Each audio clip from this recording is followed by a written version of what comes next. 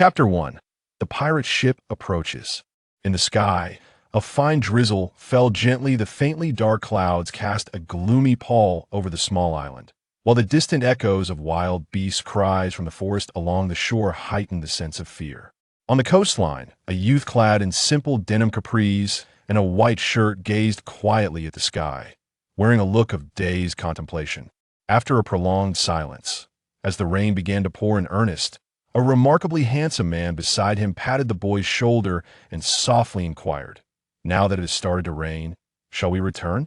The boy, standing at approximately 1.70 meters, glanced at the man with his spiraled eyes and chuckled. "It takes 12 hours a day to become this handsome. Hurry back to your original self."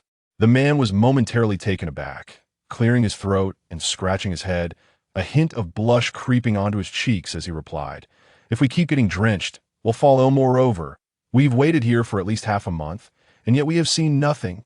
The boy, whose short hair had just been shielding his eyes, suddenly shook it, revealing a large exclamation mark above his temple. "You foolish man. Aren't you a genius doctor? A brilliant scientist? How can you not even build a single ship?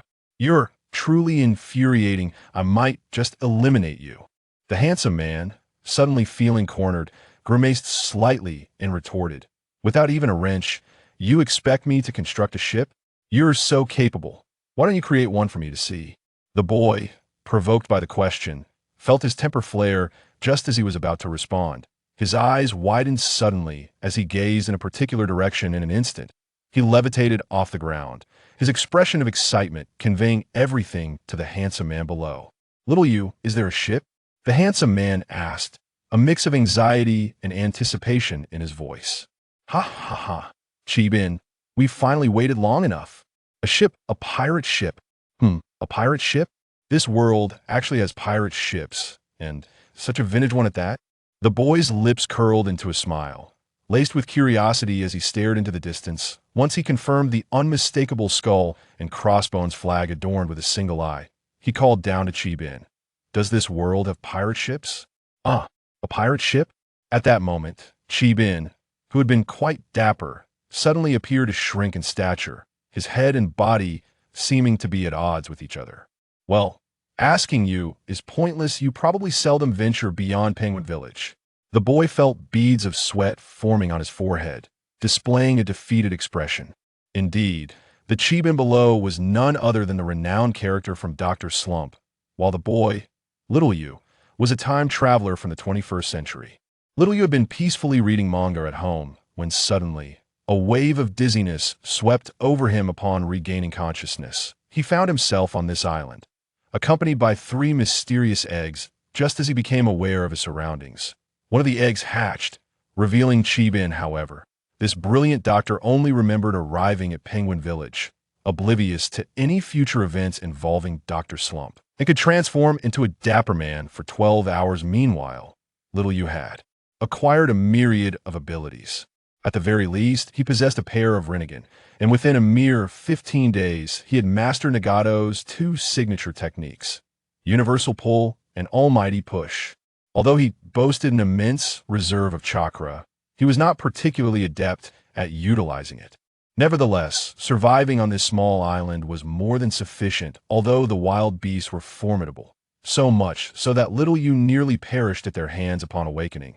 That very moment granted him an instantaneous comprehension of the Almighty Push's power. Of course, to Chibin, the boy merely seemed to have employed the forces of attraction and repulsion. If that truly is a pirate ship, then we are doomed. We will surely be killed by them. Little You, I've been cooking and washing for you these past few days. You'll protect me, won't you?" "Ha ha," Chibin said, rubbing his hands together in a somewhat pleading manner. Little You smirked and shrugged. "If you can build me a spaceship once we reach land, then I shall do my utmost to protect you." "Not a problem. I can make as many as you want, provided I can find the materials. I could even craft a genuine battle spaceship for you." "Ha ha ha." Chibin, finally at ease, seemed to disregard his own appearance and made a promise to Little You. Little You nodded slightly, glancing at the sky before declaring, "That ship is undoubtedly heading this way. Due to the impending storm, we shall wait here. They will be arriving shortly." As soon as he finished speaking, he stood on the beach, drenched in rain, awaiting the approach of the pirate ship. When the pirate vessel finally drew near, little Yu frowned deeply initially. He had believed he was in the world of Dr. Slump, however, upon observing the figures aboard the ship, he quickly dismissed that notion. After all, there were no beings resembling oversized meatballs, towering over 3 meters tall, in the world of Dr. Slump. The ship slowly approached, the anchor dropped gently, and the pirates aboard grew increasingly excited. Yet, upon spotting Chi-Bin and little Yu on the beach, they momentarily froze. "Captain, who would have thought we would find individuals unafraid of pirates? This island is not supposed to be uninhabited. Who are these two? Well, they seem rather proper in their attire. They likely aren't bad people." "Wah! Do pirates fear bad people? We are the infamous one-eyed pirate crew that gives the Navy headaches." The captain, resembling a plump meatball, let out a boisterous laugh before leaping from the 10-meter-high deck. Upon landing, he caused a slight tremor. "Ah, the Navy? The one-eyed pirate crew? What on earth is happening? Wait, a pirate crew? Could this possibly be the world of One Piece?" Little Yes' mouth twitched as a large question mark appeared on his forehead suddenly. He seemed to realize something, his expression shifting to one of peculiar intrigue. "The world of One Piece? Ha ha ha! Kid, the Pirate King has been dead for over 20 years. Now, the East Blue belongs to our one-eyed pirate crew. Ha ha!" The captain's unique laughter sent a jolt through little Yu. The Pirate King had been dead for over 20 years. So, he had indeed entered the world of One Piece. What on earth? Isn't this just absurd? All I did was say while reading manga that if I were to enter the world of One Piece, I would surely make the celestial dragons crawl. And now I'm truly here. While little Yu was lost in thought, Chi-Bin, feeling terrified, hid behind him. The captain of the one-eyed pirate crew suddenly bellowed, "Hey, you little brat, are you even listening to me?" However, at that moment, little Yu remained absorbed in his own thoughts, completely ignoring the ferocious captain of the one-eyed pirate crew. To the pirates, this was nothing short of an affront. Indeed, it was an affront. To dare show such contempt for the one-eyed pirate crew was an unforgivable crime. Consequently, a lanky pirate towering over 2 meters stepped forward. His hand, resembling a giant fan, swung down towards little Yu. Little Yu, if you don't wake up now, you'll be beaten to death," Chi-Bin exclaimed nervously, fully aware of the power behind such a blow. Moreover, having just witnessed these individuals jump from a height of over 10 meters without a scratch, Chi-Bin sensed their formidable strength, causing his heart to race. In that instant, little Yu finally snapped back to reality. His eyes widened, and the almighty push manifested before the tall pirate could comprehend the situation. He was sent flying over 10 meters, crashing into the sea with a resounding splash. At that moment, even the captain of the pirate crew was momentarily stunned, his previous laughter halting abruptly. All the pirates turned slowly to gaze at little Yu with incredulity. This boy, short in stature and seemingly weak, how on earth did he manage to send that pirate flying? Phew! Finally saved. Chi-Bin plopped down on the sandy beach, completely unfazed by the dampness. That moment had genuinely frightened him to the brink of wetting himself. My apologies. I didn't mean to use so much force. Truly, I'm sorry." Little Yu, realizing his actions, began to wave his hands apologetically, a hint of embarrassment in his demeanor. At that moment, the pirates finally regained their composure. "Brat, how dare you injure Kaba? You're truly seeking death. Captain, watch me take care of this kid. Fool, let me show you how to deal with him." The chorus of angry shouts prompted the captain of the one-eyed pirate crew to draw the enormous sword at his waist, a weapon nearly as tall as little Yu himself. Die!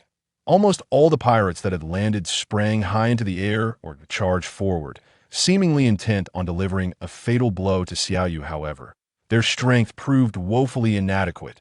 Xiaoyu helplessly shook his head and extended a hand towards the pirates, declaring, "Shinra Tensei." With a resounding boom, a powerful force emanated from Xiaoyu at its epicenter, sending the entire beach retreating with immense power. Even the pirate ship was propelled back over 20 meters, barely settling upon the ocean's surface. The splashes of seawater soared to heights of 7 or 8 meters. Alas, just when I sought to glean some information, these ruffians proved to be quite unruly. Observing the pirates bobbing to the surface and those flung against the rocks, Xiaoyu shook his head and sighed in mild frustration. Chapter 2. The One-Eyed Muse. Suyu sat beneath the eaves of a wooden hut, gazing intently at the 40-odd pirates kneeling before him. Particularly noteworthy was their captain. One could not help but wonder how such a small pair of feet could support such a large body. "What is your name?" "Abel Muse," the one-eyed captain of the pirate crew replied honestly, while the other pirates remained frozen in place, too fearful to move. "What is your bounty? Speak plainly, without redundancy." Suyu propped his chin on his hand, appearing somewhat drowsy as he inquired. The injured pirates trembled, some collapsing to the ground. The earlier clash had resulted in several sustaining broken ribs. They remained upright solely due to the overwhelming presence of Xiaoyu's formidable power. "Most of us hail from the East Blue. The one-eyed pirate crew has only been established for 5 years. Although we have achieved some notoriety in the East Blue, we are insignificant in the Grand Line. My name is Abel Muse, with a bounty of 13 million berries. The rest of my crew bears little to no bounty, save for our combat captain, AKS, who has a bounty of 6 million berries. The others have none," Muse recounted, resembling a plump ball as he spoke, which surprised Xiaoyu with his awareness. He understood that a 13 million berry bounty was hardly noteworthy in the Grand Line. This insight placed him above the likes of Clique, who believed his bounty of 17 million berries made him a formidable figure, even challenging Mihawk to a duel. A truly foolish notion. "Wait, are you suggesting that you have fought against the fishmen of the Arlong pirate crew, and that your once mighty fleet has been reduced to such a pitiful number?" Xiaoyu inquired, his slender fingers gesturing in curiosity.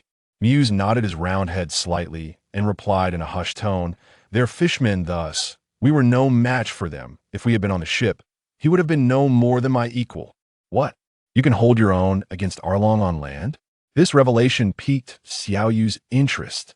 Arlong was, after all, the undisputed kingpin of the East Blue, possessing immense strength that most pirates could not contend with, enhanced further by the fisherman's prowess in water.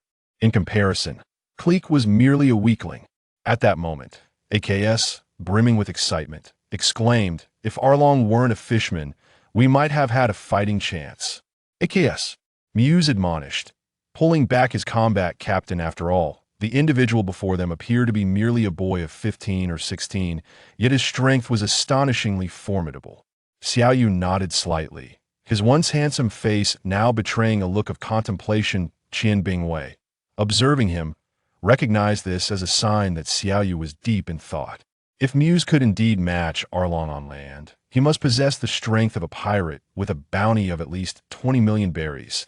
If not more, it seemed he had gained a capable subordinate, revealing that hidden talents abound among pirates. With this thought, he couldn't help but chuckle softly. Meanwhile, the kneeling pirates trembled all over, acutely aware of Xiaoyu's overwhelming prowess. They had scarcely noticed him make a move before they were all dispatched in an instant. Compared to Arlong, this young man was truly terrifying. What island is this? And what year is it in the era of the sea? Xiaoyu once again propped his chin, expressing a hint of frustration. Given that the Arlong pirate crew had made their appearance, it must be in Luffy's era, and perhaps Luffy was still quite young. With this thought, Xiaoyu felt an overwhelming urge to travel to Windmill Village and give Luffy a good thrashing. We are also unaware of what island this is. And as for the year in the era of the sea, it's somewhat unreliable. However, according to standard references, it should be the year 1519 in the era of the sea.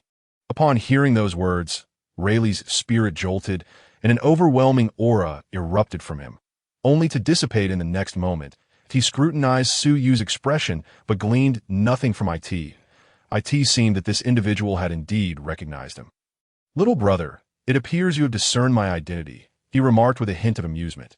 "The infamous king of the underworld, Rayleigh. How could I not know you?" Suyu replied, a nostalgic smile gracing his lips as he recalled how long it had been since he had heard that moniker. Rayleigh felt a fleeting tingle of excitement at Suyu's claim of being able to resurrect Roger. Yet, after a moment's contemplation, he dismissed the thought, even if this proprietor could fulfill such a promise. Reviving Roger would bear little significance. The deeds he yearned to accomplish had already been fulfilled. Nevertheless, his skepticism lingered regarding Suyu's purported ability to bring a person back to life, seeing Rayleigh lost in reminiscence. Suyu chose not to intrude further, and resumed polishing a wine glass. For a brief moment, the bar fell into a serene silence, punctuated only by the actions of a young man cleaning a glass and an elderly man lost in thought.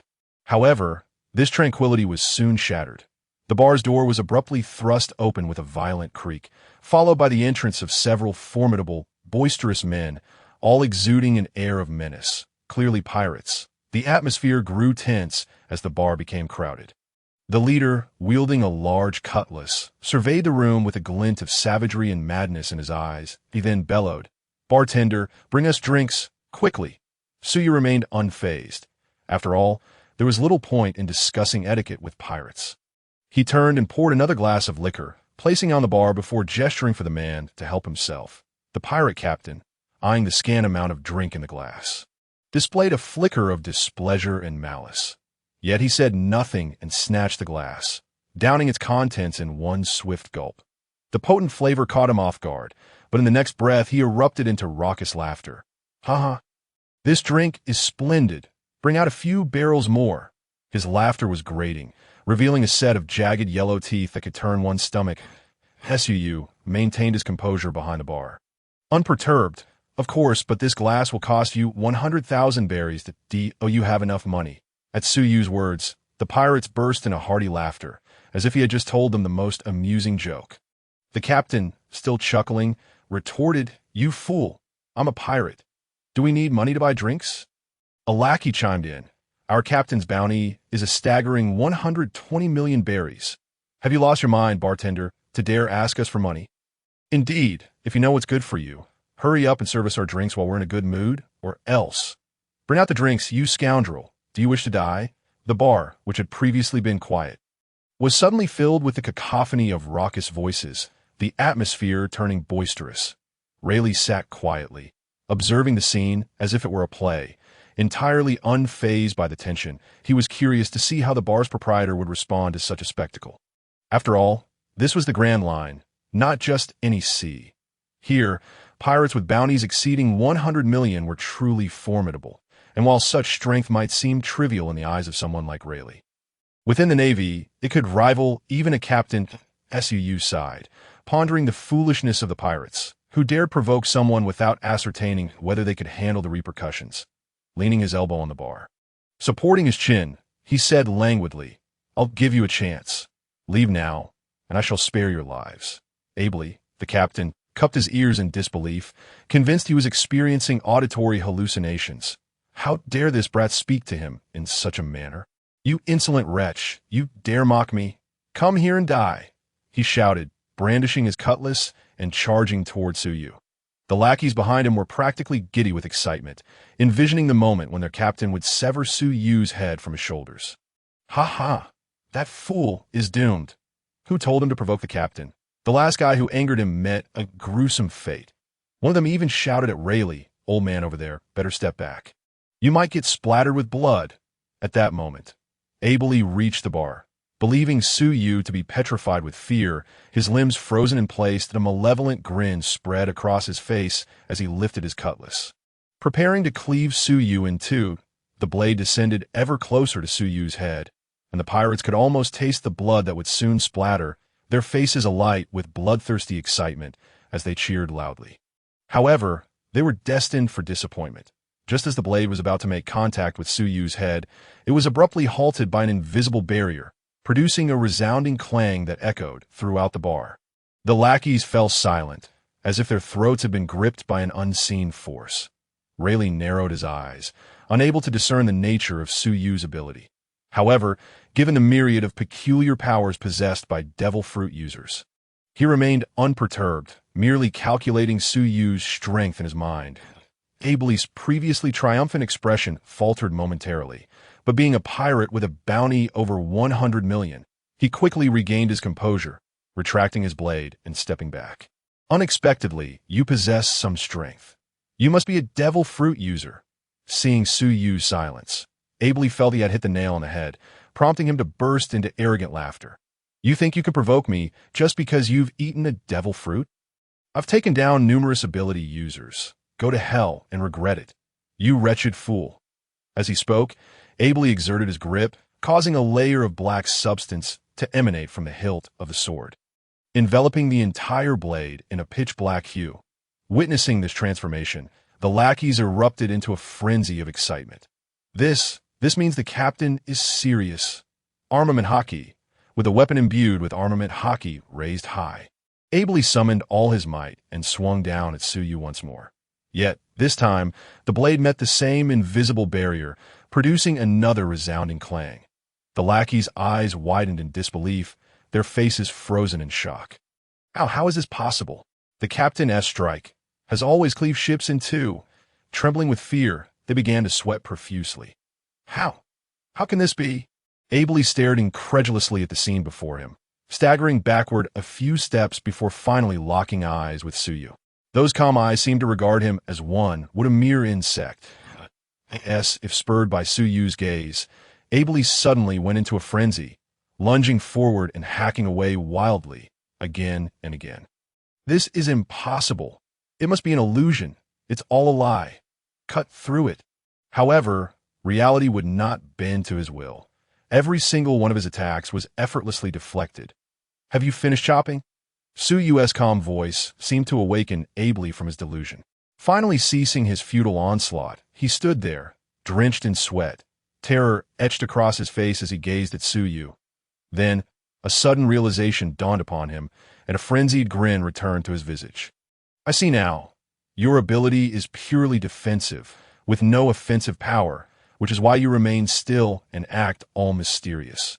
You can't intimidate me. Ably the Great, upon hearing Abely's forceful explanation, the underlings seemed to regain their backbone. And they began to taunt Suyu once more. With a resigned sigh, Suyu reflected on the sheer foolishness of this group, that he soon ceased to be a mere spectator, raising a hand with a gentle grasping motion, which rendered Abely and his cohorts instantly mute, their ability to act stripped away as they floated helplessly in the air.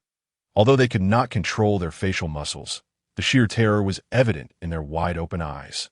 After all, the abrupt loss of the ability to resist would instill fear in anyone. Yet, they could no longer plead for mercy or show any sign of surrender. Even if they could speak, Suyu would not show them any leniency. He had already offered them their chance. Rayleigh observed this spectacle with astonishment, privately speculating if this was the power of the Logia-type air fruit. With a casual push of his hand, Suyu expelled them all from his bar. Turning to Rayleigh, he remarked, "Old man, keep an eye on the shop for me. I'm heading over to the Navy." He had heard that this individual had a bounty, and he might as well exchange it for belly at the Navy, considering it his drinking money. Thus, Suyu made his way towards the nearby naval base, accompanied by the floating figures behind him, attracting the attention of every passerby on the street. However, the residents of the Pirate King's domain, having weathered many storms, were merely intrigued and not frightened by the unusual sight. Upon reaching the naval base, the soldiers, seeing Suyu approach with a group of suspended individuals, immediately raised their guns in a defensive stance, after placing Abely and the others on the ground. Suyu explained his intent. The naval soldiers promptly retrieved the wanted posters for comparison. Upon confirming that these were indeed the notorious pirates with a staggering bounty of 120 million, the surrounding Navy personnel gazed at Suyu with awe. Capturing such a formidable pirate indicated that this remarkably youthful bounty hunter possessed extraordinary strength. Under the watchful eye of the base commander, Suyu smoothly received his reward and politely declined the commander's offer to join their ranks. Rayleigh waited in the bar for a while before seeing Suyu return leisurely. "Young man, what remarkable strength! That was a pirate with a bounty exceeding 100 million, yet he showed no ability to resist against you." "Old man, you jest. Such scum might not even withstand your conqueror's haki." Suyu chuckled, stepping behind the bar to pour another drink, placing it before Rayleigh. "This one is on me. Thank you for watching shop." Rayleigh accepted without reservation, genuinely enjoying the drink. "Then I shall express my gratitude." He downed it in one gulp. This fine beverage was indeed delightful, albeit exorbitantly priced, 10,000 belly for a single sip. Setting down his glass, Rayleigh regarded Suyu, pondering if he might be an air fruit user. This strength was difficult to ascertain without confrontation. The sudden emergence of such an unstable factor in his secluded haven caused Rayleigh some concern. He wished to avoid trouble in his advanced years, preferring to enjoy a peaceful retirement with Shaki. Thus, he casually probed, "Given your remarkable prowess, what led you to open a bar here?" Chapter 4. Merely a matter of interest. You possess such strength and are still so young. What compelled you to establish a bar? Suyu replied with a slight smile. "It is merely a matter of interest, old man. No need for concern," he then added, with a hint of profundity. "Besides, I am no longer as young as I once was." Rayleigh was momentarily at a loss as to whether to believe him. Typically, individuals of such capability harbored ambitions that matched or even exceeded their strength, yet strong individuals could also be capricious. What if he truly was simply driven by interest? As for Suyu's final remark, Rayleigh dismissed it, attributing it to youthful sensitivity regarding age that he hoped the young man would avoid causing any trouble. However, Rayleigh considered himself just an ordinary old man. This matter did not concern him that if trouble did arise, he could always flee with Shaki. With this thought, Rayleigh relaxed and ordered another 4 drinks, exhaling contentedly after finishing them. What a fine drink! He then paid 50,000 belly, rising to leave with a leisurely gait back to Shaki's bar. Inside, Shaki, accustomed to smoking, greeted Rayleigh upon his return, asking, "Where did you go today? You're back so late. I want to check out that new bar. And how was it? Was the drink good? Is the owner male or female?" "The drink is indeed excellent, though darker than yours. A single sip costs 10,000 belly." "Teaske. Shaki blew a smoke ring, fixing her gaze on Rayleigh's eyes. "So, is the owner male or female?" Rayleigh chuckled in exasperation. "It's a young man, and he appears quite formidable." "Oh." Shaki narrowed her eyes.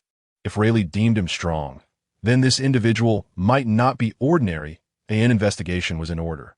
Noticing Shaki's expression, Rayleigh anticipated her thoughts and interjected, "This person is somewhat inscrutable. He even recognized me. Moreover, there's a notice board in the bar stating that as long as the compensation is sufficient, the owner can fulfill any wish. This man is not simple. We are already enjoying our retirement, so let's not provoke such a dangerous character." "He recognized you?" "Yes, but do not worry. I sense no hostility from him." Shaki felt somewhat reassured by Rayleigh's words and replied, "I merely wish to look into his background. Rest assured, I won't disturb him. Besides, the ability to grant any wish." "Aren't you curious?" Rayleigh nodded helplessly, trusting in Shaki's discretion, and refrained from further interference. In the small tavern, after Rayleigh's departure, only Suyu remained. His claim of not being young was no jest. He had lived for an extensive period, perhaps even millennia. His words to Rayleigh held a kernel of truth. He genuinely found the idea of opening a bar appealing. However, his primary objective extended beyond mere hospitality, as outlined on the notice board. Provided the customer offered sufficient compensation, he could assist in realizing their wishes. Of course, completing such transactions would not only yield rewards, but also allow him to gather willpower. This was Suyu's ultimate goal. The so-called willpower was the collective desire of sentient beings. It bore resemblance to the power of faith. Yet while faith stemmed from devotion to a deity, willpower originated from the determination and aspirations of individuals seeking to achieve certain goals that, in terms of essence, it was a tier beneath the power of faith. Indeed, Suyu's quest for willpower was aimed at attaining divinity, whereas the power of faith could only be perceived and utilized by true deities. The god Suyu aspired to become was not a mere Olympian charlatan or a deity of incense, but a true, eternal being capable of omniscience and omnipotence within his divine realm. This required the accumulation of vast amounts of willpower from the populace. The pirate world alone would not suffice. Fortunately, the stronger the individual, the greater the willpower generated, thus facilitating Suyu's collection efforts. Establishing this bar was merely a means to await those fated to cross his path, for who qualified as such. "All right, lads, today was fruitful. Let us go drink." A group of pirates, bags in hand, swaggered away, still stained with the blood of their victims. They traversed a landscape of ruins, where houses smoldered in flames and villagers lay bleeding on the ground. In a house with shattered door frames and windows, both the male and female heads of the household lay unconscious in a pool of blood, the sheer volume suggesting they would not survive. Suddenly, a faint sound emanated from beneath the bed, as a teenage boy, pale and tear-streaked, struggled to crawl out. His lips bled crimson, a result of biting down hard to stifle his cries as he witnessed his parents fall before his eyes. Just the day before, the three of them had been enjoying a pleasant dinner. His father had even purchased a bottle of wine from a merchant, knowing that his mother adored its sweet and tangy flavor, which he too relished. Yet, all of this had been shattered by the sudden onslaught of pirates. The defenseless villagers had dared not resist, willingly offering their food and valuables to the marauders, yet the ruthless pirates still slaughtered many. To them, it was merely a form of amusement, devoid of any rationale, simply because they desired to do so. The pirates had indeed noticed the boy hiding beneath the bed, but chose to spare him. Much like their indiscriminate killing, without reason. How could a normal person comprehend the mindset of a brutal pirate? He was engulfed in profound sorrow, having witnessed the tragic demise of his dearest kin before his very eyes, leaving him utterly alone in this world. Naturally, he was also consumed by rage. His heart was already overflowing with resentment. Why did it have to be this way? His family had been living harmoniously. And yet, why did fate choose to intervene? His parents had willingly offered their financial resources, and still, why did this calamity befall them?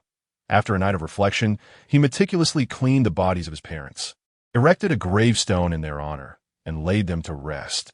His emotions had somewhat stabilized, yet his eyes were filled with a haunting stillness, a stark contrast to his youthful appearance. He yearned for vengeance.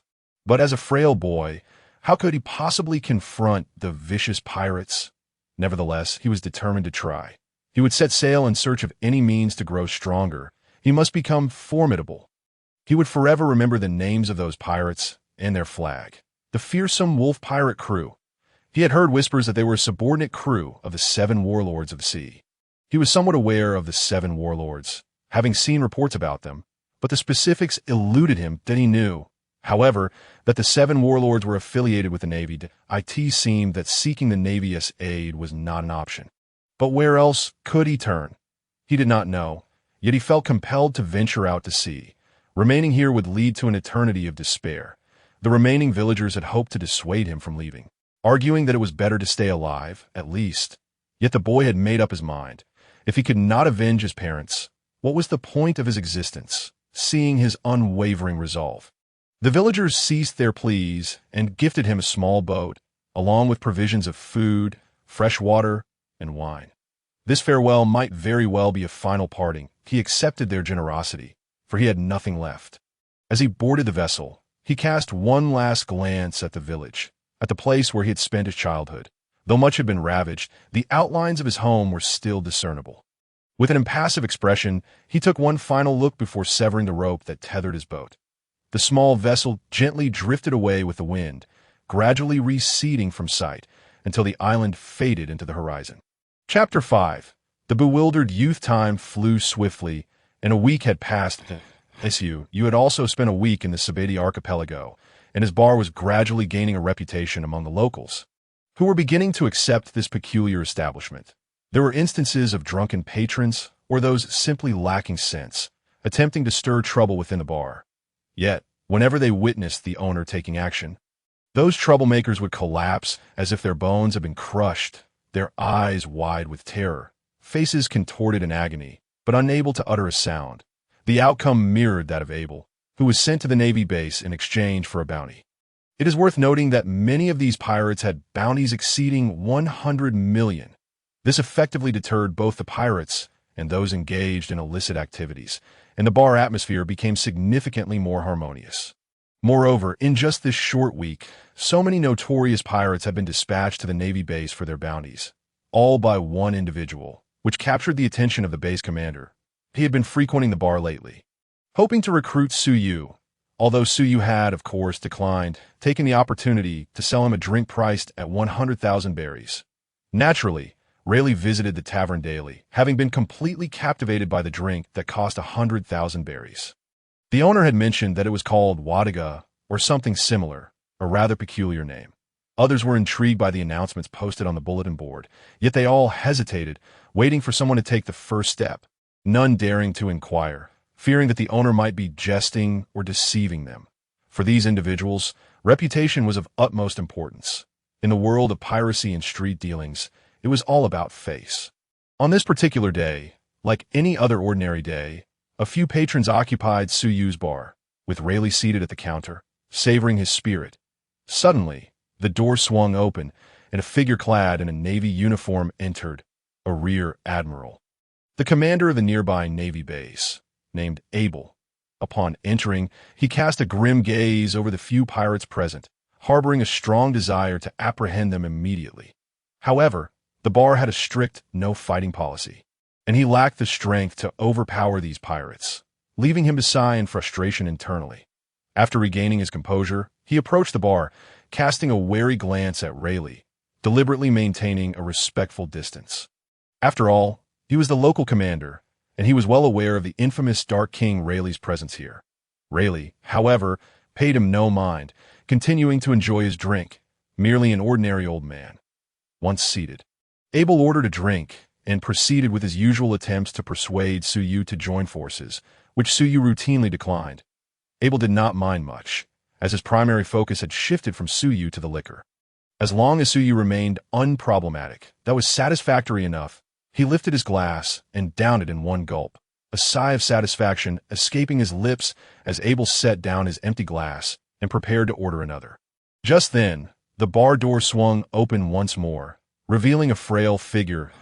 It was a teenage boy, scanning the bar's environment, his gaze falling upon the intimidating pirates, a flicker of fear across his eyes, igniting an impulse to flee. Yet, in a sudden surge of determination, he resolved that if he left now, he would undoubtedly regret it. Gritting his teeth, he clenched his hands and finally mustered the courage to stride toward the bar. Disregarding the two men at the counter, focusing solely on Suyu. "Pardon me, are you the owner here?" Suyu smiled gently and nodded, affirming his role as the proprietor. "Then is it true that all wishes can be fulfilled here?" The boy's eyes sparkled with hope, as if a drowning man had caught sight of a lifeline. He was uncertain whether grasping it would save him, yet he felt compelled to seize it. Upon hearing the boy's words, the perceptive patrons in the bar, including Abel and Rayleigh, perked up with curiosity. Suyu did not disappoint the boy. He nodded once more. "Yes, I can grant wishes, but in return, you must be prepared to pay an appropriate price. It is only fair, is it not?" Upon hearing Suyu's words, the boy's once bright eyes dimmed momentarily. He was currently without a single berry to his name, having encountered misfortune during a storm that destroyed his vessel. Yet, fortune had smiled upon him as he was rescued by a kind-hearted merchant crew who were headed to the same destination, the Sabeti archipelago. Thus, he had worked as a deckhand to earn his keep, and upon arriving at the archipelago, he found himself utterly destitute. Owner, might it be possible to purchase on credit? I promise I will work hard to earn money. So, you have no money at present? Yes, that is correct. Suyu remained silent, his fingers rhythmically tapping on the bar, as if contemplating something. The other patrons, sensing the odds were against the boy, lost interest and returned to their drinks. Meanwhile, the boy stood there with his head bowed, the sound of the owner's fingers drumming on the bar resonating like the tolling of a judgment bell against his heart. As time passed, the light in his eyes gradually faded. Hope began to slip away. Just as he was about to turn and leave, Suyu finally spoke. "Considering that you're my first customer, you may stay and work at the bar to offset your debt." After all, being the first to take a chance warranted a bit of preferential treatment. Upon hearing this, the boy's head shot up, his expression transforming into one of sheer astonishment. "Thank you, owner. I will do my utmost." "Now, speak your wish." Seeing a turn of events, the other patrons once again focused their attention. Without hesitation, the boy declared, "I want to become strong." "Strong? Just how strong do you wish to be?" The young boy found himself momentarily lost in thought. All he desired was to grow stronger and seek vengeance against the band of pirates that had wronged him. However, he had no true understanding of their formidable strength. Indeed, he was the very boy whose village had been ravaged by pirates, whose parents had been mercilessly slain by their hands, that, in pursuit of the power to exact his revenge, he set sail. Yet, on the very first day of his journey, he stumbled upon a message in a bottle, containing a piece of parchment inscribed with enigmatic symbols.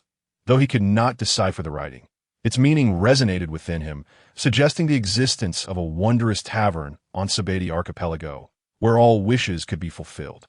Unsure of its veracity, The allure of the mysterious words ignited a flicker of hope within him, much like a drowning soul clinging to anything that might save them. Soon after, he encountered a tempest and was rescued by a merchant convoy. Ultimately arriving at his current location, in a moment of clarity, the boy recalled that the pirates he sought were affiliated with the 7 warlords of the sea. He then boldly proclaimed, I wish to possess strength that rivals the 7 warlords. The surrounding pirates paused, taken aback by his declaration, before erupting into raucous laughter, filling the tavern with a jovial atmosphere. Do you even know what the 7 warlords represent, kid?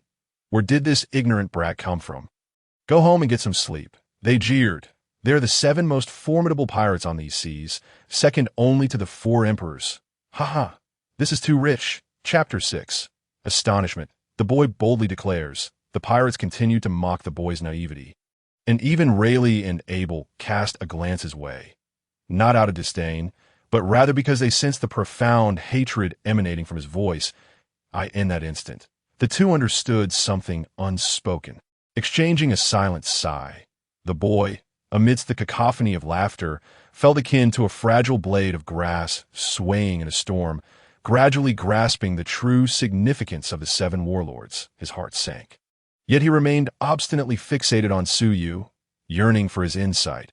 Observing the hatred glimmering in the boy's eyes, Suyu fell silent for a moment, having gleaned the essence of the situation. After all, this was the world of pirates, where human life held little value. Such tragedies were not unfamiliar to him over the course of his lengthy existence, and he had learned to regard them with equanimity. Though he couldn't help but internally sigh, he turned to the boy and inquired, "What is your name?" "My name is Milander. The wish you seek is quite simple, that I shall grant you the power to rival the 7 warlords. In return, once you have accomplished your goals, you will return to assist me." The surrounding pirates, who had initially been spectators, fell in his stunned silence. What did he mean by quite simple? How could the strength of the 7 warlords be so casually dismissed? They longed to admonish their boss for jesting, but recalling his formidable prowess, they bit their tongues, instead opting to witness how he would fulfill this wish. Indeed, they held little faith that he could achieve such a feat. They were merely prepared to witness a spectacle. Rayleigh and Abel focused intently on Suyu, not wanting to miss a single detail. Milander, too, found himself momentarily speechless. He had begun to feel a sense of despair, only to be met with this unexpected turn of events, leaving his mind in a state of confusion. However, Suyu did not afford him time to ponder. He stepped out from behind the bar, his eyes igniting with a cerulean glow. Raising his hands with palms facing downward, he unleashed a radiant blue light, conjuring a copper-hued beam that gradually took shape in the air, ultimately forming a cube approximately 1 meter on each side. In an instant, the light flared, and a solid copper chest materialized, crashing onto the floor with a resounding thud. The onlookers gaped in astonishment at this miraculous display. What was happening? What kind of ability was this? Rayleigh was particularly taken aback. Previously, he had assumed Suyu was a user of the air fruit, but this was clearly something entirely different. Could it be that Suyu had consumed 2 devil fruits? Surely that was impossible. Milander stood dumbfounded before the copper chest, which emanated a gentle glow, its surfaces intricately carved with patterns that on the side facing him was the depiction of a majestic horse's head, complete with a pair of wings, exuding an otherworldly aura. Indeed, it was the Pegasus armor. Suyu had fashioned a set of Pegasus armor for Milander, though he had never ventured to the realm of the Saint Seiya. He had visited a unique world where he encountered the manga of One Piece, as well as Saint Seiya and many others. Given his current prowess, conjuring a set of armor was a task well within his capabilities.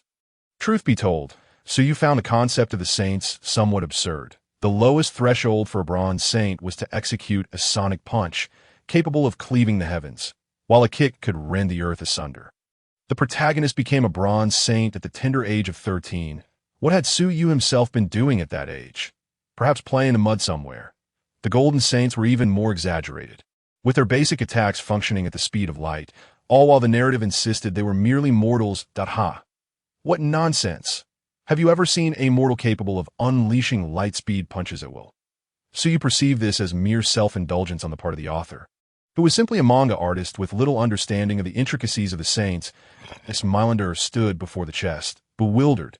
Suyu spoke, grasp that handle, and pull it down to open the chest. The power you seek lies within. Upon hearing Suyu's instructions, Milander snapped back to reality and hastily complied. With a resonant click, the chest opened, revealing a soft glow within as the light dimmed. A magnificent silver-winged Pegasus emerged before them, its body adorned with golden patterns and constructed as if from interlocking pieces of armor. The majestic creature exuded an air of mysterious nobility, causing the pirates to involuntarily gaze upon it with greedy eyes. However, upon meeting Suyu's indifferent gaze, which was fixed intently upon them, their avarice quickly dissipated. Milander, don the armor, and you shall possess the strength of the 7 warlords, Suyu stated, having conjured the divine Pegasus armor for him. While it may not possess the full might of the original, it was more than sufficient to contend with the 7 warlords. Milander, awakening from his stupor, reached out to gently caress the armor that formed the Pegasus. At that moment, it seemed to respond to its master's touch, erupting in a dazzling burst of light. The sound of mighty steeds whinny echoed through the air, and in an instant, the armor disassembled, transforming into individual pieces: headgear, arm guards, chest plate, and leg armor, each flying toward Milander. Before he could comprehend the unfolding events, the armor had assembled itself around him, and he had become a Pegasus saint. In the midst of his bewilderment, a vision materialized in Milander's mind, a young boy clad in silver armor, striking a peculiar pose before unleashing a thunderous Pegasus meteor punch. Milander felt as though he witnessed a flurry of fists, akin to a constellation of stars, shattering all adversaries before him. This, too, was the handiwork of Suyu. As a Pegasus saint, how could one not wield the signature technique of the Pegasus meteor punch? As Milander came to terms with the memories of his newfound legacy, he looked down in astonishment at the armor enveloping him and the gauntlets that shielded his hands, feeling as though he were in a dream. Had he truly acquired the power to rival the 7 warlords? Yet, the boy from a vision appeared immensely powerful. Moreover, the armor felt incredibly light, as if he were not wearing anything at all. The onlookers regarded Milander's astonishing transformation with disbelief, sensing that something peculiar had just transpired. This armor appeared truly extraordinary, even able to don itself automatically. Yet could one truly defeat the 7 warlords with merely this armor? That was preposterous. Abel, intrigued, examined Milander's armor closely and expressed a desire to test its strength. Milander, equally perplexed, wished to understand the nature of this armor, and after a moment's hesitation, agreed that Suyu, observing the two prepare to clash, clapped his hands to capture their attention. Surely, you do not intend to spar right here and now. Abel chuckled awkwardly. It seems I momentarily lost control of myself. I beg your pardon, boss, he spoke as he prepared to lead Milander outside. But Suyu halted them once more.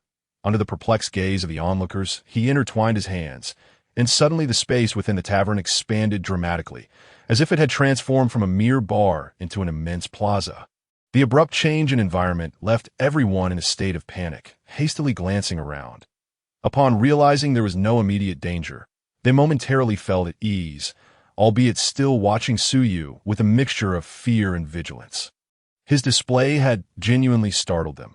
He had altered their surroundings without their awareness, which was nothing short of terrifying. Even Rayleigh was momentarily taken aback, having failed to perceive what had transpired with his observation haki.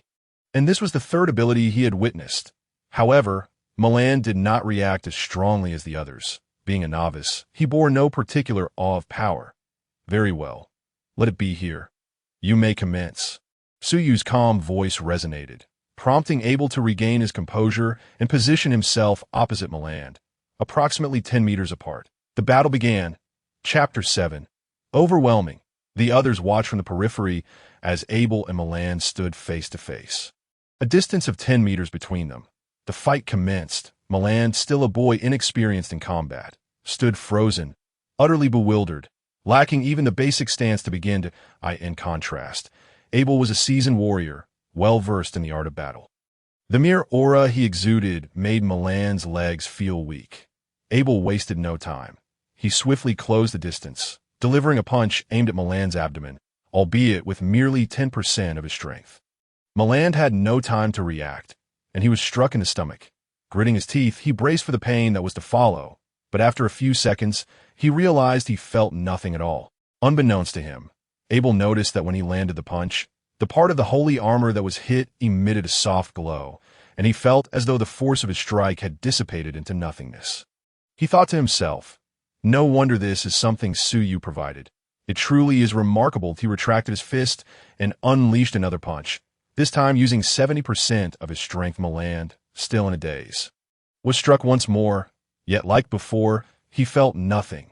Abel, now skeptical, decided to unleash all his might, even enveloping his fist in armament hockey, and struck Milan for the third time. Milan seemed to test the defense of his armor, remaining stationary to take the blow head-on. The spectators anticipated the sight of the boy being sent flying. However, Abel's full-force attack proved ineffective. Milan merely swayed slightly.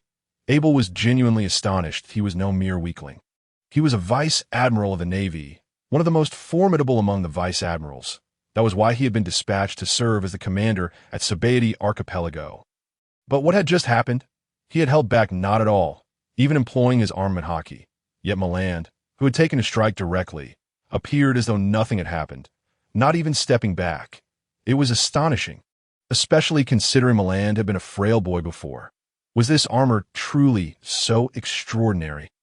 He quickly withdrew his hand and retreated a few steps to create distance. Abel was stunned, and the onlookers shared his astonishment. This was truly miraculous. Not only was there no offensive capability, but the defensive prowess of the armor was undeniable.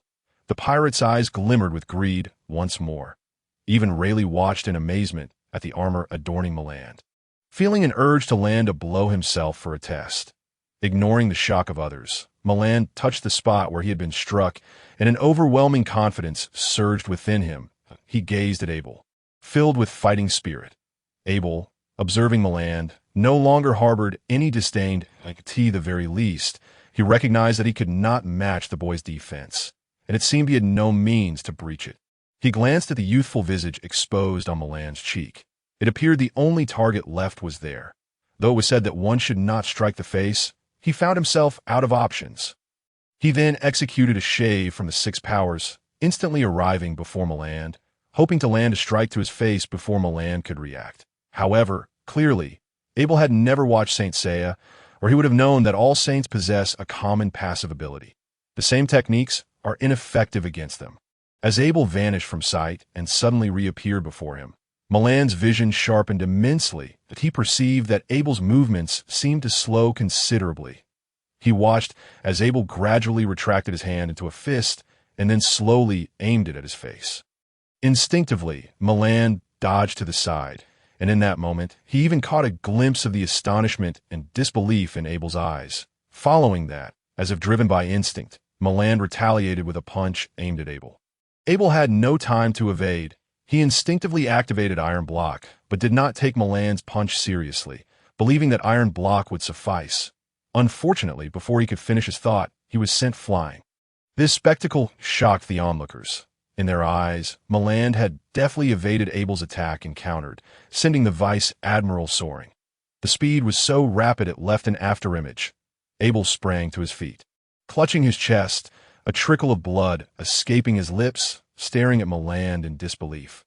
How is this possible? This is an attack from that previously frail boy. Milan himself could hardly believe it as he stared at his own fist.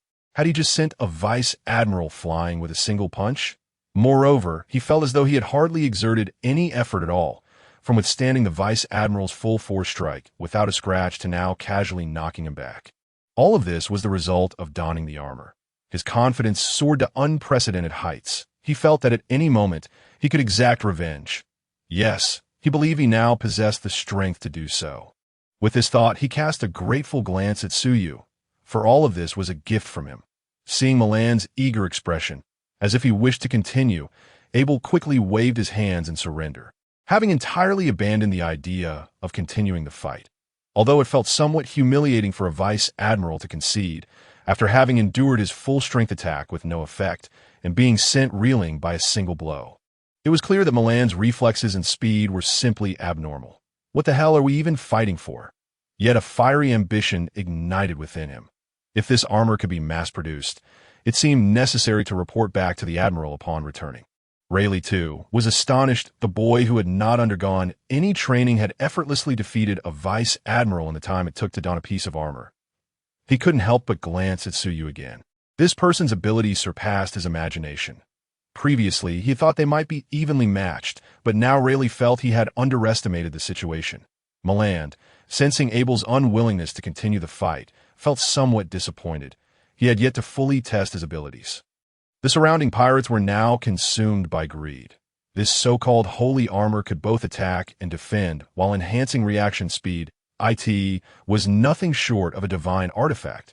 The thought of possessing it made their hearts race. They glanced at Milander, malice creeping into their eyes, and soon recognized each other's intent, casting wary glances at their competitors. However, they failed to consider whether their own strength could indeed surpass Milander's and seize the holy armor from him. In their minds, they believed the world revolved around them. If one could not succeed, it was merely due to their weakness, and they were certain they would prevail. Moreover, they perceived a significant flaw in the armor. It did not cover the entire body, leaving exposed areas. As long as they could strike those unprotected zones, victory would be assured. The pirates eagerly decided that upon returning, they would prepare their manpower, and when Milander exited the tavern, they would seize the opportunity to snatch his holy armor. If they succeeded, they would flee the Sabiti archipelago and escape to the sea, where even the tavern's owner could not find them. Chapter 8. The bullet aimed at the forehead. Those pirates had begun to fantasize about the power and bounty they would gain after acquiring the armor. Envisioning themselves taking down a warlord of the sea and ascending to the pinnacle of their lives. Observing the brazen smiles that inadvertently surfaced on their faces, Suyu could only shake his head. He then glanced at Milander, whose expression suggested he was still unsatisfied, as if he had not fought enough. He then addressed the pirates. It seems you all have a keen interest in this holy armor. Would you care to give it a try? Whoever can defeat Milander shall earn the armor's acknowledgement. As Milander heard Suyu's words, a tightness gripped his heart. However, being a youth seasoned by experience, he quickly realized that Suyu intended for him to familiarize himself with the power of the holy armor. Instantly, a flicker of light shone in his eyes. Truth be told, seeing the pirates ignited an inexplicable fury within him. The pirates, upon hearing this, were elated. It was as if a pillow had appeared just as they were about to doze off. They exchanged glances with their competitors, each eager to be the first to take the stage, glaring fiercely at one another. Had it not been for Suyu's presence, they might have resorted to blows right then and there. Ultimately, it was Suyu who could no longer tolerate the spectacle. He casually selected one of them to step forward. The chosen pirate was overjoyed, while the others could only watch begrudgingly as he took the stage, not daring to utter a word of dissent. The pirate was a towering figure, muscles bulging, his hands encased in spiked gloves. He glared menacingly at Milander, proclaiming, "Boy, remember that the one who will defeat you is the bone crusher, Sada." Had he adhered to his previous habits, he would have certainly left no survivors. However, he found himself uncertain of Suyu's attitude towards Milander, and thus refrained from uttering threats of death. Standing before him, Milander formed a stark contrast with Sada in terms of physique. Sada's ferocious aura seemed almost tangible, crashing against Milander's face. Yet at that moment, Milander was no longer the frail youth he once was. After the earlier experiment, he had amassed confidence, convinced that if his master claimed the holy armor could contend with the 7 warlords, then he could undoubtedly triumph over the pirate before him. Thus, he chose to charge forward. In a flash akin to a shaving razor's speed, he vanished from sight, only to reappear directly in front of Sada, delivering a thunderous punch. Sada was taken aback, but being a formidable pirate, he swiftly enveloped his fist with armament hockey, blocking it before his face. The resounding clash echoed as Milander's fist collided with Sada's arm, propelling him backward, his feet scraping against the ground, igniting sparks. Yet he managed to fend off the blow. Sada shook his numbed arm, his expression grave as he regarded Milander. He conceded that the power displayed exceeded his expectations. It seemed this battle would not be an easy one. What he did not realize was that Milander had only exerted half of his strength in that punch. Now unrestrained, Milander executed another swift maneuver. But this time, he did not appear before Sada. Instead, he emerged behind him, launching a punch aimed at Sada's lower back. Despite Sada's observation through hockey, Milander's speed had doubled since their last encounter. Sada had no time to evade, forcing him to concentrate his armament hockey around his back, bracing for the impact before counterattacking. However, Milander's punch exceeded his expectations once more. He felt an overwhelming force strike his waist, reminiscent of a sea king, rendering that area numb before he was propelled forward into the air. Once again, Milander vanished, reappearing directly in Sada's trajectory, delivering yet another punch. Sada could scarcely react, desperately gathering his armament hockey for defense. Thus, a relentless sequence unfolded. One punch, then flight, another punch, then flight again. To be candid, by the time he had endured 5 or 6 punches, Sada was on the verge of surrender, yet he found himself utterly incapable of uttering a word. And Milander showed no signs of mercy. That in this manner, Milander unleashed a barrage of over 10 punches before finally pausing. As he ceased his assault, Sada collapsed to the ground, his visage marred with bruises. Blood streaming from his mouth, nostrils, and ears, his eyes rolled back, appearing as if he were on the brink of death. Remarkably, no more than a minute had elapsed since he had dared to provoke Milander. Observing the clean and decisive defeat of Sada, while the latter seemed utterly defenseless, a chill crept into the hearts of the remaining pirates, and even Abel was taken aback, realizing that the youth had not yet unleashed his full potential. Milander gazed at the fallen Sada, feeling neither fear nor discomfort. Rather, he was overwhelmed with exhilaration. He had acquired power. He could take revenge. This was entirely reasonable, for he was a child of the pirate world. After all, subsequently, Milander eyed the remaining pirates, awaiting the next to come forth to meet their demise. The remaining pirates exchanged glances, having lost their confidence and courage after witnessing Milander's previous display. At that moment, their greatest desire was to flee the tavern. Noticing their hesitation, Suyu gave them a gentle push. If you're afraid to face him one by one, then feel free to attack together. It won't be a problem.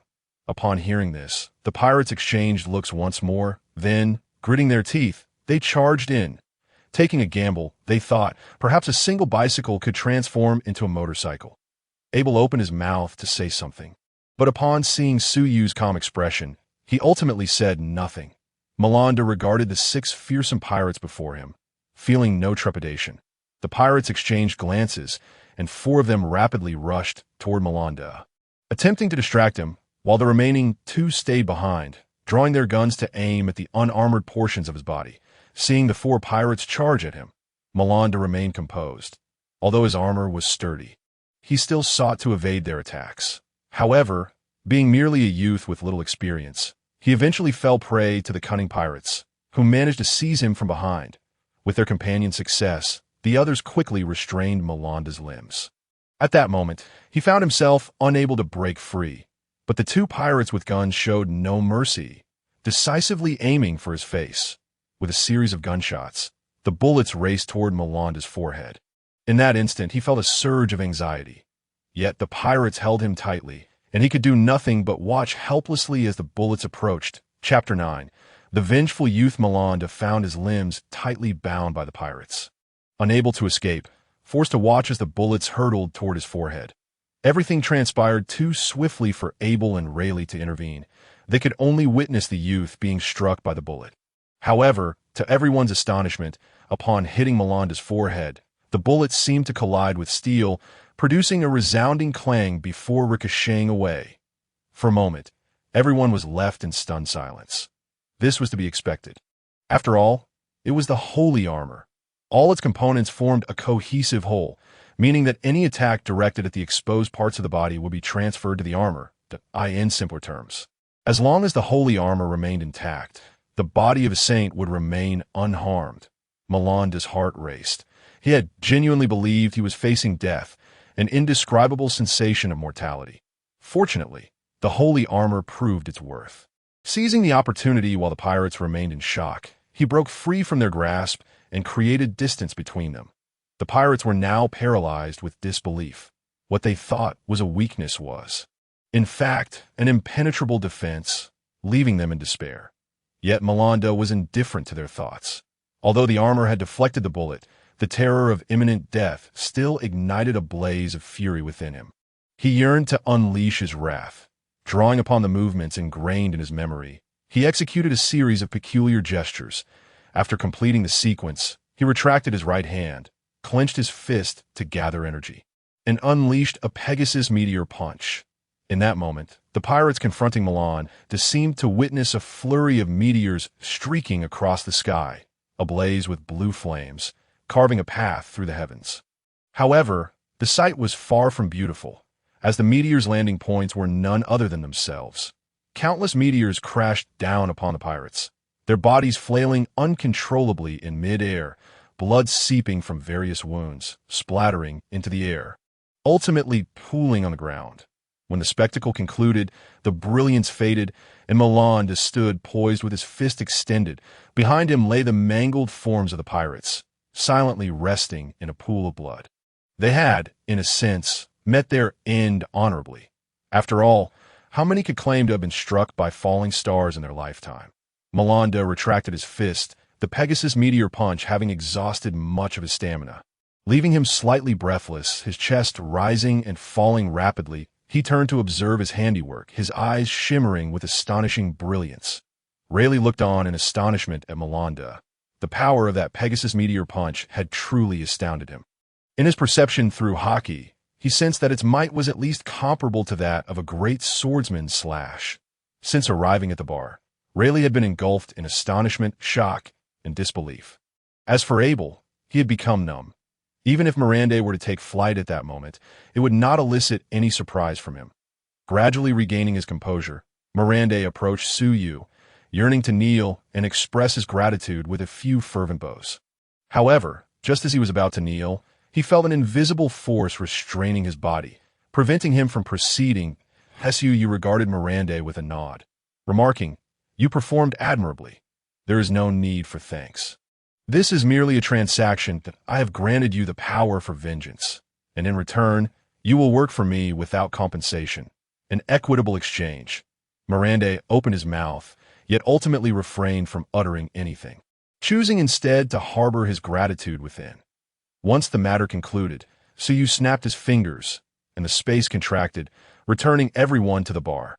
Several pirates and members of the underworld who had not participated in the earlier events hastily fled the establishment, exhaling a sigh of relief as they exited, as if they had finally escaped death. Subsequently, Abel summoned a few soldiers to remove the lifeless pirates before departing from the bar himself. Rayleigh, having indulged in ample drink and witnessed the spectacle, left with a sense of satisfaction, leaving only Suyu and Milander behind. Milander glanced at Suyu, hesitating to speak. Suyu caught his eye, understanding the thoughts that lingered in his mind. "Milander, are you wondering why I offered you this opportunity?" Indeed, at that moment, Milander had regained his composure, pondering why Suyu would choose a destitute and frail youth such as himself. Although this newfound power came at a price, it felt akin to receiving a gift. After avenging himself, he would have nothing left to occupy his time, and without a home, Suyu had essentially provided him both strength and a sanctuary. What, then, was Suyu's true intention? Hearing Suyu's direct inquiry, Milander hesitated before nodding. Suyu casually remarked, "The reason is quite simple. You are the very first true patron of the Wishing Bar. The first always enjoys certain privileges." Milander was momentarily taken aback. Yet he did not believe that someone of Suyu's caliber would deceive him. He felt he was not worth such deception. He then addressed Suyu. "Mr. Suyu, I wish to exact my revenge." The youth, having obtained power, was eager to act without delay. Suyu walked behind the bar, seated himself upon a stool, and languidly regarded Milander. "Do you know where your enemy is at present?" Milander, preoccupied with thoughts of vengeance, had overlooked the crucial matter of locating his adversary. Suyu shook his head, then tossed Milander a guiding pointer. "This pointer will lead you to that which you seek. Be swift in your return." Milander clumsily caught the pointer and carefully concealed it. He then bowed earnestly to Suyu before turning to leave. "If recalling something, Suyu suddenly called out to Milander. Ah, by the way, I nearly forgot to mention. If you silently recite Reclaim in your heart, the holy armor will automatically disassemble into a pendant. The process for wearing it is the same. And when donned, the holy armor grants you the ability to fly. Suyu was uncertain whether the original holy armor possessed flight capabilities, but he assumed that since it bore wings, it would not merely be ornamental. After all, when he created it, he had included the ability to soar by means of its wings. Upon hearing this, Milander immediately tested the recovery function of the holy armor. The retrieved armor transformed into a pendant the size of a coin, but he then silently recited wherein his mind, and in less than a second. The armor was fully equipped. Furthermore, he discovered, to his amazement, that even without the armor, his physique had significantly improved, brimming with newfound strength. This must be the passive enhancement of the holy armor, for if his constitution were too feeble, he would be unable to don it. Milander silently recited Reclaim once more, then bade farewell to Suyu before exiting the bar. The once raucous establishment returned to tranquility as Suyu made his way to the sofa he had prepared for himself. Flinging himself onto it, he sank into the soft embrace of the cushions, drowsiness enveloping him. As a sign announcing the temporary closure of the bar appeared on the door. With that, Suyu closed his eyes, ready to indulge in the bliss of slumber. Chapter 10. A call from Sengoku. Milander arrived at the shoreline, retrieving the pointer given to him by Suyu, observing that it pointed northwest. He squinted into the distance, filled with hatred. Just wait, wolf pirates. I am coming for your reckoning. He inhaled deeply, exhaling slowly, then summoned the Pegasus holy armor. With a powerful flap of his wings, he soared into the sky, transforming into a streak of silver light, vanishing swiftly into the horizon. At the same time, Abel returned to his naval base. Upon his arrival, he hurriedly made his way to his office and retrieved a transponder snail. Dialing a number, the familiar sounds of the transponder snail filled the air until the call was answered, revealing a figure with glasses and an eye-catching long braided beard. Hello, this is Sengoku. His serious and composed voice instilled an instinctive sense of reassurance. This was indeed Admiral Sengoku. Admiral, this is Abel, the commander of the Sabiti Archipelago base.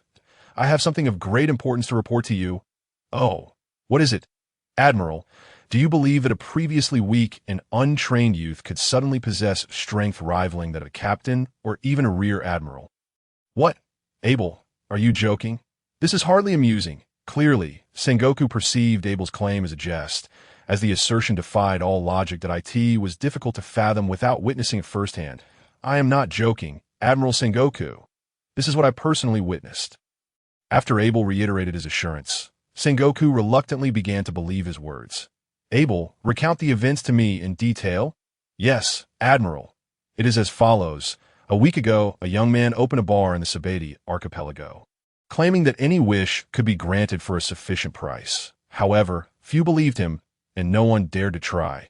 Until today, when the first customer appeared, Abel then recounted the entire sequence of events to Sengoku. After listening, Sengoku fell into a contemplative silence. He was already aware of the wishing bar and its owner, Suyu, having received prior reports from Abel. However, he had dismissed them, assuming it was merely another case of an arrogant individual. Yet if what Abel said was true, that Suyu could instantly transform an untrained commoner into a top-tier captain, the implications were troubling. If this were indeed the case, it would imply that Suyu possessed the ability to create an army at will. Although the full extent of Suyu's powers remained unknown, and it was unclear whether this bestowed strength had limits or side effects, it was already an extraordinary situation. Moreover, Abel had mentioned that Suyu himself was quite formidable, exhibiting spatial abilities and possibly those of the air fruit. The simultaneous possession of 2 devil fruit powers was unprecedented, suggesting that he might wield a new, unrecorded devil fruit, if such an individual were to join the Navy. Sengoku squinted. He felt the need to have a conversation with Suyu. Even if he could not persuade him to join the Navy, he must ensure he did not fall into the clutches of pirate factions, or, in the worst-case scenario, become entangled with the Revolutionary Army. Admiral Sengoku. Abel's voice jolted Sengoku from his thoughts, reminding him that he was still on the line. Ahem, Abel, Please inform that bar owner. Suyu, was it? That I wish to speak with him. Have him call me when convenient. Understood, Admiral Sengoku. Subsequently, Abel returned to Suyu's bar with a telephone bug, only to discover that the establishment had ceased operations for the time being. Undeterred, he approached and knocked on the door, but received no response from within. Reluctantly, he made his way back to the base, preparing to return the following day, like the break of dawn the next day. Abel found himself once again at the entrance of Suyu's bar, only to find that it still had yet to open.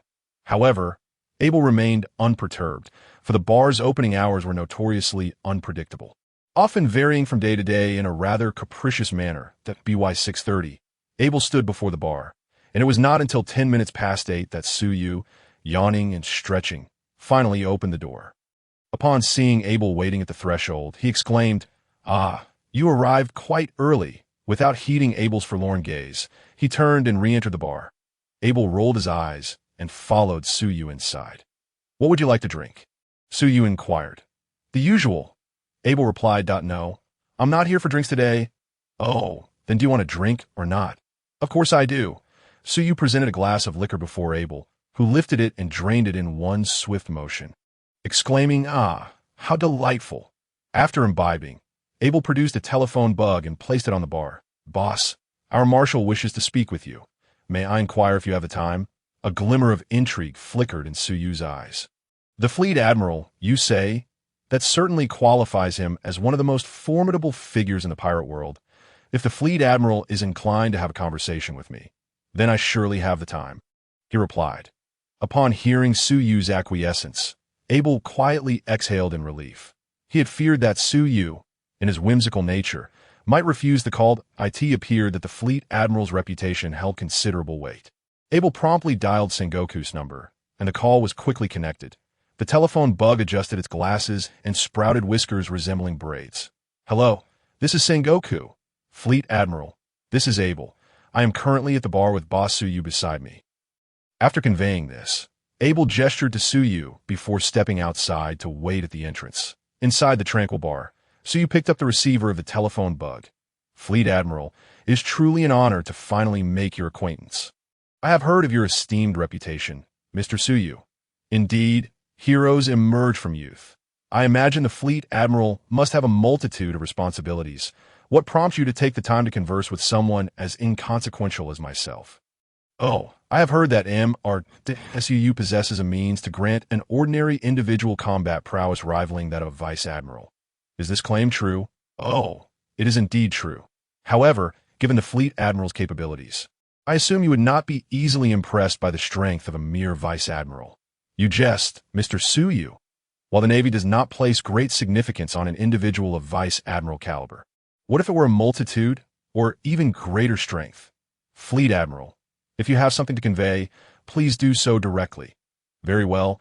I personally hope that you, Mr. Suyu, would consider joining the Navy. With your capabilities, I can assure you of Vice Admiral's rank, and should your strength suffice, a nomination for Admiral in the future is not out of the question. Fleet Admiral, I am merely a man of modest ambitions, seeking only to run a bar and live a leisurely life. I would prefer to refrain from joining the Navy."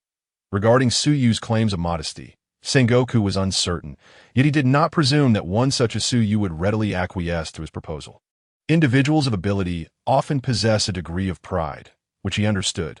"Since you have your own plans, I shall not press you. However, as long as you do not oppose the Navy, our doors shall always remain open to you." "Thank you for your kindness. If the Fleet Admiral has no further matters to discuss, then let us conclude this conversation." Suyu was aware that Sengoku must be intrigued by the holy armor. Yet he knew he could not broach the subject himself. He would have to wait for Sengoku to inquire. As anticipated, Sengoku's voice rang out from the other end. "Wait, Chapter 11. You truly dare to set such a price." Sengoku continued, "Mr. Suyu, I have one more matter to discuss though." "What is it?" "I wish to learn more about the holy armor. What price would you require for the method of its creation to be bestowed upon Navy?" Upon hearing Sengoku's inquiry, Suyu silently chuckled. It was no surprise that Sengoku sought the method of creating the holy armor directly. However, even if he were to divulge the method, they would still struggle to procure the materials. Furthermore, this world lacks a goddess like Athena. To be honest, Suyu had never ventured into the realm of the Saint Seiya, and thus he was unaware of the actual creation process. He had merely fabricated a suit of armor based on his formidable strength and his understanding gleaned from the comics.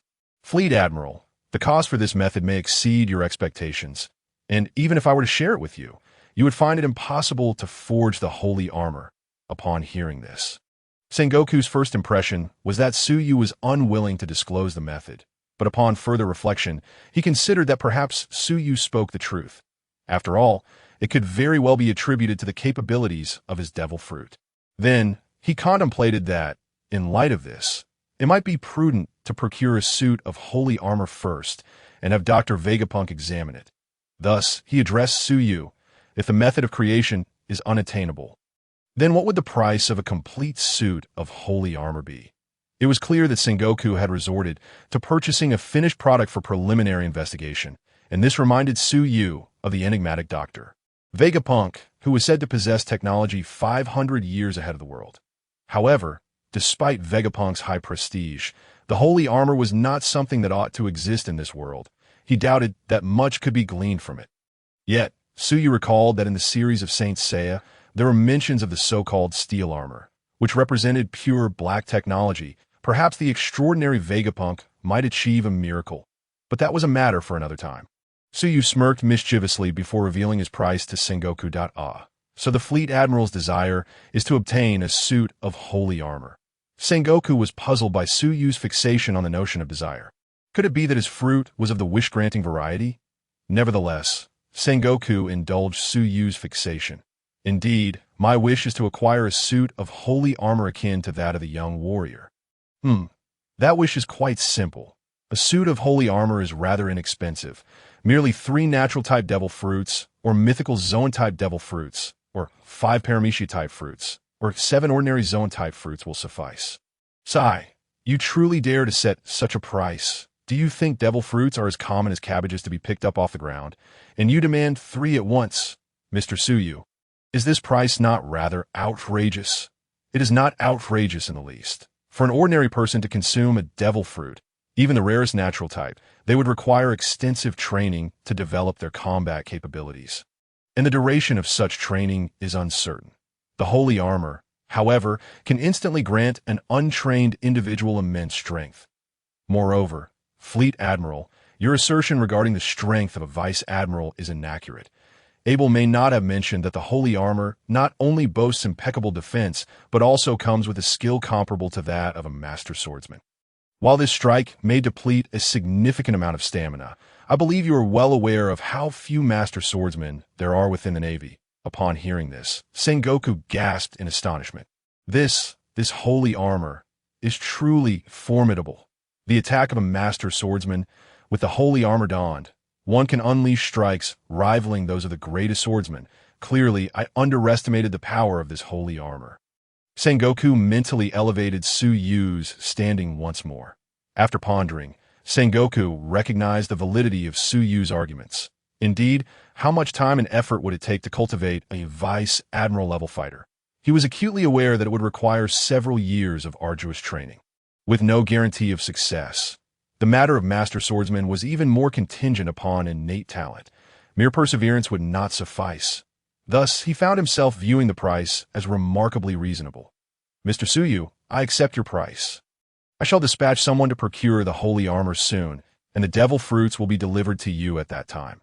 After exchanging pleasantries, the call concluded, and Suyu summoned Abel back inside.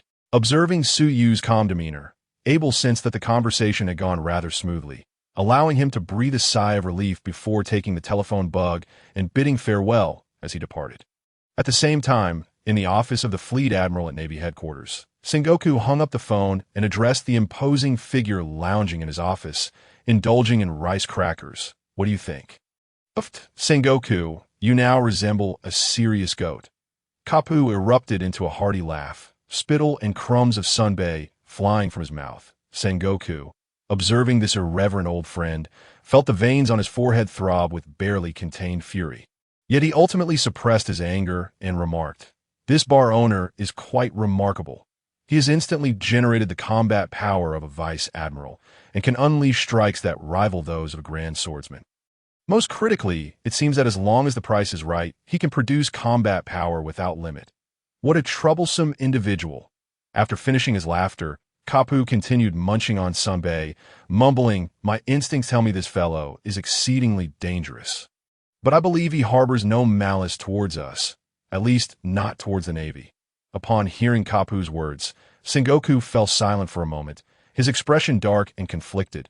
Lost in thought, it was evident that Suyu was a perilous character, possessing not only formidable strength, but also a strategic ability to generate combat power instantaneously.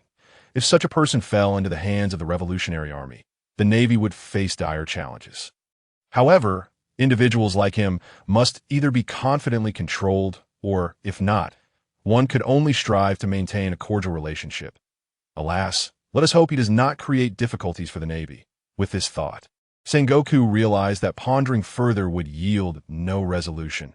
It was best to secure the sacred garment first. Thus he spoke, "Kapu, this time you take a team to Sabaody," before Sengoku could finish his sentence. He noticed a large bubble of mucus forming from Kapu's nose, with a piece of sunbae still lodged in his mouth. This old fool. Sengoku nearly suffered a heart attack from frustration. He took several deep breaths to calm himself. After so many years of knowing Kapu, his mental fortitude had indeed been cultivated, otherwise he would have long succumbed to a heart condition. Subsequently, Sengoku chose to ignore the old rascal, who could even doze off while eating senbei, and called for Kizaru, take a warship to Sabaody Archipelago and retrieve an item from a bard. Oh dear, what could possibly require an admiral's personal escort? How terrifying!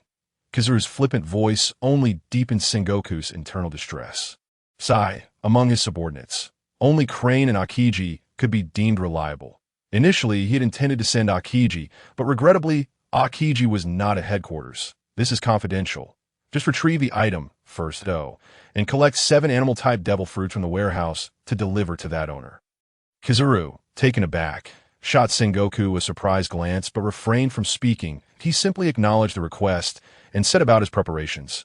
Kizaru, though seemingly carefree, was not devoid of intelligence. He sensed the gravity in Sengoku's words and recognized the importance of the task at hand.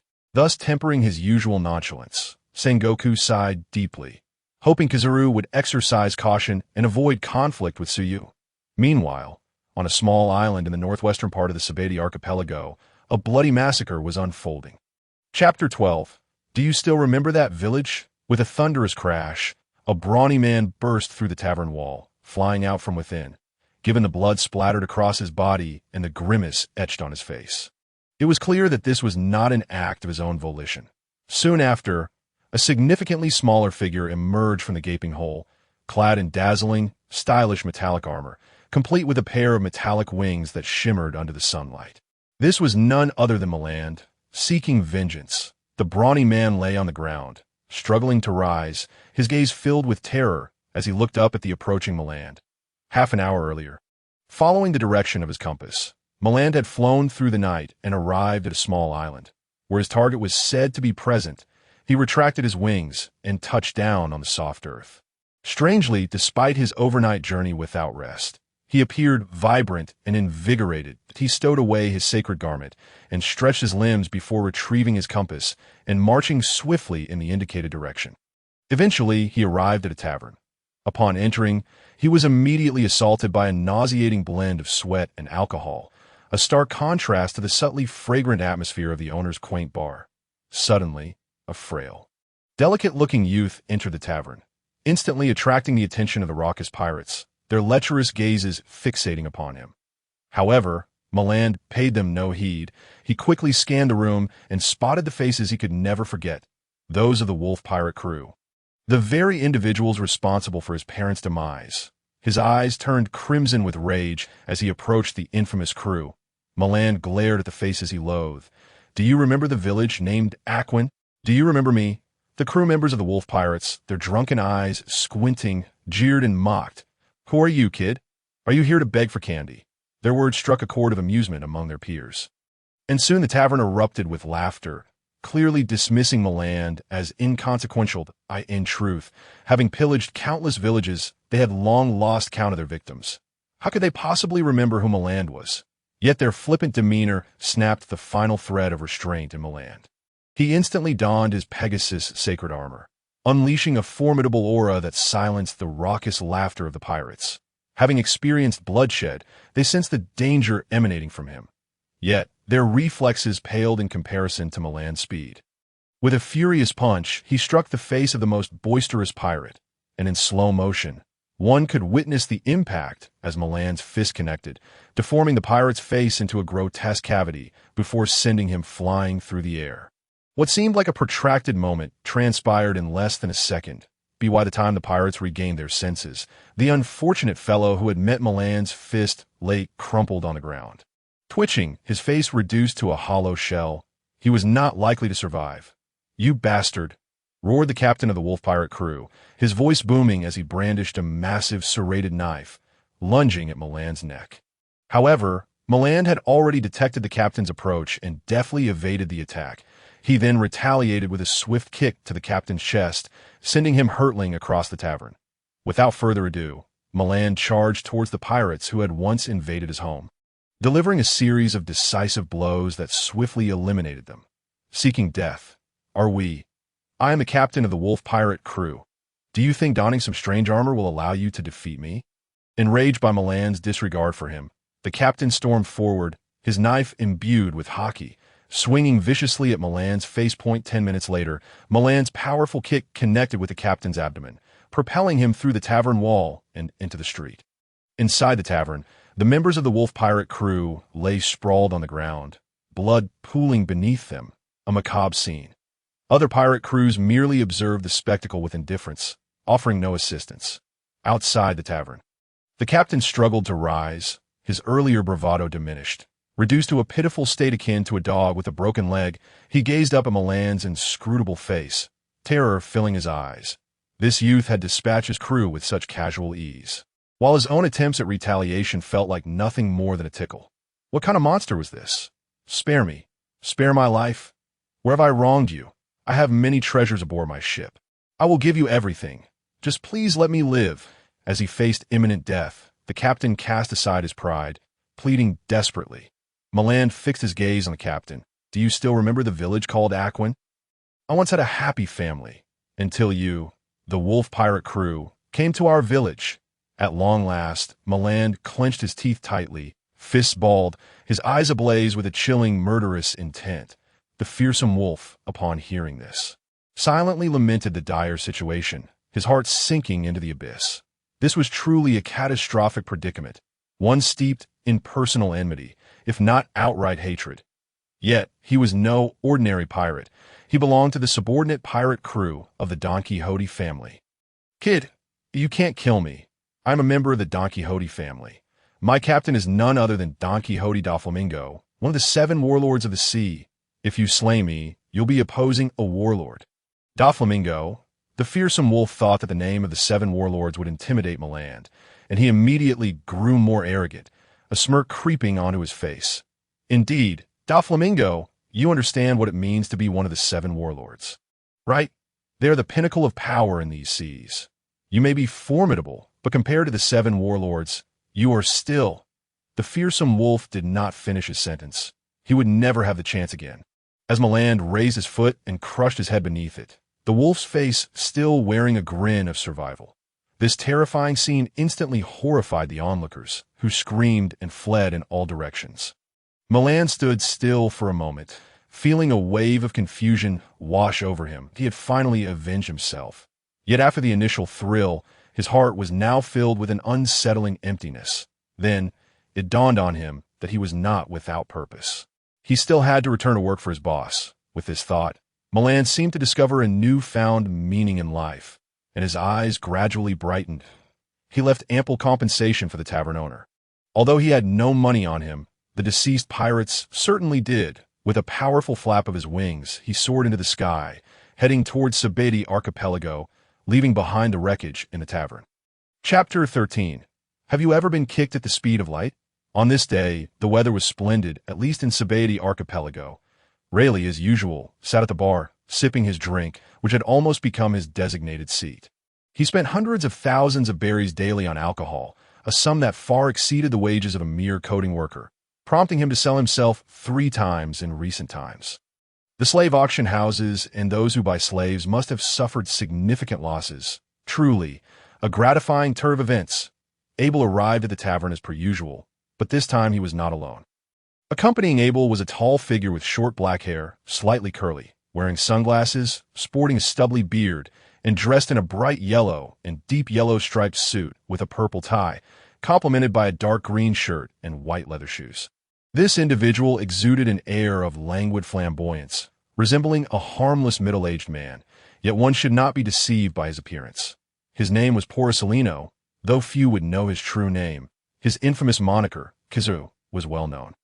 While his name may sound rather cute, it was a nightmare for countless pirates, for he was one of the 3 highest combat powers of the Navy headquarters, Admiral Kizaru. As soon as Kizaru stepped through the tavern's entrance, the pirates who had been drinking were jolted from their inebriation, or rather, they were startled awake. Cold sweat broke out as they collectively questioned, why was an admiral from the Navy headquarters here? If they were to face the 7 warlords, they might have contemplated a fight, but confronting an admiral left them with no thoughts of resistance, only a desire to escape. The highest combat powers of the Navy were not to be trifled with. They understood strength and thus revered it. However, Kizaru appeared oblivious to the tense atmosphere in the bar, calmly making his way to the bar counter, where he placed a large box atop the counter. He then suddenly turned to Rayleigh, feigning surprise, and exclaimed in a rather disingenuous tone, My, is that not the legendary right hand of the Pirate King, Silver's Rayleigh? What a terrifying encounter to meet such a prominent figure in a humble tavern. Kizaru's voice betrayed no hint of concealment, and the other pirates heard his words, their minds racing with disbelief. The Pirate King? Rayleigh? The scruffy old man? For pirates, the Pirate King represented dreams and legends, and, as the right hand of the Pirate King, Rayleigh's legendary status was no less significant. He was indeed a towering figure.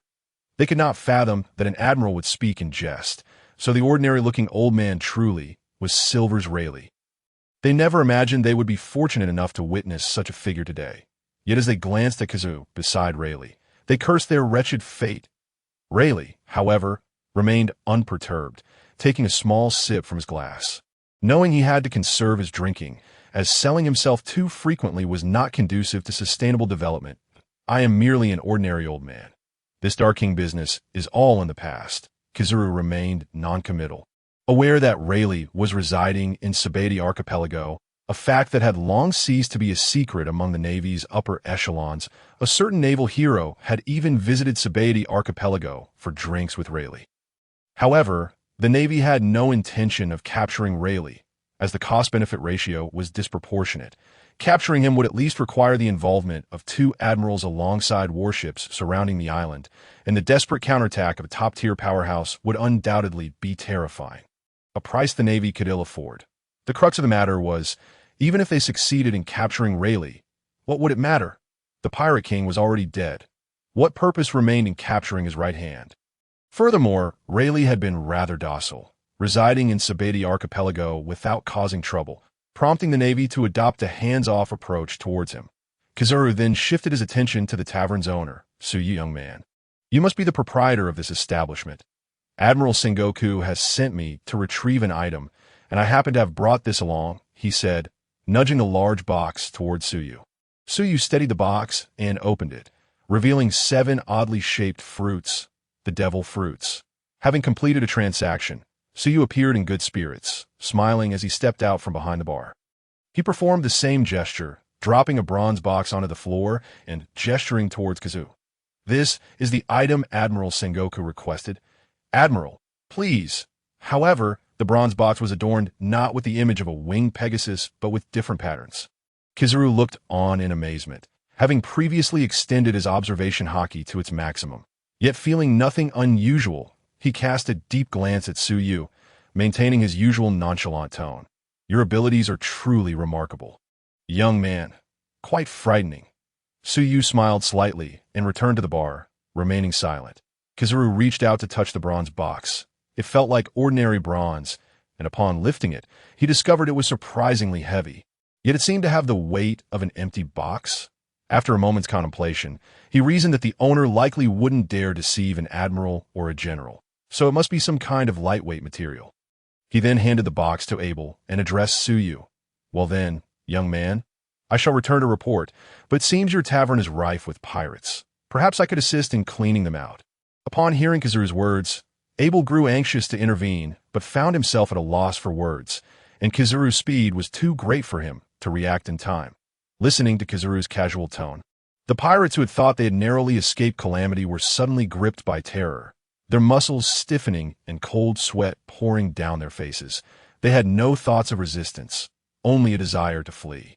Alas, Kizaru's fruit, the Pika Pika no Mi, granted him the speed of light, rendering their attempts to escape futile. A brilliant radiance erupted from Kizaru's form as he vanished from sight, reappearing beside a pirate, striking a classic pose as if preparing to deliver a kick. The unfortunate pirate then heard a devilish whisper akin to the final judgment of a grim reaper. "Have you ever been kicked at the speed of light?" In truth, Kizaru's actions were not merely to assist Suyu in clearing the tavern, but to demonstrate the power of the navy. Since the admiral and Suyu were engaged in a transaction, it implied that Suyu possessed something of value to the admiral or the navy. Thus, Kizaru sought to showcase his might to sway Suyu entirely towards the navy. However, it was evident that this decision displeased someone greatly. Chapter 14. In disarray, have you ever been kicked at the speed of light? Upon hearing what seemed like the whispered words of the Grim Reaper, the fortunate pirate chosen by Kizaru to be the first to experience the light-speed kick package found himself frozen in place. Paralyzed by an overwhelming fear that rendered his body immobile, he could only close his eyes and await his impending judgment. However, Kizaru's light-speed kick never materialized. In an instant, an immense pressure radiated from Suyu, engulfing the entire bar with a palpable intensity. What kind of pressure was it? It was akin to the disdain and crushing force emanating from the apex of the food chain. He felt like a frail human before an ancient, bloodthirsty beast awakened from slumber, roaring with its cavernous maw agape, its foul breath reeking of carnage. It was an absolute pressure that transcended the very essence of life. In that moment, the air within the bar seemed to solidify, causing weaker pirates to lose consciousness, while the stronger ones, though conscious, fell to their knees, trembling uncontrollably, their hearts racing, drenched in sweat. Their minds were blank, consumed by pure terror. If they were fortunate enough to survive this day, they would never dare to set foot in this bar again. As for Kizaru, who was directly addressed by Suyu, despite being one of the top powers in the pirate world, he too found himself kneeling on one knee, propped up against the floor to avoid collapsing completely, sweat pouring down his face and blood seeping from the corner of his mouth. Truly a pitiful sight, void of any semblance of the Navy headquarters might. The one in the best condition was Rayleigh. However, he too was rendered stiff with shock, staring at Suyu with a mix of astonishment and a hint of terror in his eyes. Not fear of death, but rather an instinctual dread towards an entity of higher existence that in truth, the pressure Suyu had exerted was but a fleeting moment. Had it lasted longer, Kizaru and the others would have suffered far worse. Nevertheless, even without the pressure, they remained immobilized, too afraid to move. Having successfully intimidated Kizaru, Suyu calmly spoke. "Kizaru, I appreciate your goodwill, but violence is not permitted within my establishment. You should return promptly to report. Otherwise, Fleet Admiral Sengoku may grow impatient." As Suyu's serene voice shattered the frozen atmosphere, allowing the tense crowd to exhale in relief. The bar, once shrouded in an ominous air, suddenly felt like spring had arrived. The pirates, who had been on the ground, scrambled to their feet and fled the bar as if pursued by some dreadful entity, albeit remembering to carry their unconscious comrades along, displaying a flicker of camaraderie. Kizaru staggered to his feet, having sustained some injuries from Suyu's earlier display. Had he not possessed the powers of a Logia user, he might have been gravely wounded. He straightened up and glanced at Suyu, his eyes filled with profound shock and fear. Without uttering another word, he hurriedly departed, accompanied by Abel, both of them leaving in a disheveled state, a stark contrast to their earlier composure. Soon enough, only Suyu, and Rayleigh remained in the bar. Rayleigh regarded Suyu intently, a trace of astonishment still lingering in his gaze. It seemed that the old man had misjudged him entirely. From their first encounter, he had perceived Suyu as a capable young man, then thought they might be evenly matched, only to realize he might be outclassed. The events of today had revealed to him the meaning of hidden depths, the limitations of perspective, and the feelings of helplessness and despair. Rayleigh had never imagined that someone could exert such pressure merely through their aura, rendering him completely unable to move or even consider resistance. At this moment, he found himself grappling with disbelief, as if the world he had known was an illusion, and today he had witnessed the true nature of existence. Having once considered himself among the world's elite, he was now confronted with the staggering reality of Suyu's overwhelming presence. Suyu discerned the mix of awe and incredulity in Rayleigh's voice and offered a reassuring shrug. In truth, I am but a bar owner, assisting others in fulfilling their wishes. Nothing more. Rayleigh chuckled wryly. Nothing more, young man. The aura you unleashed today was utterly terrifying. Truly, there are always greater beings out there, and to think you are still so young. You are indeed a formidable individual. Suyu smiled lightly. Old man, do you recall the words I spoke when we first met? Rayleigh paused, trying to recollect, but the memory eluded him. After all, age had dulled his recollection of events from merely a week prior. Noticing Rayleigh's forgetfulness, Suyu reiterated, I mentioned that I am no longer young. Rayleigh's eyes widened as he began to grasp the implication. Are you suggesting that your age is quite advanced? Suyu nodded, confirming Rayleigh's speculation. Rayleigh responded, so that is your devil fruit ability? It makes sense. How could someone so young possess such extraordinary power? If you are indeed of considerable age, then it all becomes clear. But still, it is exceedingly unfair. Such strength surpasses the boundaries of my understanding. Rayleigh couldn't help but chuckle again.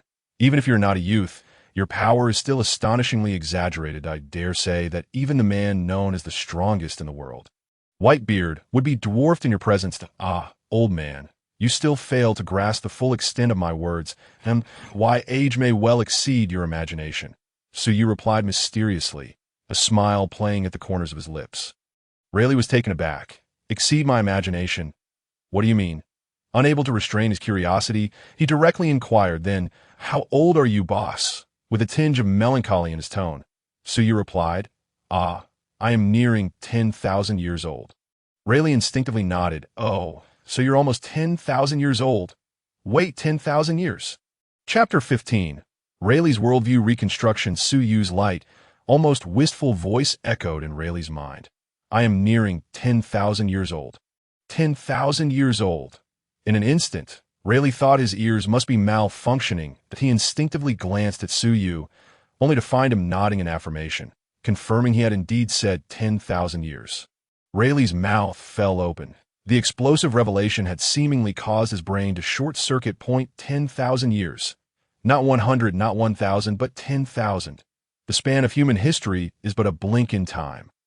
Wait, does humanity even have a history stretching back 10,000 years?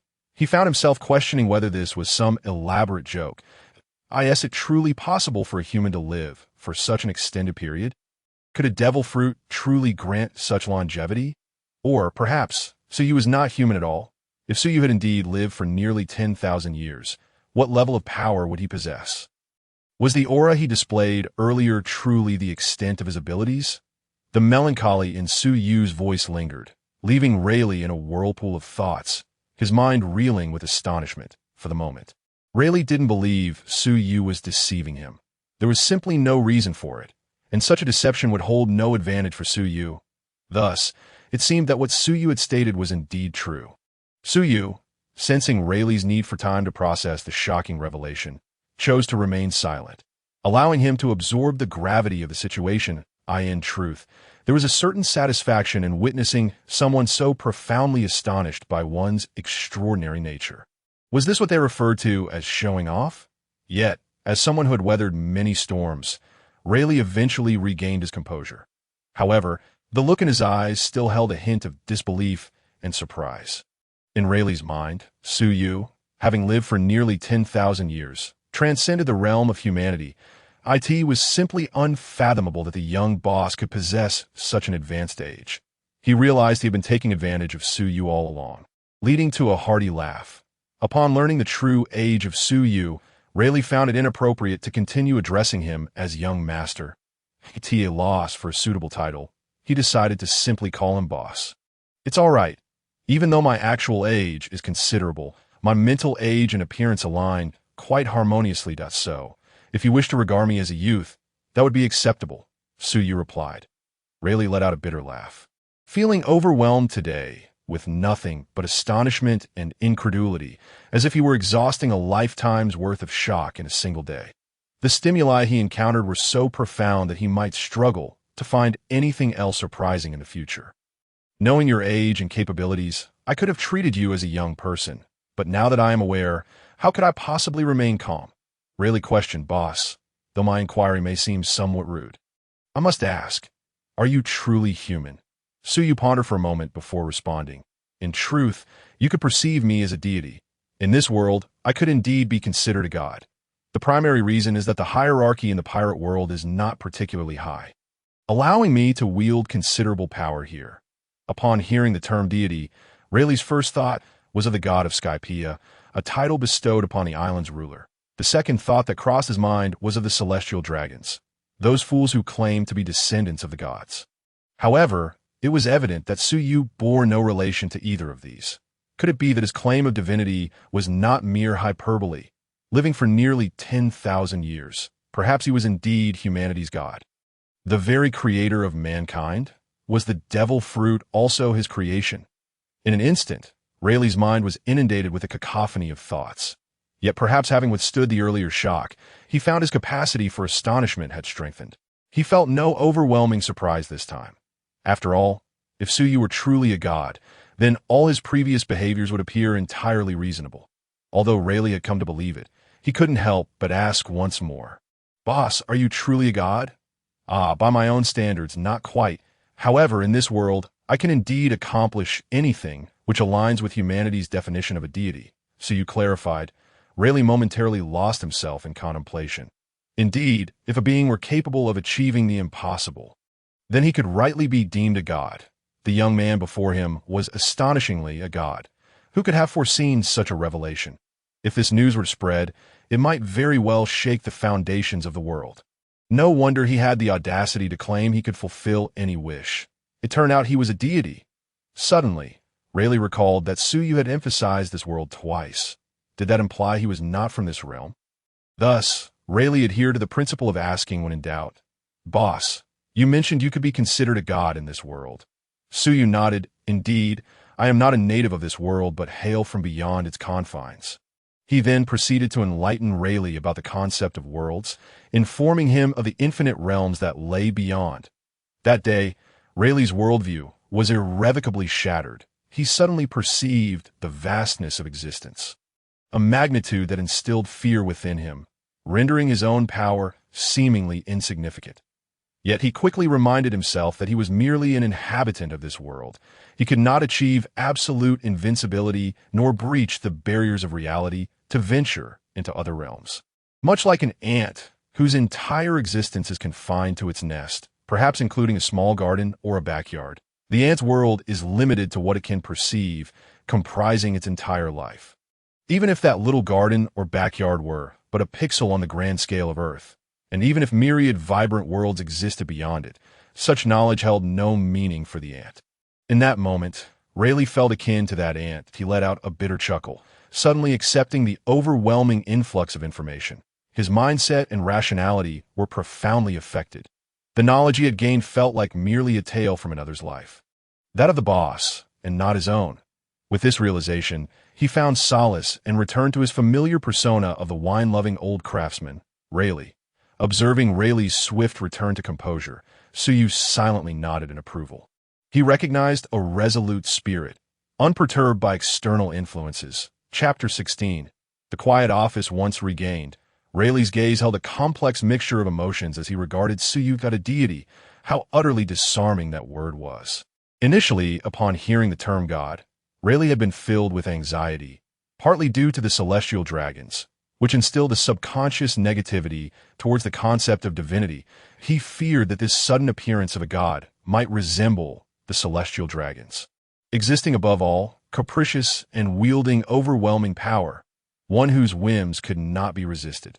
However, that fleeting thought evaporated as he dismissed it, recognizing that such worries were futile. Reality would not alter because of his trepidation. Fearing would not grant him the strength to rival Suyu. If Suyu truly embodied such a god, then perhaps it was better to lie down and accept his fate. Moreover, based on his interactions with Suyu over the past few days, Rayleigh deduced that this god was not so different from humanity. He appeared to possess reason and sensibility, rather than being a mindless harbinger of chaos. Adjusting his mindset, Rayleigh perceived the sunlight outside as more radiant, and even the wine seemed to taste better. He found himself ordering another drink, realizing he had exceeded his budget for the day. Fortunately, Suyu noticed Rayleigh's predicament and graciously waived his tab, sparing him from the embarrassment of being unable to pay, even though this old fellow had long since lost any pretense of dignity. After all, who with any self-respect would resort to selling themselves for money? Subsequently, Rayleigh bid farewell to Suyu and departed the bar. The sheer volume of information he had absorbed today necessitated some quiet reflection. He had no intention of sharing this revelation with others. For even if he did, few would believe him. People tend to trust only what they have witnessed firsthand, clinging to the realities they wish to embrace. The bar, the kicking the bucket establishment. Xiaoqi was smoking as usual when she noticed Rayleigh's return.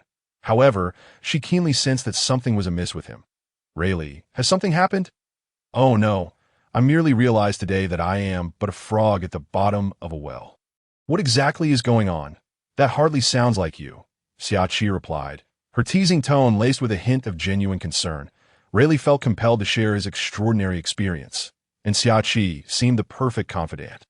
Thus, he recounted the day's events in their entirety. After hearing his story, Xiaoqi remained in stunned silence, unable to process the revelation that a god resided right in their midst. That it was utterly surreal. Yet, upon learning of Suyu's divine nature, her first thought was to see if she could make a wish to him, hoping for eternal youth. By evening, having avenged himself, Milander finally returned to the bar. Given his speed, he ought to have arrived the previous day, but after enacting his revenge, he was suddenly beset by an overwhelming weariness that seemed to seep into his very soul, accompanied by an irresistible drowsiness. In his eagerness for vengeance, he had subconsciously overexerted himself, and now, with his mind at ease, he felt the toll of his actions. Finding a secluded spot, Milander laid down and immediately succumbed to slumber. Sleeping for an entire day, as he pushed open the bar door, he found the establishment devoid of patrons, with only Suyu remaining, comfortably ensconced on the sofa, engrossed in a book. The soft, warm light illuminated the space around him, casting his shadow upon the pages. Upon noticing Milander's return, Suyu looked up and casually remarked, "You're back." That simple statement filled Milander's heart with warmth, akin to a stone cast into a tranquil lake, sending ripples of emotion coursing through him. He nearly wept, for reasons unknown. This modest bar, with its warm lighting and the serene figure of the boss lazily reading on the sofa, evoked a profound sense of home within him. With a slightly trembling voice, he replied, "Ah, I'm back, boss. Good to see everything went smoothly. I've prepared a room for you. The one at the very end of the second floor will be yours from now on. Your work begins tomorrow. Serving drinks, attending to customers, and cleaning will all be your responsibilities. Understood." Milander exerted every ounce of will to stifle the tears welling in his eyes before ascending the stairs. How wonderful it was! He seemed to have found a sense of home once more. In the office of the Grand Admiral at Navy headquarters, Sengoku was engrossed in documents, while Carp sat beside him, crunching on senbei, providing a rhythmic accompaniment to Sengoku's contemplation. That moment, the office door swung open, revealing a tall, slender figure who entered, carrying a bronze box. None other than Kizaru, returning from the Sabeti archipelago. Upon noticing Kizaru's return, Sengoku set down the papers, his attention captivated by the peculiar bronze box. Kizaru placed the box on the ground and stood there, seemingly subdued, as if the usual air of nonchalance that defined him had momentarily faded. Carp, detecting Kizaru's unusual demeanor, inquired bluntly, "What's wrong, Kizu? You look as wilted as a salted fish left too long in brine." Kizaru opened his mouth to respond but found no words. The situation was rather embarrassing. He had attempted to show off but ended up with a bruised ego. Moreover, the events of the day had genuinely rattled him. He had always considered himself quite formidable, possessing the Logia-type Pika no Mi, and unrivaled speed. He believed that while he might not defeat Whitebeard, it would not be a simple task for Whitebeard to detain him. In a sense, he felt invincible. Yet, everything that transpired today shattered his long-held confidence and arrogance.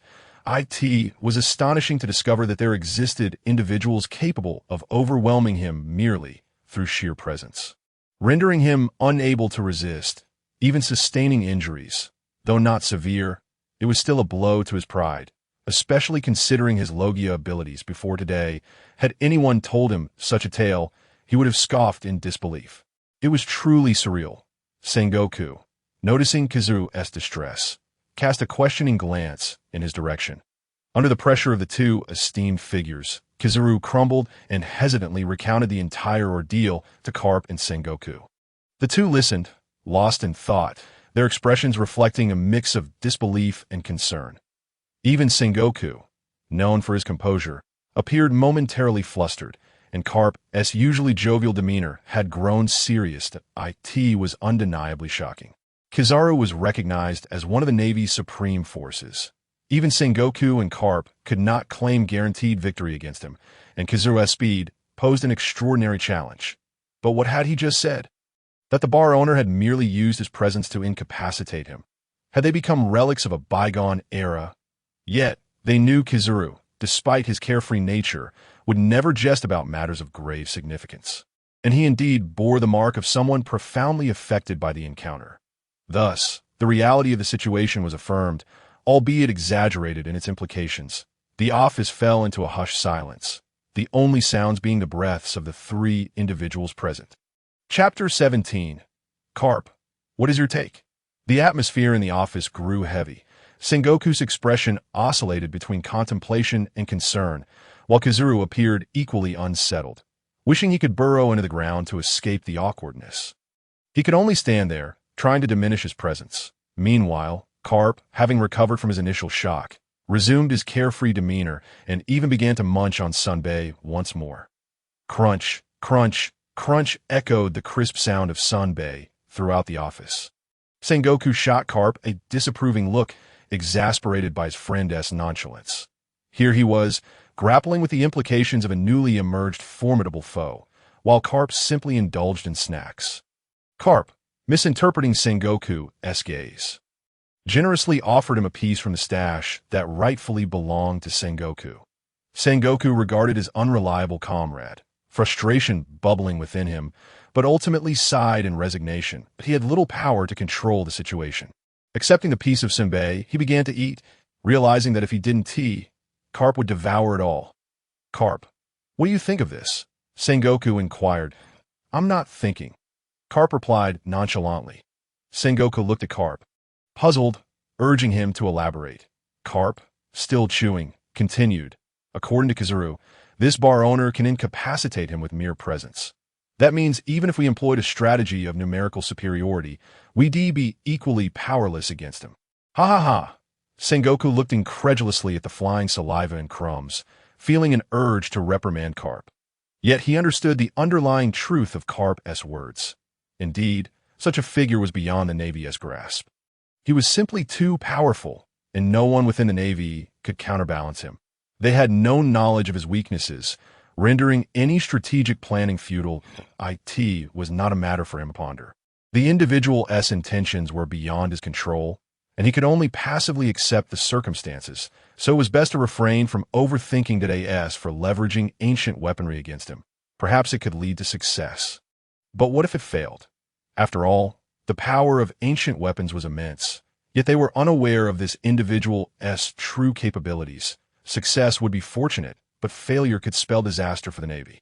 Thankfully, thus far, this figure had not exhibited hostility towards the Navy nor expressed allegiance to any faction. This was the most reassuring news. Maintaining a cordial relationship with him was undoubtedly the wisest course of action. Sengoku lamented that his own cleverness had led him astray. It was a simple truth he had overlooked. Yet, Carp, despite his usual frivolity, had demonstrated clarity in this critical moment. How reliable! Subsequently, Sengoku redirected his focus to the bronze box. Initially, he had been skeptical of the power of the sacred armor, but after learning of this individual's strength, he suddenly found his doubts fading. Sengoku approached the bronze box, running his hand along its surface, which felt like ordinary bronze. Yet perhaps it was his imagination, but he sensed a chill emanating from the box. Carp, intrigued, leaned in closer, examining it with curiosity so, how do we open this box? Sengoku directed his gaze toward Kizaru, who was still attempting to diminish his presence. Understanding the cue, Kizaru followed Abel's instructions, grasping the handle on one side of the box and pulling down. With a crisp click, the bronze box slowly opened, revealing its contents. As the box opened, the temperature in the room plummeted several degrees, revealing a swirling mass of blue light that hissed with cold. Suddenly, the light intensified, prompting the three to instinctively shut their eyes.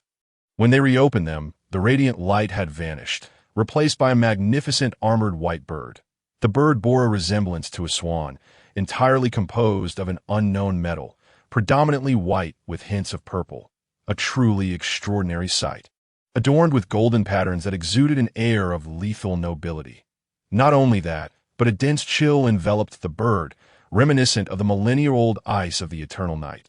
The area around the bird was already coated in a layer of frost. And perhaps it was not an illusion. It seemed as though snowflakes were gently falling around them. Behold, the sacred armor of Signis. It is said that the armor was born from the unmelting ice of the eternal ice wall. And those who don the Signis armor harness the power of ice in battle.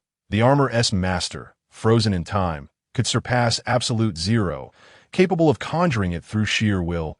Truly an astonishing feat. However, even such a formidable figure often found himself inexplicably kneeling, only to unleash a devastating counterattack when pushed to the brink, which was rather exasperating. The three of them gazed in awe at the divine armor, their hearts racing. This was evidently not mere ordinary armor. Carp, unable to restrain himself, reached out to touch the sacred armor of Signis. Yet, as soon as his hand made contact, he felt a sudden chill pierce through his very soul. An icy sensation rapidly crept up his arm, and in an instant his entire left arm was encased in frost. Sengoku! Carp exclaimed in alarm. This moment, Carp finally came to his senses and hastily retreated from the saint's garment. Only then did the icy layer cease its relentless spread, allowing Carp to exhale a sigh of relief. He then enveloped his left hand with armament haki and, with a forceful shake, shattered the ice into countless fragments that gradually melted into water upon hitting the ground.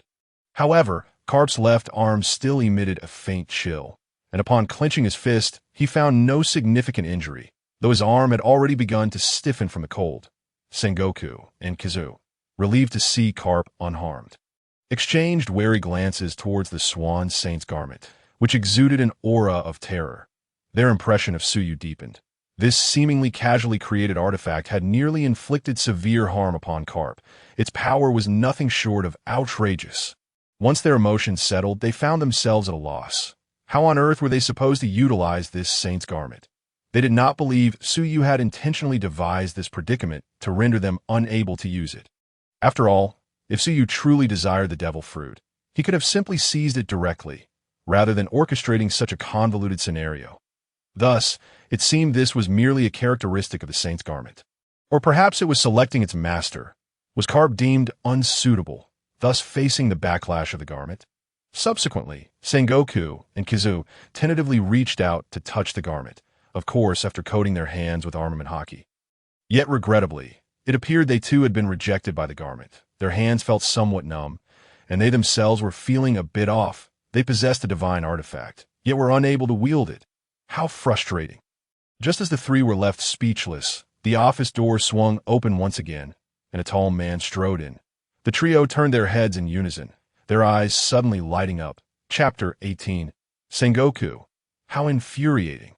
The newcomer possessed a deeper skin tone, a tall and slender figure, standing around 3 meters in height, clad in a white vest and a deep blue shirt, with curly hair and a green eye mask adorning his forehead. He emanated an air of languidness, as if he might fall asleep standing at any moment. This individual was none other than one of the Marine headquarters top combatants, Admiral Akiji Kazan. Upon seeing Akiji enter, the trio, previously at a loss regarding the saint's garment, suddenly brightened, their gazes fixated on Akiji with glimmers of hope. The expression they bore could be likened to that of Luffy spotting meat. As Akiji stepped in, he had yet to utter a greeting before finding himself startled into silence by the trio's peculiar stares. Why were Sengoku and the others so ecstatic, as if they had stumbled upon a new continent? The reason was simple. Akiji had consumed the Logia-type ice fruit, making him a being of ice. This seemed to perfectly align with the attributes of the saint's garment, or rather, it appeared that only this Iceman, who was impervious to ice, could wield the saint's garment. Marshal, Senior, Pausalino, why are you all looking at me with such strange expressions? Akiji could no longer endure the bizarre atmosphere and was the first to speak. Upon hearing Akiji's words, the trio realized their earlier expressions had indeed been somewhat unhinged. They awkwardly cleared their throats a few times before Sengoku gestured for Akiji to step forward, eager to show him a great treasure. As Akiji approached, he noticed an odd object in the office, an unusual bird made of metal, emitting white vapor. What was this?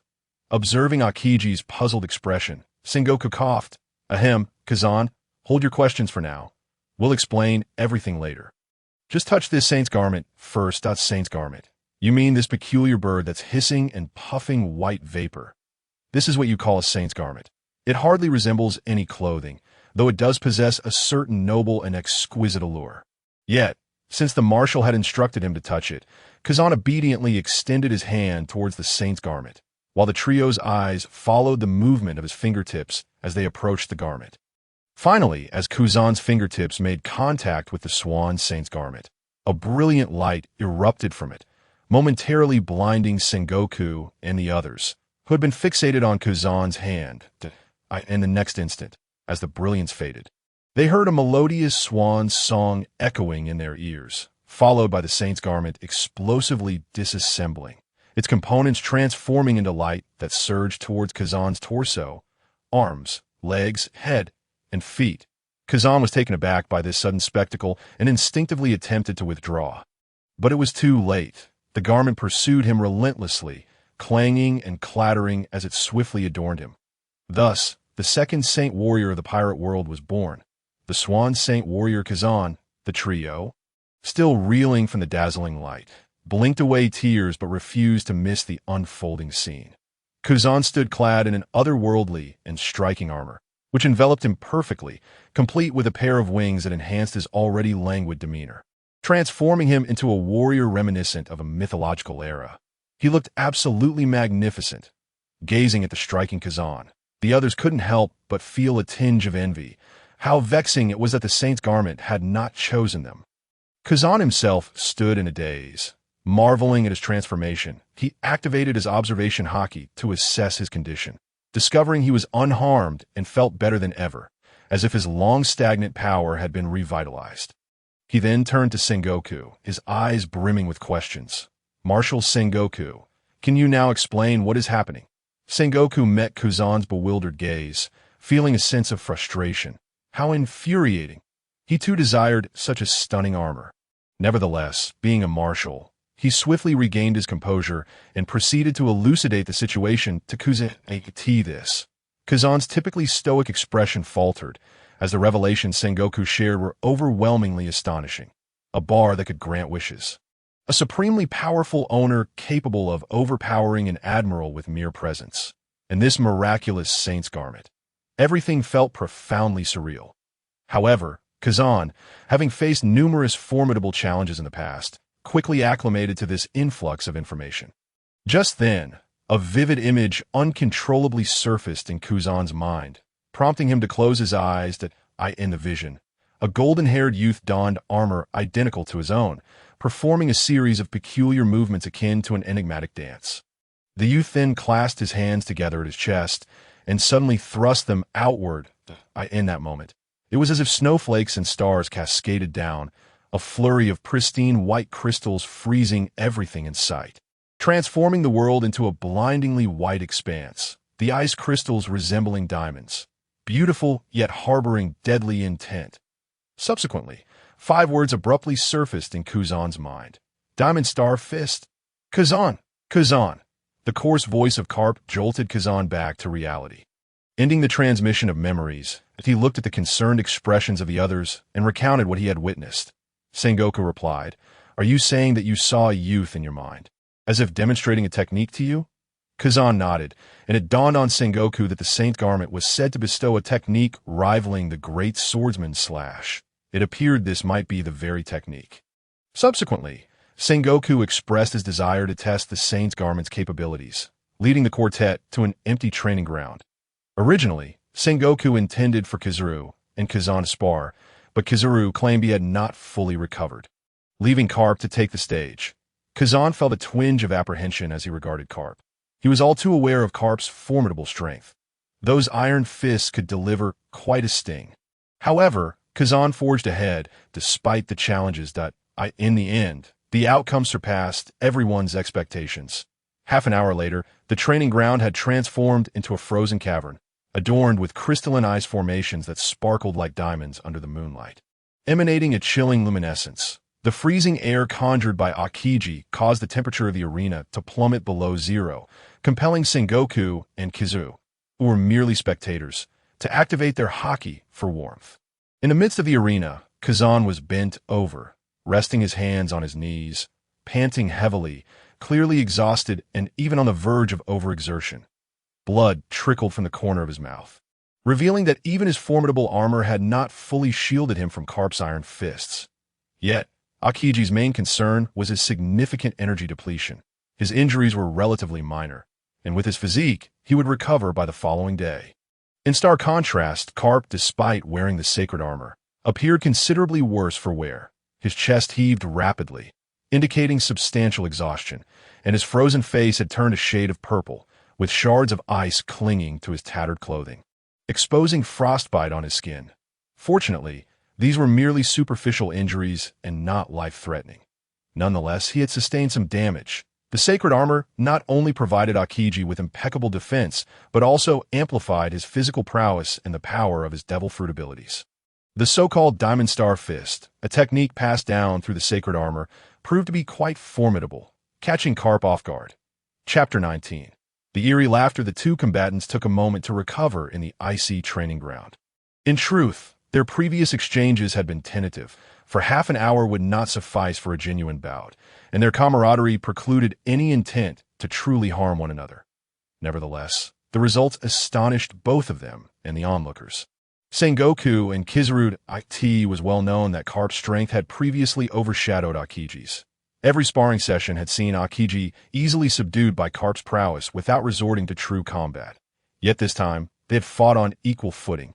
And remarkably, Carp had been subtly pressured by Akiji, even without unleashing his most lethal techniques. The disparity in their abilities had evidently narrowed dramatically. Kizaru suddenly shivered, not only from the cold, but also from a sense of foreboding. Had he participated in the bout, he would surely have been overwhelmed. He had initially believed that the sacred armor merely represented the prowess of a vice-admiral, augmented by a technique rivaling that of a great swordsman. But he had underestimated its true potential. With Akiji's strength enhanced by the armor, the gap between him and Carp was no longer comparable to that of a mere vice-admiral. What a remarkable lad! To have bested me to such a degree! Carp exclaimed, regaining his composure and laughing heartily, unconcerned by his disheveled appearance, reveling instead in Akiji's newfound strength. Akiji, initially embarrassed by Carp's tattered garments, felt a wave of awkwardness. But Carp's laughter shattered the tension, prompting him to scratch the back of his head and shrug. Why apologies? Senior, I had no idea the power would be this great. And no need for apologies. This sacred armor is indeed impressive. Carp replied, and the two moved to the stands to join Sengoku and Kizaru, who still bore expressions of astonishment. The results were undeniably remarkable, yet the explosive effects had come at the cost of 7 devil fruits. Though these were merely the most ordinary of Zoan-type fruits, it remained uncertain whether it was a worthwhile trade at present. It appeared that only Akiji could effectively wield the sacred armor, as if it had been tailor-made for him. This was precisely Suyu's intention. He had contemplated the three admirals, one representing light, one ice, and the other fire. Both ice and fire had corresponding sacred armors, the swan armor for ice and the phoenix armor for fire. However, when Suyu perused the comics, he found himself somewhat repulsed by Akainu. While Akainu was undoubtedly a realistic character, embodying the iron-willed soldier with ruthless determination, he lacked any semblance of humanity, resembling a mere automaton driven solely by a desire to eradicate pirates. Indifferent to the collateral damage inflicted upon innocent lives, such a portrayal of Akainu was profoundly distasteful to Suyu, who had no qualms about harboring such sentiments without justification. In contrast, Akiji exhibited more human qualities. Despite his own flaws and past mistakes, thus, Suyu decisively excluded Akainu, opting for the swan armor instead. The swan armor, upon merging with Akiji, indeed proved formidable. Without engaging in a life-or-death struggle, he could contend with Carp, at the very least matching Akainu's intensity. Nevertheless, Sengoku contemplated the implications of such a powerful sacred armor. He hoped that Vegapunk could uncover some groundbreaking technology from it. If they could indeed attain a core technology, it might enable the mass production of Vice Admiral-level combatants. Alternatively, perhaps they could enhance the pacifists, transforming them into true instruments of war. This, Suyu merely chuckled, considering it a foregone conclusion that Sengoku would be outmatched in research. However, when Akiji donned the sacred armor, it had enveloped him with a swift motion. He pondered how one might remove it. Would it also come off with a similar swiftness? Just as Akiji contemplated shedding the armor, it emitted a gentle glow and, indeed, detached itself from his body in a fluid motion. The various segments of the armor transformed into streaks of light, coalescing once more into the original form of the swan. Emanating a frigid aura that moment, Sengoku, having coated his hands with haki, reached out to touch the armor, discovering that while it remained icy to the touch, it no longer posed the risk of freezing. This revelation relieved Sengoku. Had it retained its previous properties, anyone who came into contact with it would inevitably become frozen, rendering any research futile. Even formidable beings like them would succumb. Vegapunk, as an ordinary human, would have found himself turned into a popsicle upon mere contact. Now, while still frigid, it posed no immediate danger to life. Subsequently, the armor was carefully encased, and Sengoku instructed others to deliver it to Vegapunk, with Kizaru accompanying them. The savage wolf pirates had been annihilated, their captain slain by an unexpectedly diminutive youth clad in peculiar armor. While the savage wolf pirates were not particularly formidable, they had connections. Being backed by one of the seven warlords, Don Quixote, Doflamingo, as long as they did not overstep certain boundaries, others typically refrained from provoking them. Yet this time, they had been utterly obliterated, a shocking spectacle that captured widespread attention. Before long, the news reached the ears of the Don Quixote family, eventually making its way to Doflamingo himself, in a lavish chamber atop the Dressrosa Palace. Doflamingo sat before a grand floor-to-ceiling window, savoring a glass of red wine. However, his expression did not convey the enjoyment one might expect. Though he wore a smile, it bore an unsettling quality, akin to a mask concealing his true feelings. This was due to the recent report he had received from his subordinates. The destruction of one of his affiliated pirate crews had left him rather displeased. He held little regard for the wolf pirates. Their demise was inconsequential. However, according to his subordinates, the captain of the wolf pirates, known as Wolf Cub, had revealed his identity to his assailant just before his demise, only for the assailant to disregard it entirely, crushing the wolf's skull beneath his foot. This was tantamount to trampling Doflamingo's pride underfoot. It was no longer a matter of whether he wished to intervene. He was compelled to act, lest his reputation be irreparably tarnished. Doflamingo, allow me to deal with that audacious little brat. At that moment, a shrill voice pierced the air beside Doflamingo. The speaker was a robust figure, clad in an armor that appeared rather peculiar, with long wavy hair and a helmet adorned with a cross visor. This individual was Pika, one of the 4 chief officers of the Don Quixote family. A stone man who had consumed the stone fruit. A remarkably powerful ability, akin to a Logia type despite being classified as a paramecia. Though Doflamingo was incensed, he maintained his composure. Fufufu, it has been quite a while since anyone has been so brazen. Pika, first have someone investigate that little brat. A chilling, sinister laughter echoed, sending shivers down one's spine. However, Pika seemed to have grown accustomed to it, responding with a nod before exiting the room. Petit that moment.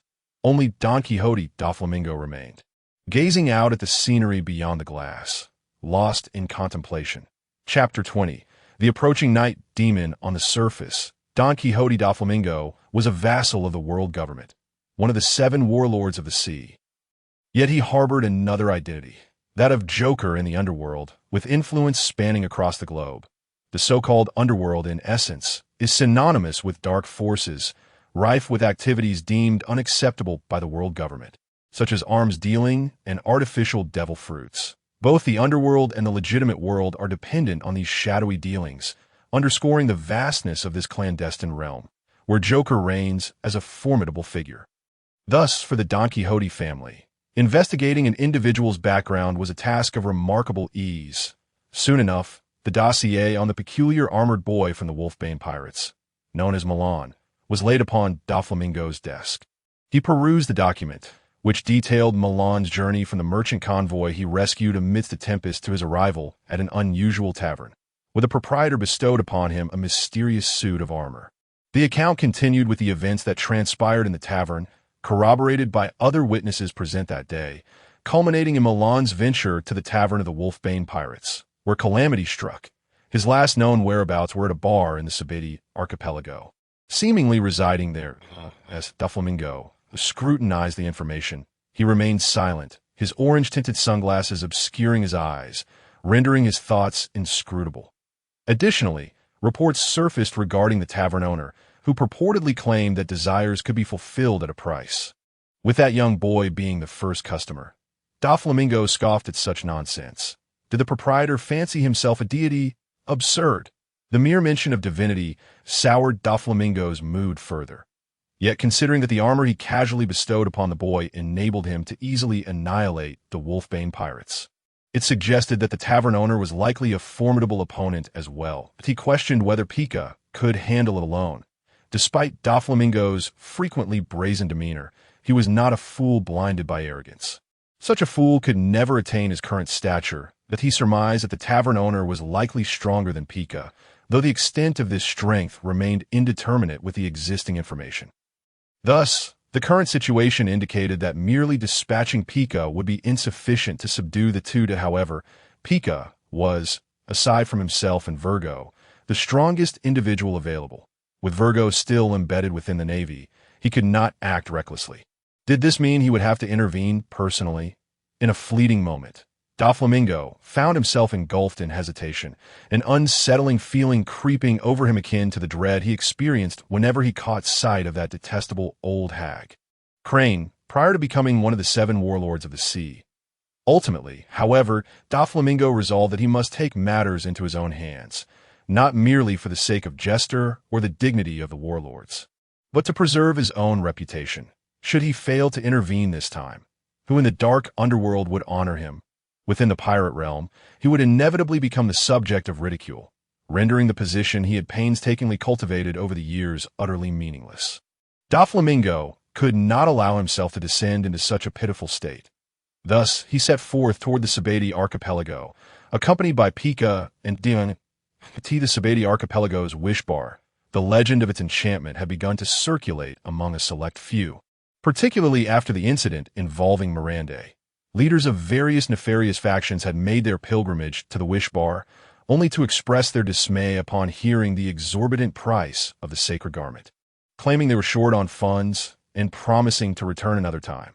The cost was indeed staggering, even for those with significant resources.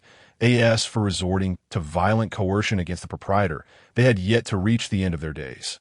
The wish bar was known for its ruthless reputation, and while they were somewhat aware of the previous owner dispatching several notorious pirates, with bounties exceeding 100 million, The details surrounding the overwhelming presence that had bested Kizaru were known only to those present that day.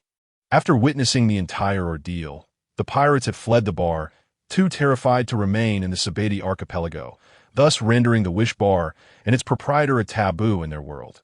Therefore, it was hardly surprising that Doflamingo dared to seek out Suyu, lighting a candle for him. However, if one were to overlook the fact that the owner was a formidable figure, the Wish Bar also served as an excellent venue for leisure and libations. The atmosphere was refreshingly pristine, devoid of the usual tavern's foulness, and no one dared to raise a hand in violence, ensuring a sense of personal security. Furthermore, the establishment boasted exquisite and unique spirits, albeit at a steep price of 100,000 berries per glass.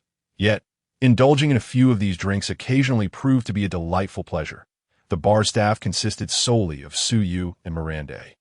Given its modest size, one server sufficed.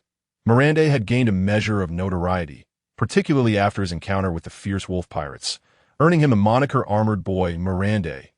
Suyu found this nickname somewhat laughable, deeming it less favorable than having no title at all. With the addition of an employee, Suyu's inherent laziness flourished. He surrendered all responsibilities to Milander, comfortably ensconced on the sofa, perusing an obscure book and occasionally savoring a sip of liquor, utterly relishing the tranquility. Milander, however, bore no grievances, recognizing that this was merely the price paid for his newfound strength and seeking vengeance. Moreover, his current existence felt fulfilling, though he and Suyu exchanged few words daily. There was an undeniable warmth akin to that of family, which enveloped Milander in a comforting embrace. On this particular day, Suyu lounged on the sofa, not engrossed in a book, but rather counting the accumulated wishes from recent days. Visually, these wishes appeared as softly glowing orbs of varying sizes, their dimensions linked to the strength or vitality of their originators. That a typical individual might generate a wish the size of a ping-pong ball. Whereas the largest orb in Suyu's collection, contributed by Sengoku, measured the size of an adult man's fist. Nevertheless, ordinary people could not perceive these wishes. Only those of a certain life level could sense their presence. As Suyu counted the 12 orbs he had gathered thus far, he acknowledged that it was still insufficient. There existed a limit to the wishes one could collect within a given world. After all, amassing wishes was akin to siphoning the essence of that world, albeit through a more benevolent and subtle means. Once Suyu reached this threshold, it would signal his departure from the pirate realm. At the same moment, a few unexpected guests arrived at the Sabeti archipelago. In the bustling bar owned by Shaki, both Rayleigh and Shaki were present today. The reason Rayleigh had not ventured to Suyu's bar was rather simple. He was out of funds. The previous exploits had been too costly, and it was time for the chives to regenerate. Just then, the bar's door swung open, admitting 3 individuals clad in deep green cloaks of varying heights. Their figures obscured within the fabric, exuding an air of mystery. The trio approached the bar with an air of nonchalance, while Shaki and Rayleigh observed their ostentatious entrance, remaining unfazed, with Shaki even releasing a smoke ring. Subsequently, the 3 cloaked figures simultaneously lifted their hoods, revealing their true identities. The central figure sported golden wavy hair, a scar across his left eye, and a subtle smile gracing his face. To his left stood a charming individual with short orange hair, adorned with a large hat complete with goggles, beaming sweetly. The last figure, in stark contrast, was of a vastly different build. If the other 2 were size XL, he was an XXXL, boasting long aquamarine curls and fish fins atop his head. Indeed, a merman. The visitors were none other than members of the Revolutionary Army. Sabo, Clara, and the fishman Haku. It was evident that they were acquainted with Rayleigh and Shaki, as they exchanged greetings before Rayleigh led them outside. Their destination was unmistakably the Wish Bar. Indeed, with the Wish Bar's reputation having spread, the Revolutionary Army, with its members scattered across the globe, had every reason to be aware of its existence. As a faction eager for talent, they were keen to ascertain whether they could entice this particular individual to their cause. As for the cautious nature of the Revolutionary Army, which often approached matters with trepidation, they had confirmed their suspicions through their leader, Dragon, who had contacted Rayleigh residing in the Sabeti archipelago to verify the information. Rayleigh had assured him that the bar's owner was certainly not a pawn of any faction. Simply stating, that owner is quite formidable. Dragon, taken aback by Rayleigh's assertion, initially assumed that Suyu was merely on par with the seven warlords, a level of strength acceptable in the vast ocean, yet not particularly noteworthy in his eyes. Little did he know that Rayleigh's description of formidable indicated a level of power that had transcended the heavens. Still, Dragon placed great faith in Rayleigh's judgment. Hence he dispatched a delegation, choosing to send Sabo, the second in command of the Revolutionary Army, underscoring the importance he placed on this negotiation. The quartet arrived at the Wish Bar, which remained as it always was, fresh air permeating the space. With Milander stationed at the bar, ready to serve, while Suyu, the proprietor, reclined on the sofa, engrossed in an obscure book, teetering on the edge of slumber. Upon noticing familiar patrons entering, Milander nodded towards Rayleigh, pouring a drink for him in a silent gesture of hospitality. Rayleigh, initially reluctant to indulge, found himself swayed by the enticing aroma wafting from the glass, his resolve crumbling in an instant like a tea that moment. The drowsy Suyu approached. Rayleigh, eager to explain, was met with a knowing nod from Suyu, who gestured for them to ascend to the upper floor for a private discussion. Rayleigh paused momentarily, then acquiesced. After all, it was only to be expected of a deity to possess peculiar abilities, and understanding his intentions was hardly surprising. The three cloaked figures exchanged glances, assuming that Rayleigh had informed the owner of their impending arrival, and thus followed him upstairs without further thought. The peculiar assembly aroused the curiosity of the patrons on the ground floor, who sensed the clandestine transaction unfolding. Yet, even their intrigue was insufficient to embolden them to pry into the owner's secrets. Ascending to the second floor, Suyu led the quartet into a small room furnished with a few modest sofas and a small table, just spacious enough for the five of them, though Haku found it somewhat cramped. Once seated, Sabo removed his cloak, revealing his true self. "Greetings, Mr. Suyu. Allow me to introduce myself. I am Sabo, and these are my companions, Clara and Haku." Clara and Haku, prompted by Sabo's introduction, eagerly greeted Suyu, with Clara flashing a radiant smile, exuding charm. Suyu responded with a nod, acknowledging. "So this is Master Haku and the legendary second sister." Sabo continued, "Perhaps you're already aware, but yes. We are members of the Revolutionary Army. The prior concealment of our faces was an act of necessity, and I kindly ask for your understanding." As the words Revolutionary Army slipped from their lips, Sabo and his companions fixated their gaze upon Suyu's countenance, scrutinizing his expression. Regrettably, Suyu's mastery of emotional control was impeccable. They failed to discern even the slightest indication of his inner thoughts. In truth, Suyu's heart was stirred, not as placid as it appeared on the surface, but not due to Sabo's affiliation with the Revolutionary Army. He had long been aware of that. Rather, he had a lump lodged in his throat that nearly escaped him. Yet he stifled it to maintain an air of composure and sophistication. While you may believe that your masked appearances are justifiable, do you truly think that three shadowy figures cloaked in capes, concealing their entire bodies, do not attract attention?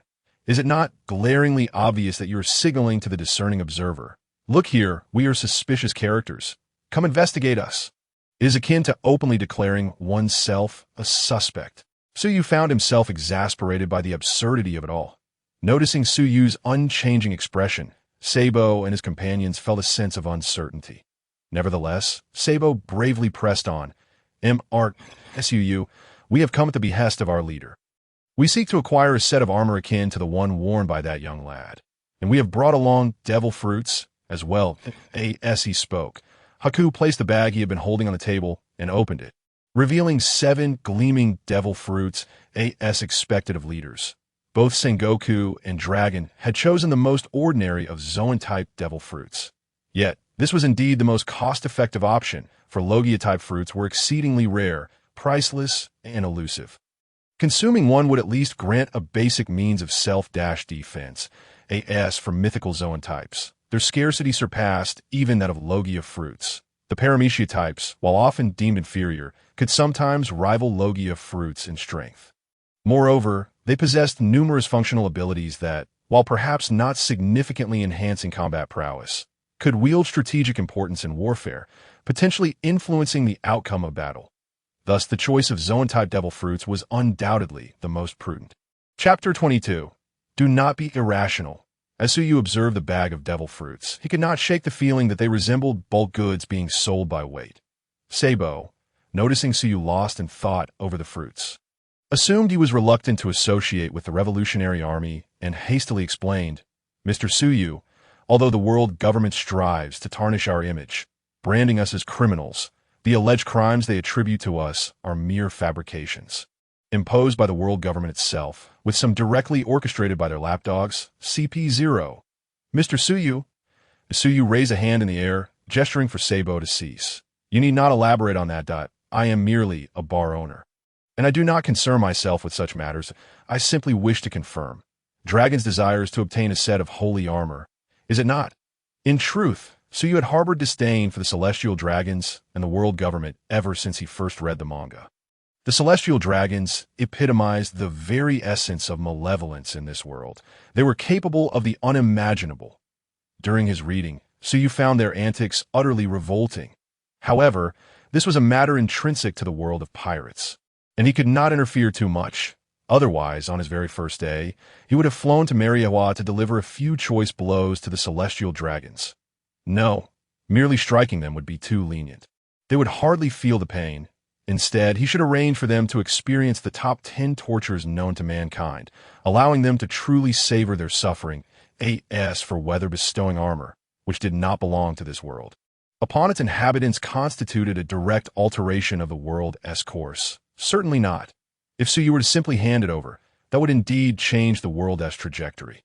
However, as Suyu's method involved wishes and fulfilling desires, a causal relationship was established between him and this world.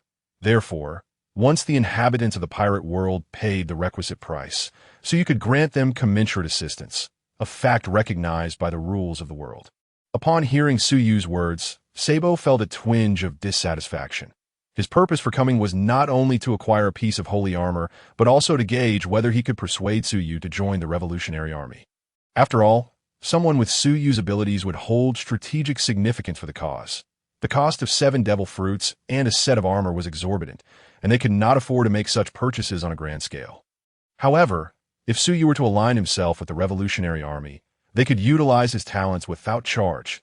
Yet, Suyu's earlier statements seemed to convey a clear stance. He was merely an outsider. And regardless of the Revolutionary Army's conflict with the world government, they should not trouble him. Alas, sometimes circumstances are frustratingly unavoidable. Before a battle even commences, it may already be over. Nonetheless, Sabo, being the second in command of the Revolutionary Army, quickly regained his composure and restrained his companion. Kila, who had been eager to speak again, he turned to Suyu and replied, Indeed, our leader's wish is to acquire a set of holy armor. While uncertain as to why Suyu insisted on emphasizing the concept of wish, they were more than willing to indulge this quirk, given that they were the ones seeking assistance to Suyu, with an air of nonchalance. Remarked, that wish is rather simple. This phrase was something Suyu had learned from another manga. The character who uttered it could be considered a colleague of sorts when he read Dragon Ball. He found the wish-granting Shinran's demeanor to be overly self-important, as he would always declare, that wish is simple. No matter the request, it reeked of arrogance. Yet now, as Suyu assumed the role of the dragon, he found this phrasing surprisingly stylish and impactful. After indulging in a moment of ostentation, Suyu performed the same maneuver, raising his hand as a beam of light materialized in the air, tracing the outline of a cube. Ultimately, a bronze chest landed with a thud upon the ground. Sabo and his companions, witnessing this astonishing spectacle for the first time, gazed curiously at the chest, which appeared to be an ordinary bronze box adorned with intricate patterns. One side featuring the carved visage of an extraordinary dragon, its whiskers seemingly dancing in the air. Rayleigh, who had been silently observing, now regarded the scene with a glint of intrigue in his eyes. Previously, unaware of Suyu's true identity, he had thought this display to be merely the result of a remarkable devil fruit ability. However, now that he recognized Suyu as a god, the event felt akin to an act of creation from nothing. Sabo and his companions, having achieved their purpose, bid farewell to Suyu and departed to avoid drawing undue attention. They retrieved another sack and placed the chest containing the holy armor within, carrying it away with them. Rayleigh followed suit, fearing that if he lingered any longer, he might succumb to the temptation to indulge.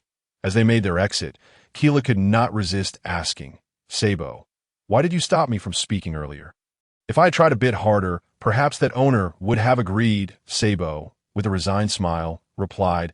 "Mr. Suyu has already made his intentions clear, and no amount of persuasion would bear fruit. It would only serve to irritate him." Keela, though aware of the validity of Sabo's words, felt a tinge of frustration. With this irritation bubbling inside her, she felt the need to vent. "Are you suggesting that I am bothersome? Where is that coming from? Please do not be unreasonable." "Oh, so you are growing impatient, are you?" "Impatient? I am not. You actually yelled at me." "I did not yell at you. Wait, don't pinch. Don't bite." Haku, standing to the side, remained indifferent, as if he were oblivious to the playful scuffle between the two. Ah, youth is truly a blessing. However, after Sabo and his group departed, new patrons arrived at the Wish Bar, though these visitors were far from welcome. 3 individuals entered, led by a man with golden hair, orange sunglasses, and a flamboyant pink feather coat paired with cropped trousers, strutting in with an air of arrogance. Following him were 2 companions, one towering at around 5 meters, adorned with a fringed hat, tribal markings on his face, and a red cloak, while the other, slightly shorter, donned a cross-mast helmet and bore a menacing expression, clad in shameful samurai armor. These 3 were none other than the warlord of the sea, Don Quixote da Flamingo, along with his subordinates, Pika and Diamante. The trio entered the Wish Bar with an imposing presence, instantly silencing the once boisterous atmosphere. The warlords of the sea, Don Quixote da Flamingo. The visage of the 7 warlords is undoubtedly familiar to any pirate, and Don Quixote da Flamingo himself possesses an unmistakable presence. Thus, upon his entrance, he was immediately recognized, instantly commanding the attention of the surrounding pirates. After all, he is the infamous 7 warlord, the heavenly demon, in the midst of wary and fearful glances. Da Flamingo sauntered over to the bar, flanked by his 2 subordinates. Behind a bar stood Milander, who had previously seen Da Flamingo's photograph in the newspaper and thus recognized him at first glance. After all, the Fierce Wolf Pirate Crew is registered under his name. A truly memorable title. Observing the trio with expressions that screamed trouble, he felt a stirring within him. In an instant, his Pegasus cloth was donned, and he fixed his gaze intently on their movements. Beneath the youthful tension in his eyes lay a barely perceptible hatred. After all, they were the subordinates of his enemy. While he had not dealt the blows himself, without Da Flamingo, the Fierce Wolf Pirate Crew would not be so brazen. Yet, this was a bar, and he knew the owner, Suyu, despised violence within his establishment. Thus, he gritted his teeth, striving to suppress his emotions, keeping his focus firmly on Da Flamingo. The atmosphere in the bar grew tumultuous, as many patrons, sensing the escalating tension, chose to vacate the premises. However, a number of pirates, emboldened by their own strength, opted to remain, eager to witness the unfolding drama. "Fufufu, so you must be the little brat who has been bullying my pirate crew," Da Flamingo exclaimed, instantly recognizing the boy before him by his signature attire. "Don Quixote da Flamingo," Milander responded, his expression betraying no sign of fear, maintaining a vigilant yet resentful gaze, despite having built confidence through previous battles. The question of whether he could contend with Da Flamingo remained uncertain, especially considering he was not alone. Those 2 subordinates did not appear to be easy adversaries either. Seeing Miranda's silence, Da Flamingo's smile widened, though the veins on his forehead betrayed his true agitation. Diamante could no longer contain himself. "Doff, stop wasting time with him. Let me handle this," just as the tension between the 2 factions reached a breaking point. Suyu finally descended from the 2nd floor, leisurely making his way down the stairs, seemingly oblivious to the commotion surrounding him. Upon Suyu's arrival, Milander exhaled in relief, positioning himself behind him. Meanwhile, Da Flamingo had already unleashed his observation haki, yet found himself unable to sense anything.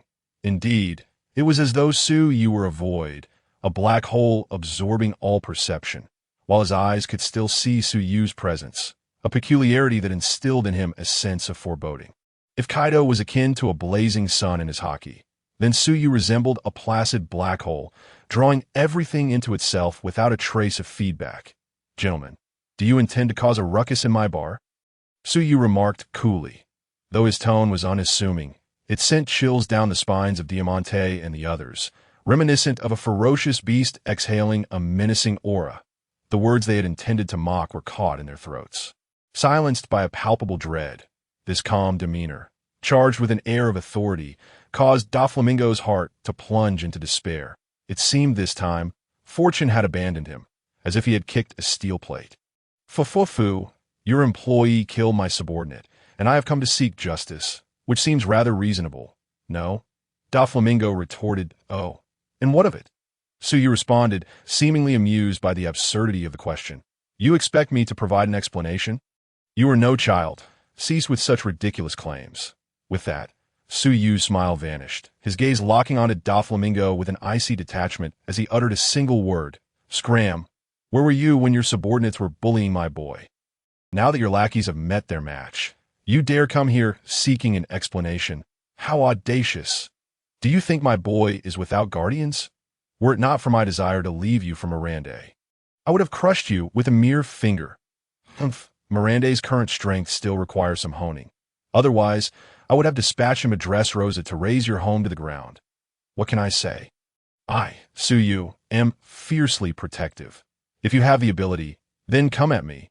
These words ignited the fury within Doflamingo and his companions, yet before they could unleash their wrath, it was abruptly extinguished as Suyu's eyes expanded in their vision, filling their entire world, overwhelming them with an unmatched aura that quelled their anger, leaving only trembling fear in its wake. Doflamingo was reminded of his encounters with Kaido, feeling as if he were being scrutinized by an ancient predator, insatiably hungry and intent on devouring him, leaving no room for resistance. But this was Kaido, one of the 4 emperors who towered over the seas, renowned alongside Whitebeard as the strongest man in the world. The so-called immortal Kaido. Had this owner truly reached the level of an emperor? Doflamingo's shirt was soaked with perspiration, cold sweat beading on his forehead. In that moment, he felt a terrifying realization. Suyu was beyond his capacity to confront. He had to retreat, or he would surely perish. Seeing that he had cowed the trio, Suyu chose to disregard them, turning his gaze away and making his way to his sofa. Doflamingo and his companions finally regained their faculties. Glancing at Suyu seated on the sofa, they found themselves unable to utter a single threat, opting instead to flee in silence alongside the subdued Pika and Diamante. This time, he had utterly lost face. Mirande regarded Suyu in silence, his eyes glimmering with unspoken admiration. Meanwhile, the onlooking pirates wore expressions of sheer astonishment, mouths agape, as if they could swallow a whole pig. Words failed to capture the depth of their shock. In their eyes, Suyu's few words had effortlessly intimidated one of the formidable 7 warlords, causing him to flee in disgrace without uttering a sound. What on earth is happening in this world? Is the apocalypse upon us? They exchanged furtive glances at Suyu, swallowing hard. This owner was terrifying beyond measure. As Doflamingo, Pika, and Diamante reached the shores of Sabeti Archipelago, a heavy silence enveloped them. They had come seeking confrontation. Yet how had the situation devolved into this? Pika and Diamante exchanged glances at the taciturn Doflamingo, mouths opening and closing without words of comfort. At such a moment, consolation would only serve to rub salt in the wound. Thus, they remained silent alongside him. Could it truly end like this? As Doflamingo gazed out at the ocean, shrouded in silence, his eyes obscured behind sunglasses, it was impossible to discern his thoughts. Yet the tension in his jaw and the throbbing veins on his forehead revealed a tumultuous inner turmoil beneath the facade of calm. How could he remain calm? This was no longer a matter of mere embarrassment. It felt as if his very visage had been torn from him, cast upon the ground, and trampled upon, to add insult to injury. It seemed he had brought this upon himself.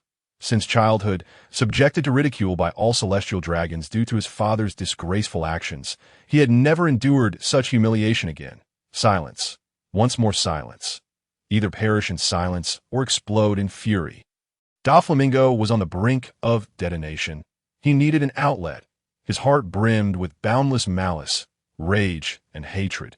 He required an avenue for release. In the next moment, the world around him appeared to fade. and an overwhelming aura of dominance surged forth from Doflamingo. This was the Conqueror's Haki. Behind him, Pika and Diamante trembled in fear as they braced against the full force of Doflamingo's wrathful Haki, feeling a sense of trepidation even in the face of their own strength. This Conqueror's Haki erupted for a full minute before Doflamingo seemed to have expended his fury.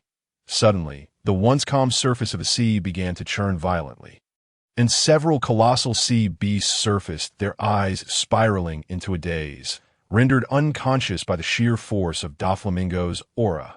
Pika, Diamante, let us depart. Back to Dressrosa. After venting his frustrations, Doflamingo has now mastered the art of concealing his emotions, exhibiting neither joy nor anger on his countenance. Even when his heart seethes with rage, he refrains from directing his ire towards those he considers family, such as Pika, upon witnessing Doflamingo's return to his former state.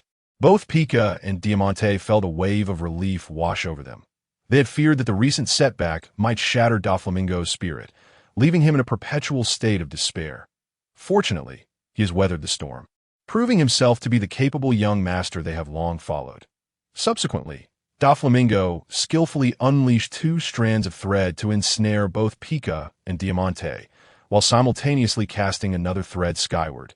The 3 of them appeared to be suspended in midair, gradually swaying into the distance. This technique, known as Sky Path, is a unique creation of Doflamingo's, derived from his consumption of the string fruit, which grants him the ability to conjure countless nearly invisible threads as fine as a hair.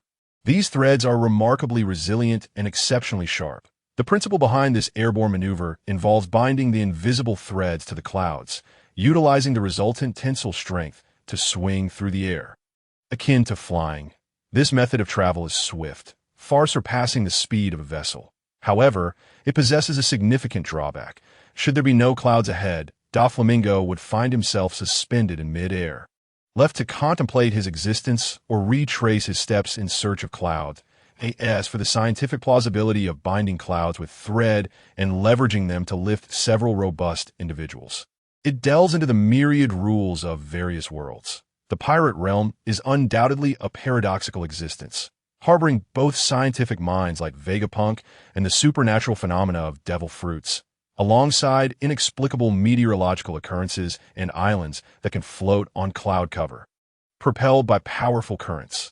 Thus, Doflamingo's ability to tether clouds and utilize them for flight aligns perfectly with the worldview of the pirate realm, creating an image of him dangling beneath the clouds like a soaring flamingo. The indignity Doflamingo suffered at the hands of Suyu will not be left unaddressed. After all, he possesses the Conqueror's Haki, while he may choose to retreat or compromise in certain situations. A wielder of Conqueror's Haki is characterized by their formidable presence and unwavering resolve, rather than a lack of intelligence, save for that straw-hatted exception. His restraint is merely a means of preserving his strength for a future opportunity to strike back decisively. Doflamingo is acutely aware that his own power pales in comparison to Suyu's. The chilling aura he now recalls sends shivers down his spine, marking only the 3rd time he has felt such helplessness in his life. The first was when he killed his father and presented his head to Mary Geos in a desperate plea to reclaim his celestial dragon status, only to be met with rejection and humiliation.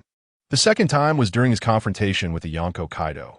Thus, if he seeks vengeance, he must enlist external assistance to confront a monster. One must summon another monster.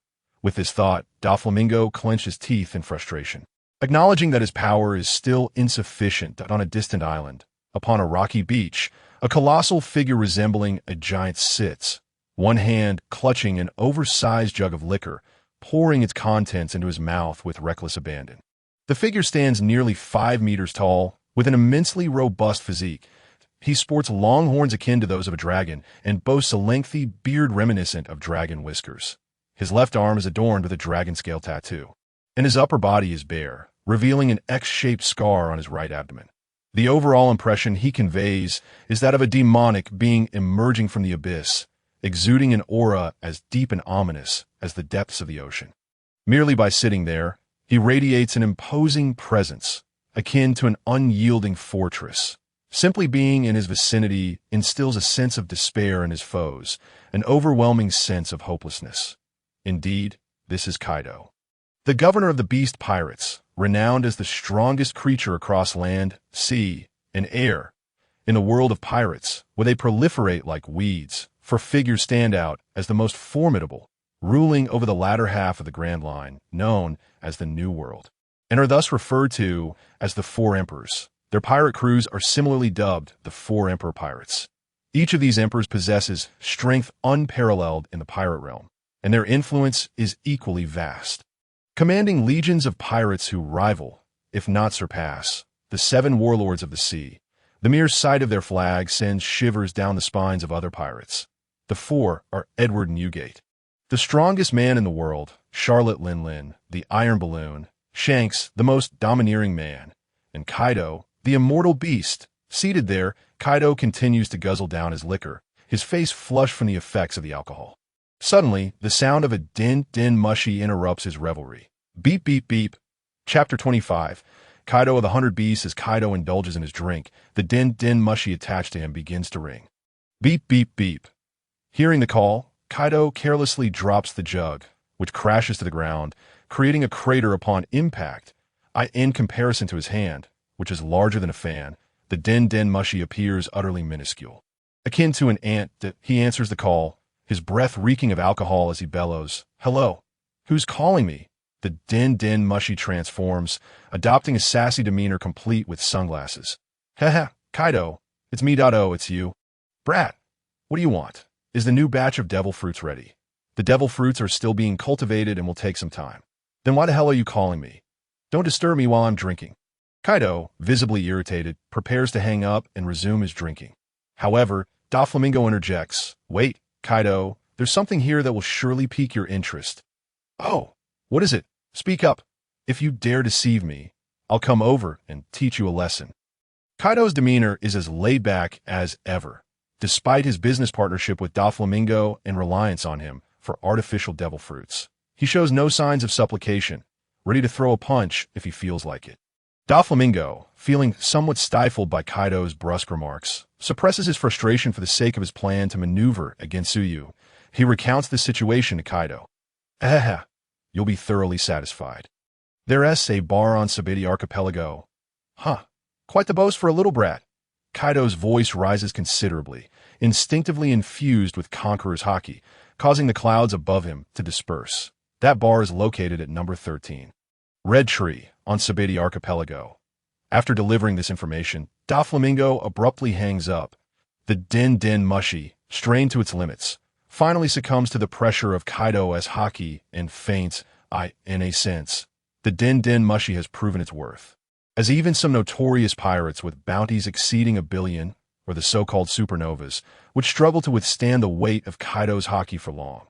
Kaido discards the pitiful din mushy and lifts the massive jug once more, downing the remaining liquor in one go at a bar that can grant any wish. Quite the audacious claim. Kaido mutters to himself, reflecting on a certain dream of his, though perhaps dream is an inappropriate term. Hobby would be more fitting. Kaido has always pursued death in a very literal sense. For instance, as a pirate, he once brazenly stormed the Navy headquarters, only to be captured, yet the Navy was unable to kill him, leaving them in an awkward position. Another instance involved him jumping directly from the Sky Island. Indeed, Kaido seeks to end his own life, yet his physical prowess is so formidable that he cannot succumb, which is undeniably infuriating. As a result, Kaido learned from Doflamingo about a bar that purportedly grants all wishes, which instantly piqued his interest. Although Kaido may appear to be a brute with little intelligence, this does not imply that he is foolish. Rather, he possesses the strength to act without overthinking. In truth, Kaido is quite cunning and shrewd, as evidenced by his strategic utilization of the Wano country's general, Kaido the Snake, to eliminate the Kazuki clan.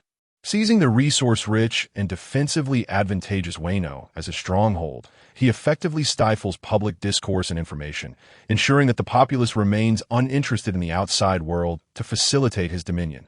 Thus, even though Doflamingo did not explicitly state so, Kaido had surmised that Doflamingo had suffered a setback in this locale, prompting him to inform Kaido of this development, clearly harboring ulterior motives, while Doflamingo's strength pales in comparison to his own. It is undeniable that he possesses some power. If even Doflamingo has encountered difficulties here and resorted to seeking Kaido's assistance, it suggests that this suddenly emerged bar may indeed have some merit, perhaps capable of providing Kaido with an exhilarating experience. Indeed, aside from his penchant for self-destruction, Kaido is also a fervent lover of combat and war, a veritable warrior and a fanatic of chaos, a terror against the world. Realizing that the bar might house formidable beings, Kaido felt a surge of excitement and promptly resolved to visit the establishment for some revelry. As for Doflamingo's machinations against him, those could wait until he had thoroughly enjoyed himself. He had heard that Dressrosa was a splendid place, and tearing it apart should be quite the thrill. However, little did Kaido realize that this excursion might very well be his last. Subsequently, Kaido hurled a now-empty wine jug to the ground, creating a significant crater and shattering the vessel into shards. He then rose slowly, reminiscent of a small hill suddenly ascending, stretched his somewhat stiff muscles, and began to undergo a transformation. Scales gradually sprouted across his body, his horns expanded, and his physique underwent a monumental change, while his aura shifted from an overtly domineering presence to one imbued with an air of mysterious nobility. In an astonishing display of strength, Kaido propelled himself into the air, and a dark cloud had ominously gathered above the island, casting a heavy pall over the surroundings as he soared into the cloud. The sky roiled with turbulence, sporadic lightning illuminating a colossal form concealed within the vapor. A resounding roar echoed, intertwined with the thunder, exuding an aura of lethal nobility and unparalleled might, as if the heavens themselves were fracturing. The cloud churned more violently, suggesting the presence of a creature stirring within, and soon, a scaled claw emerged from the obscurity of the cloud, revealing a portion of the enigmatic being. Another resounding roar followed, and a massive head broke through the cloud cover, adorned with intricate scales, 2 pairs of horns, flowing whiskers, and fearsome teeth. This was none other than a majestic dragon. Indeed, the mysterious entity hidden within the clouds was a legendary creature. A dragon, as the saying goes, the wind follows the tiger, and the clouds follow the dragon. Thus the appearance of this dragon accompanied by dark clouds is entirely fitting. Chapter 26. A sudden sense of schadenfreude. The clouds churned as the dragon swam through the mist, occasionally revealing segments of its body, exuding an aura of mystery and unmatched dominance. This was Kaido of the beasts. Indeed, Kaido was also a wielder of a devil fruit, and not only was his inherent strength formidable, but he also possessed a top-tier devil fruit, the fish fruit, mythical Zoan, azure dragon form. Kaido's fruit was indeed a rare mythical Zoan, and the azure dragon form was the pinnacle of such fruits. Merely contemplating this reveals the sheer terror of Kaido's power. After swimming through the clouds for a while, as if shaking off the effects of inebriation, he oriented himself towards the direction of the Sabeti archipelago and swiftly took flight in that direction. For someone as dangerously unpredictable as Kaido, the Navy could not afford to lose sight of him. Several kilometers away from the island, Navy intelligence personnel were stationed, tasked with monitoring Kaido's movements. Do not assume that surveilling a single individual is a simple endeavor. Tracking a beast like Kaido is akin to dancing on the edge of a blade, where a moment's negligence could prove fatal. For powerful beings, the observation hockey is standard, let alone for a top-tier powerhouse like Kaido. Thus, Navy operatives maintained a significant distance from Kaido, their hearts racing with trepidation, fearing detection. Initially, while Kaido merely indulged in drinking on the island, the observers felt relatively at ease. However, as Kaido exhibited uncharacteristic behavior, they wondered if he had become intoxicated. Although they had witnessed Kaido's dragon form upon his arrival at the island, seeing it again left them momentarily awestruck. This creature was nothing short of perfection. Its streamlined body, robust limbs, dignified visage, and air of enigmatic nobility truly justified its reputation as the strongest being across land, sea, and sky. They quickly steeled themselves, striving to keep pace with Kaido, but his speed was utterly despairing, compelling them to abandon the pursuit. Observing the direction in which Kaido had flown, they hurriedly consulted their tracking devices. That direction appeared to lead to the Sabaody archipelago. The Sabaody archipelago? Curse it! Why would Kaido venture there? Quickly, inform the Admiral. At Navy headquarters, within the office of Admiral Sengoku, he was in a state of quiet contemplation. The Swan Constellation's sacred garment had been delivered to Dr. Vegapunk several days prior, and he recalled the report relayed by Kizaru. Quoting Vegapunk's appraisal that the garment was as perfect as a divine creation. A divine creation indeed, Sengoku mused, feeling a complex swirl of emotions. He understood that Vegapunk's reference to divine did not pertain to a certain disreputable group. Yet he could not suppress his myriad thoughts. He had heard from Kizaru that the owner had effortlessly subdued him, a vice admiral, without lifting a finger. Such power could indeed be aptly described as divine. Thus far, the sacred garment had yielded no results, and with the passage of time, Sengoku's hopes had dwindled. Just then, a telephone beetle in his drawer emitted a series of chirps. Sengoku promptly halted his musings, opened the drawer, and answered the call. "Hello, this is Sengoku. Admiral Sengoku. This is the Kaido surveillance team. Just a few minutes ago, Kaido suddenly flew towards the Sabaody archipelago." "What? All right, I understand. Good work?" After hanging up the phone, Sengoku's expression grew somber, tinged with an unusual intensity. Carp, who was habitually pilfering Sunbei in the corner, noticed Sengoku's demeanor and inquired, "What's wrong? Is there an issue?" Kaido is headed to the Sabaody archipelago." Upon hearing this news, Carp felt a shock as well. Even he lacked absolute confidence in confronting Kaido head-on, that if Kaido unleashed havoc at the Sabaody archipelago, it remained to be seen how much of it could be salvaged, depending on how long Kaido's rampage lasted. However, he soon recalled something and regained his composure. Could it be that Kaido has caught wind of the bar owner's reputation and is heading there for that reason? Sengoku shared a similar thought, considering that the only notable aspect distinguishing the Sabaody archipelago from before was the presence of Suyu. Therefore, Kaido's sudden choice to visit the Sabaody archipelago was likely in pursuit of Suyu. Yet, contemplating Suyu's strength, it was possible that Kaido might be walking into a trap. If Kaido has truly provoked Suyu, then this 4-emperor may very well become a mere 3-emperor.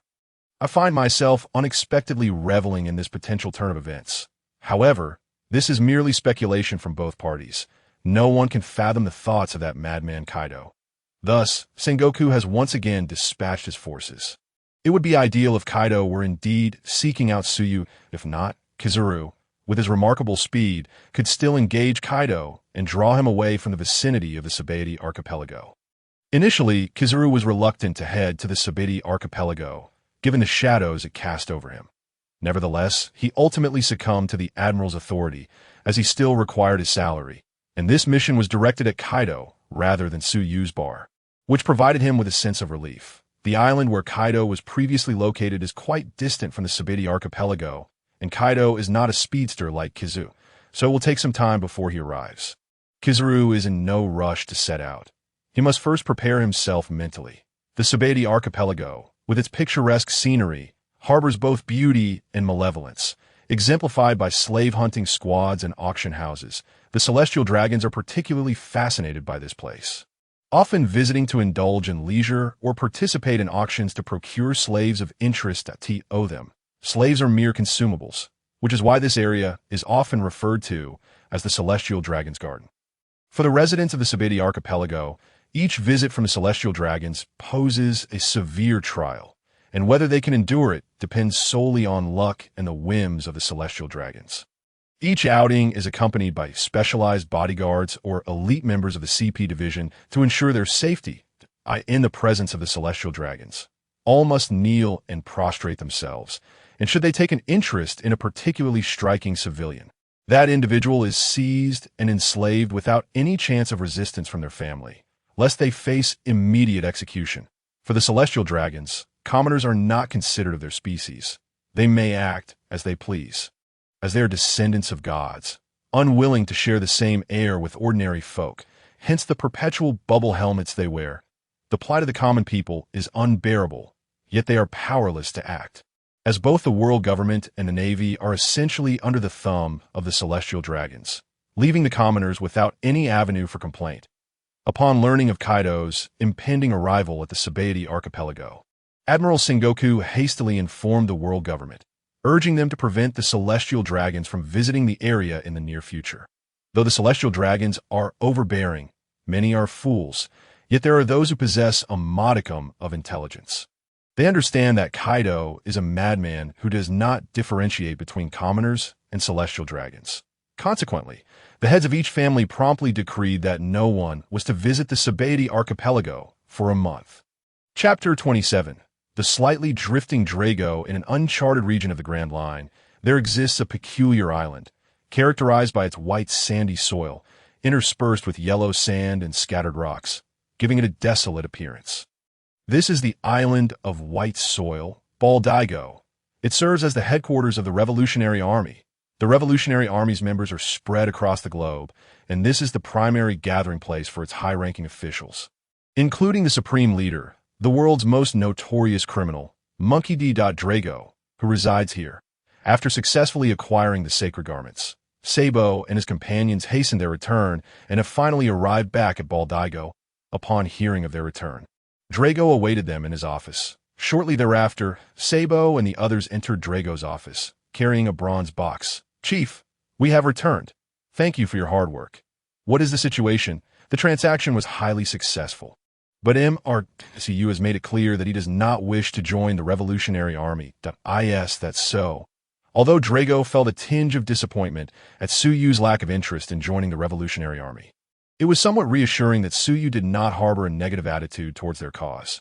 This could be considered good news. Sabo then placed the bronze box on the ground, declaring, "This is the rumored sacred garment."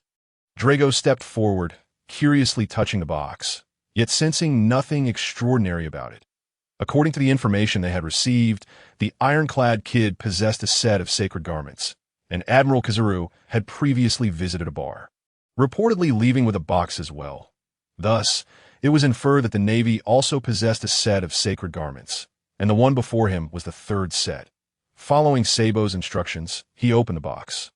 As before, the same extraordinary effect occurred, but this time the light was not blue, but rather a turquoise hue that surged briefly before swiftly dimming. Before their eyes, a dragon with wings materialized, its entire form gleaming with a metallic sheen, exuding an aura of mystery and nobility. "This is the legendary sacred garment," Kurara exclaimed in awe, while the others were equally astonished.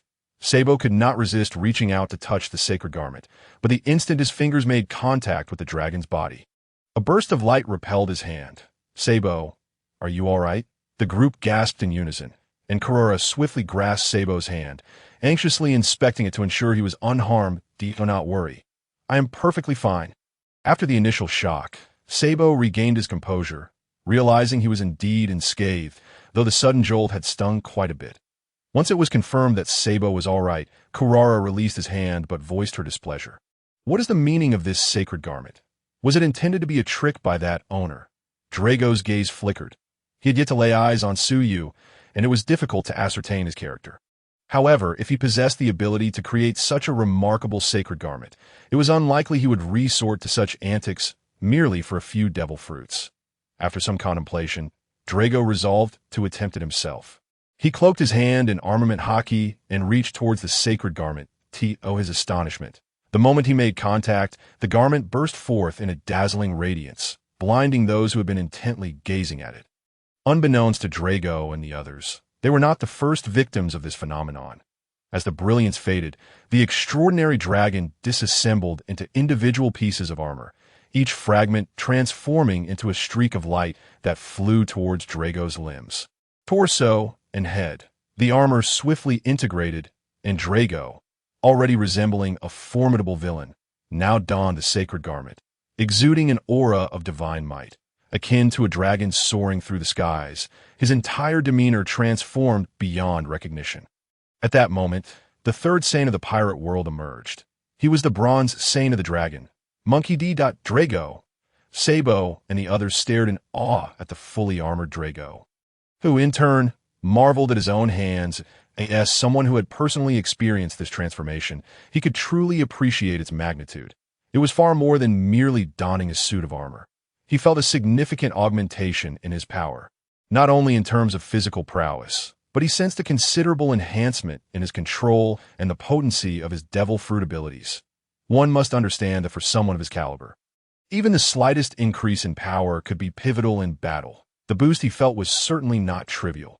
It must have been at least fivefold, if not more. Just then, an unbidden vision flashed through Drago's mind. In the vision, a long-haired man with bandaged arms coiled his fists and unleashed a punch, for which a fearsome dragon soared into the sky. Following this, 5 flamboyant characters appeared behind him. Lushan, Rising Dragon Strike. With that, the vision concluded. Lushan, Rising Dragon Strike. Drago instinctively repeated the words, feeling their tremendous weight. "Chief, are you all right?" Drago had suddenly closed his eyes and fallen silent, causing Sabo and the others to grow anxious. At last, Drago reopened his eyes, prompting a collective sigh of relief from the group. Observing their worried expressions, Drago shook his head to indicate he was fine. Then, almost as if in a sigh, he remarked, "This sacred garment requires only 7 animal-type devil fruits. Truly a fair deal." "Huh. Fair deal. 7 devil fruits for a suit of armor. And you call that fair?" Kurara questioned, puzzled. Drago explained, "This is not just any ordinary armor. I can distinctly feel that my power has been significantly enhanced." Upon hearing Dorj's words, several individuals were taken aback. They were well aware of the immense strength Dorj possessed, the fact that such formidable power, upon donning this armor, could be palpably felt as enhanced was nothing short of astonishing. In truth, they had previously believed that this armor was only beneficial to ordinary individuals, a notion even Dorj had held. Who could have anticipated that this armor would deliver such a significant surprise? Clad in this armor, Dorj even felt as though he could take on his own father. However, it was evident that the sudden surge of power had caused Dorj to become a tad overconfident. At that moment, in the Sabiti archipelago, Kizaru had already arrived, awaiting orders. Yet, he did not approach the 13th red tree. Instead, he remained at Abel's side, clearly haunted by shadows of the past. The day, which had initially promised bright sunshine, was suddenly overshadowed by a distant gathering of ominous clouds, rolling and churning as if harboring some colossal, mysterious creature within, since setting forth towards the Sabeti archipelago 3 or 4 days prior. Kaido was finally nearing his destination. Chapter 28. Kaido's Emergence. A small cloud loomed on the horizon, while the skies above the Sabiti archipelago remained clear. The lookout personnel at the naval base quickly reported this peculiar cloud to Abel, who had been lethargic. Kizaru's demeanor shifted to one of seriousness. He activated his observation haki, probing the rapidly approaching cloud. Though he could not discern the specifics, he merely sensed a tumultuous aura akin to that of a volcano. Even he could not help but feel a twinge of tension upon encountering this presence. That it was abundantly clear who this was. Kaido of the 100 Beasts, the very reason for his visit to the Sabeti archipelago. In fact, upon learning that Kaido was en route, both Abel and the soldiers at the base were thrown into disarray. After all, he was one of the 4 emperors.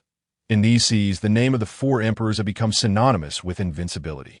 Thus, upon hearing that Kaido, one of the 4 emperors, was coming, despair and hopelessness crept into their hearts.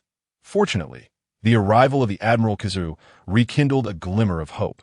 Kizaru understood that, for someone of Kaido's caliber, these ordinary soldiers, even Abel, the rear admiral, were as fragile as paper. A mere brush could spell their demise. A slight injury could lead to disaster. Even in overwhelming numbers, they would be nothing more than a statistic. Thus, Kizaru instructed the soldiers, including Abel, to act wisely, to assist civilians if necessary, and to avoid direct confrontation with Kaido as for himself.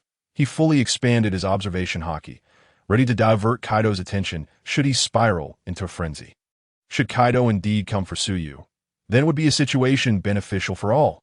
Up until now, Kizaru had never witnessed Suyu's true capabilities firsthand.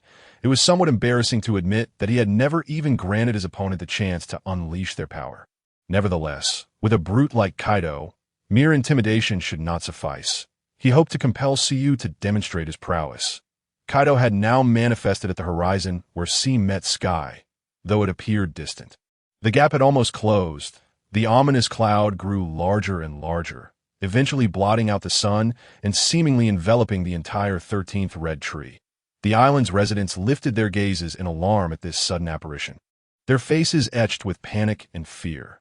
Those on the streets scrambled to return home, while those indoors found no solace. Fortunately, the Navy intervened, reassuring the populace while attempting to evacuate them from the 13th Red Tree. Kizaru, now fully alert, sensed the impending danger.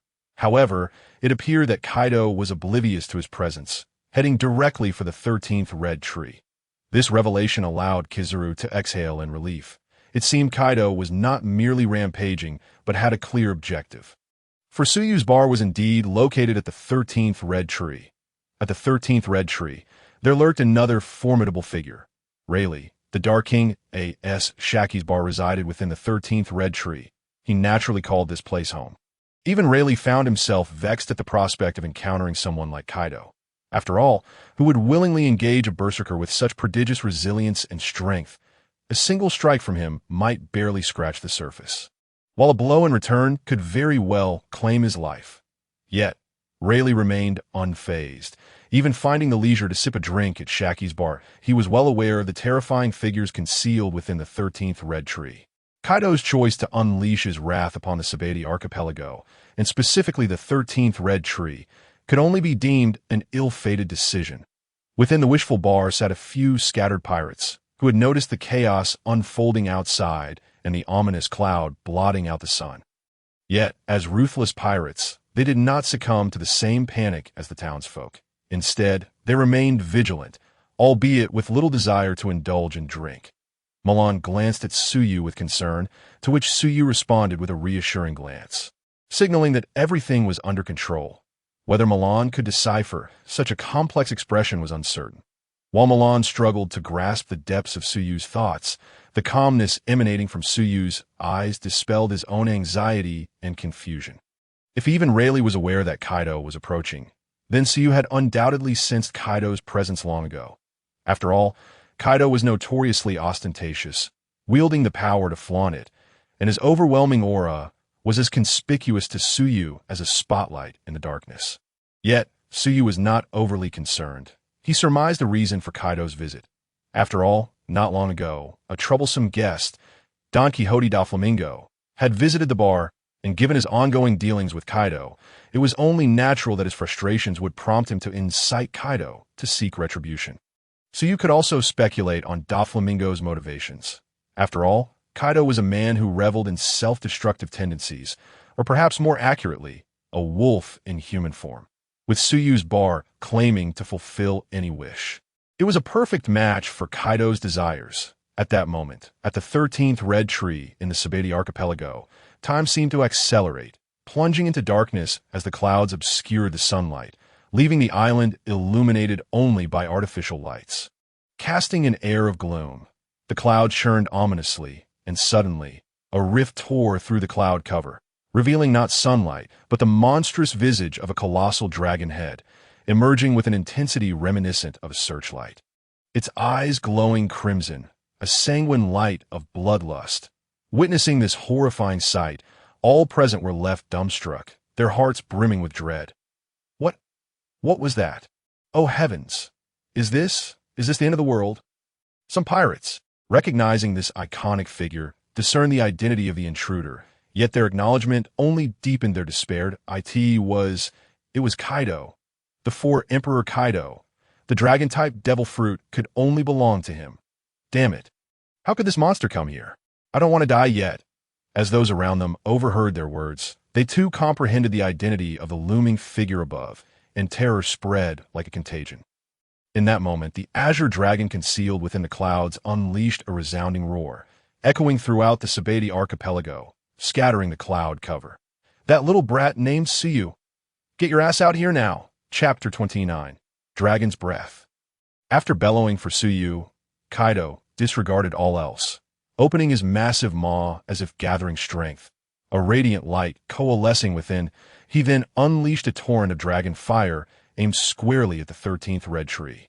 A searing, terrifying beam of energy erupted from Kaido's mouth, hurtling towards the 13th Red Tree, causing the very fabric of space to tremble under the weight of such immense power. This is bad. Upon witnessing Kaido's formidable strike, Kizaru was momentarily taken aback, yet the velocity of the assault left him with no time to intervene. He could only watch helplessly as the radiant beam collided with the colossal red tree. In truth, even had Kizaru arrived in time, he harbored no confidence in his ability to thwart such a terrifying onslaught, for to him, this beam appeared beyond the realm of human capability. The onlookers, both civilians and pirates alike, were transfixed by the cataclysmic spectacle that seemed to herald the apocalypse, their eyes wide with despair, many reduced to tears by sheer terror, when the beam struck the massive red tree. The world seemed to hush in that instant. The following moment heralded an indescribable cacophony that reverberated across the island, shaking it to its very core. In the aftermath, the point of impact appeared as if the fabric of space itself had warped, collapsing inward as though striving to converge upon a singularity, only to halt abruptly and then expand outward in a rapid, blinding eruption of light. A tidal wave of energy surged from the epicenter, sweeping outward, rendering the entire expanse of the red tree akin to a small, helpless vessel tossed about in a tempest. Like a tea that moment, a colossal sphere of energy blossomed forth, the pressure akin to that of a typhoon wreaking havoc in the surrounding space. This calamity persisted for a protracted duration before gradually subsiding, and as the smoke cleared, the site where the red tree once stood revealed nothing but a vast, gaping crater. Fortunately, this devastation occurred at a considerable distance from the residential area, thus sparing the inhabitants from casualties. The survivors, both residents and pirates, gazed at the immense pit with trepidation, trembling in fear, too stunned to speak. The behemoth in the sky was capable of annihilating existence itself. Kizaru shared in their dread, muttering to himself, "Indeed, this is truly terrifying." Rayleigh shook his head in quiet disbelief. Such a monstrous display was indeed excessive. I could see that moment. Someone recalled that the beast in the sky had uttered something prior to its attack, as if it were searching for someone. Meanwhile, the pirates, still within the Suyu bar, just beginning to recover from their panic, turned their complex gazes toward Suyu, who appeared calm and unfazed, their eyes reflecting a mixture of fear, schadenfreude, and confusion. Clearly, they too had heard Kaido's earlier proclamation, and now they were eager to witness how the previously arrogant proprietor would react when confronted by the Emperor Kaido. Would he grovel in submission or meet a fate akin to that of the Red Tree? Reduced to nothingness by Kaido's dragon fire. "Boss." Milan walked nervously to Suyu's side, still shaken and uncertain of what to do. The power of that breath attack was evident to him. He understood that even with the divine armor of Pegasus, surviving such an assault would be an extraordinary feat. The boss's strength undoubtedly surpassed his own, yet he was left wondering if it would be sufficient to withstand the monster above. "Stay here and wait." Suyu reassured his offspring. "With someone like Kaido, even if I stood still and let him do as he pleases, he wouldn't even breach my defenses." Upon hearing this, the surrounding pirates exhibited various expressions. Some were skeptical of Suyu's bravado, while others were reassured by his apparent confidence. Milan, however, placed his complete trust in Suyu. Hearing those words eased his anxiety. With that, Suyu set down the book he had been holding, rose from the sofa, and calmly walked outside. The sky remained shrouded in dark clouds, although the explosion had cleared a significant portion of them away, revealing Kaido's massive form, a serpent-like dragon over 100 meters long, coiling ominously in the air. All were left in awe at the sight of Kaido's gigantic figure, their expressions blank as they gaped at the dragon twisting in the sky, some even drooling in their stupor. "Brat, come out here!" Kaido bellowed, releasing another breath of dragon fire that seemed to calm his fury somewhat, though his tone retained a hint of the earlier ferocity. Suyu stepped out of the bar without hesitation, soaring into the air until he hovered several hundred meters before Kaido's dragon head. "What do you want from me?" Suyu's voice echoed with an amplification that matched Kaido's thunderous roar. Kizaru sighed in relief at Suyu's emergence, having grown accustomed to the latter's extraordinary means of flight. Kaido, noticing the diminutive figure before him, was immediately infuriated by Suyu's insolent words. In a fit of rage, he unleashed another breath of dragon fire, hurtling directly toward Suyu. The crowd below gasped in horror as the familiar beam of light surged forth, silently mourning for Suyu, who stood defiantly before it. To them, It seemed that he was surely doomed. The pirates who recognized Suyu were filled with malicious delight. Indeed, in their eyes, anyone in that position, as long as it was not themselves, would be a fitting subject for their schadenfreude. Such was the true nature of pirates. As Suyu beheld the beam rushing toward him, he prepared to open his mouth, only to abruptly shut it halfway. He had initially intended to consume the dragon fire, as it would have been a striking visual. However, he suddenly realized that this beam was emitted from the very mouth of Kaido. A wave of apprehension washed over him. If he accepted it, it would be akin to swallowing Kaido's saliva. This was decidedly not an option. Thankfully, he had arrived at this realization just in time. With a swift motion, Suyu extended his right hand, which appeared delicate and pale, starkly contrasting with the explosive beam.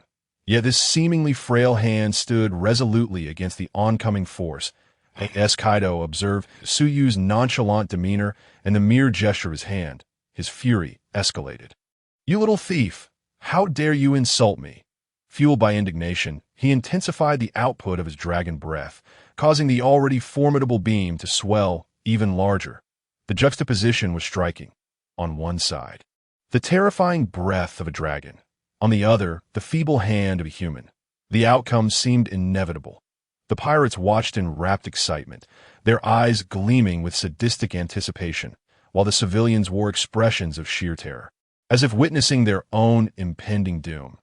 Even Kizaru and Rayleigh, who possessed some understanding of Suyu's strength, felt their hearts race with anxiety as they watched the unfolding drama, though the events transpired in mere moments. The distance between Suyu and Kaido was only a few hundred meters, and the dragon's breath reached Suyu's hand in the blink of an eye, when the beam collided with Suyu's palm. The anticipated outcome did not unfold as Kaido and the pirates had envisioned. Rather than witnessing Suyu being obliterated, they were astounded to see that he had, against all odds, halted the beam with nothing but a single, seemingly insubstantial hand. He had done it. He had blocked it. The dragon's breath struck Suyu's outstretched palm with tremendous force, yet he remained utterly unyielding, not even flinching as he stood firm against the terrifying assault that had, just moments ago, effortlessly destroyed a colossal red tree. Kaido, taken aback by Suyu's unexpected resilience, instinctively increased his output, the dragon breath continuing to batter against Suyu's hand. Yet this ordinary-looking palm remained steadfast, akin to an unyielding reef amidst a raging sea. The fierce winds whipped Suyu's hair and clothing about as the point of contact between his hand and the dragon fire erupted in brilliant light. In that moment, Suyu's slender silhouette appeared remarkably upright, resembling an indomitable fortress standing against the tempest of chaos. Were an artist to capture this moment, it would undoubtedly become a timeless masterpiece. A fierce dragon confronted by a mere human, the latter effortlessly blocking the dragon's attack. The striking contrast palpable. All present stood in stunned silence, unable to comprehend the magnitude of the scene unfolding before them. That dragon was Kaido, the legendary emperor. Just moments ago, he had effortlessly annihilated a massive red tree. So who could explain to them the bewildering reality before their eyes? Were they the ones who had lost their minds, or had the world itself gone mad? Only Rayleigh and Kizaru remained unfazed, for they had previously witnessed the terror of Suyu, and now wore expressions of anticipated understanding. However, their eyes were still filled with astonishment. Knowing something and witnessing it firsthand are two entirely different experiences. And the scene was simply too shocking. Seeing that Kaido's dragon breath seemed utterly ineffective against Suyu, he ceased his futile efforts, and the terrifying beam of light gradually dissipated, ultimately vanishing into Suyu's palm. With Kaido having given up, Suyu retracted his hand and retrieved a cloth to wipe it clean. Despite knowing that Kaido's verbal onslaught was merely bluster, and that the temperature of his dragon breath was exceedingly high, he could not help but feel a sense of discomfort, and had to wipe his hands to feel more at ease. Kaido's massive dragon eyes fixed intently on Suyu. If the pirates below were to face such fearsome eyes, they would likely be paralyzed with fear. He opened his mouth, and a deep, restrained voice emerged, resonating like distant thunder. "You are the owner of that bar, Suyu?" "Indeed. Kaido, why have you left your lair to wreak havoc here? Are you seeking death?" Upon hearing Suyu's brazen tone, The pirates below were struck with terror. Yet, Kaido did not explode in anger as before. After all, Suyu had effortlessly caught his dragon breath earlier, earning Kaido's acknowledgement of his strength. Kaido was the type of person who, despite being a warmonger, could overlook minor grievances when it came to those he recognized as powerful. Moreover, in a sense, Suyu was not entirely wrong. Kaido was indeed seeking death by coming to confront him. What an arrogant brat. I heard that you can fulfill any wish here. So here I am. Come on, today either you kill me, or I shall kill you. Just a mere reptile. I fear you would not withstand even a fraction of my strength. The observing pirates were utterly astonished. They were facing Kaido, the fearsome emperor of the sea. Could he not tone down his arrogance? Damn brat, Kaido, indeed provoked by Suyu, opened his cavernous maw to unleash an attack akin to a natural disaster. Though this time, it was not dragon-breathed, Kaido exhaled, releasing a torrent of wind blades resembling scythe strikes. Each blade was razor-sharp, rivaling the slashes of the greatest swordsman. One blade might be manageable, but their sheer number transformed quantity into an overwhelming force. This was a genuine calamity, facing the onslaught of wind blades. Suyu remained unperturbed, raising his hand to press against the air before him. In an instant, the space shattered like glass, and with a subtle push, the fractured mirror began to advance towards the wind blades. Those seemingly invincible wind blades collided with the mirror, vanishing without a trace, completely obliterated, not even producing a sound or causing a ripple, maintaining their speed without the slightest indication of slowing down. The broken mirror, appearing to move slowly, quickly reached Kaido's front. He immediately intensified his output, unleashing more wind blades, but to no avail. His observation haki screamed warnings, alerting him to the terrifying power of the approaching attack. Yet, the mirror was already upon him. His massive form made it impossible to transform into human form in time, so he desperately gathered his armament haki to shield his vital areas like his head and heart, bracing himself to withstand the impending blow. Chapter 31. Has he really lost? Observing the encroaching shattered mirror, Kaido's dragon scales bristled in alarm, akin to human hairs standing on end. However, within him, there was no trace of fear or anxiety. Only exhilaration, truly a battle maniac. He fervently concentrated his armament haki, abandoning full-body defense and instead focusing on his heart and head, preparing to take Suyu's attack head-on. The next moment, the seemingly fragile yet profoundly terrifying shattered mirror approached Kaido, slowly yet inexorably colliding with his body. Upon impact, there was no thunderous sound or tumultuous wave, as if everything transpired quite naturally. The massive mirror shattered silently against Kaido's seemingly indestructible form, leaving him seemingly unscathed. Not a single hair out of place. The onlookers were left dumbfounded. The special effects of that attack were spectacular, and Kaido's counterattack had been completely ineffective. What had just happened? At that moment, everyone held their breath, and the two combatants above ceased their movements as the world around them fell into an eerie silence, contrasting sharply with the previous chaos. Kizaru and Rayleigh exchanged puzzled glances. That attack appeared to possess immense power, and Suyu would not strike aimlessly. They then suddenly noted something peculiar. Why was Kaido motionless after receiving that blow? No, it was not that he was completely still. With their keen eyesight, they could see that even Kaido's flowing mane had come to a standstill. Kaido was not merely immobile. He was frozen in time. His entire dragon form seemed to be encased in a spatial stasis, resembling a three-dimensional painting. Upon this realization, both gasped in shock. This move was terrifyingly powerful, as if it had rendered him completely unconscious. They had witnessed Kaido's previous futile resistance, which had proven ineffective. Could this attack only be evaded with astounding speed? But would Suyu leave such an obvious opening? Certainly not. In truth, Suyu had not unleashed the full potential of this move. Otherwise, the entire pirate world would struggle to bear its weight. Suddenly, the stillness was shattered by a cracking sound, akin to glass breaking. The crackling intensified, originating from Kaido himself. The once intact Kaido appeared to fracture, horrific cracks spreading across his body, his dragon scales bursting apart, and torrents of scalding dragon blood gushing forth. creating a veritable rain of crimson. This was an absurd amount of blood, but that was not the end. Kaido's dragon claws had become unrecognizable, resembling shredded remnants barely clinging to his body, while the horns atop his head shattered, leaving only fragments. Kaido no longer resembled a dragon. He appeared as a grotesque, bloodied serpent, a sight of utter devastation. At that moment, it seemed as though Kaido had thawed. Finally able to move, a mournful dragon's roar echoed throughout the heavens, a sound that brought tears to the eyes of those who heard it. Subsequently, the grievously injured Kaido lacked the strength to remain airborne. Plummeting towards the ground, the massive chunk of Kaido descended from the sky, sending shockwaves through the crowd below. If he landed, it would surely claim lives. Thankfully, Kaido was severely weakened and lacked the energy to maintain his beast form, thus reverting to his human shape during the fall. The human form of Kaido, although somewhat better than his dragon state, still appeared wretched. His limbs were barely intact, his body riddled with cracks, yet the wounds on his head and chest remained relatively shallow. Nevertheless, he was losing an alarming amount of blood, transforming his form into a grotesque crimson figure. Thus, a 7-meter-tall giant plummeted from hundreds of meters above, creating a massive crater upon impact. The dust settled.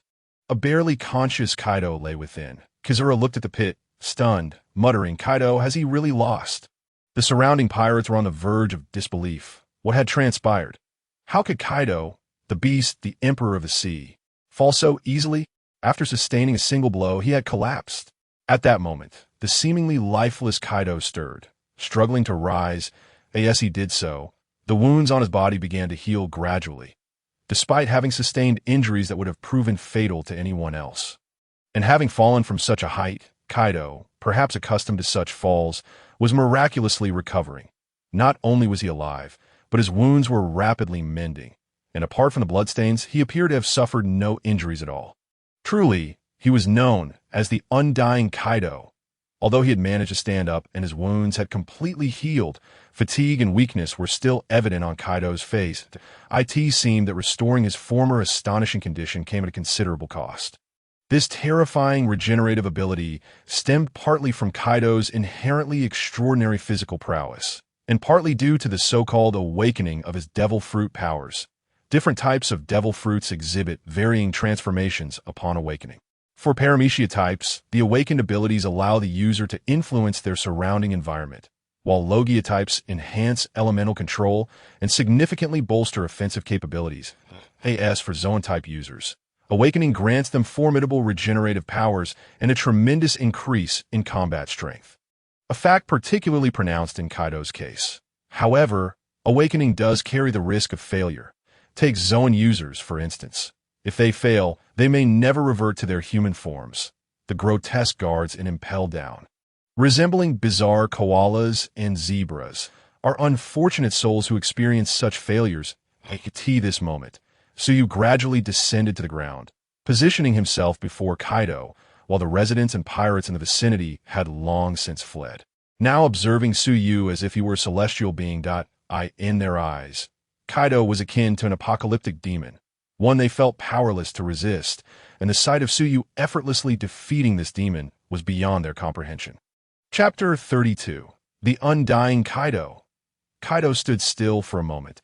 Appearing battered yet significantly improved, he emerged from the large pit he had created with a clatter, gazing at Suyu, whose expression remained impassive. Kaido's demeanor was grave, his eyes serious. He had never encountered a warrior as formidable as Suyu. Although he had faced the pirate King Roger and had fought Whitebeard, not even the latter's tremor fruit had struck with such ferocity. The key difference was that Suyu seemed to exert no effort at all, merely raising his hand and inflicting a severe injury on Kaido.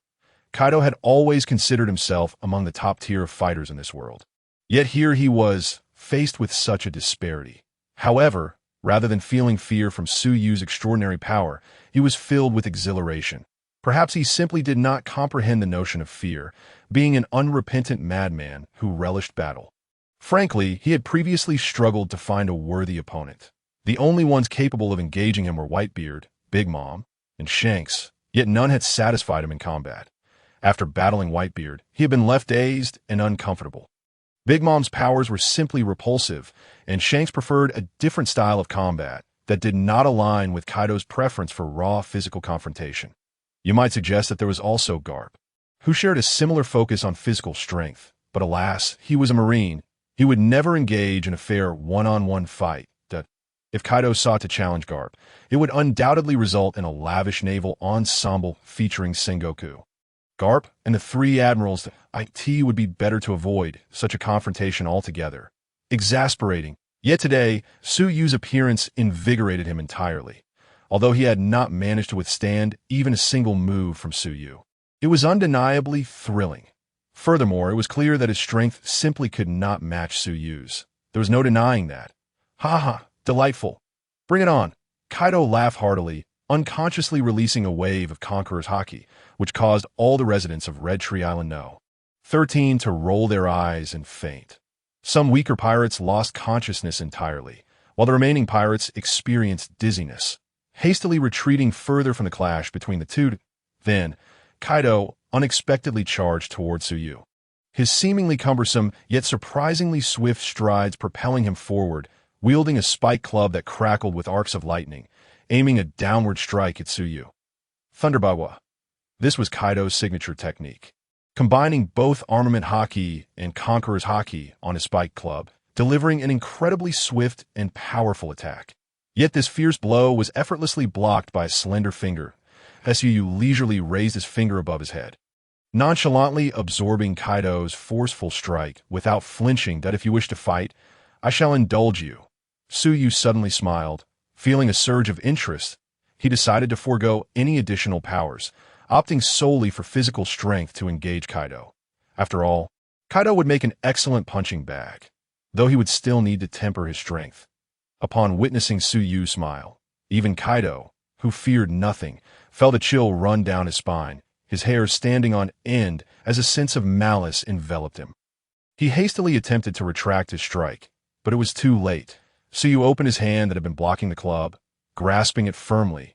With a gentle squeeze, the club, crafted from solid iron and imbued with Kaido's years of armament haki, crumbled like a model made of tofu. Imagine the scene of Hela crushing Thor's hammer here. Seeing his beloved weapon disintegrate before him caused Kaido a pang of heartache, yet he seized the opportunity to retreat, distancing himself from Suyu. However, when he focused again, he found that Suyu had vanished without a trace. The spot where Suyu had stood was now merely air and dust, startling Kaido. He swiftly turned, but it was evidently too late. Suyu had somehow appeared behind him, delivering a stylish sidekick that sent Kaido flying. Sliding across the ground for several meters, Kaido struggled to regain his balance, forcing himself to rise again. However, when he looked up, he found that Suyu had once more disappeared from sight. Feeling helpless, Kaido resigned himself to avoiding confrontation, striving to shield himself with armament haki. True to his expectations, just as he completed this action, an irresistible force struck his lower back, propelling him away once again. Thus, he continued to be thrown about, left and right, unable to even catch a glimpse of Suyu. Reduced to merely receiving blows, this sensation reminded him of the time he had recklessly stormed the Marine headquarters, only to be besieged by Sengoku, Garp, and the three admirals. No, this was far worse. Back then, he could at least retaliate, but now he was utterly helpless, unable to see the one attacking him. Such humiliation. The damage was substantial as well. Meanwhile, the surrounding pirates watched like fools, their minds blank, staring vacantly at the unfolding spectacle. Their eyes mindlessly tracking the movements of the 2.0. This could hardly be termed a battle. It was akin to play. Suyu was the one playing, while Kaido was merely the plaything. Kizaru and Rayleigh were similarly stunned, having never witnessed such a scene in their lives. This cannot continue, Kaido thought, flying through the air while coughing up blood. If this continued, he might be beaten to death in this humiliating manner. He needed to devise a plan to escape his current predicament. After being kicked away once more by Suyu, Kaido swiftly activated the powers of his devil fruit, enlarging and weighing down his body. Finally regaining some semblance of balance and breaking free from the endless cycle of blows, dazed and staggering, Kaido retreated several steps, finally catching sight of Suyu once more, clad in a pristine white shirt. Suyu appeared as immaculate as he had at the beginning, a stark contrast to Kaido's disheveled state. At that moment, Kaido realized something dreadful. In the face of Suyu, his observation haki seemed to have failed. For he perceived no presence in his vicinity, yet there Suyu stood, leisurely before him. Suyu, in turn, was observing Kaido, who now exhibited dragon scales adorning his arms, his hands morphing into claw-like appendages. While his human visage contorted, jaw jutting forward, covered in scales, with a pair of dragon horns sprouting from his forehead, he had transformed into the third form of his Zoan type, Dragon Man form. Chapter 33. The Risks of Spectating. This resembles a state of a dragon-human hybrid, specifically Kaido's dragon form, Zoan-type devil fruit. Users possess three distinct forms. The first is the human form, which enhances strength and physical attributes upon consuming a Zoan-type fruit, improving recovery, stamina, speed, and other fundamental capabilities. The second is the complete beast transformation, a form that boasts the greatest power and grants unique abilities associated with the respective animal. And the third is the hybrid form, which significantly amplifies physical prowess and strength while maintaining a human-like appearance, making it the most suitable form for one-on-one combat. In Kaido's dragon form, his defensive capabilities, recovery rate, and strength experience a remarkable enhancement. Furthermore, in this form, Kaido's speed becomes extraordinarily swift. Although Kaido was already fast, he appeared somewhat outclassed compared to certain top-tier fighters, often feeling frustrated against opponents like Kizaru. However, upon transforming into the dragon form, Kaido's speed becomes terrifyingly formidable. While his speed may not rival the elite like Kizaru, it certainly matches, if not exceeds, that of Shanks. Moreover, Kaido simultaneously possesses an overwhelming physical strength and a seemingly invincible recovery ability. As for his physical power, Kaido is undoubtedly among the elite. This does not imply that Shanks is inferior. After all, he is one of the four emperors, renowned for his supreme conqueror's haki and his prowess as a swordsman known for his offensive capabilities, which certainly surpass Kaido's in terms of raw power. However, to be candid, Suyu finds the dragon form somewhat unsightly, oddly charming in its own way. This sentiment, however, is likely unique to Suyu. When others face Kaido, they are either paralyzed by fear or filled with wariness and seriousness. Kaido spat blood onto the ground, gasping for breath. Although he appeared unscathed, he bore internal injuries. His organs ached, a lingering pain despite his recovery through the awakened powers of the fruit. Despite his remarkable stamina that could allow him to fight for days on end, even he felt fatigued. Nevertheless, Kaido was reluctant to concede. He felt a deep sense of frustration, having been on the receiving end of relentless blows throughout the battle. Without even managing to touch a strand of Suyu's hair, Kaido was beginning to question his existence. Thus, he was determined to land at least one punch on Suyu. Just then, Kaido noticed that Suyu seemed somewhat distracted. A prime opportunity, Kaido silently urged himself, then unleashed his maximum speed, charging directly towards Suyu, only to swiftly pass by him and arrive at Suyu's rear. Kaido concentrated a massive amount of Conqueror's haki and armament haki onto his right hand, dark crimson lightning crackling forth, before delivering a powerful, unadorned strike aimed at Suyu's head. As that colossal fist approached, drawing closer and closer, Kaido was on the verge of a triumphant grin, believing the blow was assuredly successful. However, Suyu raised his hand at a speed imperceptible to the naked eye, effortlessly catching Kaido's seemingly unstoppable punch. The terrifying fist impacted against Suyu's palm, which appeared childlike by comparison, yet it was as if a stone had sunk into the sea, creating not a ripple nor a sound, rendering the scene profoundly awkward. Kaido gritted his teeth, straining to push forward, but that hand remained immovable, as if it were a divine decree, an insurmountable barrier, forcing him to withdraw. However, Kaido was not prepared to relent. He began to maneuver around Suyu, moving with such speed that he vanished from the sight of the onlooking pirates, leaving only Rayleigh and Kizaru able to discern his movements through observation haki. As he moved, Kaido continuously threw punches at Suyu from a distance, attempting to strike him. Kaido also possessed a highly potent technique known as Vajra Arrow, which involved wrapping haki around his kanabo and striking with immense force, producing a projectile akin to sword energy. The term arrow denotes a projectile, and Vajra arrow signifies a powerful long-range attack. Unfortunately, during the initial skirmish, his beloved Kanabo had been shattered by Suyu, leaving Kaido to rely solely on his fists to execute a simplified version of the Vajra arrow. While its destructive capacity was diminished compared to the Kanabo, it was far more convenient. Every punch directed at Suyu was effortlessly deflected, executed with a nonchalant grace that emphasized ease. However, this was anticipated by Kaido. He merely sought to confuse Suyu's perception and find an opening. So he did not concern himself with precision, launching strikes in Suyu's general direction, with one punch even narrowly missing him. Nonetheless, that wayward punch did not go to waste, although it missed Suyu. It struck a rather fortunate onlooker, sending the hapless pirate flying several hundred meters, blood erupting from his body as if it were water, cascading in a trail behind him. Before he even landed, he blissfully lost consciousness, his life hanging in the balance. The remaining pirates were paralyzed with fear. Even from a distance, they still faced peril.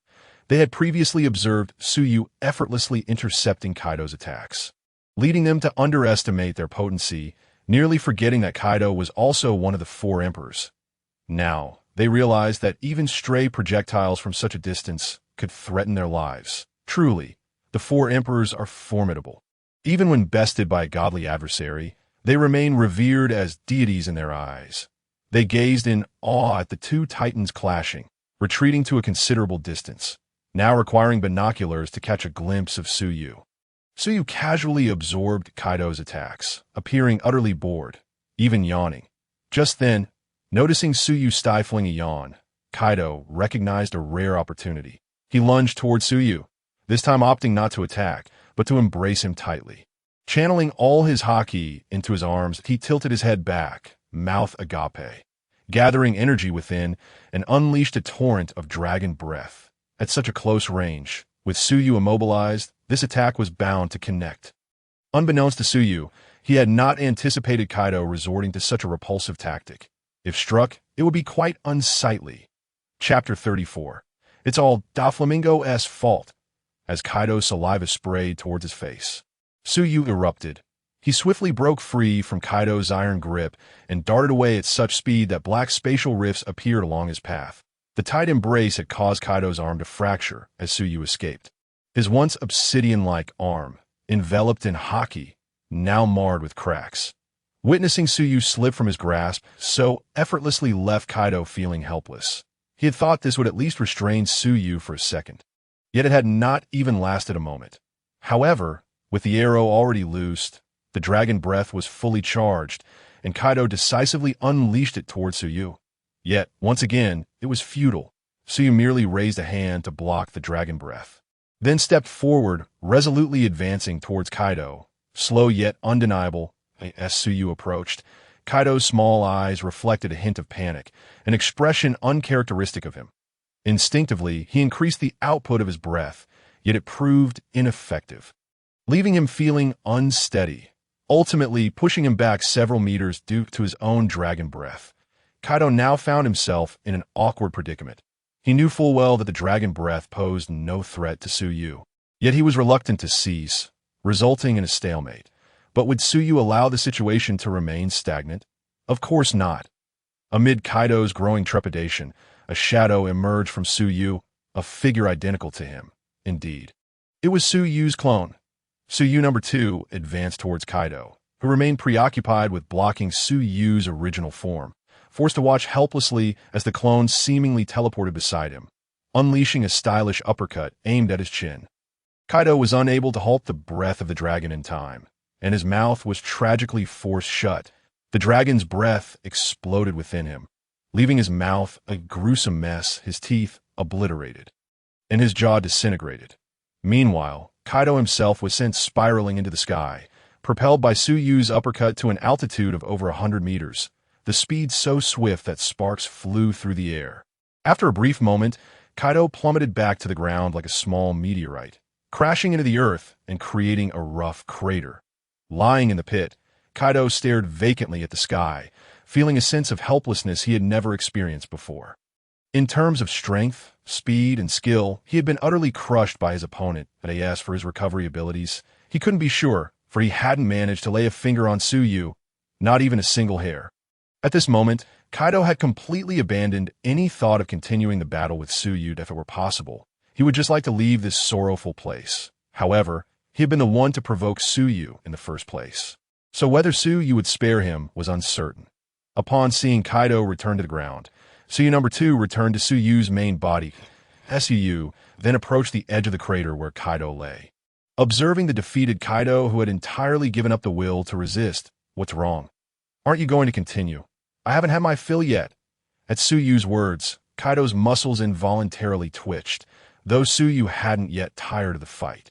Kaido had already endured enough punishment. It wouldn't be entirely accurate to say he had no means of retaliation. He had simply been on the receiving end of the blows from start to finish. He could even detect a hint of disappointment in Suyu's tone. Disappointment? Given how easily he had been beaten, Kaido felt a twinge of guilt. "I surrender. Do as you wish." There was nothing he could do. Suyu had defeated him with undeniable strength. No, it wasn't merely a defeat. It was a complete annihilation, a stark display of the disparity in power, devoid of any other factors. Kaido was someone who could accept defeat, so he admitted his loss without hesitation, though it was also possible that he was simply terrified of Suyu. Experiencing a battle where one could only passively endure blows, unable to even see the one attacking, was an experience he hoped to have just once in his life. That Suyu stroked his chin, contemplating how to deal with Kaido. Although Kaido was a significant figure in the pirate world, he had been the one to instigate the confrontation. As such, this created a causal relationship between Kaido and Suyu, meaning that Suyu could kill him without consequence. However, considering Kaido's formidable stature, outright killing him seemed rather wasteful. Suyu would undoubtedly leave the pirate world eventually, and at that point, the bar would be left with only meat Sai. Perhaps he should find Kaido a companion. "Kaido, do you wish to die? If you want to kill me, then hurry up and make your move. Stop hesitating." Kaido himself wasn't sure if he truly wanted to die. His previous reckless leaps and self-destructive antics felt like a game. Albeit a rather thrilling one. As a normal person, he had a natural instinct for survival. So perhaps he didn't actually want to perish, but contemplating such matters was futile now, as his life was no longer in his own hands. Despite his title as the indestructible Kaido, he was acutely aware that Suyu possessed the means to kill him. And for Suyu, it would be no more challenging than crushing an ant. While Kaido might not wish to die, he certainly did not fear death, which left him feeling surprisingly calm. Suyu, stroking his chin, remarked, "I think it would be a bit of shame to just kill you outright." Upon hearing this, Kaido suddenly lost his composure, his muscles involuntarily tensing as he shivered.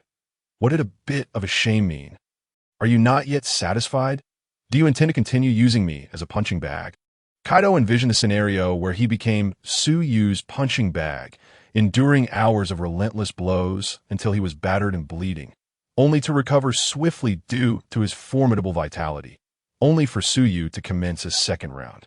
The thought alone filled him with despair, as if all color had drained from his being. In that instant, he found himself resenting the version of himself that had decided to seek out Suyu, wondering just how foolish he had been to provoke such a formidable opponent. As for Doflamingo, who had informed him of this encounter, Kaido now felt an overwhelming urge to skin him alive. Chapter 35. Let us sign a contract. Seeing Kaido suddenly turn gray and his eyes lose their luster, Suyu found himself somewhat perplexed. Did Kaido truly wish for death? Was he so disappointed at the thought of Suyu not wanting to kill him?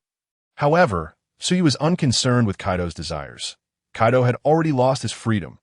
"Kaido, your life is no longer in your hands, so relinquish any unrealistic fantasies you may hold."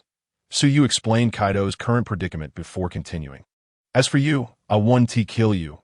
Just sign this contract, and you may leave." With a flourish of his hand, an ancient parchment materialized in the air, filled with mysterious symbols that serve as both decoration and a manifestation of the oath's power. Suyu gently pushed the parchment toward Kaido. Kaido examined the few lines of text on the parchment, written in a language he had never encountered, yet he understood its meaning. Essentially, it stated that from this point forward, Kaido would nominally belong to the Wish Bar, prohibited from engaging in any actions that would harm its interests. Furthermore, if the wish bar were ever in distress, Kaido must provide assistance. This left Kaido feeling perplexed. With Suyu at the bar, who would dare to challenge him? If Suyu deemed any intruder a formidable foe, what difference would it make whether Kaido was present or not? He simply couldn't fathom the significance of such a contract. As for whether the contract held the power to bind him, Kaido had no doubts. He could feel the immense energy hidden within the parchment, imbued with an eerie and mysterious essence. This was no ordinary piece of parchment. Deep down, he sensed that he could never hope to contend with such power. Kaido never considered that even if he racked his brain, he would never realize that Suyu was not a native of the pirate world and would eventually leave. At that point, the wish bar would be left with only meat sigh. And if I sign this contract but fail to uphold its terms, what then? In that case, you will die, at the mere mention of death. Kaido's eyes lit up. Death. What a beautiful concept. In that moment, he even contemplated deliberately violating the contract to escape Suyu's grasp. However, just then, Suyu's voice, reminiscent of a devil's whisper, reached his ears. Die? Oh, that would be out of the question. How could I commit such a cruel act? Rest assured, you won't die. You'll merely experience excruciating pain until you naturally perish. Moreover, this contract comes with the added benefit of treating any hidden ailments and improving your physical condition, allowing you to live longer. How does that sound? Happy. Happy. Do you think I'll be happy? What kind of devil was he dealing with? Kaido silently pleaded for a more merciful end, a swift resolution. Just as he was about to refuse, he realized that if he did not sign the contract, he might face an even grimmer fate. Yet, signing it left him feeling incredibly reluctant, plunging him into deeper despair. Upon witnessing Kaido's stunned silence, Suyu nodded and snapped his fingers that Kaido's hand moved of its own accord.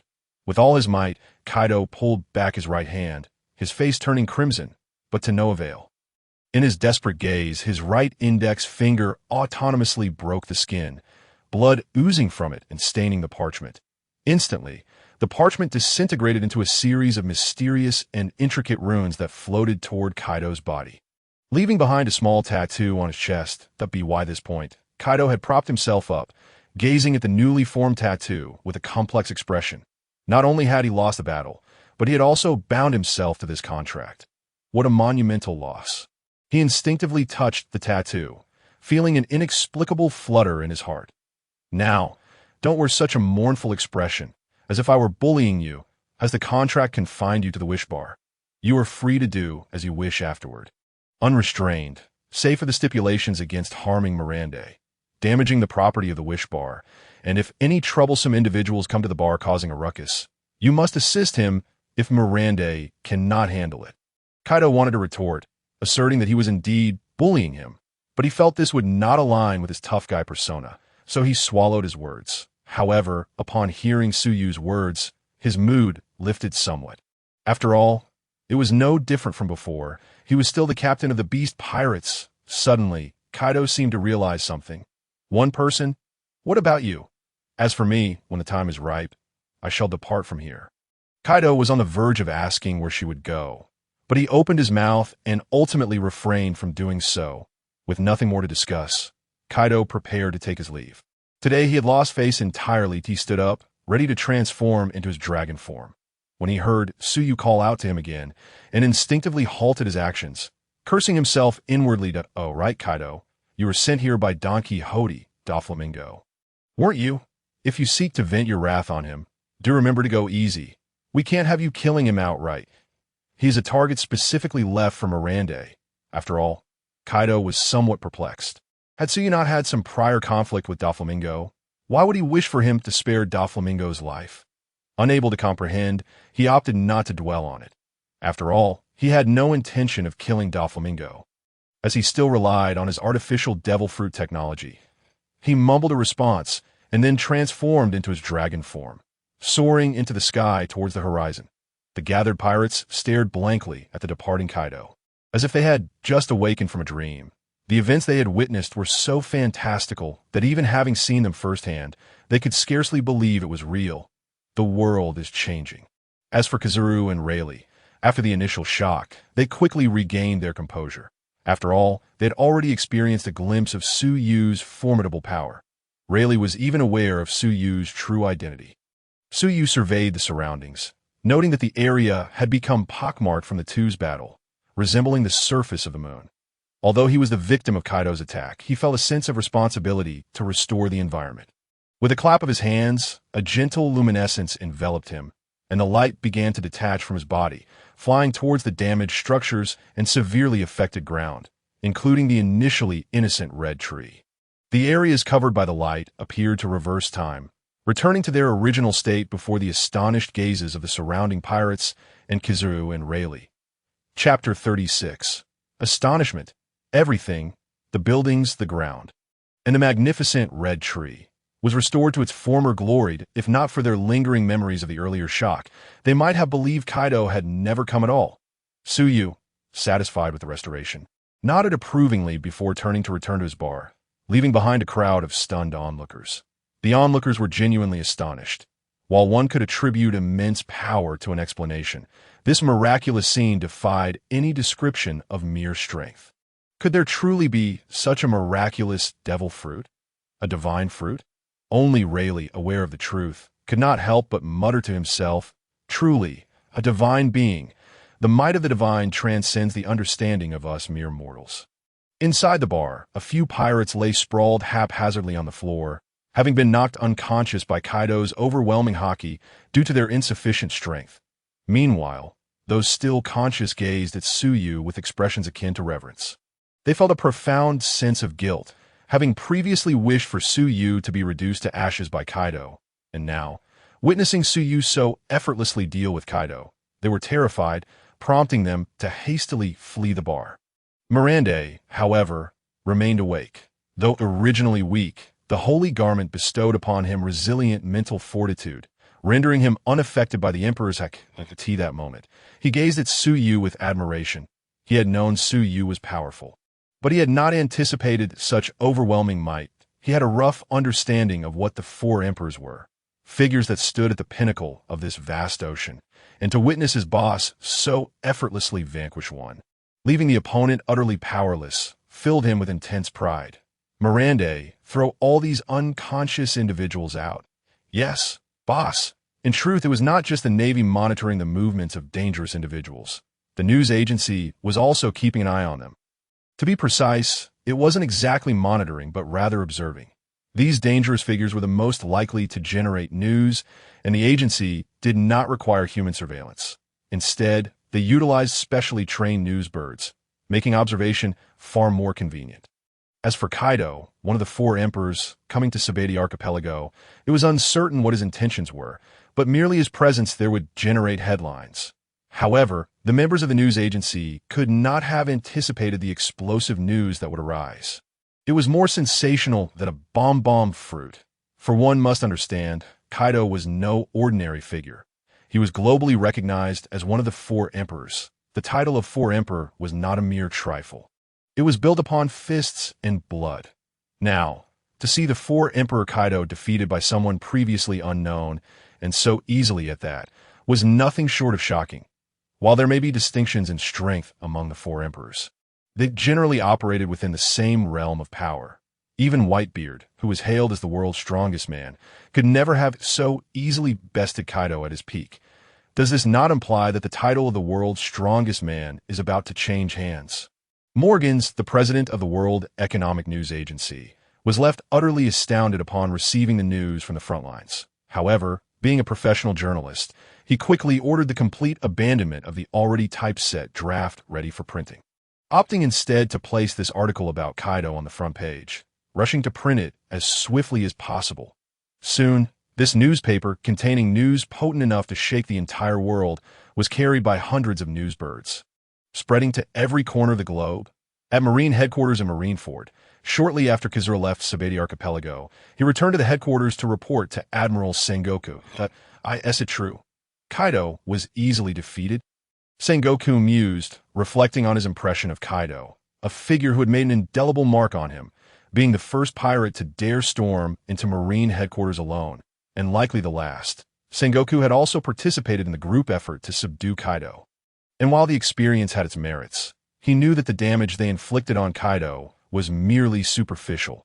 It was more akin to a light scratching than anything substantial. By the end of it, while the group was exhausted, Kaido's wounds had already healed completely. This scene had left them seething with frustration. Ultimately, they had no choice but to relent, and Kaido, seemingly satisfied, simply sat down and fell asleep right there. Yes, indeed, this individual dared to sleep soundly amidst the encirclement of numerous marines. And now, Kaido had been defeated, not just by anyone, but by a single individual, and in a most humiliating manner, utterly unable to retaliate, leaving a torrent of blood upon the soil of Sabiti Archipelago. According to Kizaru, had Suyu not shown mercy, Kaido would have surely met his end, meaning that as long as Suyu desired, the myth of Kaido's invincibility could have been conclusively shattered. This left Sengoku in a reflective state. He had anticipated this outcome, having garnered some understanding of Suyu's power through the Kizaru incident. The Holy Garment hinted at his capabilities, thus Kaido's defeat did not surprise him. Yet, amidst his reflections, Sengoku felt a tinge of relief. He was grateful that it was Suyu who had vanquished Kaido. Suyu had always been perceived merely as a bar owner. He was neither a pirate nor a revolutionary, and certainly not a marine. He appeared as an ordinary citizen, yet possessed the demeanor of a divine being, observing the struggles among various factions from on high. Such a figure defeating the Four Emperor Kaido was perhaps the best outcome aside from direct marine intervention. Point one must remember, despite Kaido's title as a Four Emperor, at his core, he was still a pirate. If another pirate had vanquished Kaido, perhaps the seas would have descended into chaos. Yet now, it is possible that those pirates may remain surprisingly subdued. In a chamber within Mary Geos, 5 elderly men sat in contemplation. One was clad in a black suit, his white hair curling like twisted sticks, sporting a voluminous white beard, and adorned with a flat cap, a scar marking his left cheek. Another donned a deep blue suit, his long, straight white hair cascading down, with a beard of equal length. The third wore a deep red suit, lacking a bow tie, his golden hair and beard matching, with a scar adorning his chest. The fourth was dressed in a dark green suit, bald, with 2 whiskers resembling a mustache, and a birthmark gracing his forehead. The last was attired in a white robe, bald, bespectacled, cradling a lengthy katana. These 5 constituted the current visible rulers of the world government. The 5 elders, at this moment, they were seated on a sofa, while a figure in a white suit and mask stood before them, reporting on some matter. Chapter 37. The shocked 5 elders. What? Are you certain you are not jesting? The golden-haired elder exclaimed in astonishment upon hearing the report from the masked man, while the other 4 remained silent, their expressions equally astonished as they gazed at the masked figure. Indeed, this was witnessed firsthand at Sabiti Archipelago No. 3. Kaido was decisively defeated by the proprietor of the Wish Bar, Suyu, without ever landing a blow. Moreover, after Kaido's departure, the proprietor, employing some unknown ability, completely restored the destruction wrought during their skirmish. The 5 elders fell into a contemplative silence. For a moment, the room was enveloped in an oppressive stillness. After a few seconds, the curly-haired elder spoke. Very well, we have understood. You may take your leave. Yes, the masked man replied, bowing slightly before exiting. Now, only the 5 elders remained in the room, exchanging glances, their eyes still reflecting the lingering shock. In truth, the 4 emperors were not particularly formidable in their eyes. The navy possessed formidable strength, and the world government was not without its military might. Furthermore, they held the ancient weapon Uranus in their grasp, not to mention the intelligence organizations CP and the hidden department CP0. Even the 5 of them could rival the might of Sengoku and Garp. Thus, if they so desired, they could easily obliterate a single emperor. The reason they tolerated the 4 emperors was that any action against one would inevitably raise the vigilance of the remaining 3, potentially leading them to ally against the world government. The combined power of 4 individuals of such caliber would be immense, and the cost of eradicating them would be exorbitant. Moreover, with the 4 emperors coexisting, they could mutually restrain one another. Thus, the government saw little necessity in provoking them. In summary, the equation of cost versus reward did not favor engagement. Consequently, Kaido's defeat should not have elicited such shock. However, the crucial point now lay in the fact that, According to CP0's description, the encounter had been alarmingly simplistic. It could hardly be termed a battle, but rather a complete rout. It must be noted that even if they could easily annihilate a four-emperor, such an endeavor would require the concentrated might of the entire world government or navy. Yet Suyu had accomplished this singularly, and with such nonchalance. Furthermore, based on the combat performance, it appeared that Suyu possessed numerous abilities. He could levitate effortlessly and exhibited a technique capable of shattering air, followed by the restoration of the environment damage during the skirmish. It was impossible to deduce which devil fruit he had consumed, or even if he had ingested more than one. Additionally, he demonstrated extraordinarily exaggerated speed, rumored to rival that of Kizaru. His physical combat skills were formidable, though their exact strength remained indeterminate. At the very least, he was on par with Garp. Most critically, due to the exceedingly one-sided nature of the encounter, Kaido being thoroughly beaten, it remained uncertain whether Suyu had revealed his full capabilities. The five exchanged glances. Uncertain of how to approach this enigmatic figure. Suyu. I suggest we report this to Lord M. I. Indeed, had been previously stated that the five elders were merely the visible rulers of the world government. For above them existed a mysterious authority. Lord M, as referenced by the elder with the birthmark. The news agency, being a global organization, was remarkably efficient. The newspaper detailing Kaido's defeat, thanks to the tireless efforts of the newsbirds, gradually made its way across the world. One could only imagine the shock that would ensue upon the public's discovery of this news. In an unknown region of the Grand Line, a colossal ship glided through the waters. It was a grand, three-masted sailing vessel, its sides bristling with menacing cannon ports, and at its prow, a figure resembling a grinning whale. This iconic vessel, named Moby Dick, represented an exceedingly formidable man, known as the strongest in the world, Edward Newgate. Also known as Whitebeard.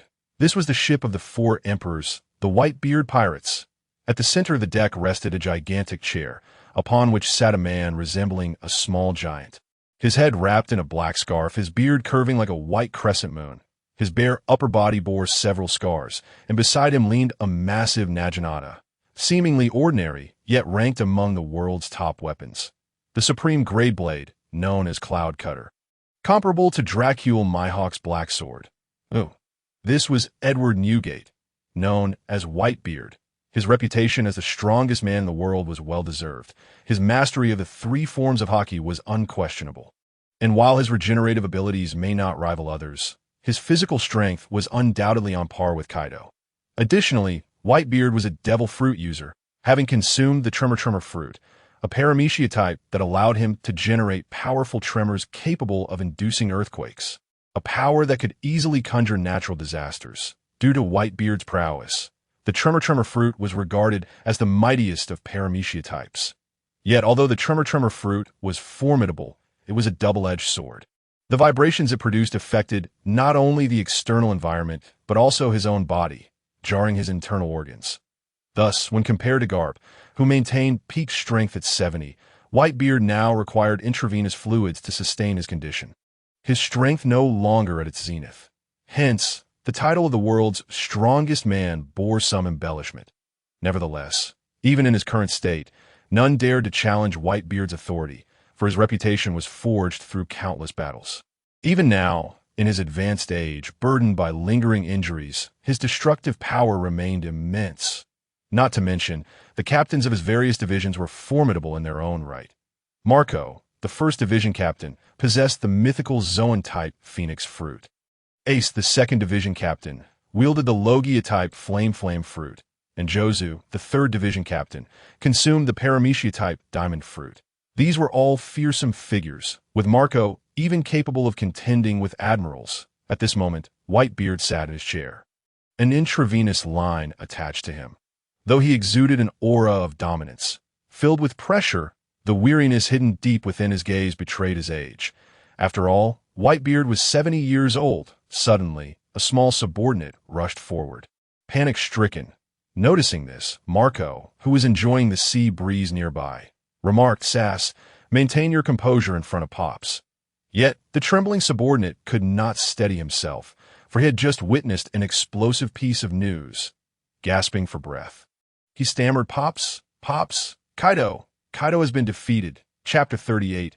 Whitebeard is no longer the strongest. "Pops, Pops, Kaido. Kaido has been defeated." What? At that utterance, the deck erupted into disbelief, shock rippling through the crowd. Marco was the swiftest, darting forward to seize the newspaper. Its front page displaying a large, vivid image, a bloodied Kaido lying in a crater, while a young, handsome man in a pristine white shirt stood at the edge, gazing down at Kaido with an expression of indifference. Accompanying the image was a bold headline, "Complete Rout. For Emperor Kaido Defeated." The mere presence of this photograph, accompanied by its headline, is already laden with immense significance. Upon finishing the viewing, Marco found himself in a state of shock. While those nearby eagerly crowded around him, stretching their necks for a glimpse, the onlookers, similarly entranced, wore expressions of disbelief, their eyes wide as saucers, as though their rationality had been obliterated by this explosive revelation. In an instant, the deck, which had been bustling with chatter mere moments before, fell into a profound silence, broken only by their heavy breaths. What had they witnessed? It was Kaido. Do they comprehend what the four emperors signify? These are the four most formidable entities reigning atop the vast seas. And now, you tell me that Kaido has been defeated? Not only defeated, but utterly crushed. They found it hard to accept, especially considering that Kaido is of the same caliber as their own father. Yet, this news was reported by the most authoritative news agency, leaving them no choice but to believe it. What a sensational revelation. Bring me the newspaper. Even Whitebeard, upon hearing this news, was taken aback, though his experience allowed him to regain composure swiftly. His commanding voice gradually calmed the agitated hearts of Marco and the others. Marco, snapping back to reality, quickly handed the newspaper to his father, in contrast to Whitebeard as colossal hands. The newspaper appeared diminutive. Whitebeard meticulously scrutinized the paper, absorbing every word concerning Kaido, his brow furrowed in contemplation, remaining silent for an extended period. The gravity of the situation rendered Marco and the others mute, and the atmosphere shifted to one of solemnity. Whitebeard was quite familiar with Kaido. In fact, many were unaware that they had once sailed on the same ship. Not only Kaido and Whitebeard, but also included among their contemporaries were one of the four emperors, Big Mom, and the legendary pirate, Don Quixote de Roger. It is truly unfathomable that a single ship once harbored three future emperors and a pirate of comparable renown. Furthermore, there were other formidable figures aboard. Albeit less famous than these four, the captain of this extraordinary pirate crew was known as Roxdeath Zebek, a true maritime tyrant decades ago. However, this name has faded from public memory due to his open defiance against the world government and his ambitions to become the sovereign of the world. Nearly 40 years ago, Rox led his crew in an assault against the Celestial Dragons, only to be thwarted by Garp and the future Pirate King, Gold Roger. It was during this confrontation that the Rox pirates were obliterated. And due to his heinous crimes, Rox was expunged from the annals of history by the world government.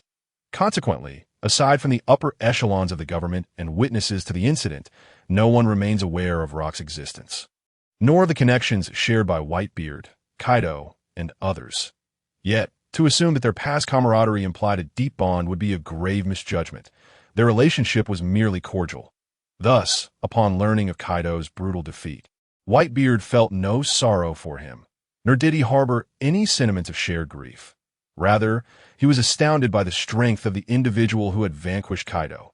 After all, given Kaido's status as one of the four emperors, his power was beyond question.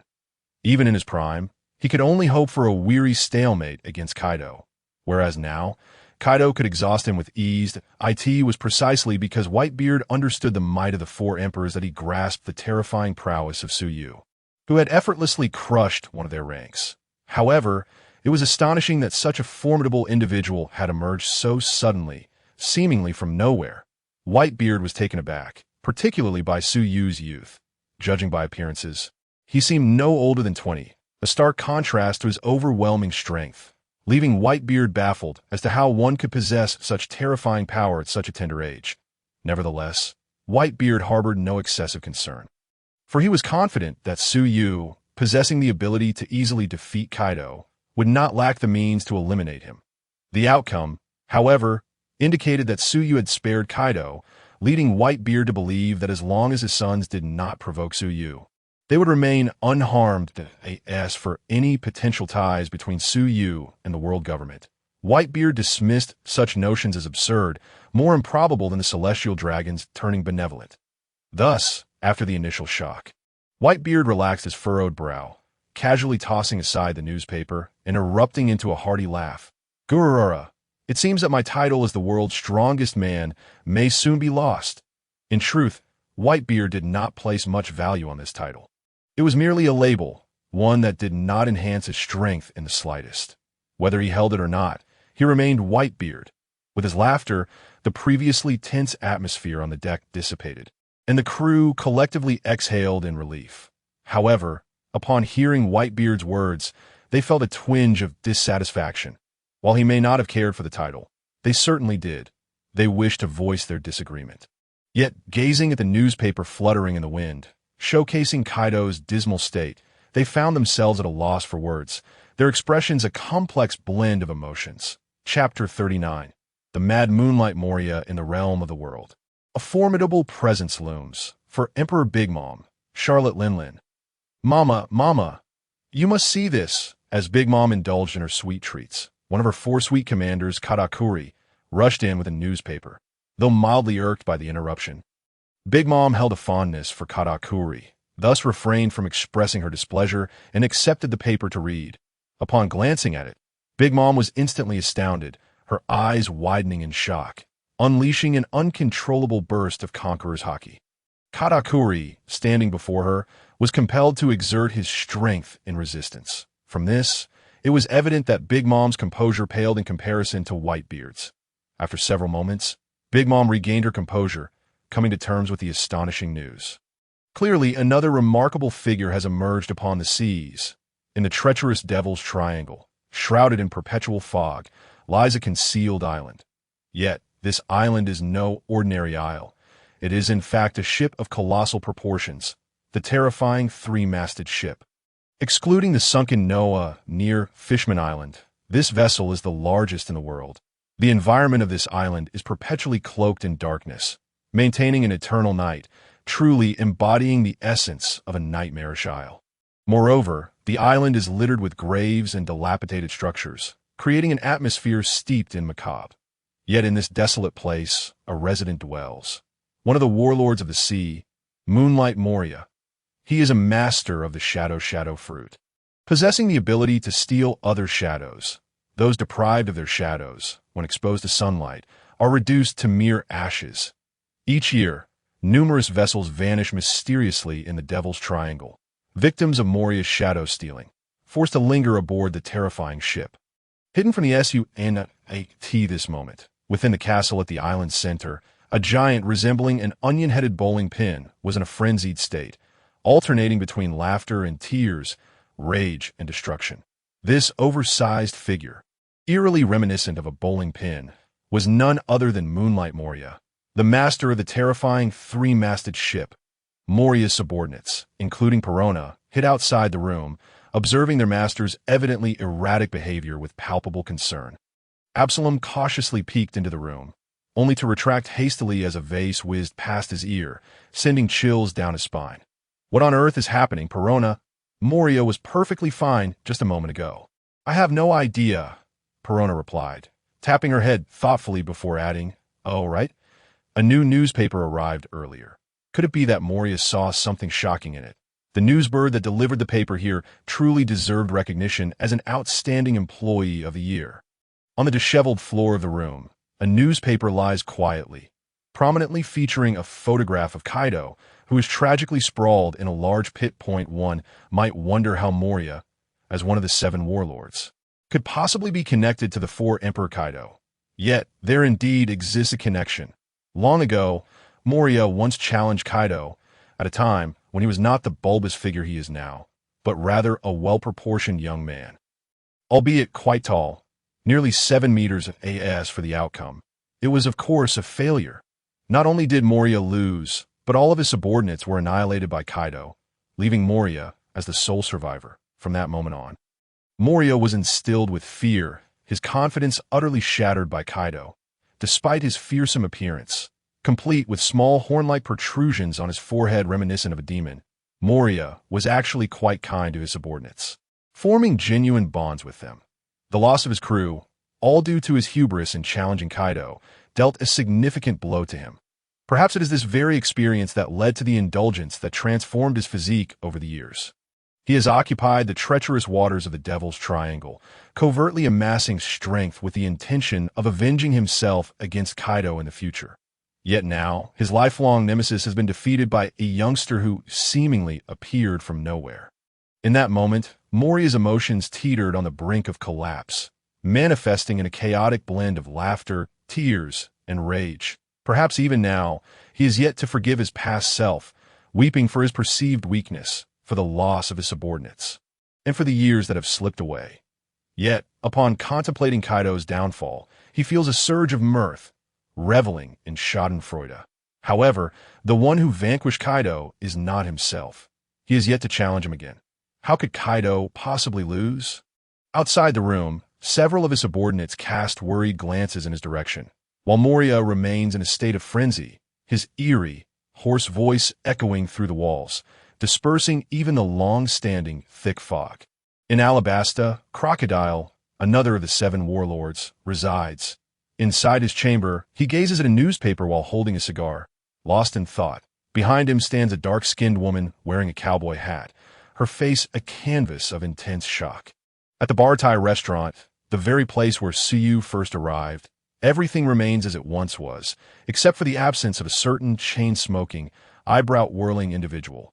The restaurant's proprietor, Zeph, is currently engrossed in a newspaper. Having traversed the Grand Line, he is well aware of what the 4 emperors signify, and at this moment he stares blankly at the image of a figure clad in a white shirt. Unbeknownst to him, this person is of extraordinary significance that in an uncharted expanse of the sea, a small sailing vessel glides across the waves, its bow adorned with a somewhat adorable sheep's head. However, the pirate flag fluttering above indicates that this ship belongs to a pirate crew. At this moment, a news bird alights on the window, tapping its beak against the glass. More news. A curly-browed individual opens the window, exchanges a few coins with the bird, and receives a newspaper, casually perusing its contents. Upon glimpsing the cover, he is taken aback. As someone with a bit of influence, he understands the gravity of the 4 emperors, and thus comprehends the terror of those who could defeat them. Staring at Suyu's serene face in the photograph, he finds himself unable to calm his racing heart, realizing he had once encountered such a formidable figure. Sanji, is there any interesting news? An exuberant voice bursts forth beside Sanji. Bouncing up and down in an attempt to glimpse the newspaper. Chapter 40. The miserable Doflamingo thanks to the diligent efforts of the newsbird. This newspaper, brimming with explosive revelations, reaches audiences across the globe, leaving them all in a state of profound shock. Meanwhile, Suyu and his wish bar gradually gain recognition among the populace. Although Kaido has suffered defeat, his status remains unscathed. He continues to be feared as the Emperor of the Seas. This is largely due to the effortless and overwhelming manner in which Suyu bested Kaido, leading many to perceive the two as belonging to entirely different realms of power. Consequently, Suyu is increasingly viewed as the White Emperor, a ruler surpassing even the 4 emperors, particularly since he wore white during the confrontation with Kaido. The notion of a White Emperor quickly garnered widespread acceptance, solidifying into a widely acknowledged truth. However, Suyu remains indifferent to such titles. His primary concern lies with the genuine operations of the Wish Bar, which has finally begun to flourish in the market. With Kaido's defeat, the claims of granting wishes have gained traction. For in a world where strength reigns supreme, the words of the powerful are more readily believed. Thus, Suyu finds himself collecting small tokens of desire from customers on a daily basis. These tokens, generated when wishes are fulfilled, may be modest in magnitude and number, yet over time, the efficiency of gathering this desire energy becomes quite significant. As for Kaido, the other principal figure in this news, he did not return directly to his lair after departing from Sabaody Archipelago. Instead, he made a detour to Dressrosa. According to eyewitness accounts, a fearsome flying dragon suddenly descended upon the island, unleashing a torrent of dragon fire that reduced the royal palace to ruins. Subsequently, this azure dragon transformed into a human form.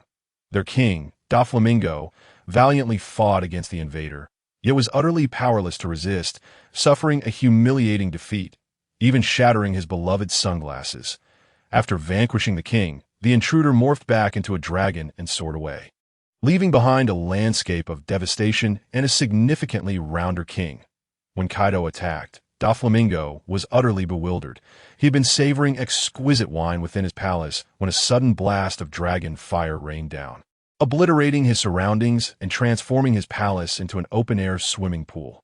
Not only was Doflamingo flabbergasted, but so were his subordinates, who were equally perplexed, questioning how the palace could vanish in the blink of an eye. Had their numerous misdeeds finally drawn divine retribution? Before they could grasp the situation, an even greater calamity approached. An exuberant Emperor Kaido descended from the heavens. At this moment, despite Kaido's tattered attire, he was devoid of bloodstains, evidently having bathed in the sea prior to his arrival. With a thunderous crash, Kaido landed amidst the ruins, stepping on the remnants of the palace with a creaking sound. Those subordinates who had survived were left petrified, their minds blank. Meanwhile, senior officials like Pikachu, accustomed to the world's harsh realities and having encountered Kaido before, though filled with trepidation, mustered the courage to approach him. Yet, halfway there they faltered, paralyzed in place, as they sensed Kaido's volatile disposition. His eyes glowed with a molten rage, his face emanating an aura of cold, merciless intensity, and his very presence radiated an oppressive atmosphere. Saturated with conqueror's haki, signaling his utter fury, as Kaido drew closer, lower-ranking subordinates began to lose consciousness, collapsing as their eyes rolled back, leaving only Pikachu and a few others struggling to remain upright. Just then, Doflamingo emerged from the wreckage. Though he possessed the strongest abilities, he appeared most disheveled, as Kaido had targeted him with the dragon fire. Had it not been for his keen observation, allowing him to fortify himself with haki-infused threads at the last moment, he might have already met his demise. Moreover, Doflamingo could sense someone fixating on him. The presence was outrageously violent, and evidently, the individual's mental state was far from stable. The distinct aura was unmistakable, and he immediately recognized its owner. The thought of this madman invading his island, and clearly still in a frenzy, left him cursing his misfortune, feeling utterly overwhelmed that moment. Kaido spotted Doflamingo, and his aura erupted into a chaotic frenzy as he charged directly towards him. Kaido, what on earth has gotten into you? Although he was acutely aware that he could never match Kaido, Doflamingo would not resign himself to defeat. He unleashed his full power, a mysterious wave emanating from him, altering the surrounding environment. Everything nearby transformed into impossibly delicate threads, creating a veritable ocean of silk. These threads coalesced into formidable pillars, hurtling with great velocity towards the rampaging Kaido. The tips of the white pillars shimmered with a dark luster, exuding an aura of immense might. However, to Doflamingo's misfortune, Kaido was even stronger. Upon impact, Kaido did not yield an inch, only slightly slowing his pace, while the pillars were scattered as if they were mere wisps of smoke. Damn it, Doflamingo cursed inwardly, astonished by Kaido's formidable physique. Yet he had no time to change tactics. He released countless threads to ensnare himself, hoping to mitigate Kaido's onslaught. However, instead of a fierce charge, Kaido approached and halted before him. Reaching down to grasp one of Doflamingo's legs, a sense of foreboding surged within Doflamingo's heart. Kaido then exerted a powerful tug, lifting Doflamingo high into the air before slamming him back down. Taking care to coat the ground with armament haki to prevent further destruction to the already battered surface, one blow was clearly not enough for Kaido, who proceeded to pummel Doflamingo repeatedly. Leaving him dazed and disoriented, his sunglasses shattered and several teeth lost, his face swollen. Kaido had taken special care to ensure that Doflamingo's face met the ground each time. Satisfied, Kaido tossed aside his limp adversary and departed without uttering a single word. It was only then that the stunned Pikachu and others rushed to Doflamingo's side, caught in a flurry of confusion. Chapter 41. A pineapple-headed visitor days passed, and the bandages on Doflamingo's body had been removed. One could not help but marvel at the seemingly supernatural resilience of the powerful beings in the pirate world. Just a few days prior, Doflamingo had been left barely clinging to life after Kaido's assault. Yet here he was, nearly fully recovered in such a short span. With only the bandages on his face remaining, Doflamingo donned a new pair of sunglasses and silently perused a newspaper.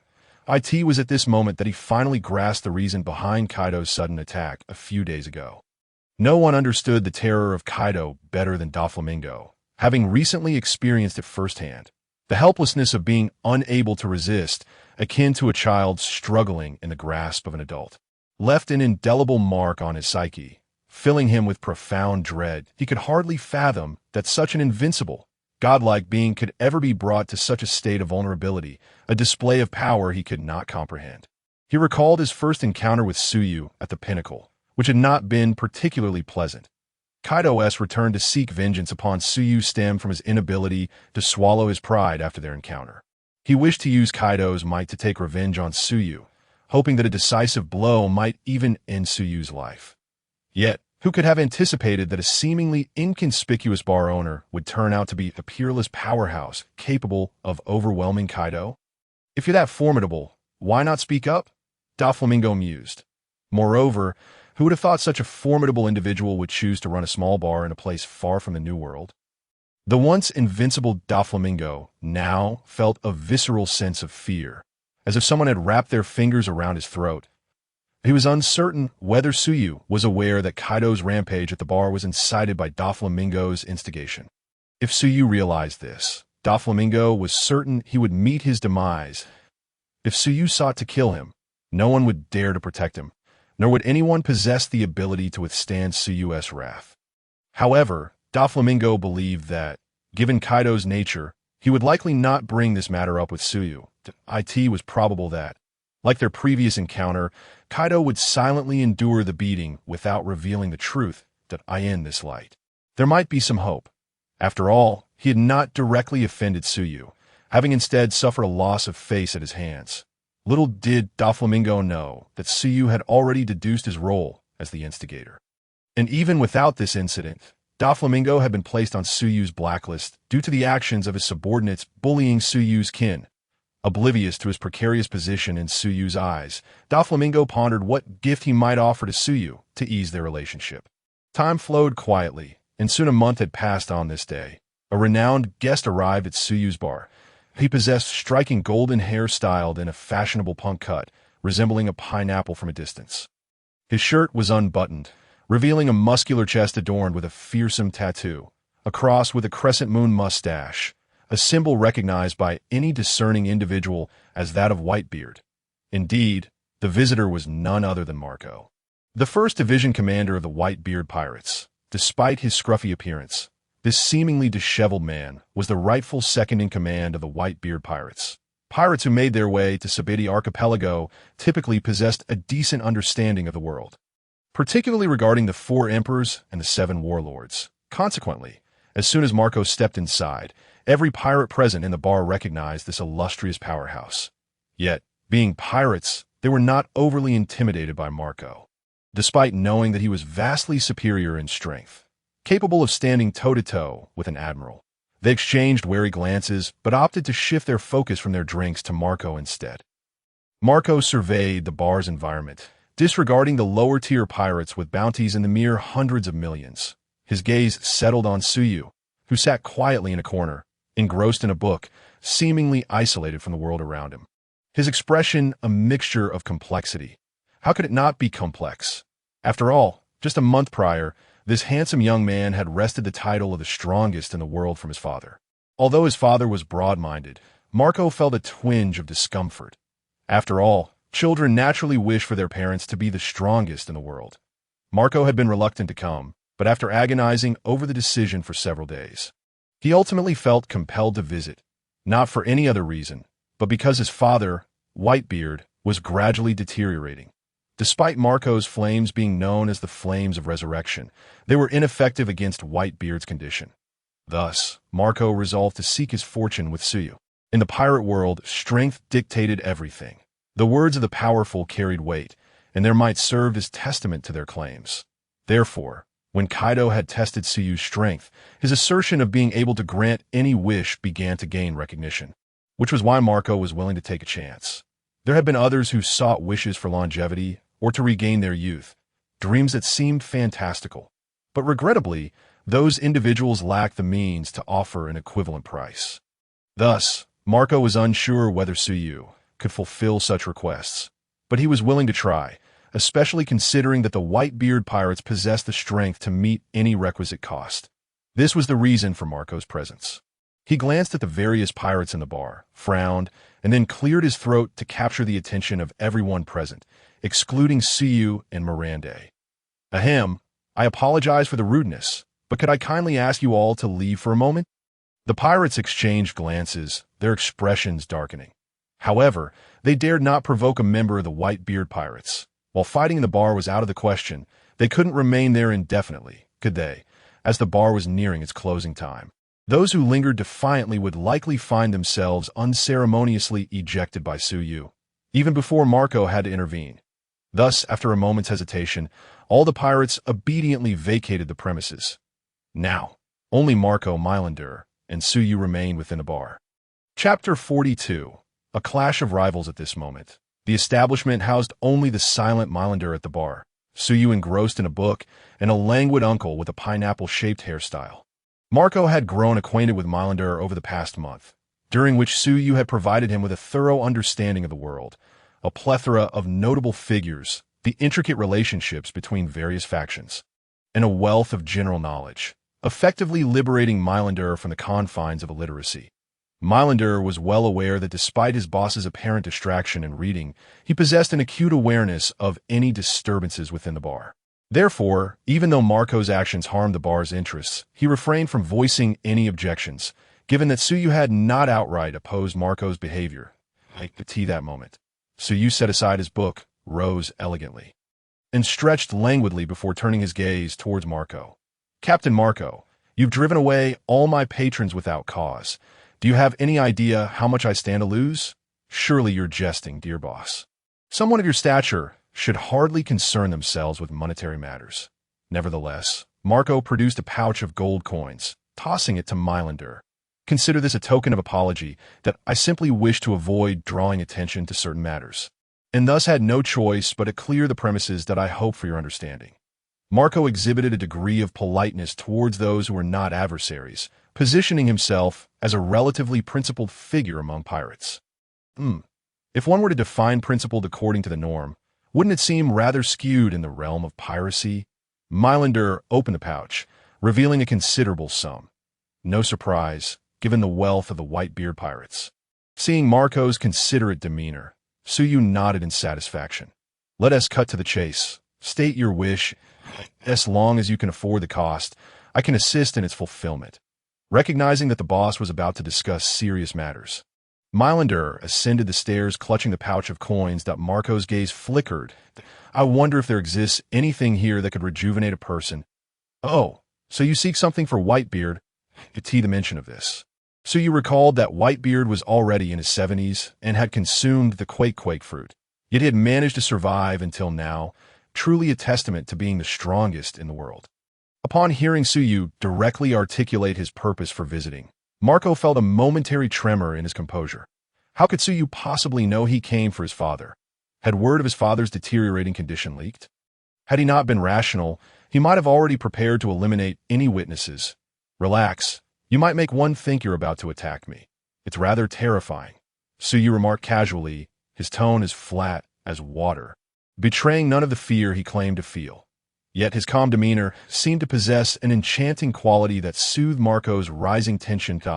You don't still naively believe that others are unaware of Whitebeard's condition, do you? He is, after all, an elderly man. Marco opened his mouth to retort, but found himself at a loss for words. The once vibrant, commanding figure of his father, with his flowing hair, was now merely a shadow of his former self. Deceiving themselves served no purpose. Suyu placed a comforting hand on Marco's shoulder. Let us not dwell on such heavy topics.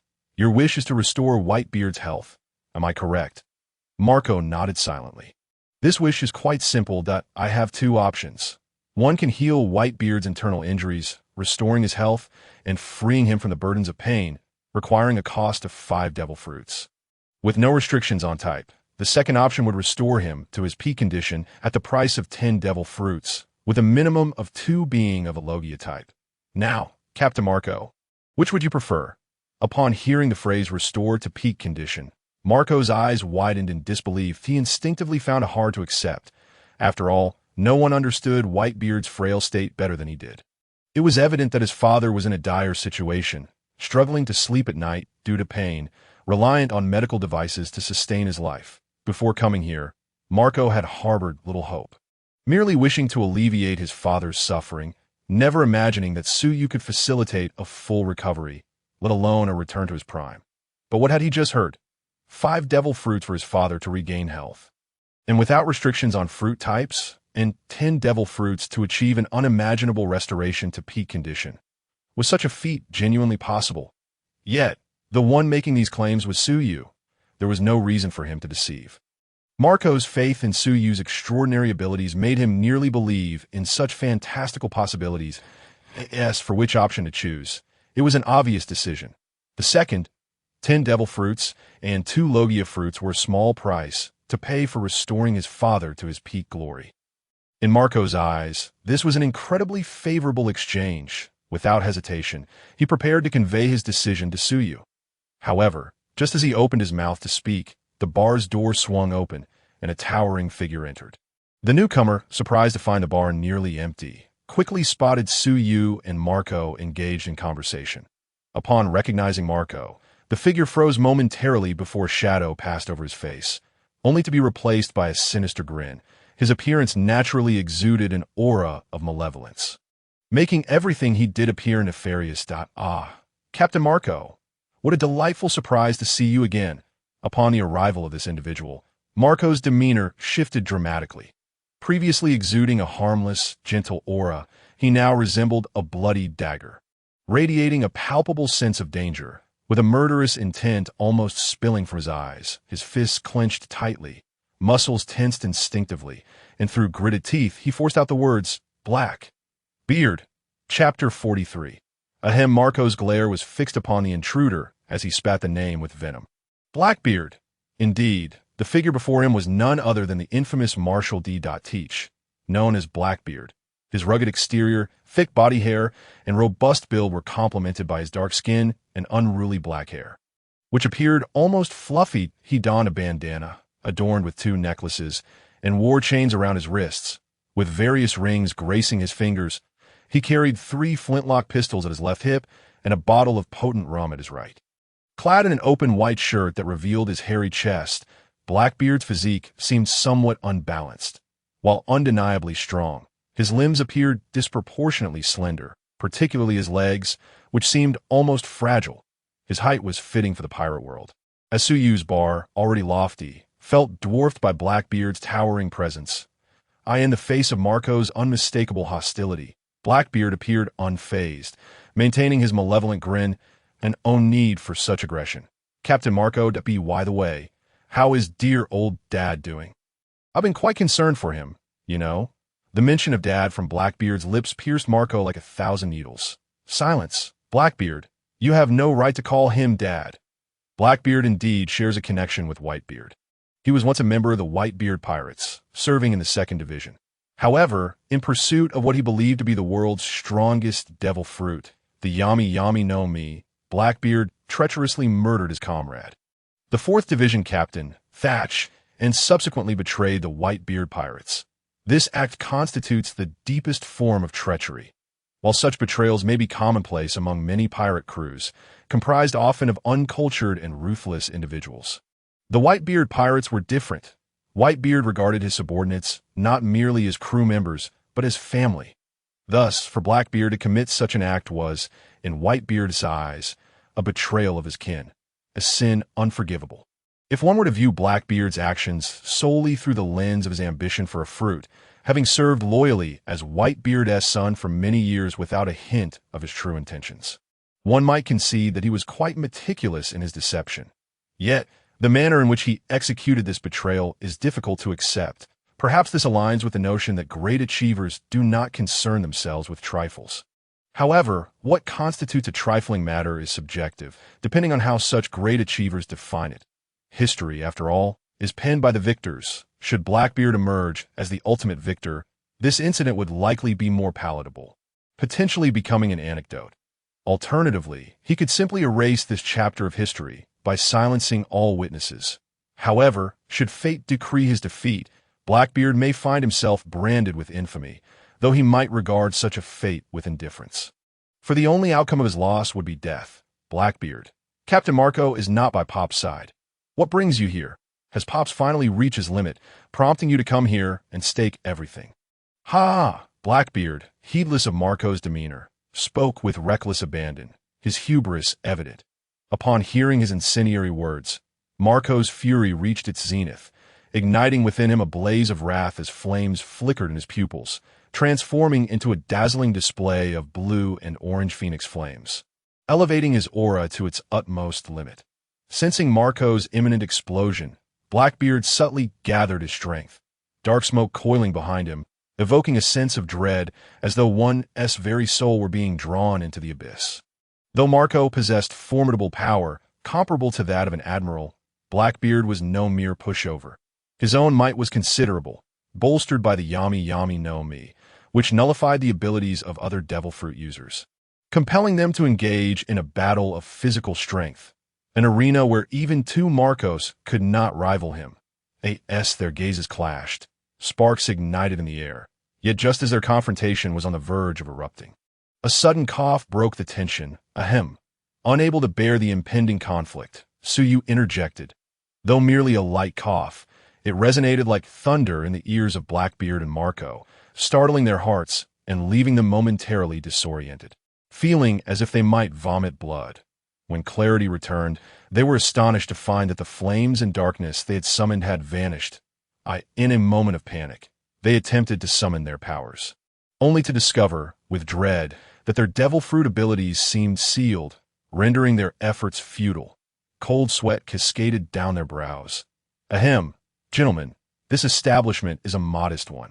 It would be best not to engage in hostilities here.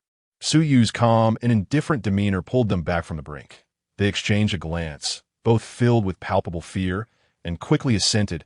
Apologies, boss. We lost control of our emotions. Ha ha ha. Sorry. They felt the seals on their powers lift, allowing them once more to sense the strength of their devil fruits.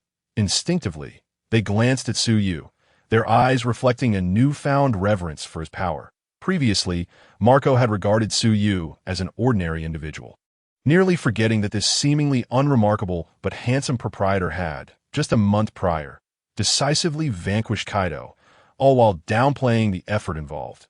Yet the mere cough from the boss, coupled with his ability to seal their powers without warning, rekindled their awe of strength. Truly, the proprietor of the Wish Bar, the White Emperor, Suyu, was as enigmatic as a specter.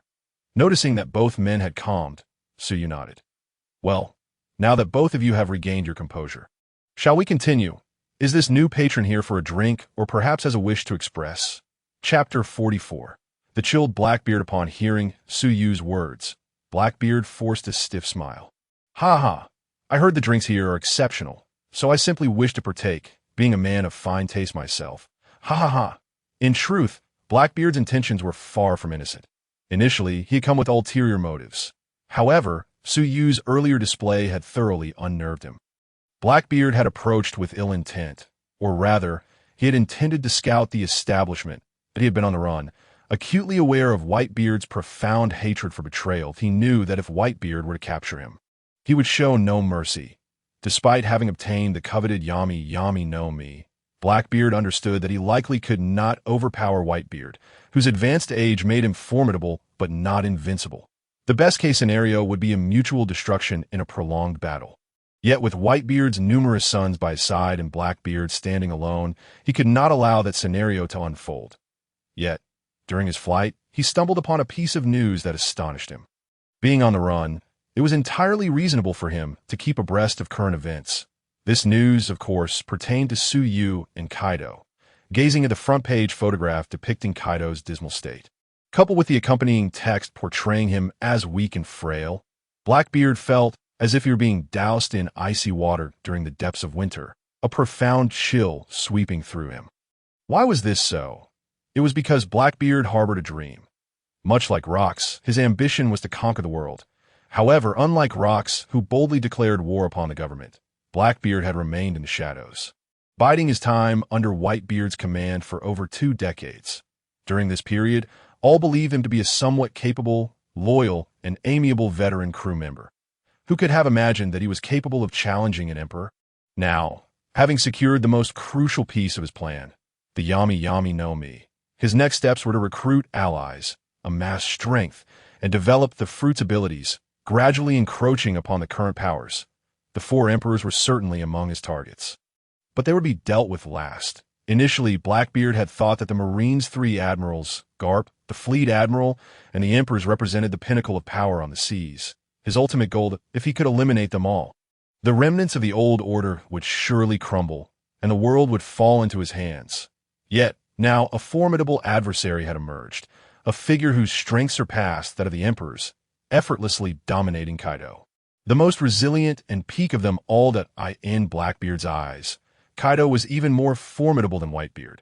While Whitebeard's offensive capabilities were unmatched, his advanced age presented vulnerabilities. Blackbeard believed he could find a way to eliminate Whitebeard. However, Kaido presented a conundrum akin to an impenetrable fortress that could self-repair, leaving him at a loss. Now that fortress had been breached, but not by him. This development birthed a new enemy, one that instilled a sense of despair within him. The strengths of Kaido, Whitebeard, and others were at least comprehensible, whereas Suyu's power was entirely unfathomable, an abyss devoid of any discernible limits. Blackbeard found himself utterly at a loss. What hope did he have in such circumstances? Blackbeard believed that even if he were to awaken the powers of the dark fruit, and even if he successfully seized Whitebeard's fruit abilities as per his plans, he would still find it exceedingly difficult to easily overpower Kaido. As for the strategy of overwhelming numbers, Blackbeard had not even considered it. In battles of such magnitude, unless faced with an equally matched foe, even the residual forces would be sufficient to inflict severe injuries. However, finding a rival of comparable strength was no simple task, and even if he did, it was unlikely that they would heed his call. Yet the prospect of conceding so easily was something Blackbeard could not bear. After all, he had endured for over 20 years for this very moment. To surrender now? Impossible. A flicker of hope still flickered within him. He believed that human strength alone could not achieve such feats. Therefore, it must be a particularly powerful devil fruit, not documented in any guide. After all, in such a vast world, the existence of an unknown fruit was not out of the realm of possibility. Blackbeard thought that as long as Suyu's powers derived from a devil fruit, there remained a glimmer of hope. After all, if he could get close enough, his dark fruit could nullify Suyu's abilities, rendering him the ultimate nemesis of all ability users. Thus, there was a chance. Consequently, Blackbeard approached, intending to observe Suyu closely and ascertain his true strength. In truth, Blackbeard was not an imprudent individual. Rather, he was somewhat anxious. Having already bided his time for 2 decades, he stood on the precipice of success. Suyu's appearance had thrown him into disarray, and were it not for his extraordinary mindset, he might have already succumbed to emotional turmoil. After enduring for 20 years, finally gaining a sense of liberation, he would certainly not choose to retreat once more, nor did he possess the inclination for such a retreat now. This mentality was akin to the adage, "It is easy to go from simplicity to luxury, but difficult to return from luxury to simplicity." Thus, he resolved to take a risk. However, upon their first encounter, he was taken aback, despite greeting Marco upon entering. Seemingly overlooking Suyu, he was internally astounded to him. It felt as if Marco was the only presence before him, while Suyu appeared merely as a phantom, imperceptible. This revelation had already chilled his heart considerably. Subsequently, he sought to provoke Marco, aiming to incite him into action, thus gauging Suyu's depth. The plan unfolded seamlessly. Marco, successfully riled, prepared to strike, and Suyu, too, was compelled to engage, everything aligning with Blackbeard's design. Alas, Suyu's strength seemed to transcend his expectations. A mere cough from Suyu sent Blackbeard's very soul fleeing in terror. Chapter 45. An apple. Previously, Blackbeard had encountered descriptions of Suyu in newspapers, which are nothing more than theoretical musings devoid of first-hand experience. Yet just moments ago, he had personally grasped the essence of despair. Suyu's gentle cough, devoid of any extraordinary movement, rendered Blackbeard's heightened observation futile. It was as if his abilities had simply ceased to function. This sensation was unlike that of sea prism stone. It felt as if his powers had been directly sealed, as though he had never consumed the dark fruit at all. Was this truly within the realm of what a devil fruit could achieve? Without experiencing the recent events firsthand, one could never fathom the depths of Blackbeard's despair, a profound, inescapable sense of helplessness, akin to a patient fully anesthetized and bound to an operating table, confronting a surgeon wielding a scalpel. Throughout the encounter, Suyu's expression had remained unwavering, devoid of any discernible aura, appearing as an ordinary individual who merely cleared his throat. Yet, Blackbeard's back was drenched in cold sweat. In that moment, he had utterly lost the courage to face Suyu. Thus, he resorted to claiming he was merely there for a drink. Revealing his true intentions could very well seal his fate within that tavern. Upon hearing Blackbeard's response, Suyu nodded without further concern. He summoned Milander to serve the patrons, while he and Marco ascended to the second floor. Trembling with trepidation, Blackbeard ordered a drink, downing it hastily to ha. Indeed, this is fine liquor. Potent. The drink was indeed fierce. Under normal circumstances, Blackbeard would savor it, relishing the experience. However, today he was devoid of any inclination to drink. All he desired was to escape that tavern, to flee the island. Yet, having claimed to come for a drink, he could not simply leave after a single glass. Thus, he ordered several more, enduring each sip until he finally paid and turned to leave. Once he had theatrically strolled out of the tavern, Blackbeard hurried toward the shore where his ship awaited. As if pursued by some dreadful entity, he realized he had grossly underestimated Suyu's strength. Such power was the true embodiment of invincibility. In that fleeting moment, Blackbeard contemplated surrender, but in the next breath, his heart was ensnared once more by ambition and desire. He understood that relying solely on human strength would not suffice to contend with Suyu. If human effort was inadequate, he would seek out other powers. He was aware of certain legends, which spoke of 3 terrifying ancient weapons in history: Uranus, the king of heaven; Poseidon, the king of the sea; and Pluto, the king of the underworld. As for Uranus, he had uncovered no pertinent information, only that such an entity existed. He knew not what it was or where it resided. Poseidon, on the other hand, was said to be a mermaid princess, a sovereign among all sea kings, capable of communicating with and controlling them. One should not assume that a vice-admiral could easily dispatch sea kings, for the ones who fell were often the lesser beings among them. It is important to note that sea kings could reach sizes exceeding 5,000 meters, akin to small islands. A mere shift of their bodies could unleash cataclysmic devastation. Not to mention the larger entities. The size of a sea king dictated its strength, with bigger beings exhibiting greater power and defense. And let us not forget, Poseidon could command all sea kings. While one might be easily subdued, what of 100 or even 1,000 island-level sea kings? Such a force could easily breach the red line. As for Pluto, it was said to be the most fearsome battleship in the annals of shipbuilding history, capable of obliterating an island with a single cannon shot. The location of this dread vessel was chronicled in the historical texts. Now, Pluto had become Blackbeard's new objective, driven to desperation by Suyu. He was left with no choice but to seek external forces. Yet, for the sake of his ambitions, Blackbeard resolved to gamble once more.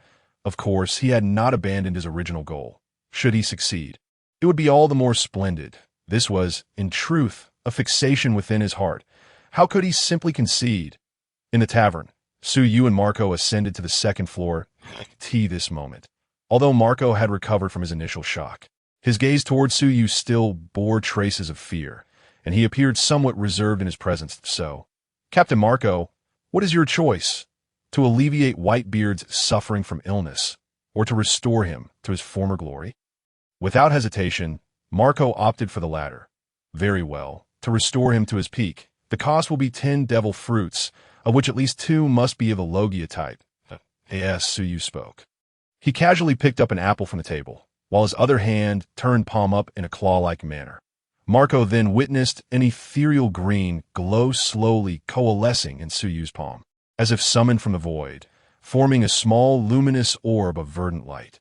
The hue was gentle, and as the glow intensified, the orb deepened in richness. That moment, the room they occupied was suffused with an almost infinite green luminescence.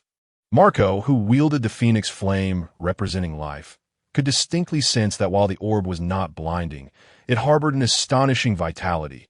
This miraculous scene left Marco in a state of profound astonishment. And even more astonishing was the sensation that his physical state was steadily improving, as if he had shed an oppressive burden, and suddenly he felt an exhilarating sense of relief. Even his breathing seemed to flow more freely. Such a wondrous power led Marco to wholeheartedly believe in the words spoken by Suyu. The thought that his father might regain his health and return to his former glory caused the shadows of his recent encounter with Blackbeard to dissipate in an instant, filling his heart with exuberance. Moments later, it appeared that the gathering was complete, as no new luminescence emerged, and the room dimmed in Suyu's palm. The green orb shone brilliantly, resembling a diamond, yet simultaneously possessing a depth akin to an abyss. These two entirely contradictory sensations manifested within the orb.su. You gently shook the orb, then clasped his hands together, embedding the green light into an apple. The apple momentarily radiated brightly, illuminating the entire room before fading back into the semblance of an ordinary apple. The apple served merely as a vessel. Had it not been placed within, Marco would have absorbed the orb upon contact, rendering it impossible to deliver to Whitebeard. Chapter 46. Marco's narrow escape now that the apple was complete. Suyu casually tossed it towards Marco. Typically unfazed when catching cannonballs, Marco fumbled slightly as he received the apple. It was no ordinary fruit. It symbolized the hope of his father's recovery and represented 10 devil fruits. Marco dared not let it suffer even the slightest harm. Carefully cradling the apple, he brought it closer to his eyes, observing it with curiosity, his breath instinctively becoming steadier. However, upon closer inspection, it still appeared to be just an ordinary apple. The earlier profound and radiant green orb seeming like a mere illusion. Marco had previously pondered how Suyu would rejuvenate Whitebeard, whether through some miraculous medicine or by treating him directly. He had already been racking his brain on how to persuade Whitebeard to accept treatment. Knowing well how stubborn he was, it had taken considerable effort for them to convince Whitebeard to agree to medical intervention. And this time, Marco had not informed Whitebeard of his visit to Suyu, claiming to have personal matters to attend to. Yet, he never anticipated that what he would ultimately receive was merely an apple that seemed quite ordinary. Just let Whitebeard consume this apple, and all will be well. Rest assured, it won't spoil easily.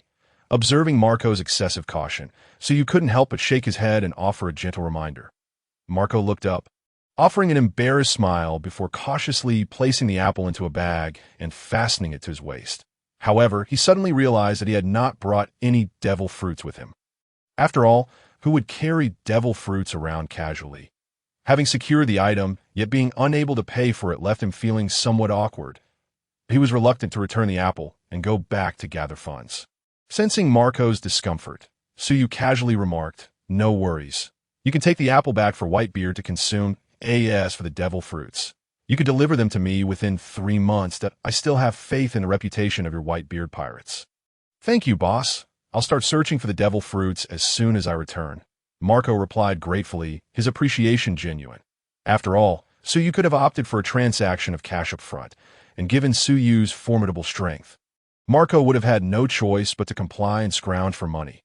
Yet, Suyu chose to allow him to defer payment, resulting in Whitebeard potentially being freed from the torment of illness sooner. Subsequently, Marco bid farewell to Suyu and exited the bar, transforming into his phoenix form and soaring into the sky, stirring a commotion on the streets in the heavens. Marco glanced around, failing to spot any trace of Blackbeard.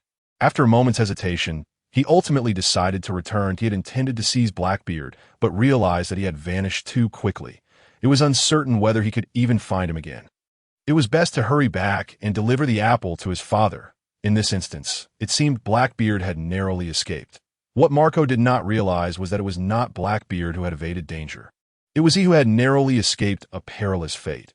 Had he truly encountered Blackbeard, his outcome could have mirrored Aces, being handed over to the Navy and imprisoned and impelled down. Recently, the underground world has been rife with unrest, as the underground's self-proclaimed king, Joker, issued a bounty. The reward was exceptionally generous, and the tasks posed no life-threatening risks, prompting countless outlaws to scramble for it. All individuals targeted by this bounty suddenly transformed into adversaries. The bounty sought clues regarding the legendary Pluton. Although it was the underground world, the world government had its own vested interests and was quick to learn of this bounty. For the term Pluton had long been a keyword of interest to them. Upon discovering this information, it was no surprise that Don Quixote da Flamingo was summoned for a meeting, while others may not have recognized him as Joker. The world government certainly did. Had it not been for his status, the meeting would have likely been an arrest under fabricated charges leading to imprisonment and impelled down. The details of the conversation remained known only to the five elders and Doflamingo himself. Yet thereafter, the world government appeared to tacitly approve of his actions. As for why Doflamingo suddenly sought to find Pluton, it traces back to a week prior on a sun-drenched day, devoid of clouds. The mood of Diamante, one of Doflamingo's top commanders, starkly contrasted with the splendid weather. He was dispatched by Doflamingo to deliver gifts to Suyu. Having personally experienced Suyu's formidable nature and having seen the ensuing news, Diamante now held an inexplicable reverence for the Sabaody archipelago. Nonetheless, he had no choice. It was Doflamingo's command, and he had to comply. Returning to the Wish Bar, where they had once arrogantly entered only to leave in disgrace, Diamante felt a tumult of emotions. After calming himself, he cautiously pushed open the door, relieved to find the bar empty. Behind the counter, Milander was polishing glasses, casting a clear look of hostility towards Diamante. Without mincing words, he stated, "What do you want?" Suppressing his discomfort, Diamante forced a strained smile.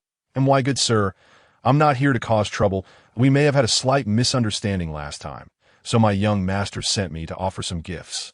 As an apology, please inform your boss." Milander frowned, instinctively feeling a sense of aversion, as if sensing insincerity in Diamante's demeanor. However, he ultimately decided to let the boss make the final call. "You wait here. I'll go fetch the boss." Diamante bent slightly, forcing a smile and nodding, not out of desire, but because his towering height of 5 meters would have otherwise punctured the bar's ceiling. Yet before Milander could summon anyone, Suyu had already descended. "Boss." Upon seeing Suyu, Milander called out, positioning himself behind him. "Sui," Diamante began, but was abruptly interrupted by Suyu's brusque dismissal. "That I know why you are here. You should leave." "Suyu, while I am still in a good mood, leave?" Diamante once again felt the terrifying aura emanating from Suyu, rendering him speechless. He cleared his parched throat, but ultimately said nothing, leaving with a heart full of fear, humiliation, and resentment. Chapter 47. A glimmering white-beard Doflamingo found himself in a predicament. His gift-giving endeavor had failed, and it seemed Suyu was intent on eliminating him.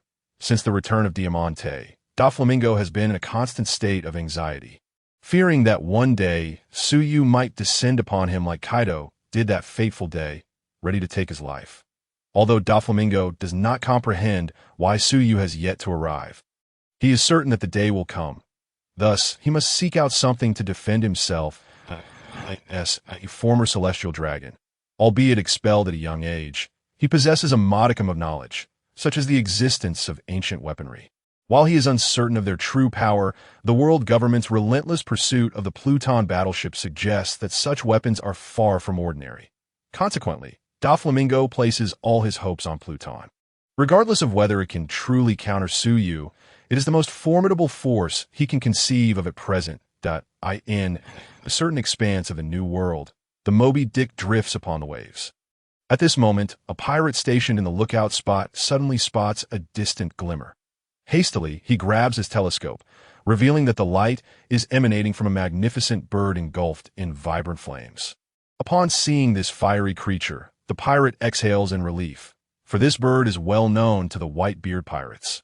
Moments later, the flaming bird lands on the deck, its brilliant plumage retracting to reveal a burly man with a pineapple-shaped head.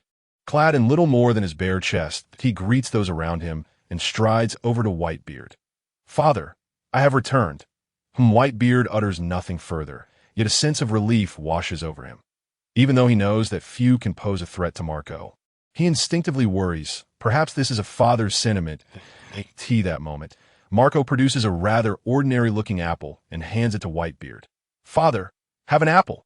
Marco, you didn't go out just to fetch an apple, did you?" Before Whitebeard could respond, the ever-quick-witted diamond Jozu chimed in, prompting laughter from the surrounding pirates. Whether they genuinely found it amusing or merely wished to support Jozu, the deck soon resonated with joyous laughter. Indeed, it was peculiar that Marco, claiming to be out on business, returned with nothing but a single apple.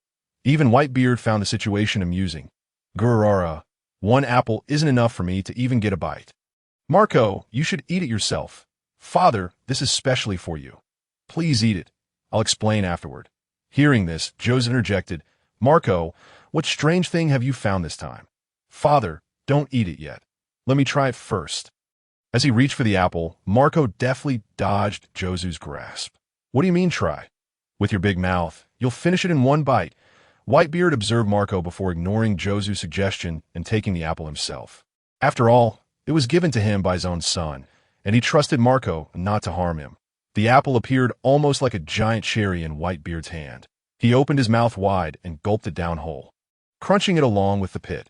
Upon witnessing Whitebeard consume the apple, Jozu and the others grew tense, while Marco watched intently, eager to see what would transpire. However, after eating the apple, Whitebeard exhibited no reaction. Not even a belch escaped him. This prompted a sigh of relief from Jozu, who chastised himself for overreacting. After all, it appeared to be an ordinary apple. Marco, too, found it strange, as he had distinctly sensed the apple's pure vitality. Why was there no reaction? At that moment, Whitebeard exclaimed in surprise, and suddenly, his entire being radiated with light. It was as if countless sparkling luminescence coursed through him, rendering his form somewhat translucent, revealing the intricate patterns of his muscles and veins, with the blood surging within. Subsequently, everything about Whitebeard transformed into a golden-green hue. His eyes, skin, organs, muscles, blood. Oh wait, Whitebeard had no hair. This moment, he resembled a statue sculpted from green glass. "Father," this extraordinary sight left Jozu and the others, who were unaware of the situation, in a state of utmost concern. Impulsive Jozu immediately considered rushing forward, but Marco swiftly restrained him. "Marco, what in the world did you make father eat?" "Jozu, calm down." Even Marco, who understood what was happening, was momentarily taken aback. Nonetheless, he retained his composure, knowing that if Suyu intended to harm Whitebeard, he would not go through such elaborate means. Furthermore, the pure vitality was unmistakable. Thus, Whitebeard's condition must be part of a normal process. Indeed, in the next moment, Whitebeard spoke. "Calm down. I'm fine." Seeing that Whitebeard could still speak, the others relaxed slightly, though they remained anxiously vigilant, observing the green luminescence still surrounding him. In truth, within Whitebeard's heart, tumultuous waves of astonishment surged. An outsider, he merely appeared to be glowing green, with no significant change. However, Whitebeard's sensations were entirely different. He felt a warm embrace enveloping him, as though his entire being were cradled by a soothing spring. The warmth seeming almost alive, burrowing deeper into him. As this sensation unfolded, Whitebeard was astounded to discover that his condition seemed to be improving. His body was well aware of its own state. His fruit possessed immense destructive power, yet it exacted a heavy toll on his physique. When he vibrated space, his body and organs bore the brunt of the impact. The various hidden injuries he had sustained were nearly unbearable. He had survived thus far solely due to his extraordinary resilience. Otherwise, a lesser individual would have long since met their end. Yet now, as the warmth permeated him, Whitebeard experienced an unsettling tingling throughout his body. Shockingly, he found that those stubborn hidden injuries were gradually healing, and the pain in his organs transformed into a refreshing sensation, an extraordinary comfort. Not only was he recovering from his injuries, but Whitebeard also sensed a significant resurgence in his overall condition. This invigorating feeling, reminiscent yet foreign, was akin to how he felt in his youth. This was the sensation of being at his peak. After a brief moment, it was as though all the green luminescence had been absorbed by Whitebeard's body, the glow gradually fading, and he returned to his normal state.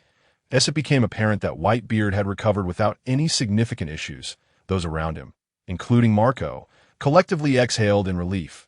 "Father, how do you feel?" It was still the irascible old brother Jaws who first inquired. Whitebeard did not respond. He was still somewhat bewildered. Even with his extensive experience, he found it difficult to comprehend the events that had just transpired. After a brief silence, he swept away the intravenous needles still embedded in his body. This towering figure, over 7 meters tall, rose to his feet, stretched his limbs, and slowly made his way to the ship's railing. Old man, Jaws, and the others looked at Whitebeard in confusion, unable to fathom the meaning behind his series of peculiar actions. Yet, they dared not intervene and could only watch him move. Upon reaching the railing, Whitebeard inhaled the moist and refreshing air. Each breath prior had been a torment, a painful ordeal for his lungs. While he had grown accustomed to this discomfort, the crucial point was that every inhalation had yielded such an effect. However, now it felt as though he had acquired an entirely new set of lungs. He had never realized that breathing could be such a delightful experience. Not only were his lungs rejuvenated, but his once ailing heart was also revitalized, beating vigorously and pumping fresh blood throughout his body. The stiffness that had plagued his muscles dissipated, and he felt as if a man burdened by a ton of iron armor had suddenly been liberated from his constraints. As if he could soar into the sky, overwhelmed by an urge to sigh with pleasure.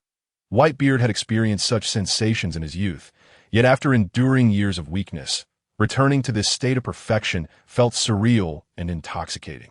He gazed at the silver line where the sky met the sea, took a deep breath, raised his right hand into a fist, twisting his waist as he prepared to unleash a powerful strike. A translucent white energy field materialized around his fist, and with a mighty blow, he struck the air before him. The air seemed to shatter under the force of his punch, sending a multitude of cracks radiating outward from his fist. The space trembled violently, centered around Whitebeard's right fist. As the waves of this terrifying vibration propagated into the distance, he lowered his hand. For a moment, the sea lay tranquil. It seemed as if Whitebeard had merely struck the air, and nothing had occurred. Yet, how could Whitebeard engage in a futile act? This calm was merely the prelude to an impending storm. After a brief interval, the once calm sea erupted as if boiling, unleashing astonishing energy and generating countless waves. In an instant, the ocean appeared to be cleaved into several segments, each misaligned and at varying angles. The wild sea thrust the Moby Dick further away, and the once mighty vessel now swayed precariously. At the mercy of nature's immense power, Marco transformed into his phoenix form and soared into the air, while Jaws and the others clung to anything they could grasp, desperately anchoring themselves to the ship. Yet, Whitebeard remained steadfast, as if his feet were glued to the deck. The sea continued to churn, though fortunately, the Moby Dick was positioned at the periphery of the tumult, making it seem precarious without posing any real danger. However, others were not so fortunate. Far from Whitebeard and his crew, a naval surveillance team had been leisurely conducting their duties. Unlike the vicious and unpredictable Kaido, Whitebeard, while fearsome, had maintained a relatively stable demeanor, causing the personnel to feel little psychological burden. Who could have foreseen that the seemingly tranquil Whitebeard, who had been receiving treatment, would suddenly unleash a powerful punch in their direction? That punch was indeed tremendous. It felt as if the very ocean had been struck, rolling violently. While the ocean's turmoil was of little concern, the real issue was that they were still on its surface as the ocean convulsed. They were utterly doomed. Their small vessel disintegrated, forcing them to struggle against the raging waters, desperately trying to keep their heads above the surface. If fortune smiled upon them, perhaps when the ocean calmed, they might find remnants of their ship to cling to. In truth, Whitebeard had not aimed to target them. While he was aware of being under the Navy's watchful gaze, he was uncertain of their precise location. As the distance was indeed considerable, he had simply chosen a random direction to strike, leading to the unfortunate fate of those surveillance personnel. Moments later, the tumultuous sea finally grew weary and chose to settle. Restoring calm to the surface, the Moby Dick came to a steady halt, and only then did Marco land on the deck.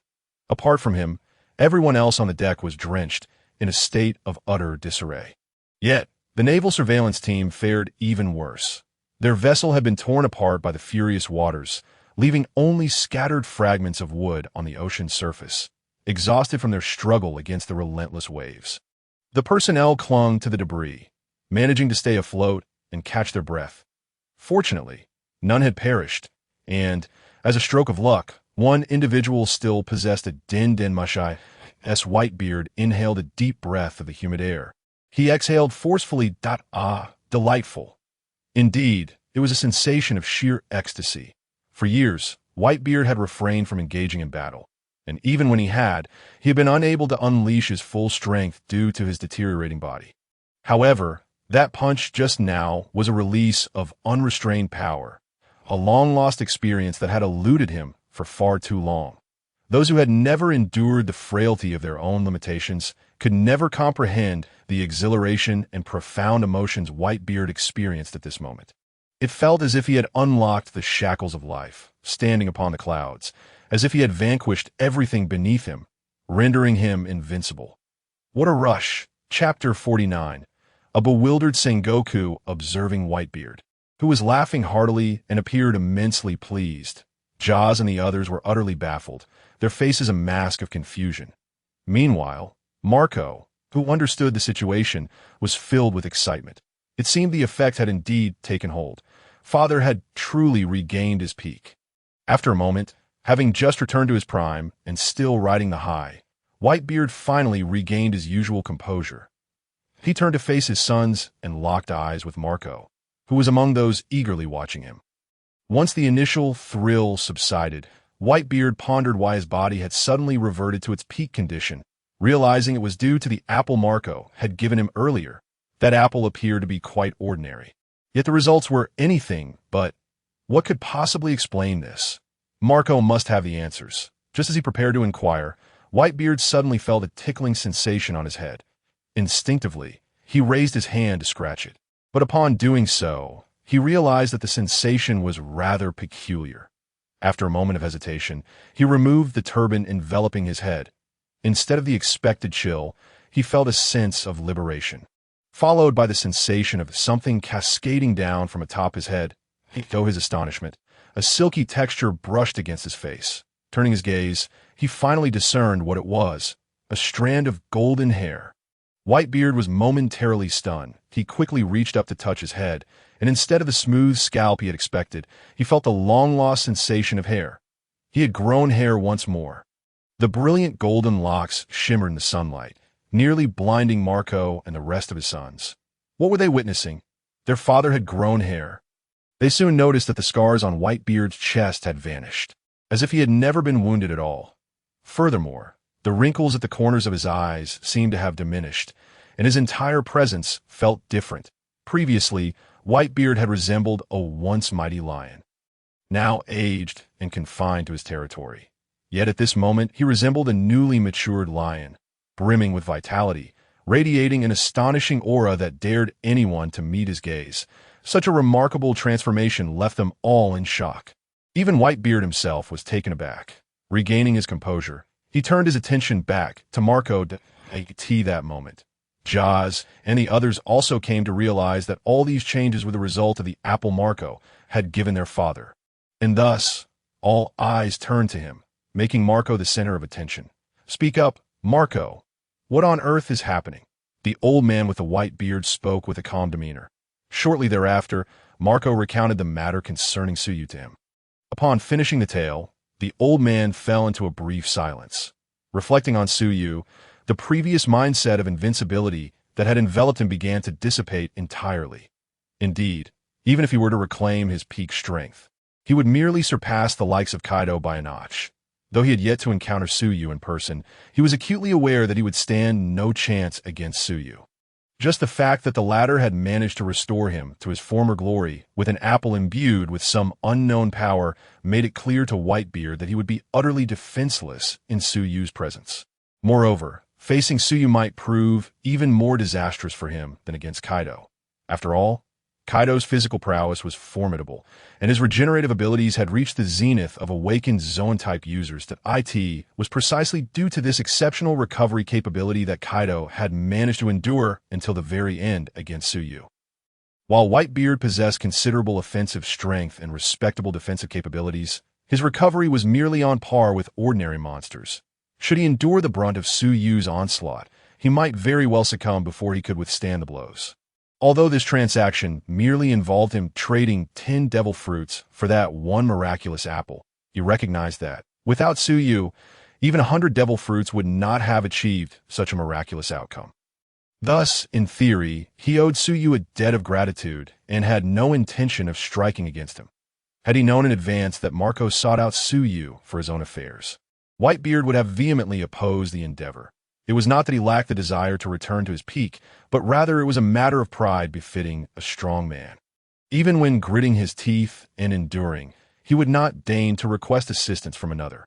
However, since Marco had acted without prior consultation and clandestinely sought out Suyu for a solution, Whitebeard chose not to sulk or feign displeasure, for Marco was acting out of concern for him. Jozu and the others, on the other hand, did not ponder such complexities. They were simply in awe of Suyu's prowess while delighting in their father's recovery.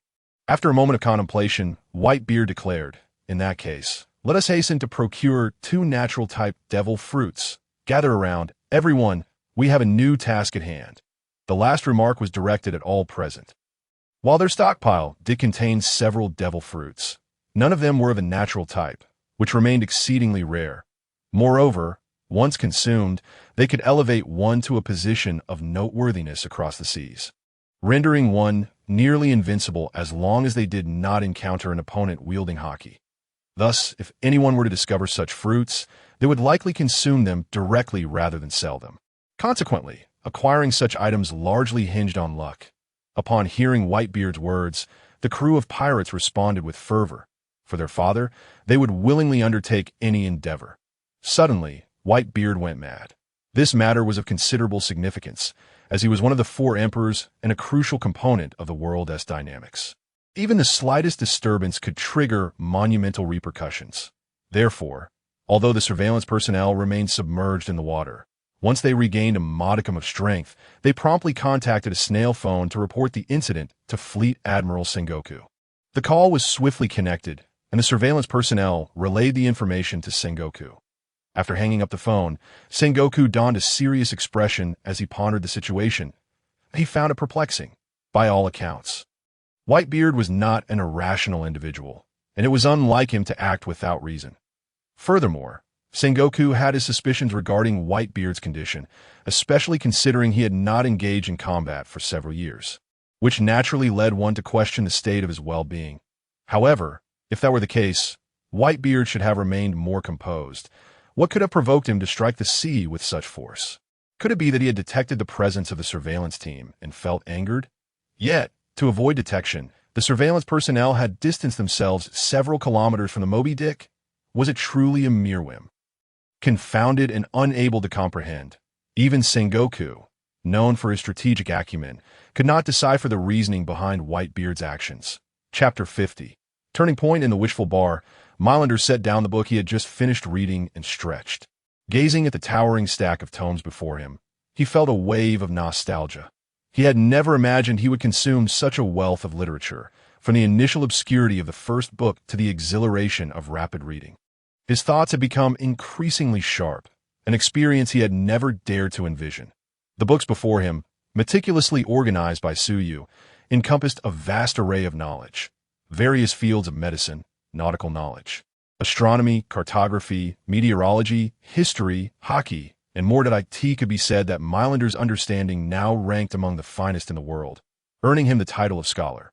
For an ordinary person, it would be impossible to digest such an immense volume of knowledge within a month. Even a cursory glance would yield mere superficial understanding. Yet, Milander was no ordinary individual. He was, after all, a proud saint of Pegasus. It is worth noting that while the fighting prowess of the saints was extraordinary, they also cultivated their mental fortitude, referred to as the small universe. This ethereal force was incredibly versatile, It could enhance combat capabilities and significantly bolster mental strength and cognitive abilities when the need arose. One could unleash this mental energy, manifesting power far beyond their usual limits. In simple terms, it was akin to an ordinary person shouting, "Unleash my small universe," and in the next moment, delivering a devastating blow to the Emperor Kaido. As such, Milander's mental acuity had been amplified by the divine armor, elevating his intellect from double digits to triple digits. Consequently, he successfully absorbed the daunting stack of books within a month, with his cultural foundation thoroughly fortified. The next step was to enhance his practical skills. Strengthening one's abilities was straightforward. It required real combat. You would create an illusion, one that surpassed Milander in strength, speed, and reflexes by just a notch. Milander's task was to defeat this apparition. Such training was indeed arduous. In the beginning, it consisted solely of enduring blows. The adversary was superior in every aspect, just slightly outmatching him, leading Milander to feel as though victory was within his grasp. Yet forever elusive. It was a harrowing dual assault on both body and spirit. Nevertheless, Milander gritted his teeth and persevered, fully aware that Suyu sought only to aid him in this chaotic world. He needed strength to survive. During this period, Suyu relished the joys of teaching, which included surreptitiously capturing unflattering photos of Milander. Each time Milander fell or executed a comical maneuver in evasion, Suyu would snap a picture, immortalizing those beautiful moments. Whether Milander considered these moments beautiful was of little consequence. Thus, a month slipped by quietly. Throughout this challenging training, Milander emerged transformed. The disparity between his current strength and that of a month prior was staggering. However, even with his newfound prowess, he still fell short of securing a decisive victory over Doflamingo. The line fruit, which might seem trivial at first glance, had been developed by Doflamingo into a formidable weapon.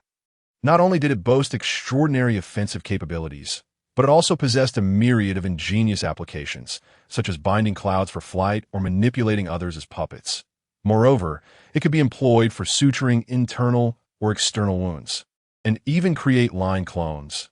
Indeed, it was evident that true strength lay not in the fruit itself, but in the wielder, just as Whitebeard's tremor fruit could be rendered ineffective in the hands of another. Doflamingo had elevated the line fruit to a status revered as one of the strongest paramecia fruits in existence. The disparity was stark that in fact, Doflamingo's puppet strings proved to be quite effective against Milander. And so you couldn't shake the feeling that Doflamingo's technique bore resemblance to a renowned character from Saint Seiya. Minus, one of the three judges of the underworld under Hades, Minus's signature move. The stellar puppet strings allowed him to manipulate opponents with invisible threads, rendering them powerless and at his mercy. Reflecting on this, Suyu felt a surge of excitement. The clash of the Pegasus Saint against the Celestial Saint felt destined, igniting a fire within him. In the span of a single month, the members of the Whitebeard Pirates traversed the globe in search of the elusive natural-type devil fruits. Fortune smiled upon their diligent endeavors. Although such fruits are extraordinarily rare, they ultimately discovered a solitary one. Indeed, they unearthed only a single fruit, and the circumstances of its discovery were purely serendipitous. Initially, a search party, weary from days of relentless pursuit, decided to make a brief respite on a small island to recuperate. After tirelessly scouring the world, fatigue had set in among the crew. Thus, the group split into two factions. One remained aboard the ship to guard it, while the other ventured into the island's forest in search of edible fruits and vegetables, hoping to encounter some delightful small creatures along the way. However, fate played its hand, and during their quest for sustenance, they unexpectedly stumbled upon a natural-type devil fruit. This location was guarded by a fearsome serpent, which the pirates initially intended to capture for their evening barbecue. They expended considerable effort to subdue the snake, which was larger than a man. Just as they prepared to haul the serpent's carcass back, they turned and noticed, growing upon the rocky cliff, an oddly shaped fruit resembling a mutated pineapple. This discovery filled the pirates with unrestrained joy. They hastily plucked the fruit and dashed back, abandoning their plans for the serpent's meat. Thus, the first natural-type devil fruit was found in a most dramatic fashion. However, it seemed that this stroke of luck had exhausted their fortune. For in the ensuing 20 days of searching, they failed to locate any additional devil fruits of any kind. Just as despair began to set in among them, a turn of events occurred. Chapter 51. The Golden Emperor. After more than 20 days without any success and no glimmer of hope in sight, the members of the Whitebeard pirates found themselves in a state of utmost anxiety. With merely 2 months remaining, they needed to allocate ample time to deliver the devil fruits to Suyu, and yet half of this time had already elapsed, leaving them with only a solitary natural type fruit to show for their efforts. Even Marco and the other captains felt at a loss. They were indeed powerful, but in situations like this, sheer strength was of little use. As they anxiously continued their search, news spread across the world via the newsbirds. Simultaneously, prominent figures received an invitation adorned with golden powder, seafarers, underworld leaders, and kings of great nations alike. Naturally, the Whitebeard pirates, as one of the 4 emperors, also received this invitation. Upon seeing it, the captains, who had been frantically pulling at their hair in desperation, felt a wave of relief wash over them, their previously troubled expressions transforming into smiles. The oppressive atmosphere aboard the Moby Dick was finally lifted. What was this invitation, you might wonder? It was for an auction to be held in the world's largest entertainment city, Tazoro, which would feature an array of esteemed guests. The paicida, assistance of this auction was none other than a natural type devil fruit, and not just any natural type fruit, but one known as the earth fruit, or the soil fruit. Consuming this fruit would allow one to merge with the earth, creating tremors at will. If harnessed properly, it could indeed be a cataclysmic force. This news spread far and wide, and while the invitation was not exclusive to those who received it, anyone willing to pay a certain sum could gain entry. This certain sum was likely to be staggering. If it were any other individual hosting such an auction, doubts might arise regarding its legitimacy, with some individuals possibly resorting to theft. However, this auction was to take place in the legendary city of gold, and the host was none other than the legendary figure known as the Golden Emperor, Tazoro. The Golden City of Tazoro is a colossal ship spanning 10 kilometers, home to what is claimed to be the world's largest entertainment town. Furthermore, it is recognized as an independent nation by the world government, which reportedly cannot act freely within its confines, holding powers akin to that of the celestial dragons. This alone dissuades any thoughts of disorder.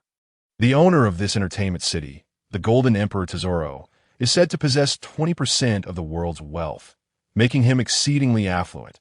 Not only is he wealthy, but he is also extraordinarily powerful, being a user of the gold fruit, which he famously seized from Don Quixote da Flamingo. Tazoro's abilities have reportedly reached the point of awakening, rendering him formidable. The Golden City itself is replete with gold, making it his domain. His strength is augmented here by at least 10%. Moreover, fine golden dust perpetually drifts through the air, attaching itself to guests and entering their bodies as they breathe.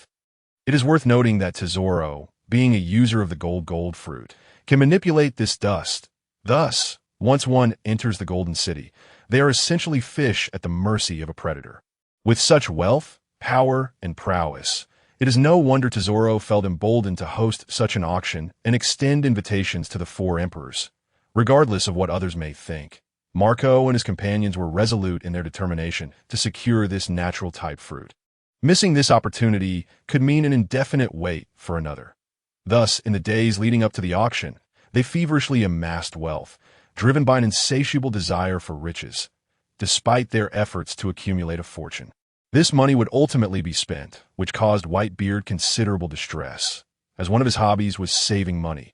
His usual frugality was put to the test as he prepared to part with such a substantial sum. Time passed quietly, and soon it was the day before the auction that this moment. The colossal vessel named Tazoro was surrounded by a myriad of various sized ships, some adorned with pirate flags, others bearing merchant emblems, and even a few flying the flags of the world government. Indeed, this was the largest entertainment city in the world, and the celestial dragons, known for their love of pleasure and indulgence, would not miss such an opportunity, as they were frequent guests here. Interestingly, the city's owner, the Golden Emperor Tazoro, harbored an irreconcilable hatred for the celestial dragons. This animosity stemmed from the fact that his beloved Stella, had been purchased by them and ultimately perished as a result of their cruelty. Upon learning of Stella's demise, Tazoro's heart twisted in anguish, leading him to develop an obsession with wealth. He believed that had he possessed sufficient funds, he could have redeemed Stella from her captors before it was too late. Henceforth, he became the richest man in the world, the Golden Emperor. Yet unbeknownst to him, he had transformed into the very type of person he once loathed. Mingling with the powerful and affluent, and even engaging amicably with the celestial dragons, completely forgetting the depths of his former resentment and his desire to eliminate the nobility. Perhaps this is the tragedy of masquerading. One may don a mask for so long that it becomes their true visage. This is indeed a poignant reflection. The host of the auction, the Golden Emperor, awaited his esteemed guests at the entrance. Ordinary guests were attended to by specially trained maidens, while he reserved his attention for those of greater import, such as the celestial dragons and the four emperors. Standing at the entrance, Tazoro sported gray-green hair slicked back, dressed in a light red suit, adorned with gold jewelry, golden earrings, rings, and necklaces, gleaming under the lights. His expression bore a smile that was difficult to discern as genuine or feigned. Beside him stood his capable assistant, Baccarat, a striking woman with long red hair and alluring legs. She was deemed a valuable aid due to her ability as a luck fruit user, capable of absorbing others' fortune to bring misfortune upon them, a particularly advantageous skill in the gambling-centric economy of the entertainment city. Chapter 52, an uninvited guest to encapsulate the scene at the entrance in a single phrase. It was a veritable melting pot of humanity that a diverse array of individuals gathered, from brutish and savage pirates to elegantly attired nobility. I could see that moment. A ship appeared on the horizon, a sailing vessel with the image of a grinning whale emblazoned on its bow. The pirate flag above depicted two crossed bones beneath a skull sporting crescent-shaped whiskers. Upon sighting this iconic pirate ship, a wave of commotion surged through the crowd gathered at the entrance. It was the Whitebeard pirates. Even though they were aware that this was a safe zone, the sight of the legendary four emperors inevitably made them feel a twinge of anxiety. Moments later, a massive whale squeezed its way among the multitude of vessels, docking at the specially constructed pier at the entrance. Upon seeing the whale's arrival, the nearby ships hastily maneuvered aside to make way for it. This whale was not the famed Moby Dick, but rather a vessel of similar design, constructed around the same time, albeit slightly smaller and with a different hue. Once the whale was securely moored, a contingent of individuals descended, led by the immortal Marco and the formidable Diamond Jozu. Despite Marco's somewhat disheveled appearance among his comrades, he exuded an air of authority in public, while Jozu, with his fierce expression and imposing stature, commanded respect and apprehension from all who beheld him. The group strode purposefully towards the entrance, radiating an impressive aura. Observing this, Tazoro promptly approached to extend his greetings. Although Marco was a formidable pirate in his own right, his reputation alone did not warrant Tazoro's personal attention. After all, a confrontation between the two could go either way. However, Marco's presence represented Whitebeard, which demanded a certain level of decorum. Upon meeting Marco and his entourage, Tazoro maintained a composed demeanor, declaring, "Welcome, Captain Marco and Captain Jozu, to my city. I hope you all have a splendid experience." Marco non-committally replied, "One can only hope." The two exchanged a few pleasantries before Tazoro arranged for several maidens to cater to Marco and his companions during their stay. At that moment, a group of oddly dressed individuals, adorned with transparent bubble-like headgear, approached with a swagger. These were, in fact, the true guests of honor that Tazoro was eager to welcome, the celestial dragons. Upon sighting these figures, everyone else quickly distanced themselves, fearful of drawing attention to "Oh, you have any new slaves here, Tazoro?" Before Tazoro could respond, an exceedingly unattractive celestial dragon with oiled hair interjected. Tazoro smiled politely. "There's no need to rush. Please enjoy a day of relaxation. Tomorrow's auction will have everything you desire." Slaves, slaves, slaves. The celestial dragons were soon calmed and escorted away by attendants for their amusement. Watching their retreating figures, Tazoro wore a smile that was both inscrutable and revealing of an underlying emotion, perhaps numbness or something more complex. Meanwhile, Marco and his crew, having entered Golden City, decided to seek out a meal, having heard tales of the exquisite cuisine that awaited them. They ventured into a lavish barbecue establishment, perfect for pirates who reveled in hearty feasts and copious libations.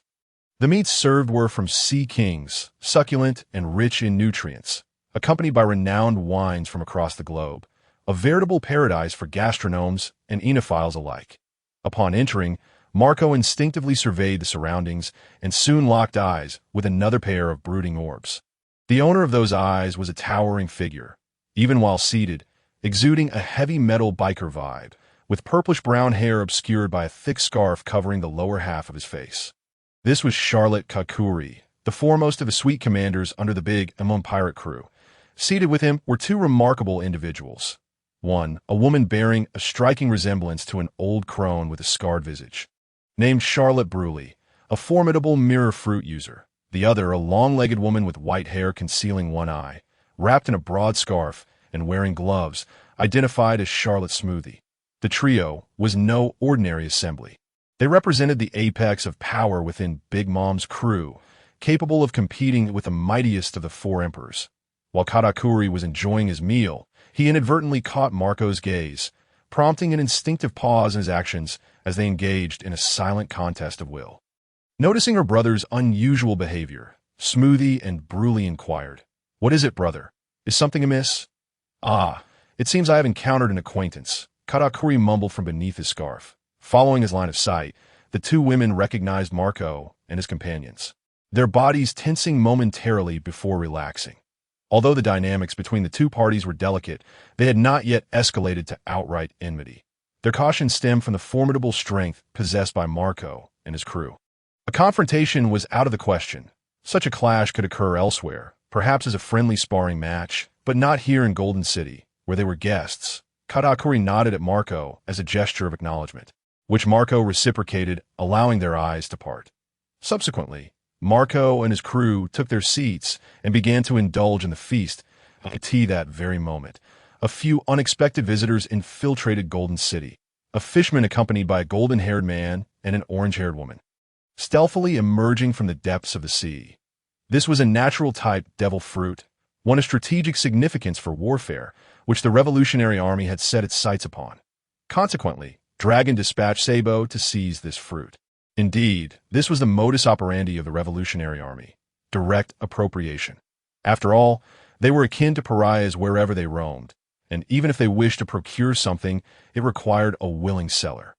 Chapter 53. The reliable Sabo. Do you have a plan? Rest assured, Clara. Why would you doubt me? It is precisely because of you that I have my doubts, Clara silently retorted to herself. That's so. What is your plan? We have already arrived in Golden City. It's time to share. Well, my plan is to stealthily infiltrate the treasury and snatch that fruit, he declared, brimming with enthusiasm. What do you think? Quite splendid, right? Do you even know where the treasury is? About that. So how do you intend to sneak in? Have you thought this through? We just dive right in. That's your grand plan? Oh, come on. We can figure it out later. If all else fails, we'll just charge in. I'll bulldoze our way through.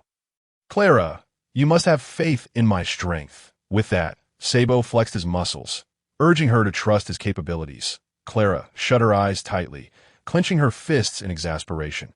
She could no longer contain her frustration and, without further ado, lunged at Sabo, delivering a resounding smack to his golden head. Thud! Even a revolutionary commander who remained unfazed by grievous wounds could not suppress a grimace from such a minor offense. Gasping in pain and cradling his head defensively, observing Sabo's pitiful state brought Clara immense satisfaction. Finally, a release of pent-up frustration. And from now on, you shall heed my lead. Crouching on the ground, Sabo rubbed his head vigorously, mentally noting that Clara was becoming increasingly unrestrained. Clara, keep your voice down. We're supposed to be sneaking in. Upon hearing this, Clara nearly lost her composure, almost ascending to a state of transcendence. That even a proper thing to say? Do you have the audacity to utter such words? Look where we are now. She gestured animatedly towards their surroundings. Here lies a storage facility for provisions, where an array of gruesome and unidentified meats is strewn about. The air thick with an abhorrent stench of blood mingled with the briny scent of seafood, creating a veritable feast for the senses. Kira was on the verge of fainting from the sheer horror. As for why they found themselves in this dreadful place, one would do well to inquire of Comrade Sabo, who could occasionally be seen rubbing his temples in confusion. Initially, upon their arrival, everything seemed to proceed smoothly. Their escort, Master Haku, remained in the sea to provide support, while Sabo and Kira set out to procure the fruits of their endeavor.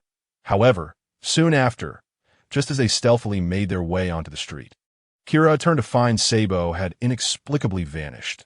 Minutes later, upon spotting Sabo again, she was taken aback to see his mouth stuffed with food, one hand clutching a massive bone-in chunk of meat and the other grasping several skewers. To her astonishment, he was not alone. He had brought along a boisterous entourage of newly acquainted friends. These newfound companions were exceedingly enthusiastic, brandishing an assortment of implements, knives, pipes, bottles, relentlessly pursuing Sabo, clearly reluctant to let him slip away. Yet in stark contrast to these enthusiastic newcomers, the bond between Sabo and Kira was far deeper. Without hesitation, Sabo dashed towards Kira, disregarding the heartfelt pleas of his companions behind him. "Stop right there, damn you. Don't you dare run away. Little brat, don't escape." Alas, despite their earnest attempts to retain Sabo, he callously abandoned them, shouting back to Kira, "Kira, I'm back. Run, run. You insufferable fool." Kira seethed, her frustration boiling over. Witnessing the scene of Sabo being fervently pursued while resolutely choosing his heartfelt connection to her nearly caused Kira to faint from exasperation. She felt an overwhelming urge to kick him. Nonetheless, summoning the last remnants of her composure, she stifled the impulse to lash out and turned to flee. "Wait for me, Kira, stop. Don't run. The one with orange hair is with them. Quick, chase after them. Don't let them get away." Forcing herself to suppress the desire to retaliate, Kira feigned ignorance to the clamor behind her and continued her escape. However, her heart softened, and she unconsciously slowed her pace. Allowing Sabo to catch up, "Kira, you have to try this. It's incredibly delicious," Sabo exclaimed, presenting her with a skewer of meat that, while unknown in origin, appeared quite appetizing. Kira could hardly contain her incredulity. All he could think about was food. Even now. "You glutton," she thought, clenching her fists, envisioning delivering a punch to his infuriating face. Yet, as she beheld Sabo's radiant smile, she found herself hesitating, feeling a twinge of reluctance to harm him. Fine, fine, she sighed internally, deciding to let it slide this time. "What can I do? I indulge him."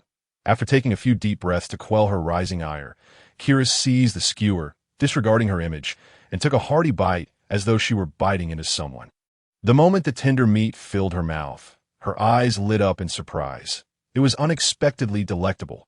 The comfort of the food lifted her spirits considerably, momentarily overshadowing the distress of being pursued due to Sabo's antics.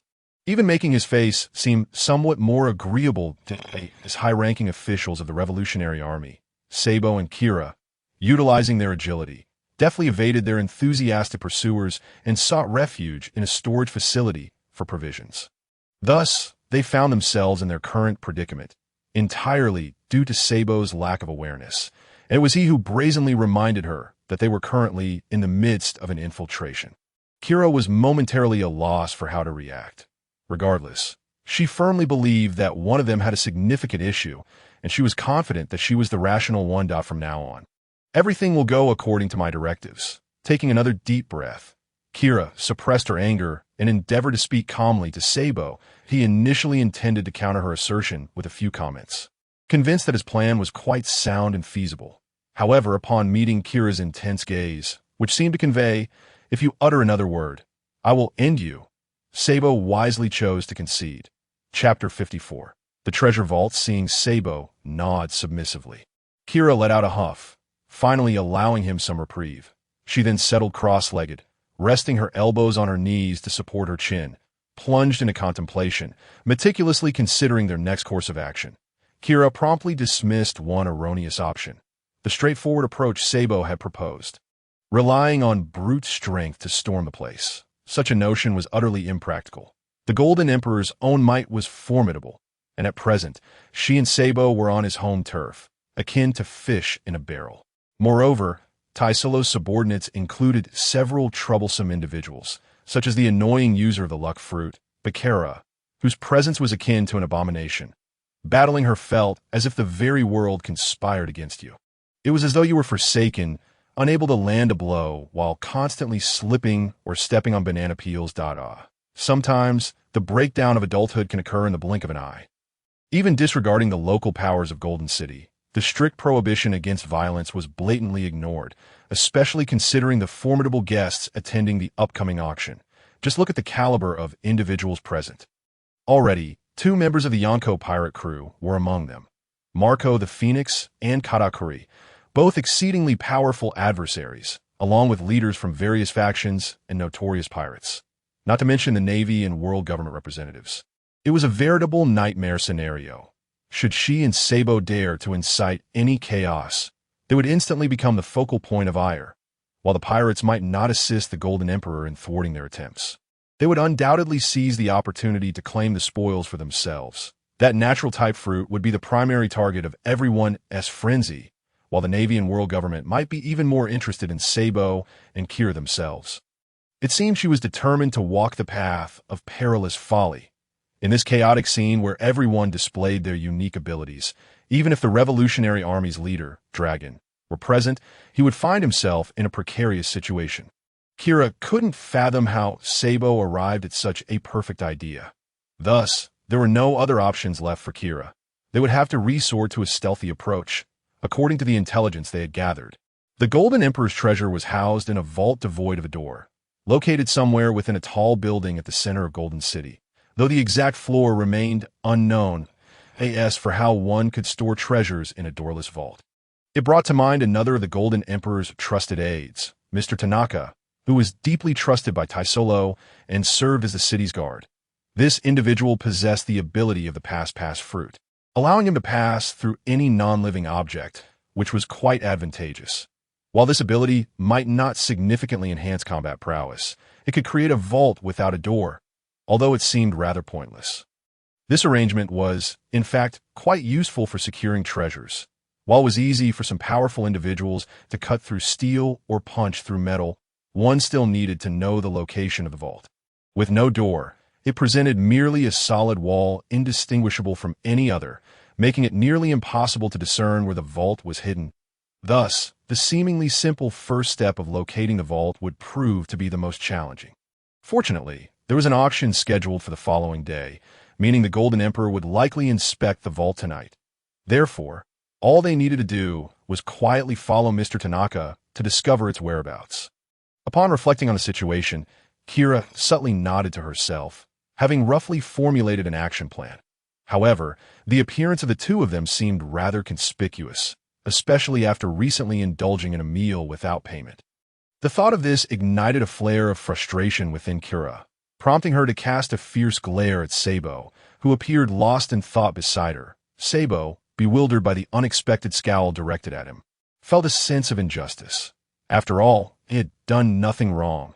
The 2 had been hiding in the warehouse for an hour, and the enthusiastic staff who had chased after them could no longer locate the pair. Ultimately retreating to the store, recognizing that they, too, had work to attend to, Kira and Sabo cautiously approached the entrance of the warehouse, straining to listen to the sounds outside. After carefully pushing the door open a crack and peering out, they discovered that the group of Sabo's new friends had vanished from sight, allowing Kira to exhale a sigh of relief as they stealthily slipped out of the warehouse. Finally free, Kira silently rejoiced, grateful that she had not remained any longer in the foul-smelling confines. After all, she pondered, how could a little fairy like herself endure such an hour-long confinement? The more she contemplated, the more aggrieved she felt, leading her to stomp down hard on Sabo's foot. The poor Sabo gasped in pain, exclaiming ouch, repeatedly. Kira shot Sabo another fierce glare, observing him as he struggled to stifle his cries of pain. His face reddening from the effort of holding back. To her, it was akin to savoring a refreshing slice of ice-cold watermelon on a sweltering summer day. Pure bliss, after hopping on one foot in delight for a while. Sabo finally regained his composure. Being stomped on the toes was already excruciating, but Kira had struck with the full force of her anger, and considering she wore high heels, the pain was all the more intense. This single stomp had penetrated deep into Seibo's heart, yet he dared not voice his indignation. Although he was puzzled by Kira's sudden outburst, he wisely chose to remain silent, emphasizing that his decision was not one of cowardice, but rather a matter of not wanting to engage in a dispute with Kira. With a sense of satisfaction from her revenge, Kira walked ahead with her head held high, while Seibo followed behind, looking pitiful, akin to a child who could easily catch cannonballs, as for how to infiltrate the hotel. Kira had already devised a plan in the opulent hall that appeared to be forged from gold. Indeed, it was a lavish establishment. People of various appearances, some resembling humans while others did not, were bustling about. This was the lobby of a hotel, also the location of the Golden Emperor's treasure trove, as for why they chose such a perilous place, teeming with people, as a treasure vault. One could only say that the most dangerous places are often the safest. No one would suspect that a treasure trove could exist in such a location. Chapter 55. Seibo losing his composure. The bustling hall was filled with a diverse array of individuals: gangsters, pirates, aristocrats, and government officials. Even the fiercest of rivalries seemed subdued here, with only the occasional exchange of murderous glares. The lavishness of the surroundings, adorned with exquisite decorations and staffed by exceptionally skilled personnel, indicated that the expenses incurred here were certainly not trivial.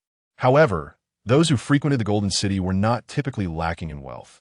The hotel, aptly named the Golden Hotel, catered to the elite in fact, individuals of sufficient status could stay here without any cost, simply arriving with their bags in hand.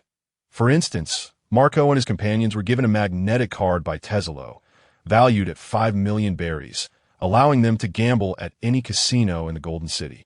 With winnings theirs to keep and losses requiring no repayment. 5 million berries might not seem like much to Marco and his companions, but for an ordinary citizen, it could potentially equate to a lifetime of financial freedom with careful spending. Tazoro presented this card as a gesture of goodwill. This hotel was the target of Seibo and Kira. She planned to infiltrate it first, biding her time until Tazoro and Mr. Tianzhong arrived to assess the treasure vault. As far as subterfuge was concerned, this was second nature to the Revolutionary Army.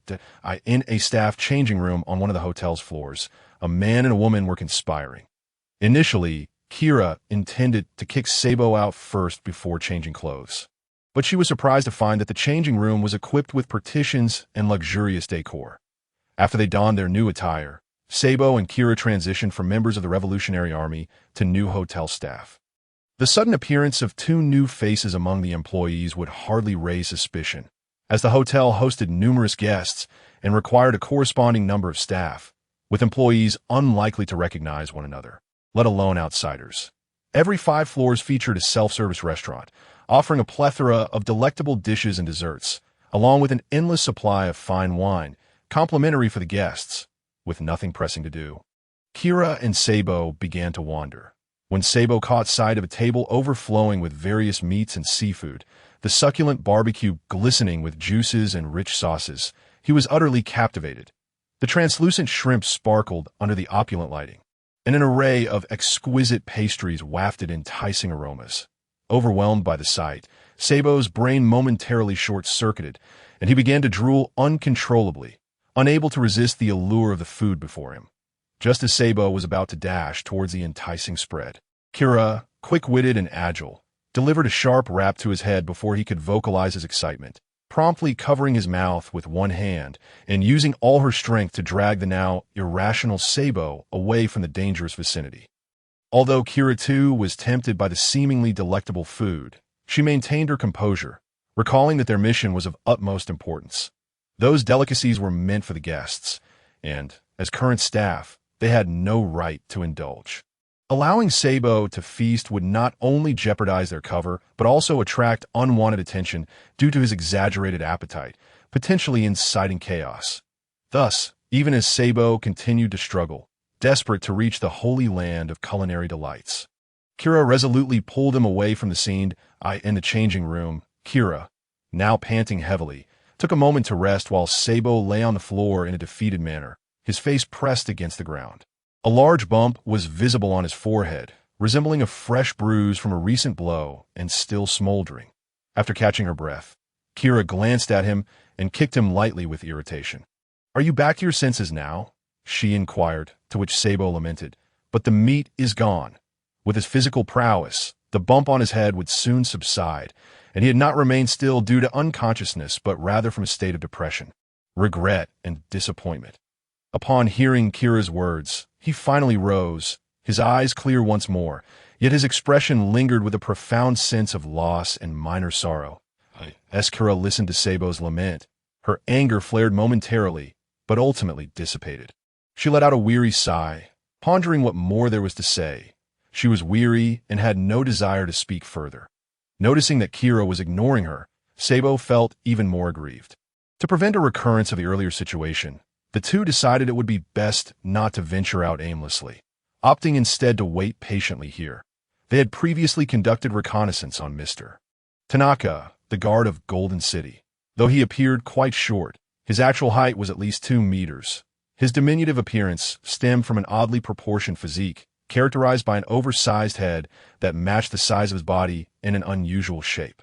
Having memorized Mr. Tanaka's appearance, the two had also familiarized themselves with his aura. Thus, even while remaining inside the changing room, Sabo and Kira could identify Mr. Tanaka through their observation haki. Meanwhile, Marco and his companions had finished their meal and were preparing to return to the hotel to rest. Having traveled a long distance to arrive here and feeling somewhat fatigued, the hotel they were staying at was none other than the Golden Grand Hotel. As the group entered, the patrons in the lobby instinctively recoiled, creating an unspoken path for them. This was the imposing presence of the 4 Emperor's pirates, whose status among pirates was akin to that of the world government or navy among common folk. Chapter 56. It seems Sabo can still be trusted upon noticing Marco and his entourage. The pirates in the lobby instinctively stepped aside.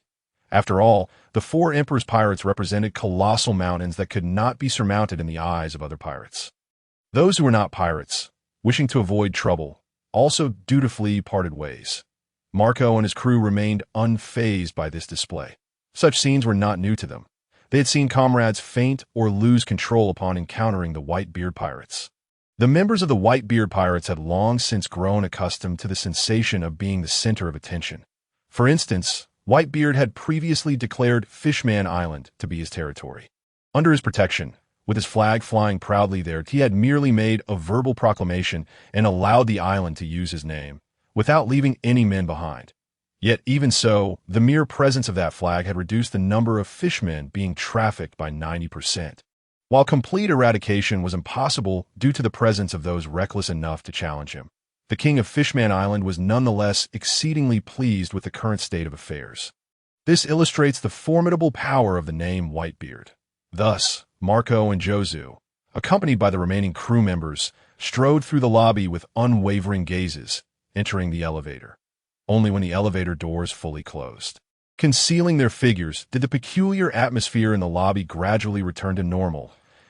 As Marco stepped into the elevator, his eyes half-lidded, seemingly lost in thought. Suddenly, as the elevator ascended smoothly, he experienced an odd sensation, as if someone had covertly scrutinized him moments ago, prompting him to instinctively voice his confusion. "What's wrong, Marco?"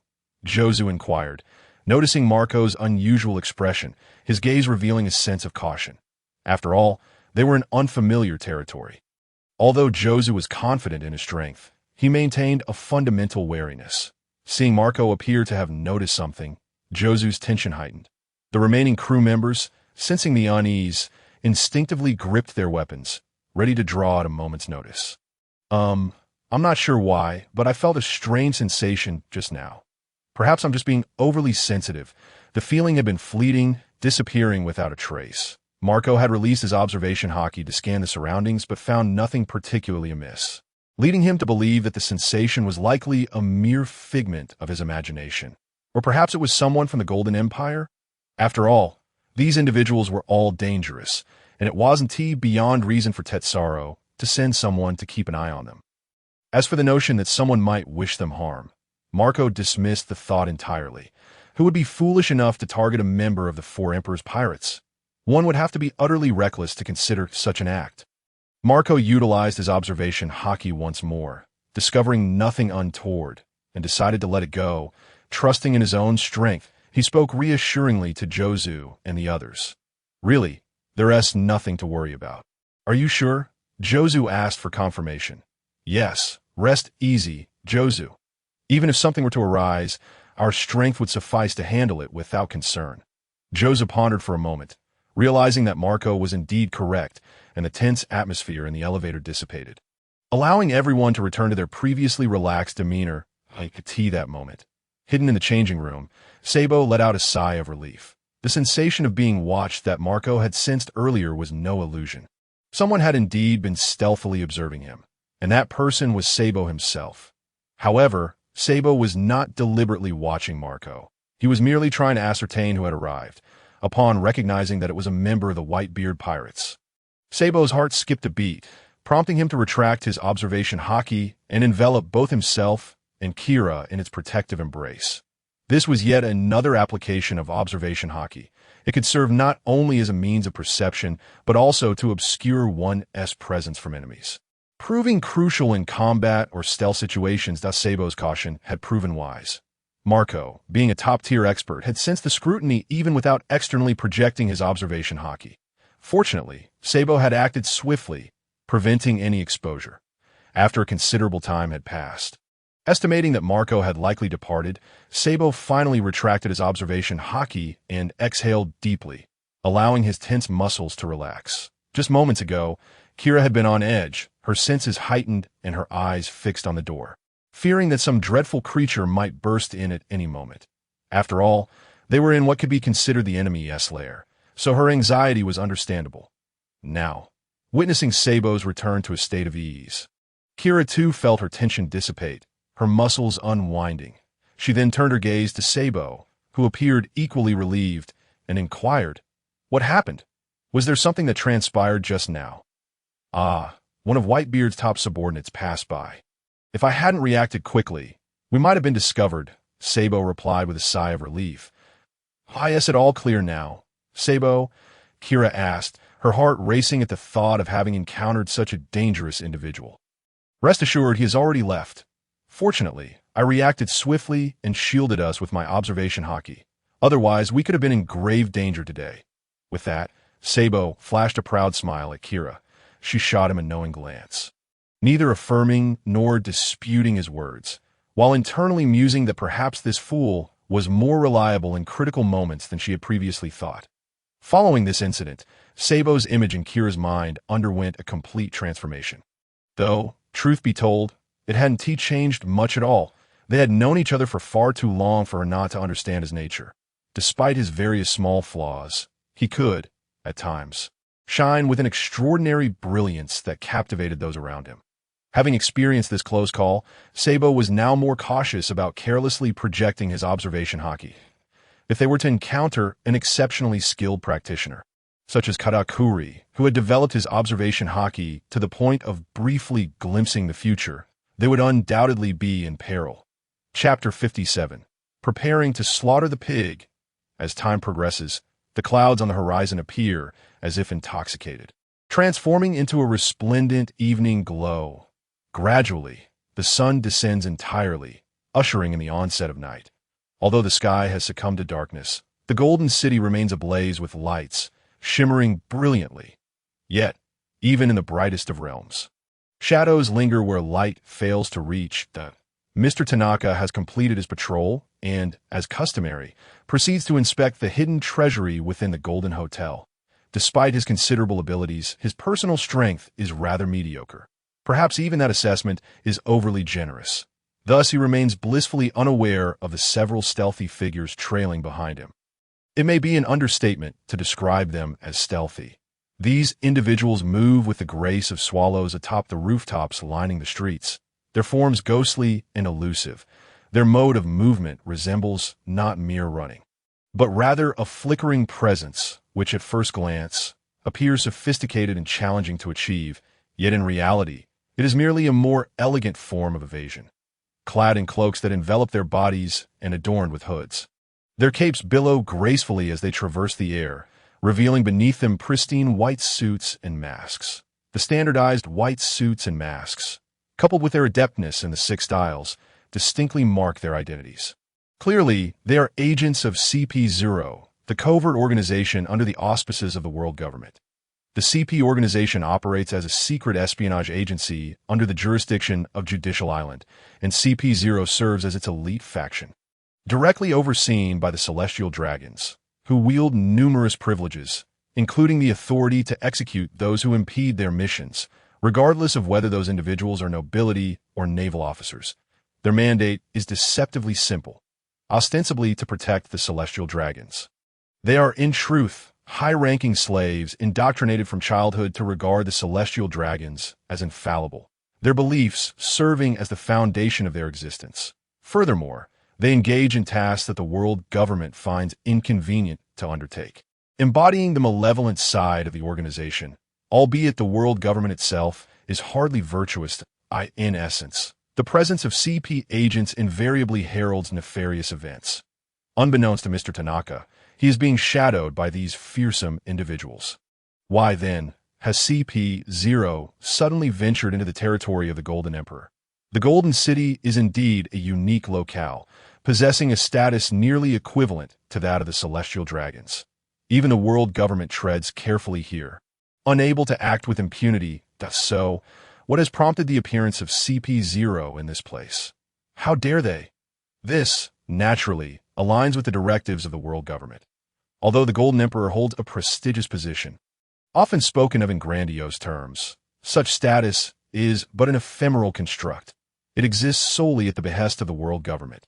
Should they choose to deny his legitimacy, he would swiftly transition from a king of an independent nation to a wanted fugitive, merely a decree from the world government. As for the Golden Emperor's wealth, he is indeed immensely affluent, possessing 20% of the world's berries. Yet to speak bluntly, he is merely a livestock raised by the elders of the Celestial Dragons. When deemed unnecessary, he may continue his ostentatious behavior, but if he becomes unruly or if he is no longer required, he may very well be slaughtered for meat. In fact, the world government's rulers. The elders have previously reached out to Tazoro, and it is unsurprising that Tazoro, in his capacity, could communicate directly with them. The elders have expressed interest in a certain devil fruit, seeking to persuade Tazoro to halt its auction and surrender it to the world government. With the promise of some form of compensation, a nebulous notion, devoid of specifics regarding the nature or timing of said compensation. Throughout their discourse, the elders maintained an air of superiority, their words imbued with the oppressive demeanor of a superior towards an inferior. Laced with a palpable arrogance, it was evident that they held Tazoro in contempt, despite his formidable reputation at sea.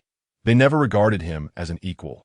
This subconscious disdain pierced Tazoro's sensitive nerves deeply.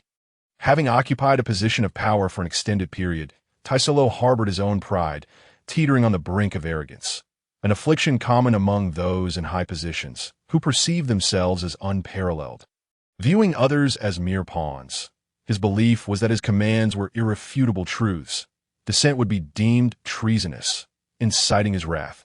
Tazoro considered himself in possession of substantial resources and power, believing himself to be nearly on par with the four emperors. Though this was merely his own delusion, that he felt his status warranted dialogue with the world government on equal terms, yet this conversation with the elders unveiled the stark reality. In their eyes, he was nothing. This was not mere disdain. It was profound disregard. They did not perceive him as capable of resistance, nor did they believe he would dare to oppose them. This revelation was intolerable for Tazoro, as it fundamentally negated all he had striven for over the years. Perhaps this conversation served as a catalyst, resurrecting memories of his years of subservience to the world government, the Celestial Dragons, and the powerful elite. His emotions surged, teetering on the edge of chaos.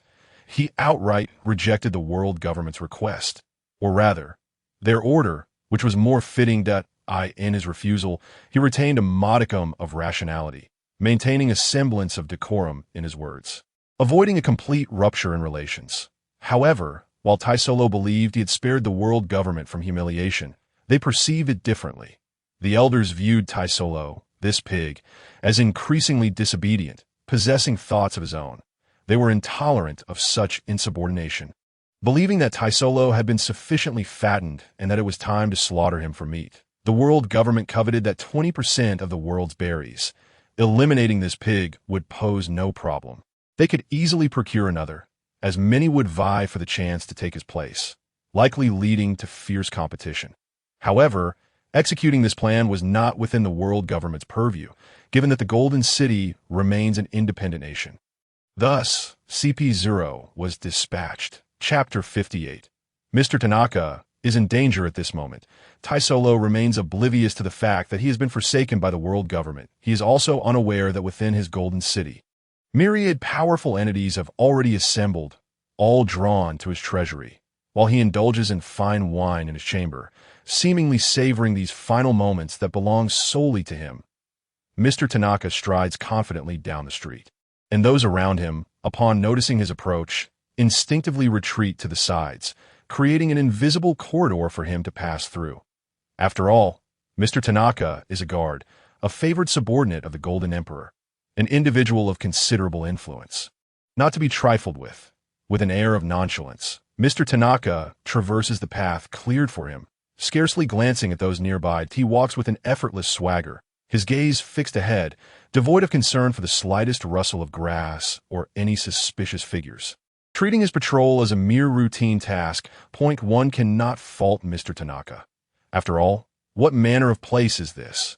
It is a territory recognized as an independent nation by the world government, which dares not act recklessly here. Especially with the Golden Emperor's backing. He is akin to the uncrowned king of the sea. This is his domain. What fool would dare to assail him or plot against the Golden City? Mr. Tanaka's perspective, while not entirely misguided, is ultimately flawed. He remains oblivious to the fact that his master's current standing is primarily due to the tacit approval of the world government, rather than any capability to counterbalance their authority that would deter the Gorosei from taking action against him. This distinction illustrates the fundamental difference between the 7 warlords and the 4 emperors. The former, in a more flattering light, may be described as having been embraced by the world government, but less charitably. They can be viewed as mere hounds under the government's command. Their privileges and status are generously bestowed by the world government, and should that recognition be withdrawn, they would swiftly find themselves stripped of all advantages, returning to a state of obscurity.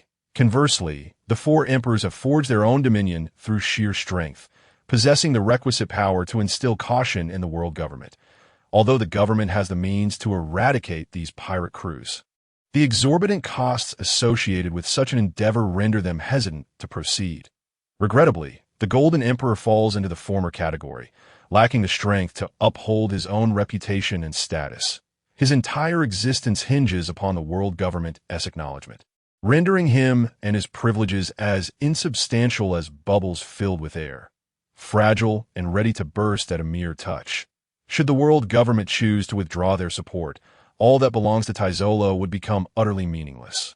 His previous advantage of wealth has only solidified the government's resolve to take action against him. Perhaps the Golden Emperor is not so foolish as to overlook this reality, but as a participant in this game, he has long allowed the allure of fame and fortune to cloud his judgment. He may simply be unwilling to confront this harsh truth, ultimately deceiving even himself. Regardless, even if he were to have a change of heart now and offer up that devil fruit, it would be too late, for the world government has long since developed an insatiable appetite for all that Tazoro possesses. Mr. Tanaka strides proudly onward, his unique gait echoing a tribute to the fleeting grandeur of his vanity. While cloaked figures of CP0 flit like specters along the buildings that line the street, silently evading detection. Before long, Mr. Tanaka arrives at his destination, the Golden Grand Hotel. Though he appears somewhat diminutive in stature, reminiscent of a cartoon character, he surprises with his swift pace. The guests lingering in the lobby regard his sudden appearance with a mix of curiosity and confusion, unsure of his purpose in this establishment. However, the hotel staff are less perturbed. They may not know why Mr. Tanaka is present, but his visits are not uncommon. Having worked in Golden City for an extended period, the hotel personnel understand the importance of adhering to their duties without delving into matters beyond their purview. Mr. Tanaka pays no heed to their thoughts, uttering not a word nor casting a glance in their direction, proceeding directly to the elevator. The CP0 operatives trailing behind him, however, are not inclined to use the elevator. Their clandestine mission necessitates a more discreet approach. Although they operate in secrecy, their existence is a well-known secret in certain circles. However, even with this knowledge, few dare to speak out against them. Thus, while CP0 may appear brazen, or perhaps even mechanized in their precision, devoid of personal sentiment, an embodiment of the world government's ethos, they recognize the necessity of maintaining a low profile. Consequently, they opt to ascend from the exterior, with designated personnel ensuring they remain on Mr. Tanaka's trail. In a series of swift movements, the cloaked figures swiftly scale the building, their actions remarkably synchronized, as if rehearsed. Their hands, poised like blades, pierce the wall with ease, effortlessly penetrating the solid structure as though it were butter, soundlessly and without hindrance. Despite the brilliant illumination of the surroundings, these individuals seem diminutive in comparison to the grandeur of the building, and their cloaks blend seamlessly with the walls. Had one not looked closely, they would remain invisible, suspended in mid-air. Meanwhile, Sabo and Kara are concealed within a staff changing room, their presence undetected by the few genuine employees who enter to retrieve items. As their wait drags on, boredom and impatience begin to set in. Just as Mr. Tanaka's elevator reaches the 5th floor, Sabo suddenly feels a jolt of energy. "What's wrong?" Kara inquires, noticing his reaction. It seems Mr. Tanaka has arrived. He has just reached the 5th floor. At this revelation, Kara's spirits lift. "Finally, we've awaited your arrival. I'm glad we didn't give up." With renewed caution, the duo exits the changing room. To avoid drawing attention, they take a different elevator, following closely in Mr. Tanaka's wake. Within the elevator, Mr. Tanaka hums a merry tune, blissfully unaware that he is being monitored by two exceptionally dangerous individuals. His situation perilously precarious. Chapter 59. There are quite a few people here. Mr. Tanaka rides the elevator to the topmost floor. However, unbeknownst to most, there exists a hidden level above this so-called pinnacle, one that cannot be accessed by the elevator and lacks any stairway. Only Mr. Tanaka and the Golden Emperor are privy to its existence. Even Baccarat Tazoro has not been informed. This hidden chamber houses the Golden Emperor's treasury. It would be unrealistic to claim that all of Tazoro's wealth resides here. He is reputed to possess 20% of the world's berry. Even accounting for some exaggeration, that amount could easily fill this modest floor several times over. Instead, this chamber contains only the most exquisite items, devil fruits, renowned swords, rare treasures. Anything worthy of Tazoro's collection is undoubtedly extraordinary. Upon exiting the elevator, Mr. Tanaka surveys his surroundings. Finding no one else present, he slightly bends his short legs to gather momentum. Then, like a spring, launches himself towards the ceiling.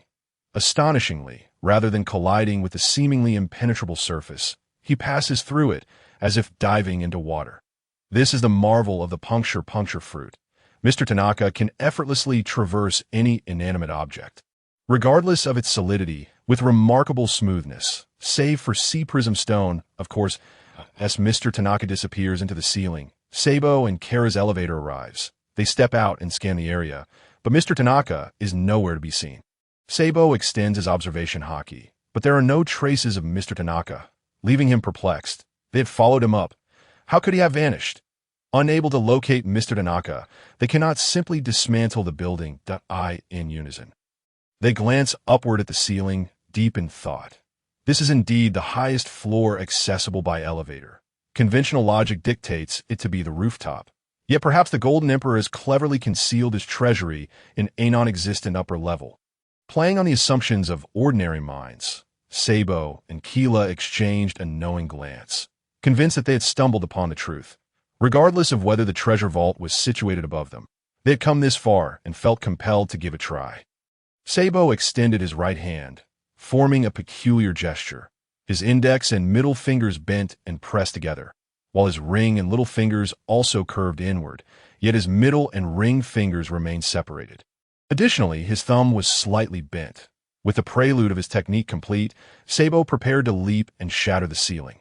However, at that moment, an unexpected noise erupted nearby, prompting Sabo to halt his movements and turn cautiously towards the source of the sound. To his astonishment, a peculiar gash appeared in the wall not far from the elevator. An opening that seemed unnatural, as though a zipper had always existed on the wall, now drawn open by an unseen hand. Allowing the wall to part like a curtain, in the next instant, several cloaked figures streamed through the zipper. Clearly members of CP0, once all had entered. One among them calmly zipped the opening shut and swept his hand across it, causing the wall to revert to its original state, as if everything that had transpired was merely an illusion. After all, this was a clandestine agency tasked with executing special missions, and with their benefactor, a celestial dragon, looming behind them. The presence of bizarre fruits was hardly surprising. Among them stood one who had consumed the zipper fruit, capable of creating zippers at will, allowing access to concealed items without damaging the exterior. Unlike the abilities of the prowl fruit, this fruit could also unzip living beings. While this power did not directly enhance one's combat prowess, it possessed numerous practical applications, such as affixing a zipper around an adversary's limbs, enabling the complete detachment of those limbs. Admittedly, this seemed rather futile, though perhaps it could prove advantageous for a surgeon. No longer would operations necessitate incisions. True minimally invasive or even painless surgeries could become a reality. How delightful. At that moment, Sabo and Keela stood, dumbfounded before the sudden appearance of 6 masked figures. Each mask was distinct. One resembled an owl, another bore a white face, one depicted a ghostly visage.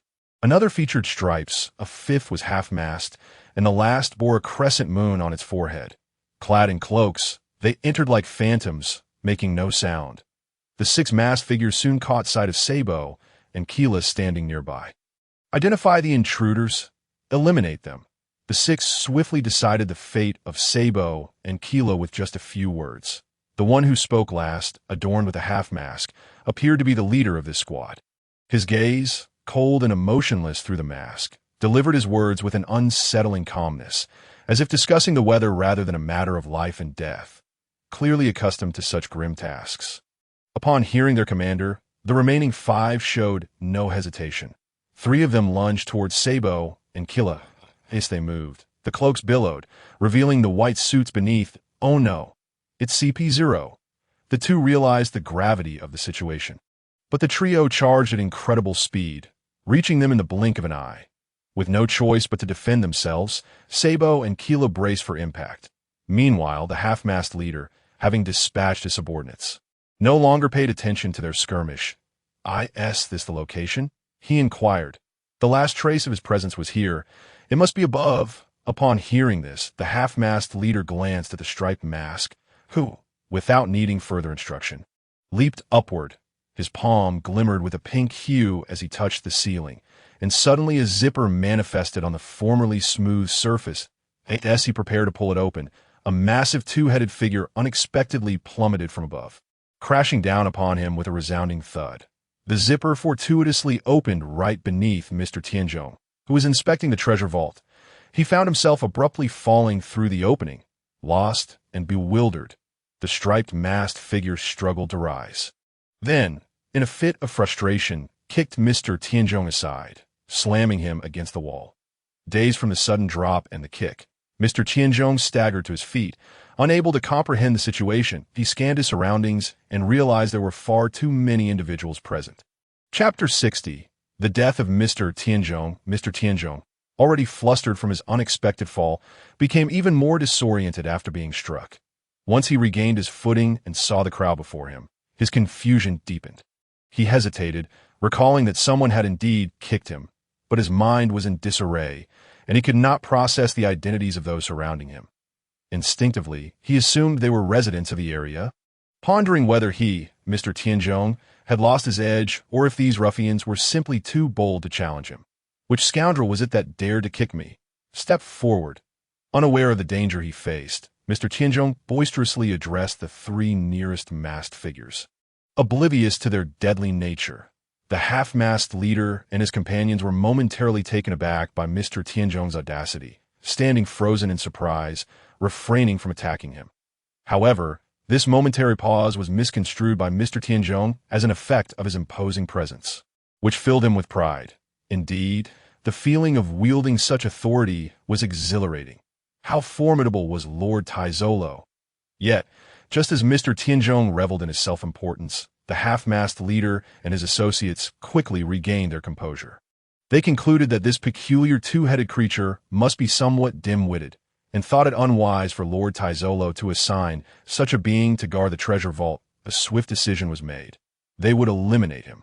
With a mere glance from the half-mast leader, the crescent moon-mast figure stepped forward, appearing before Mr. Tianzhong in an instant. His right index finger extended, while the others remained clenched. He pointed menacingly at Mr.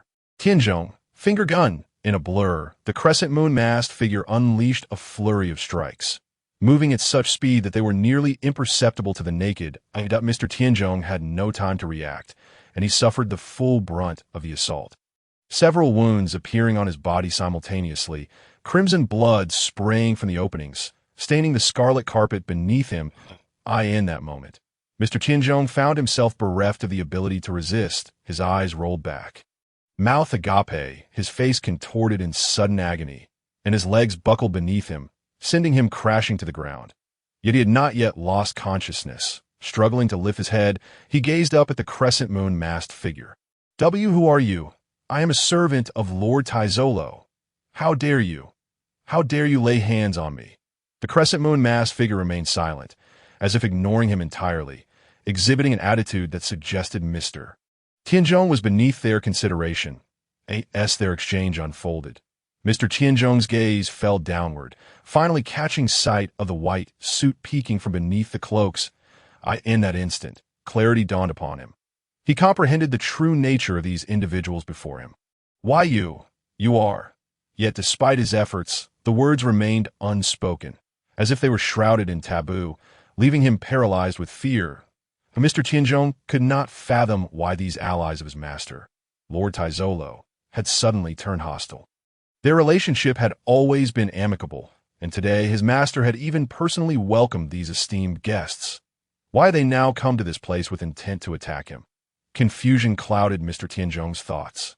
But he understood that even if they were to kill him, it would not incite his master to retaliate against them.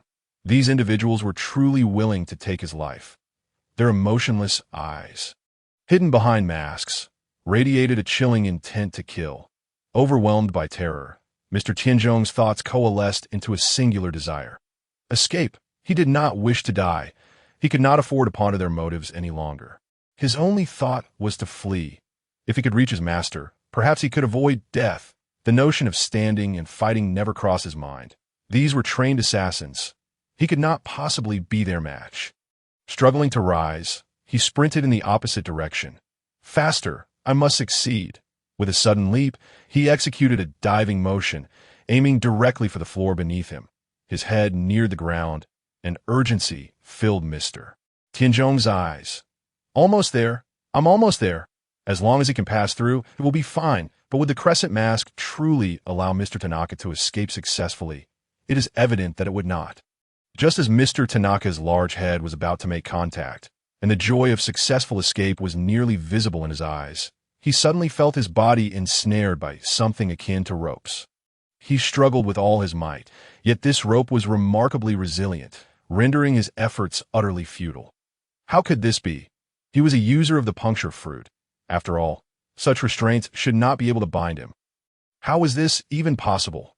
Mr. Tanaka's heart plummeted to despair. What on earth was this? Why could he not penetrate it? He cried out, his voice tinged with a sense of hopelessness. However, the crescent mask showed no inclination to provide an explanation. Remaining silent, the ropes bound Mr. Tanaka's limbs firmly, securing him thoroughly, and then he was pulled back to that moment. He finally realized that the black ropes binding him were connected to the hair of the man in the crescent mask. This was, aside from the 6 styles, another formidable technique known as life return. The effect allowed one's consciousness to be bestowed upon a portion of their own body, such as hair or internal organs, enabling free manipulation. The crescent mask had attached his consciousness to his hair, allowing it to extend and retract at will. Since it was hair, it evidently possessed a life of its own, rendering Mr. Tanaka's abilities incapable of penetrating it. Completely stripped of the ability to move, Mr. Tanaka was enveloped in utter despair. The thought of pleading for mercy or begging for his life never crossed his mind. These individuals were emotionless killing machines, deaf to anyone's pleas except for that of the celestial dragons. That it would be more plausible to pray for the collective demise of these men in white suits than to expect them to show compassion. Thus, Mr. Tanaka trembled and closed his eyes, quietly awaiting the arrival of death. The crescent mask, clearly unfamiliar with the concept of mercy, drew Mr. Tanaka closer, raised his right hand, and with a knife-like gesture, plunged it directly into Mr. Tanaka's throat. Mr. Tanaka convulsed momentarily, without any chance for resistance, succumbing swiftly and decisively. Chapter 61. Breath of the Dragon. Thus, from the moment Mr. Tanaka fell until the instant his throat was pierced, only a few seconds had transpired. The crescent mask executed merely 2 moves, and the once mighty Mr. Tanaka, a capable subordinate of the Golden Emperor, lay lifeless. That it can only be said that fate is capricious, and indeed, the efficiency of these killers is notably high. Perhaps one could even assert that Mr. Tanaka was simply too weak. After disposing of Mr. Tanaka, the half-faced mask turned its gaze towards Sabo and the others, only to discover that his subordinates were still embroiled in combat with them. Having failed to subdue their opponents even after several seconds, and were in a somewhat precarious situation. This outcome evidently displeased him. He exchanged a glance with the crescent mask and the striped mask, who understood his intent and swiftly moved towards the area where the 5 were engaged in battle. Sabo, witnessing Mr. Tanaka fall, had initially hoped that he could buy them some time. However, he was utterly taken aback that Mr. Tanaka could only hold out for a few seconds before meeting his demise. It was simply too pathetic. Sabo was indeed quite formidable, managing to hold his own against 2 opponents, and given a little more time, he could undoubtedly overcome both. However, to be frank, these masked individuals were not weak. After all, they were specially trained, each a master of the 6 styles. Currently, Sabo could still suppress 2 of them, but if 2 more joined the fray, he might find himself in peril. The masked individuals exhibited a remarkable level of coordination, creating a synergy that exceeded the sum of its parts. Not to mention, there was still the high-ranking individual with the half-face mask yet to make a move. It was evident that this person was the leader of the group, and while his strength remained uncertain, he was undoubtedly the strongest among them, given that Sabo was already struggling against 4. Adding 1 more would likely seal his fate. Sabo recognized the tension of the moment as he observed the 2 masked men charging towards him. Gritting his teeth, he suddenly unleashed a fierce counterattack, delivering a side kick that sent the white-faced masked man flying, who had no time to evade and could only raise his hands defensively, crashing into the very direction where the crescent mask and striped mask were advancing, momentarily delaying their actions. After executing this maneuver, Sabo swiftly turned and swung a metal pipe towards the face of the grinning mask, the pipe shimmering with a dark luster, evidently shrouded in pure armament hockey, rendering it indestructible and immensely powerful. The strike came with ferocity, compelling the grinning mask to raise his hand to block, yet he was still swept away. Having successfully repelled several opponents, Sabo leaped back a few paces to create distance while shouting, "Killa!" Killa, understanding the cue, retaliated with a fishman karate technique, the hammer fist, pushing back the owl mask. Killa, being a high-ranking officer in the Revolutionary Army and an acting master of fishman karate, may not have matched Sabo's strength, but he was certainly a formidable contender.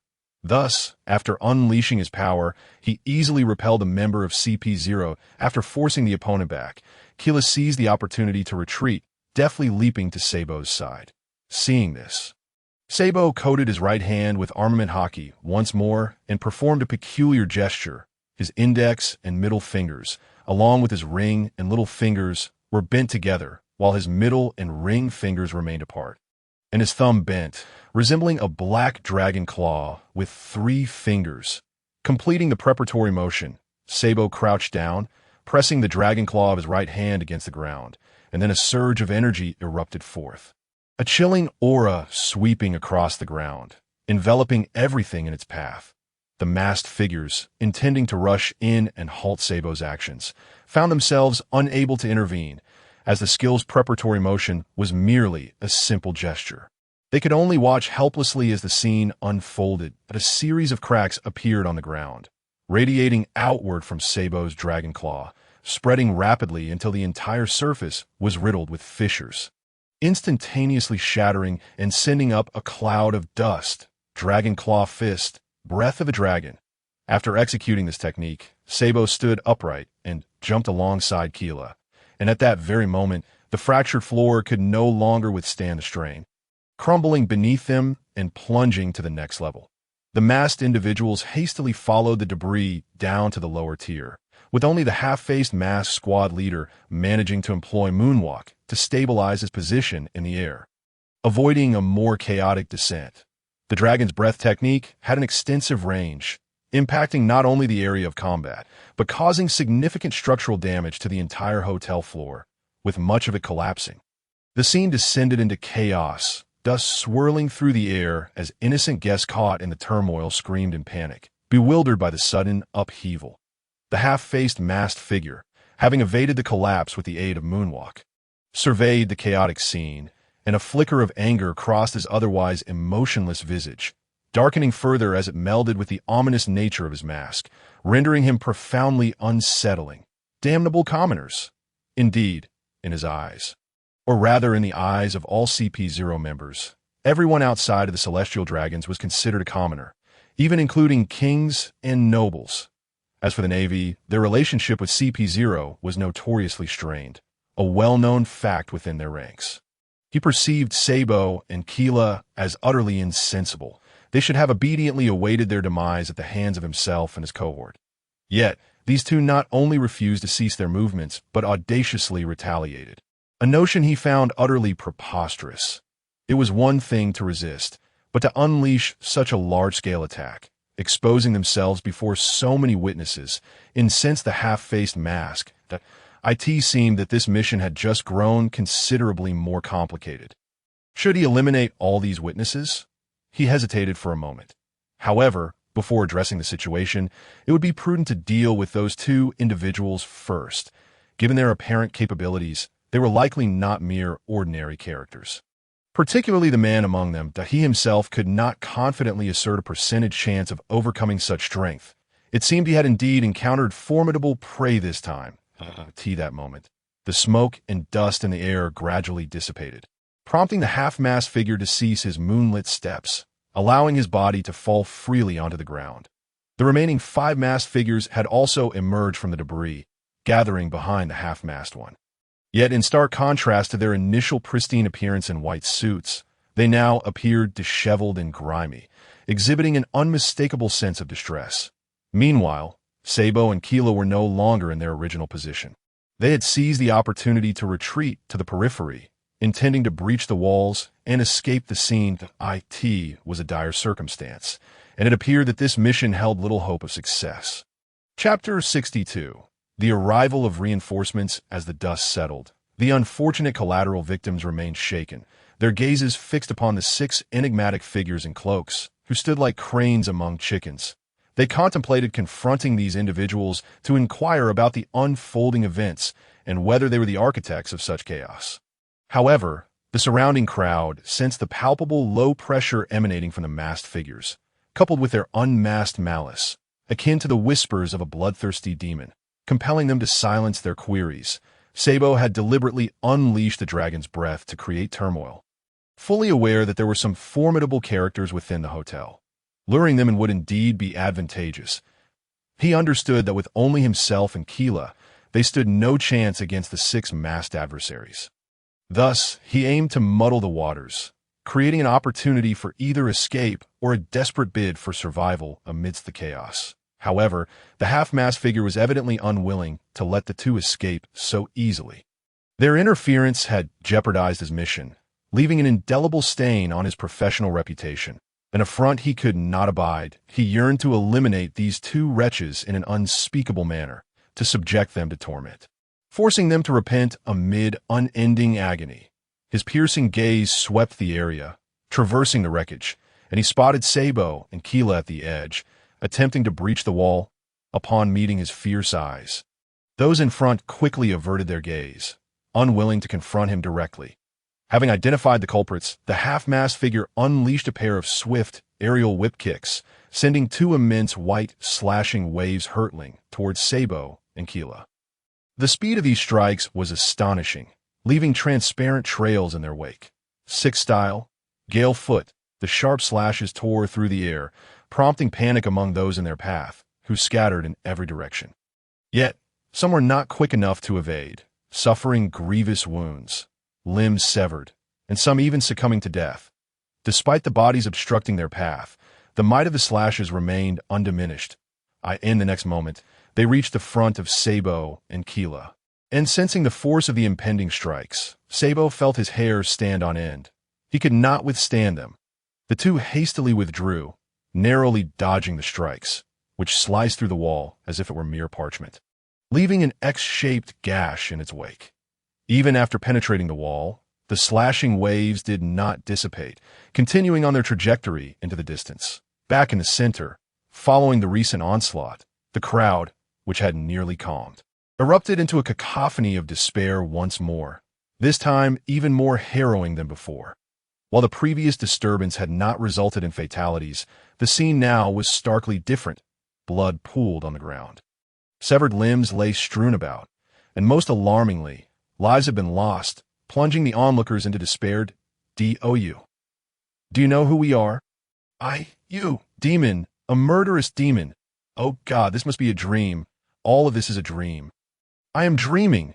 A few dared to shout at the masked figures, but the latter, exuding an air of superiority, dismissed the cries without a second thought, seeing that the gale foot had successfully thwarted the escape of the two wretches. The half-masked figure let out a cold snort and advanced toward them. The surrounding crowd, witnessing the aftermath of murder, felt as if a blood-soaked demon stood behind the masked man, and they instinctively recoiled, like frightened quails, seeking refuge in the corners as they trembled. With their leader preparing to take matters into his own hands, the henchmen, including the striped figure, eagerly fell in line, eager to rectify their earlier failure to apprehend the two. Sabo and Kila, realizing escape was no longer an option, resigned themselves to confront their adversaries. Alas, it appeared they were about to fight for their lives. Just then, an unexpected, melodious bird call pierced the air, resonating with an aura of nobility. As if it belonged to the king of birds, the masked figures halted in their tracks, alert to their surroundings, while Sabo breathed a sigh of relief. He recognized the sound and knew who was arriving. In the next instant, the wall beside them erupted from the X-shaped wound, as if detonated from the outside. Debris flew like bullets, and while this posed no threat to Sabo and his companions, it was a weapon capable of inflicting grave injury to the ordinary bystanders. Fortunately, no one was killed, though a few unfortunate souls sustained injuries. From the newly created opening, a magnificent bird engulfed in vibrant blue flames burst forth. Landing gracefully, the flames receded, its wings retracted, revealing a man. Marco, the right-hand man of Whitebeard. Following closely, a formidable muscle-bound figure leaped through the opening. Diamond Jozu. Marco had transformed from a bird, while Jozu had scaled the wall with remarkable speed, not lagging far behind. Marco and Jozu had been resting in their quarters when they suddenly sensed something amiss, accompanied by a distinct rumble, as if the entire building had shuddered. Exchanging looks, they decided to investigate, instructing the others to remain behind. Upon stepping outside, Marco immediately noticed the unmistakable slashing wave shooting from the upper floors, soaring into the distance, leaving transparent trails in their wake. It seemed the excitement was centered on the top floor. Confirming the location, Marco and Jozu rushed toward the upper levels, each relying on their own abilities. Upon entering, they were met with a scene of devastation. Shattered debris littered the ground, bloodied remnants of limbs. Individuals lying on the floor covered in blood, and trembling crowds huddled in corners, while Sabo and the masked figures faced off. Being members of the Whitebeard Pirates, their experience was unparalleled. Upon seeing the white suits concealed beneath the cloaks of the masked figures, they immediately recognized the nature of these strange individuals. CP0. Marco silently muttered this dark name. Furrowing his brow, as for Sabo and Kila, he did not recognize them, likely innocent bystanders caught in the fray, and he chose not to dwell on their presence. Naturally, CP0 was well aware of a notable figure like Marco, especially after he had just showcased his signature abilities. The Phoenix Marco, Diamond Jozu, the half-mast figure also mentally recited their names. While he still considered them wretches, he acknowledged their formidable strength that he realized. He could not defeat them. Chapter 63. A sudden conflict. Although CP0 acted with arrogance and disdain, they were not devoid of intelligence. They understood their own capabilities. When compared to the warlords of the sea, the half-mast figure believed he could contend with them. However, standing before him were senior executives under the four emperors, top-tier powerhouses who had made a name for themselves. No matter how confident he was, he did not believe he could easily triumph over them, that if only one had arrived, perhaps they could leverage their numerical advantage to engage in a protracted battle. But now they faced a pair. Thus, he resolved to attempt dialogue, hoping to invoke the authority of the world government to dissuade them from involving themselves in this affair. Captain Marco, Captain Jozu, why are you not enjoying yourselves elsewhere, and have come here instead? What was intended as a straightforward inquiry, when uttered by the half-mast figure, carried an undertone of provocation, resembling an arrogant interrogator. Fortunately, Marco was well aware of the nature of these individuals. Otherwise, a few words would have escalated into immediate conflict. With such a lively commotion occurring above our residence, of course, we had to come and take a look. Upon hearing those words, the half-mast figure suddenly recalled that they were indeed within the confines of a grand hotel, and the assertions made by the other party appeared to hold a measure of truth. This was certainly no lively affair. You all are aware of our identities, are you not? Since Captain Marco has seen enough, can we not take our leave? The tone, devoid of any fluctuation, was almost recited as if from a script, yet beneath it lay a palpable threat: depart. Had this been any other location, Marco would have undoubtedly chosen to vacate. But in this instance, he would not have come here merely to observe, for these were agents of the world government, and anything pertaining to them was fraught with complications. It was best to refrain from entanglement.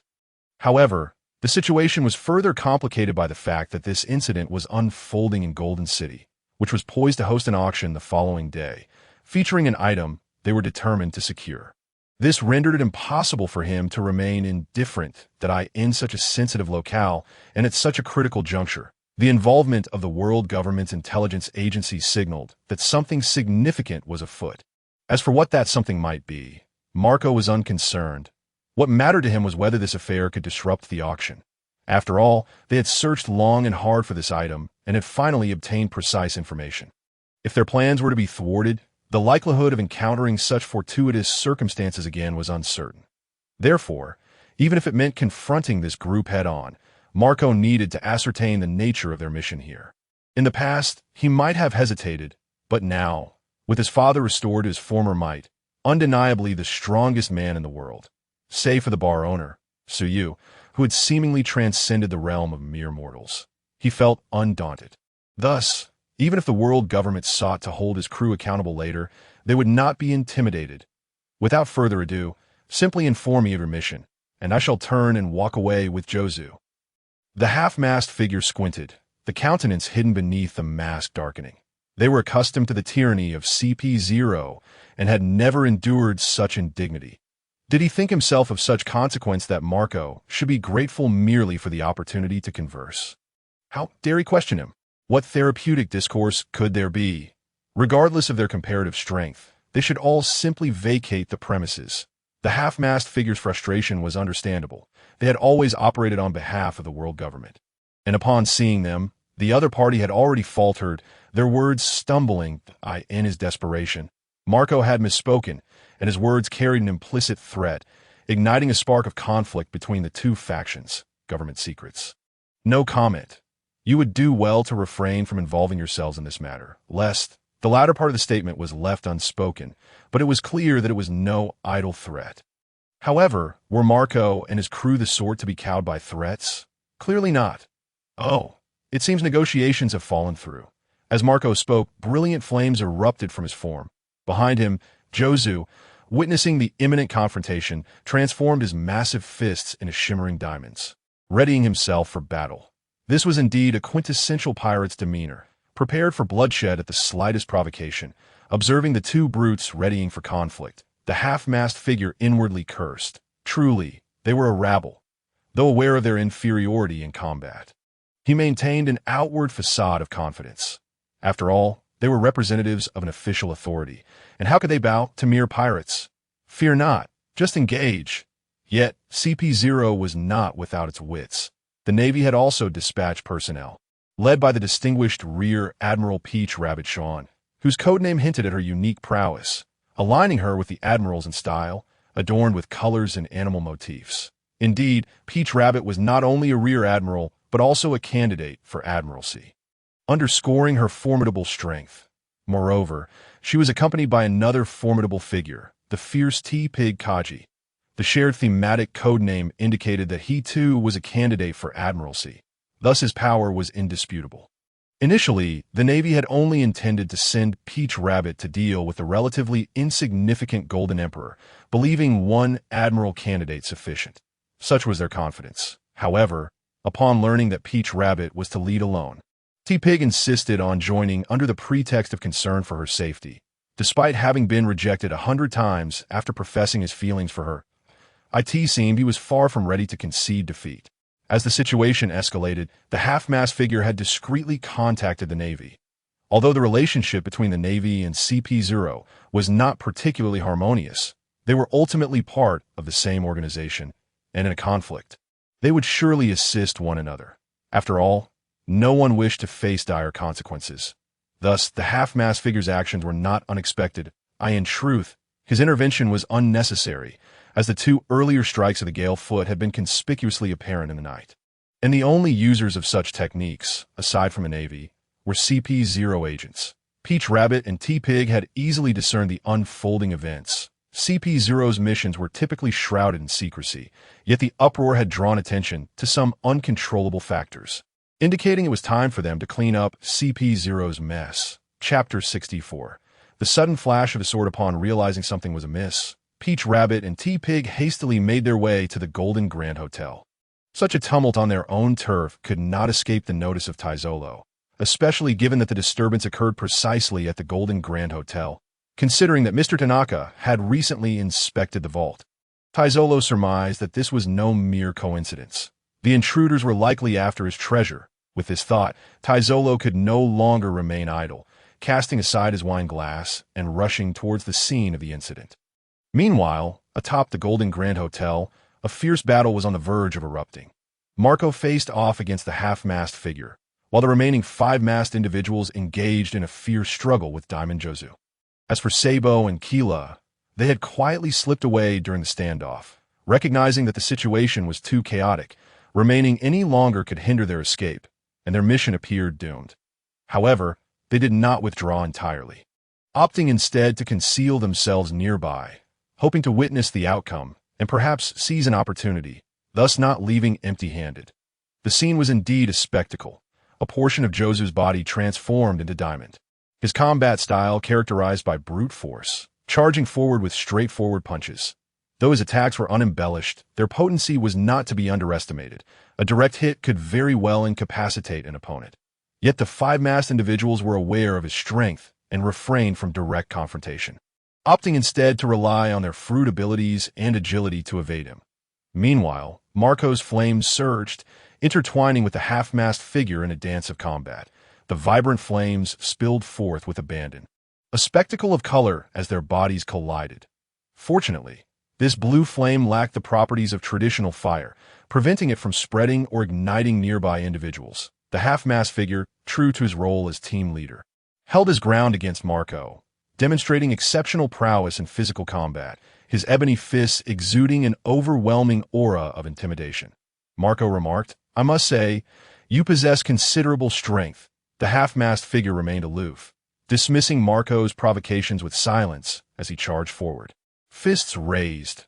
Recognizing the challenge before him, Marco ceased his probing and began to focus his azure flames into his hand, ultimately manifesting a phoenix tail feather. This feather, deep and imposing, radiated pressure, and with a decisive punch, Marco unleashed a fiery fist, hurtling towards the half-mast figure. Immortal bird, azure flame goose. Merely observing that flaming fist, the half-mast figure could sense the tremendous force it embodied. However, he was not one to back down easily. Drawing a deep breath, his right arm swelled with muscle, veins bulging ominously, and with a fierce shout, he expelled a puff of white smoke from his mouth due to the exertion. Then, with a powerful thrust of his right arm, he retaliated point 6 style's secret technique. Void Breaking Fist. The resounding clash of the obsidian iron fist against the fist forged from azure flames produced a tremendous noise, unleashing a colossal shockwave from the point of impact. The forceful wind pressure propelled everything around the two combatants into the distance, leaving the ordinary noblemen in a pitiable state as they were unceremoniously pinned against the walls, a sight that bore a hint of absurdity. After a brief moment, the tumult subsided, and, on the surface, it appeared that the two had engaged in a stalemate, neither able to best the other. However, the right hand of the half-masked figure trembled slightly, and the visage concealed beneath the mask displayed a rather unpleasant countenance. Clearly, enduring the assault of the azure flame was no trivial matter. In contrast, Marco maintained an air of languid ease, appearing remarkably relaxed. Truly, the legendary Phoenix Marco proved his mettle. Once he was earnest, the outcome was unmistakable. Damn it. Observing Marco's infuriating face, the half-masked figure inwardly cursed. He had not anticipated Marco's formidable strength. Initially, he believed that even if he could not defeat him, it would be relatively effortless to hold him off for a while. Yet to his surprise, he found countering Marco's serious attacks to be exceedingly taxing, a devastating blow to his self-confidence. Marco, too, was taken aback. He had unleashed nearly all of his strength in that previous azure flame strike, intending to secure victory with a single decisive blow. However, he was astonished that his opponent had withstood it. Although it seemed to have drained some of his energy, he had indeed absorbed the attack. This revelation offered Marco a fresh perspective on the capabilities of the world government. Nevertheless, it mattered not. Having absorbed one strike, he would unleash another that would lead to his adversary's defeat. The flames enveloping Marco blazed even more brilliantly as he waved his hands, both now cloaked in fire. In the next instant, his hands transformed into a pair of fiery wings. With a powerful flap, Marco lifted himself off the ground, hovering in midair. The flames swirled around him, his feet vanished, replaced by a pair of sharp bird talons, marking his transformation from a mere man into a hybrid creature of man and immortal phoenix. In a tone still tinged with nonchalance, Marco remarked, "I hope you can withstand this attack." At that moment, his once dull eyes gleamed with an edge of sharpness. With a sweep of his wings, a formidable shockwave surged forth, barreling toward the half-masked figure. Immortal Phoenix. Phoenix stamp. Upon witnessing Marco's transformation, the half-masked figure sensed impending doom and contemplated retreat. This was not an act of cowardice, but rather a strategic withdrawal to preserve his strength. However, Marco's taunt halted his movements. What did he mean by that? Was he insinuating that he doubted his abilities? It was an unabashed provocation. He refused to believe that he could not withstand the attack. After all, he had absorbed the previous blow. Though his arm throbbed with pain, it was hardly insurmountable. This time, he resolved to endure yet again. The dignity of CP0 would not be trifled with. But as the shockwave materialized, he realized the gravity of the situation. His observation haki was in a frenzy of warning. The power of this attack far exceeded that of the previous flame fist. There was no way he could block it. At this point, evasion was no longer an option. He understood that he might have been outmaneuvered by Marco. Yet, there was no time to ponder this. In a rush, he braced himself with his iron block to guard his chest.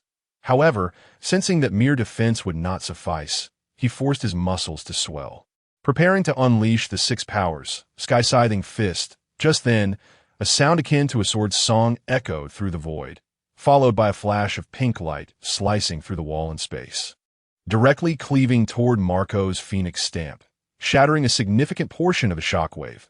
Chapter 65. The terrifying woman. This sudden aerial slash was exceptionally fierce, effectively dismantling a large part of Marco's Phoenix stamp, leaving just enough of the residual force for the half-masked figure to withstand.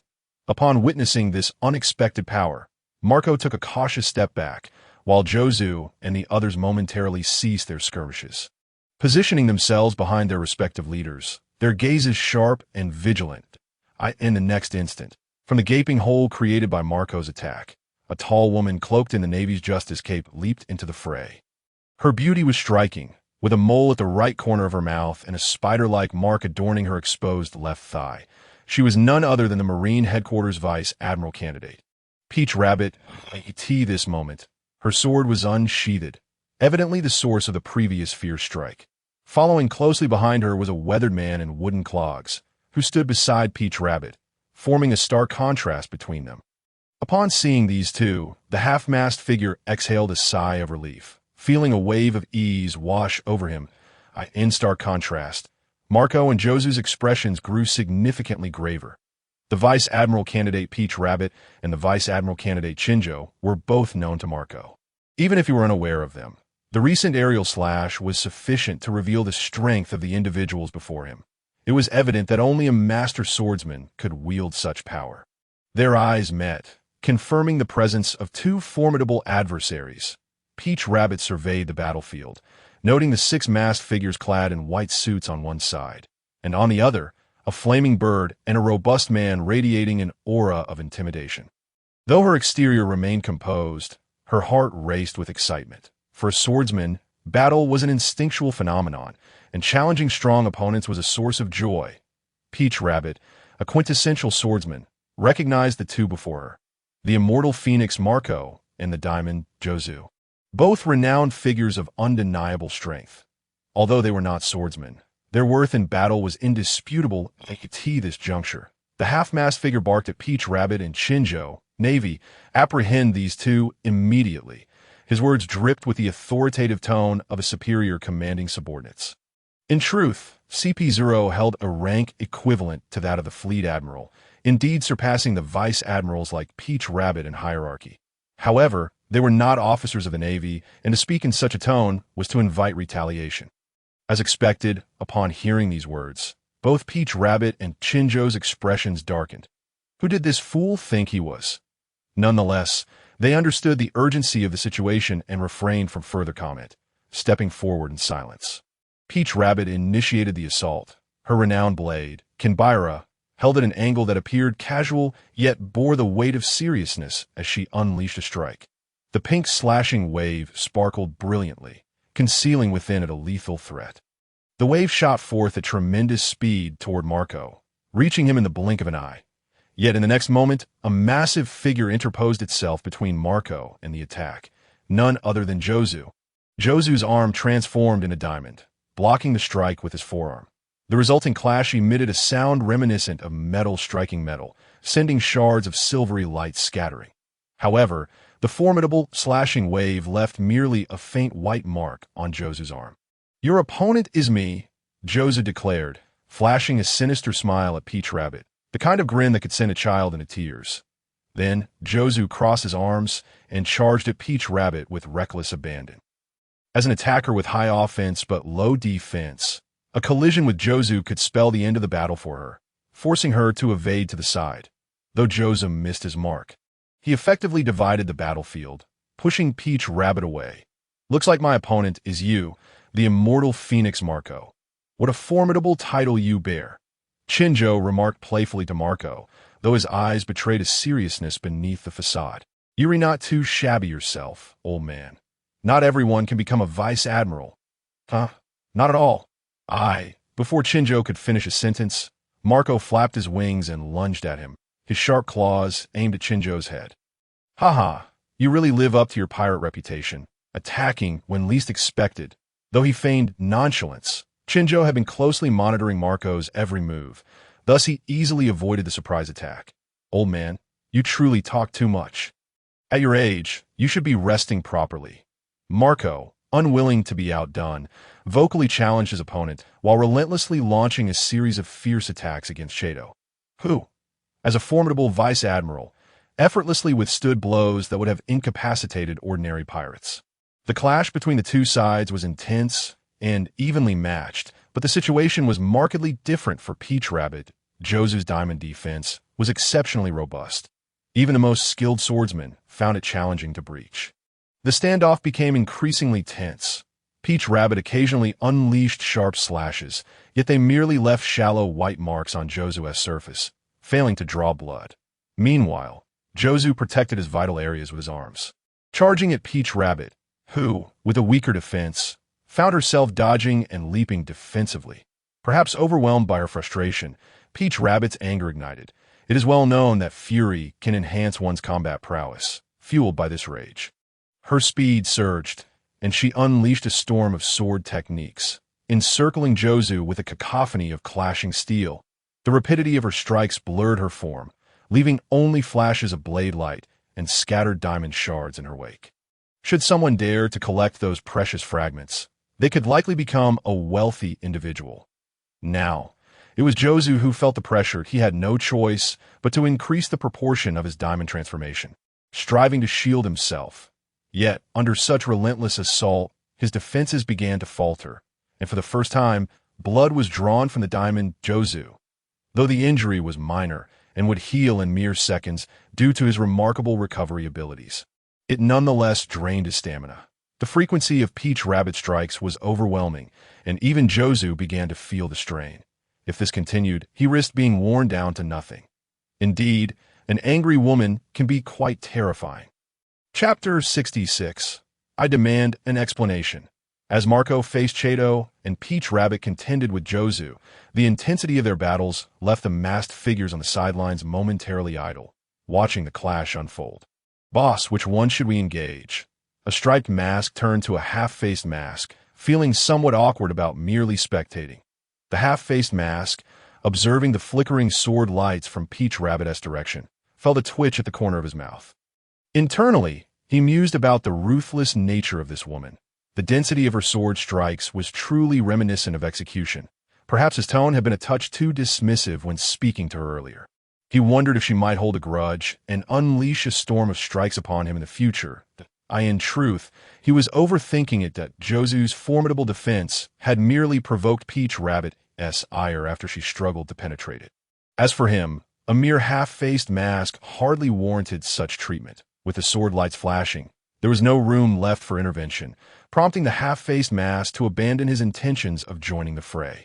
He redirected his focus to the other side, where Marco and Kaido were engaged in a fervent battle, vibrant blue flames erupting in a dazzling display. The spectacle appeared less daunting than Peach Rabbit's onslaught, seeming to offer an opportunity for him to intervene. However, just as he prepared to speak, the memory of Marco unleashing the Phoenix Mark flashed in his mind. If not for Peach Rabbit's timely strike, which mitigated much of its power, he might have been severely injured by now that he reconsidered the prospect of approaching Marco. Would he not be met with another Phoenix Mark? Marco still maintained his half-bird, half-human stance, clearly poised to unleash the attack once more. Wait, could he be deliberately waiting for him to approach? The thought sent shivers down his spine. This was a cunning pirate indeed. Fortunately, he had the foresight to recognize the danger.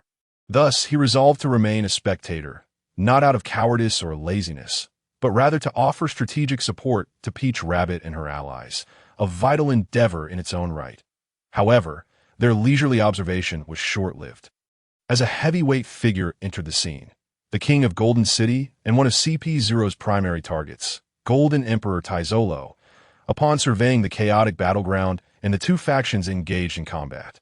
Tazolo's forehead bulged with veins, his fury palpable. He scanned the area and immediately spotted the familiar figures clad in white suits, well acquainted with their presence due to his dealings with the world government. What is the meaning of this? How did you CP0 come to be here? And these two Navy officers? Tazolo roared, his anger rendering him unmindful of decorum as he confronted the half-faced mask and his companions. Perhaps out of respect for Tazolo's stature as a royal, or due to his long-standing collaboration with the world government, the half-faced mask chose not to maintain his aloof demeanor this time. Tazolo, you've crossed a line. Our mission target this time is you, the half-faced mask declared. Targets of CP0 seldom fared well. They either met immediate execution or were captured as slaves, destined for torment in the depths of Impel Down. Initially taken aback, Tazolo soon grasped the palpable malice emanating from the masked figures, finally comprehending the gravity of their words. What do you mean? I'm the king of an allied nation. I have dealings with the world government. I demand to speak with the Gorosei. I want an explanation. He bellowed, or rather roared, not knowing if his outburst stemmed from rage or a desperate attempt to bolster his own authority. Tazoro, I advise you not to waste your breath. You are nothing but a scum of the underworld. Since you have chosen disobedience, the world government has no reason to tolerate you any longer. The half-faced mask's tone dripped with scorn, his lips forming a sardonic smile. Each word pierced Tazolo's heart, reviving memories he thought he had long buried. That gaze, so filled with disdain and indifference, seemed to penetrate his very being, reminding him of the contempt he faced as a slave at the hands of the celestial dragons. Indeed, the illustrious Golden Emperor Tazolo had once endured a period of enslavement. Who could have imagined? His father, a notorious gambler, squandered the family fortune, leaving them destitute upon his death. Tazolo had once harbored dreams of becoming a singer. Yet his mother's disdain for his voice drove him to flee his home. Fate turned cruel, and like his father, he fell into the depths of gambling addiction, eventually selling himself into slavery due to insurmountable debts. Fortunately, he managed a daring escape from his captors. In the slave market, he encountered a woman, Stella, whom he cherished above all, descrimped and saved to buy her freedom. But just as he amassed enough, the celestial dragons arrived and took her away. In a desperate attempt to rescue Stella, he attacked the celestial dragons, ultimately sealing his fate as their slave.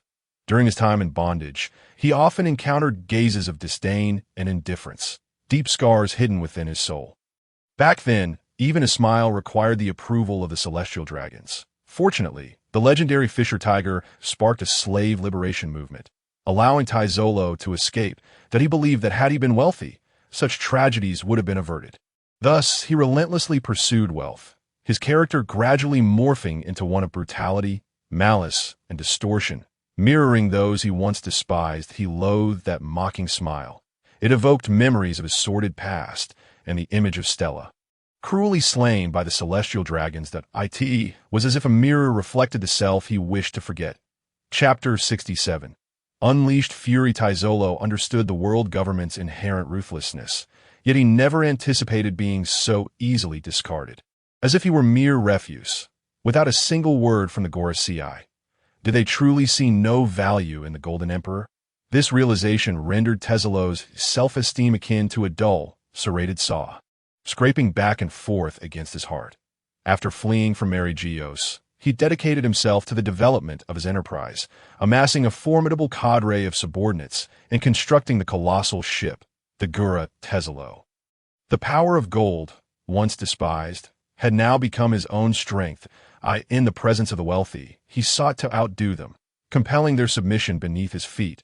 Against the tyrannical, he resolved to be even more ruthless, using absolute force to utterly crush them.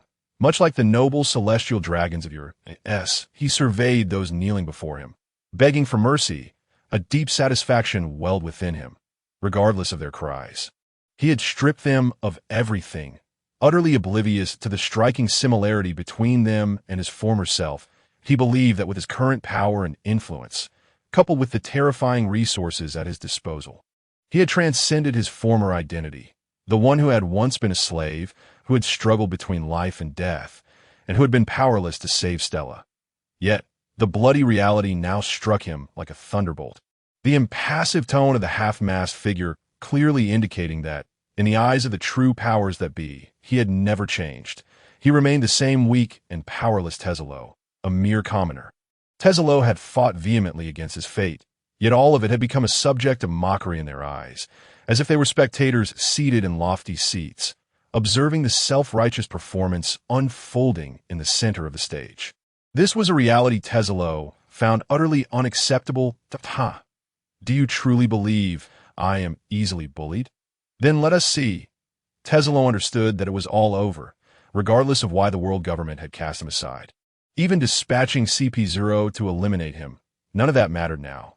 What mattered was that the world government sought his life. Initially, he had harbored reservations about the members of CP0, not due to their strength, but because of the masters they served. However, in light of the threat to his very existence, such concerns were now irrelevant. You still wish to resist. You have no chance. Simply surrender and save yourself some pain. The half-masked figure continued to speak, attempting to coax Tazolo into surrendering. hoping to make things easier for himself and his companions. Although they looked down on him, they could not deny that his power was not to be trifled with. It was best to avoid confrontation if possible. Yet he failed to consider that his tone, or rather his manner of speaking, carried an air of mockery that could incite Tazoro's fury, as expected. Veins throbbed angrily on Tazoro's forehead, his temper flaring. "Spare me the idle chatter. Show me your true capabilities. Let me witness the legendary prowess of your intelligence agency." Upon seeing this, the half-mast figure recognized that Tazoro would not submit easily. And thus ceased his attempts at persuasion. He unleashed a powerful kick, executing a swift series of crescent-shaped slashes towards Tazoro, while his subordinates mimicked his attack, sending forth a total of 10 smaller cutting waves. Observing the incoming assault, Tazoro remained unperturbed. He crouched down, placing one hand on the ground, and in the next instant, the floor before him erupted like a volcano, rising to form a golden shield wall. Indeed, this establishment was aptly named the Golden Hotel, for the floor was crafted from pure gold, and Tazoro's devil fruit granted him mastery over gold, making this place his absolute domain, as the golden shield wall formed. The 12 slashing waves struck it, producing a series of resonant clangs. The once malleable gold, amplified by the power of the devil fruit, became as hard as steel, and the kicks merely left superficial marks. Witnessing this, the half-mast figure narrowed his eyes. This display alone provided a glimpse into the Golden Emperor's might. Indeed, it was a different reaction than before. Those who had previously underestimated Tazoro now realized that if they were not careful, they might very well meet their demise. Consequently, the half-mast figure stepped back, shifted his stance, and gathered his strength, channeling it all into his right leg before unleashing an extraordinarily powerful slashing wave, shaped like a soaring bird and twice the size of the previous attacks. Rumbling kick, sky bird. This bird-shaped slash sliced through the golden shield wall without pause, cleaving it in two as effortlessly as a hot knife through butter, then continuing along its original trajectory into the distance. The shattered golden shield wall collapsed, its breach smooth as a mirror. Yet, despite the success of his attack, the half-mast figure did not display any smugness, for the Tazoro who should have been sheltered behind the shield was nowhere to be found. This was not entirely unexpected. Tazoro would not be naive enough to believe that a mere golden shield could withstand all attacks. His Midas fruit had reached an awakened state, allowing him to move freely wherever gold existed, rendering those formidable barriers as fluid as water to him, enabling his escape while the shield obscured CP0's vision. As they realized Tazoro had vanished, the half-mast figure and his companions quickly activated their observation haki to locate him, yet found nothing. The gold appeared to obstruct their perception entirely. A sudden thought struck them. Could that scoundrel Tazoro have seized the opportunity to flee? In truth, they were overthinking it. Had Tazoro been in a rational state of mind, he might have considered fleeing, but the half-mast figure's earlier words had ignited a furious rage within him. Now, he was singularly focused on one objective, to deliver a thorough beating to these insufferable masked men. Behind the half-mast figure, the golden floor rippled like liquid, and soon, Tazoro emerged, but his arms had transformed into 2 colossal golden cannons. The menacing barrels were aimed directly at the half-mast figure and his companions. Chapter 68. I will show you. A madness gleamed in Tazoro's eyes. Previously, he had refrained from killing those associated with the world government, but now he yearned to storm Mary Geos. While that might have been a touch impulsive, he resolved to eliminate these pests first. The cannon's barrels began to spin, accelerating with each rotation, and in the next moment, a terrifying blaze erupted from the muzzle, accompanied by a deafening roar. The instant that sound, synonymous with death, reverberated, the masked figures felt their hair stand on end, their senses prickling with imminent peril. Instinctively, they turned and dodged to the side, only to behold the rapidly spinning cannon, its fierce flames causing them to recoil in terror. Hastily employing their shave technique to evade the terrifying projectiles, the cannons fired golden orbs, crafted from pure gold. An extravagance indeed, a true testament to the phrase burning money.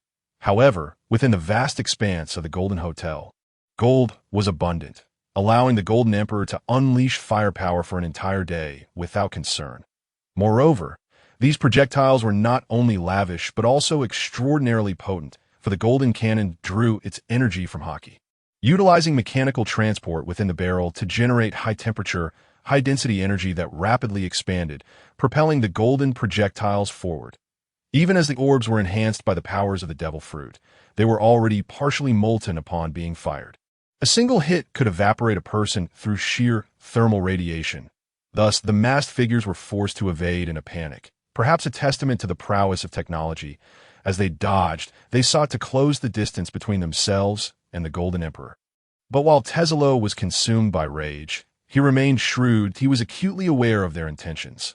Whenever they attempted to approach, he would redirect the cannon to drive them back. Meanwhile, the Golden Emperor's cannon fire enveloped the entire area, and luckily, the Navy soldiers brought by Momonosuke had seized the opportunity to evacuate the innocent patrons, or else they would likely have found themselves splattered across the walls or floor by now.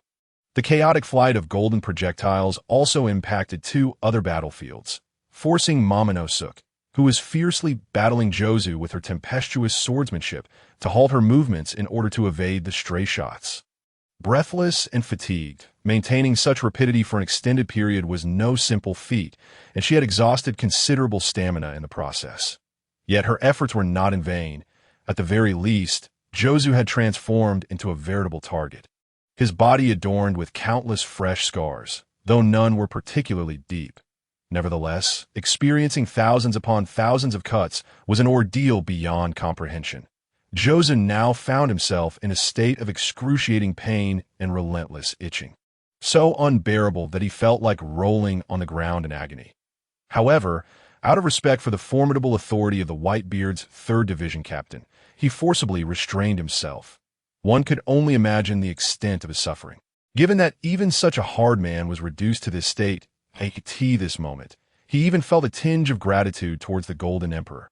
The stray cannonballs were far more gentle than the torturous scraping he had previously endured. The impact was merely a matter of pure pain, albeit a tad scorching, and quite powerful as well. Jozu had endured a barrage of over a dozen shells, which had sent him staggering back half a meter. It was likely that he was the only one brave enough to withstand the bombardment of the Golden God-esque cannonballs with his own body. Meanwhile, Marco had also ceased fighting, with a powerful flap of his wings. He soared into the air, elegantly dodging the stray bullets that, in stark contrast, Chopper below was awkwardly dodging, resembling a clumsy creature in his movements. "Hey, you guys, hurry and help. First, take care of that bastard Tazoro." The half-mast men found themselves in a rather dire predicament. They could hardly keep up with the seemingly endless barrage of cannonballs. Though their strength was not to be underestimated, they were ill-equipped to break through under such oppressive conditions and had no choice but to call for reinforcements. Peach Rabbit and Chopper initially had no intention of assisting these bothersome individuals. However, allowing the Golden Emperor to continue firing indiscriminately was equally vexing, hindering their ability to focus on battle. Thus, they exchanged a glance and, with graceful agility, charged towards the Golden Emperor. Yet at that moment, the walls around them, battered and bruised by the cannon fire, could no longer withstand the weight above and gave way. "I've been doing my utmost to support the weight of this entire structure. And yet you lot have the audacity to bombard me with cannonballs? Fine then, I shall shatter myself for your viewing pleasure." And so, the walls crumbled, the upper structure came crashing down with a thunderous roar, prompting Tazoro to cease firing and merge back into the gold, disappearing from sight. The masked men felt an immense relief as their torment finally came to an end. However, realization soon dawned upon them. Pirate curses. The treasure vault. The upper level was in fact the treasure vault of the Golden Emperor. The angle of its descent was slightly askew, causing it to slide out rather than plummet straight down. Such a massive treasure vault, falling from a height of 100 meters, was a sight too beautiful to behold. The people below the Golden Hotel quickly became aware of the situation above, their hearts racing as they scrambled to flee, moving at what was likely the fastest speed of their lives. "Mother, why didn't you give me another pair of legs back then?" Of course, some were so terrified that their legs turned to jelly, collapsing to the ground in a stupor, surrendering their last chance of escape as they closed their eyes in despair. The treasure vault, crafted from gold, ultimately struck the ground with a resounding crash. sending shockwaves that stirred up a cloud of dust, creating a massive pit in the earth. Those unfortunate souls who had failed to escape were crushed into a pulp beneath its weight. Despite being made of gold, the vault shattered upon impact, yet the treasures within remained unscathed, scattered intact across the ground.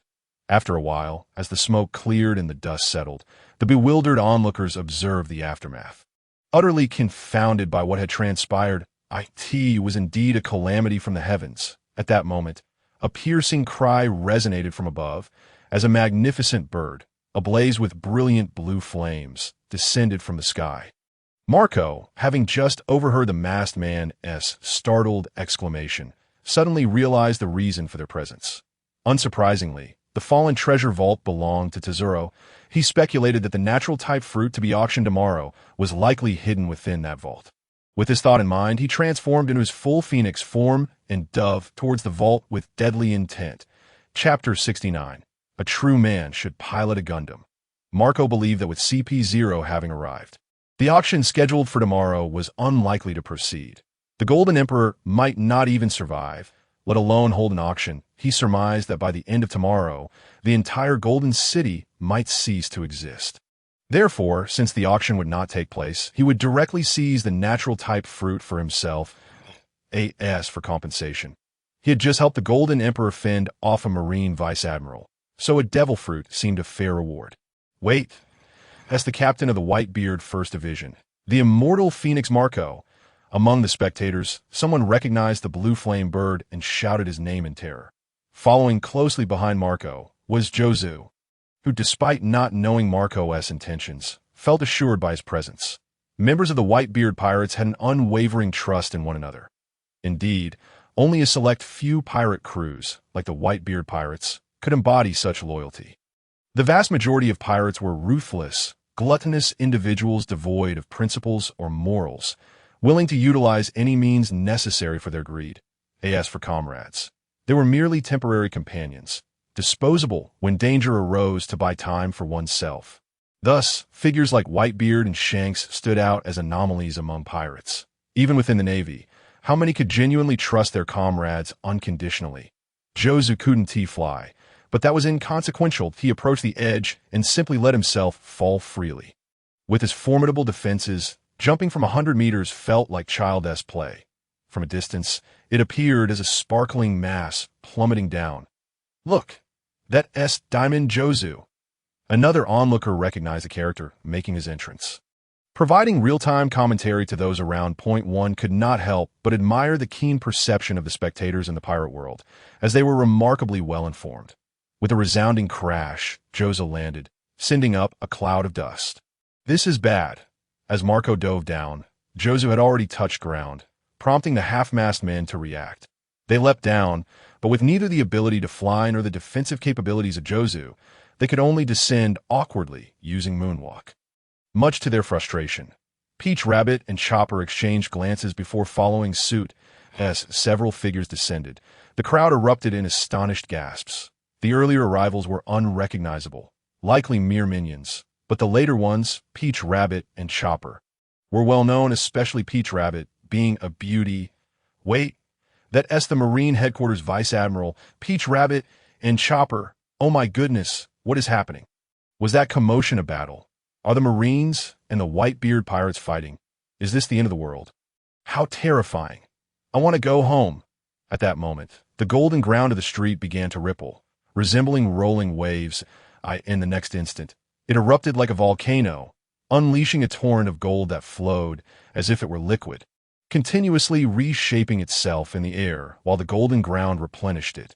Gradually, the ever-changing gold took on a more defined form, sprouting arms, legs, and a head. Finally, the transformation completed, revealing a towering golden giant, over 50 meters tall. Its muscles bulging and emanating a reddish glow from the heat, exuding an overwhelming sense of power. The giant's face bore an uncanny resemblance to Tazoro himself. This golden behemoth was a magnified version of Tazoro.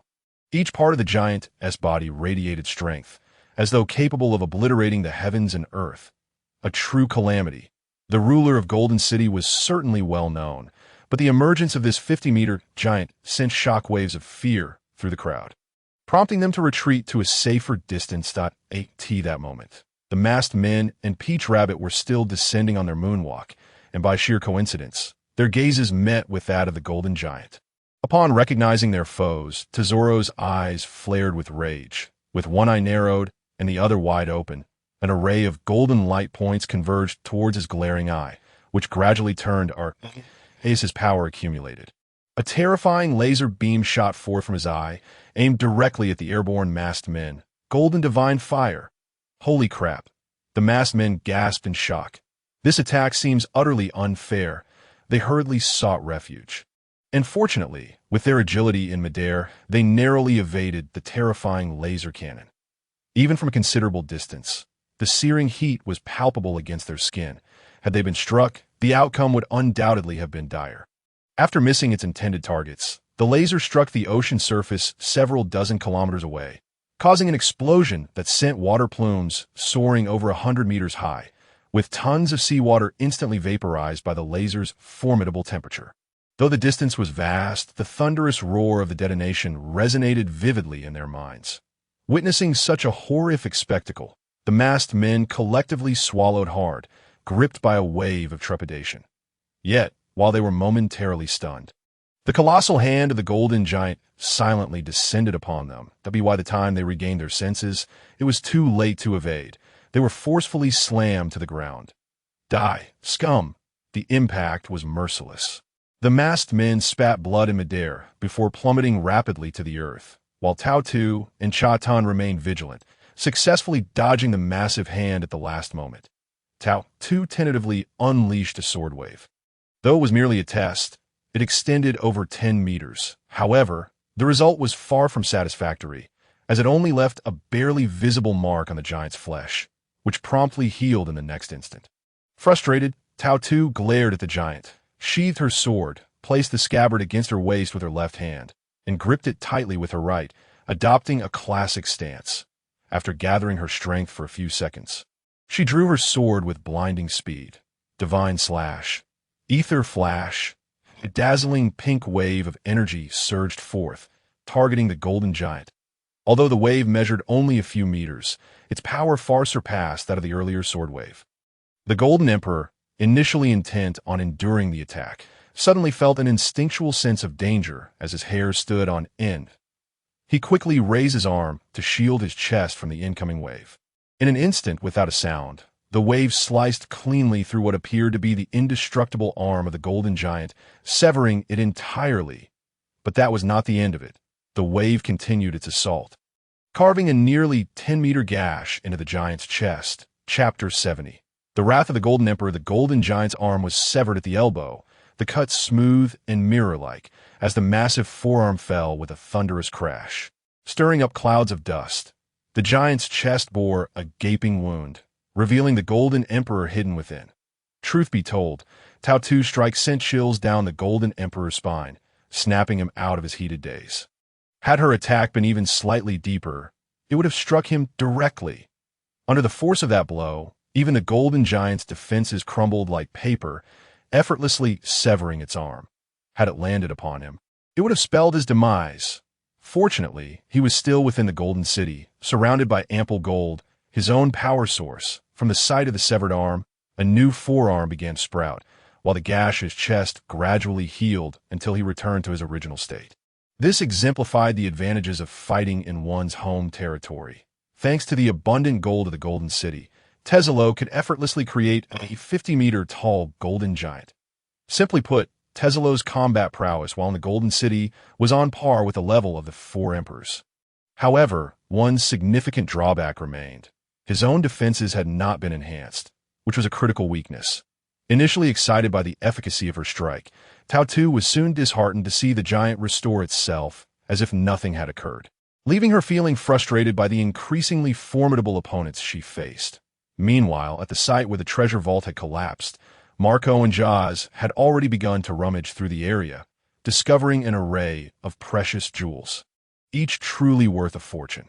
Among them lay various renowned blades, all at least of the caliber of the Great Knife 21, and several devil fruits, each extremely rare and valuable to be housed in the vault. After a brief search, Marco and Jaws snatched a random natural-type fruit and swiftly departed amidst the chaos, indifferent to whether it was the earth fruit, as it was merely a reward for Suyu. They were well accustomed to treasures of great worth, and Marco was too disinterested to claim anything else. However, while Marco was reluctant to take more, others were more diligent. Sabo and Keela had finally found their opportunity. Seizing the moment when no one was paying attention, they discreetly approached and began searching. Beneath a gold plate, they discovered a brownish-yellow fruit resembling a pineapple, and their faces lit up with joy. They had thought their mission was hopeless, only to be met with unexpected fortune. With the target secured, they refrained from greedily claiming other treasures and promptly left to rendezvous with Haku in the sea. If the government were to learn that their desired object had been snatched by their greatest adversary, the Revolutionary Army, right under the nose of CP0, they might very well be driven to fury. At that moment, the half-mast men, who had just been struck to the ground by the golden giant, crawled out from the rubble, looking disheveled. When initially struck, the half-mast man felt an overpowering force, akin to being hit by a speeding train. Flung away without a chance to resist. Fortunately, he was relatively strong and had only sustained minor injuries, while the striped-mast man, lacking in strength, was in a severely wounded state, having lost his ability to fight.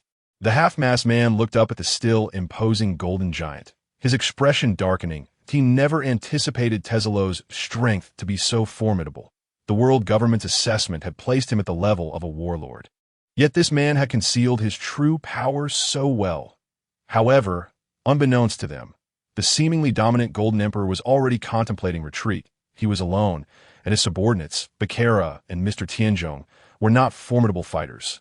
Meanwhile, the opposing side had already revealed 2 candidates for Marine admirals and 6 CP0 agents. Though he had just unleashed a flurry of attacks that left several disoriented, the exertion of energy had been immense. These opponents could wear him down to the point of exhaustion. Nevertheless, before retreating, he was determined to eliminate those insufferable masked men. He felt an overwhelming urge to do so, as their survival gnawed at him. As for Tao Tu and her companions, he bore no particular grudge against them, primarily targeting the world government. Moreover, Tao Tu's stunning strike had genuinely startled him, leaving him momentarily hesitant to confront her, instilling a sense of unease within him. The enormous golden giant lowered its head, scanning for the masked men amidst the debris. The white suits were rather conspicuous. Tazoro searched back and forth until he spotted the recently emerged figures. With his targets locked, the golden giant's right fist twisted ominously.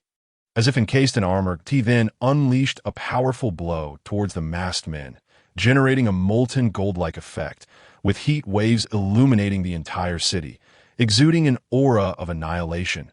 Golden Inferno. This punch embodied the Golden Emperor's fury. At that moment, the half-mast man felt his soul flee, wondering why they were being relentlessly pursued. If Tazoro could read his mind, he would be both amused and infuriated. Had he forgotten that mere moments ago, the masked man had mocked him? He could not rest until he had vented his anger. The fist, colossal as a house, descended with the force of a meteor, striking with uncanny precision towards their heads. While they were not entirely unwilling to flee, the fist appeared slow, yet was alarmingly swift, with an expansive reach that left them no time to escape. Even Tao Tu, who was suspended mid-air, found herself reluctant to save them, yet could not bear to witness their demise. Therefore, she closed her eyes, or rather, she symbolically slashed at the Golden Emperor's right arm. Should anyone inquire later, she had already devised a reason. She had exhausted all her strength in her previous strike, and this slash was her final act of defiance. She had done her utmost. The Golden Emperor was startled by her desperate slash, but the resulting energy wave left no trace upon his arm, much to his astonishment. Nonetheless, the attack was not entirely in vain. It momentarily diverted his attention, causing his trajectory to veer slightly. In the next instant, the earth-shattering punch collided mere meters away from where the half-mast men stood. Chapter 71. Is it over? One can scarcely fathom the cataclysmic force of that singular punch, which, though it did not strike its target directly and remained 2 to 3 meters away, was akin to an explosion at point-blank range. With a resounding roar, a violent wave of thermal radiation erupted, transforming the night into a blinding day in that instant. The tremendous energy unleashed by the golden giant's fist was nothing short of terrifying. It felt as though the entire golden city trembled under its might. The ferocious wind pressure created an illusion for Taudu that the diminutive vessel she occupied was on the verge of being swallowed by a tempest. The bystanders' faces were first illuminated by the brilliance of the energy released, only to be contorted by the wrathful winds, leaving them with emotions of sheer shock and dread, much like a fragile wooden ship battling the tumultuous sea, praying for the storm to abate. Though this calamity lasted but a fleeting moment, those ensnared within its grasp felt as if an entire lifetime had passed. After a brief interlude, as the tempest subsided, the suffocating clouds of dust began to dissipate, revealing the harrowing remnants of what once stood.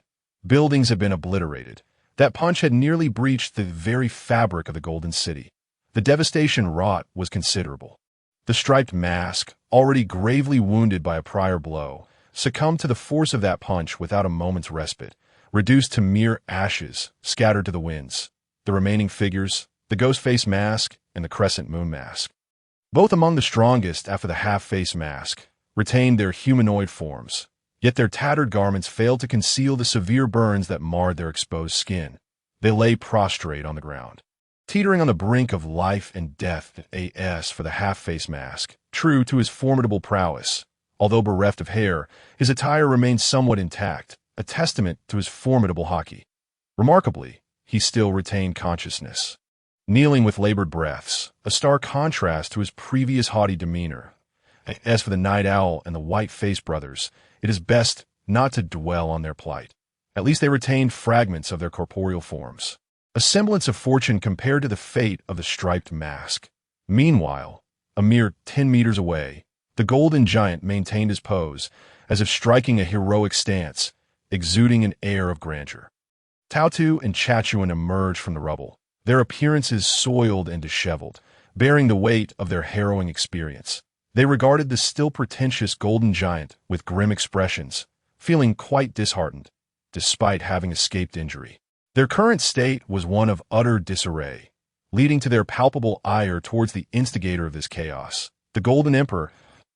In a fit of frustration, Tautu unleashed a 10-meter-long slash of energy, initially believing it would yield no effect. Yet to her astonishment, the once impenetrable golden giant fell before her casual strike, his right arm severed cleanly from his body.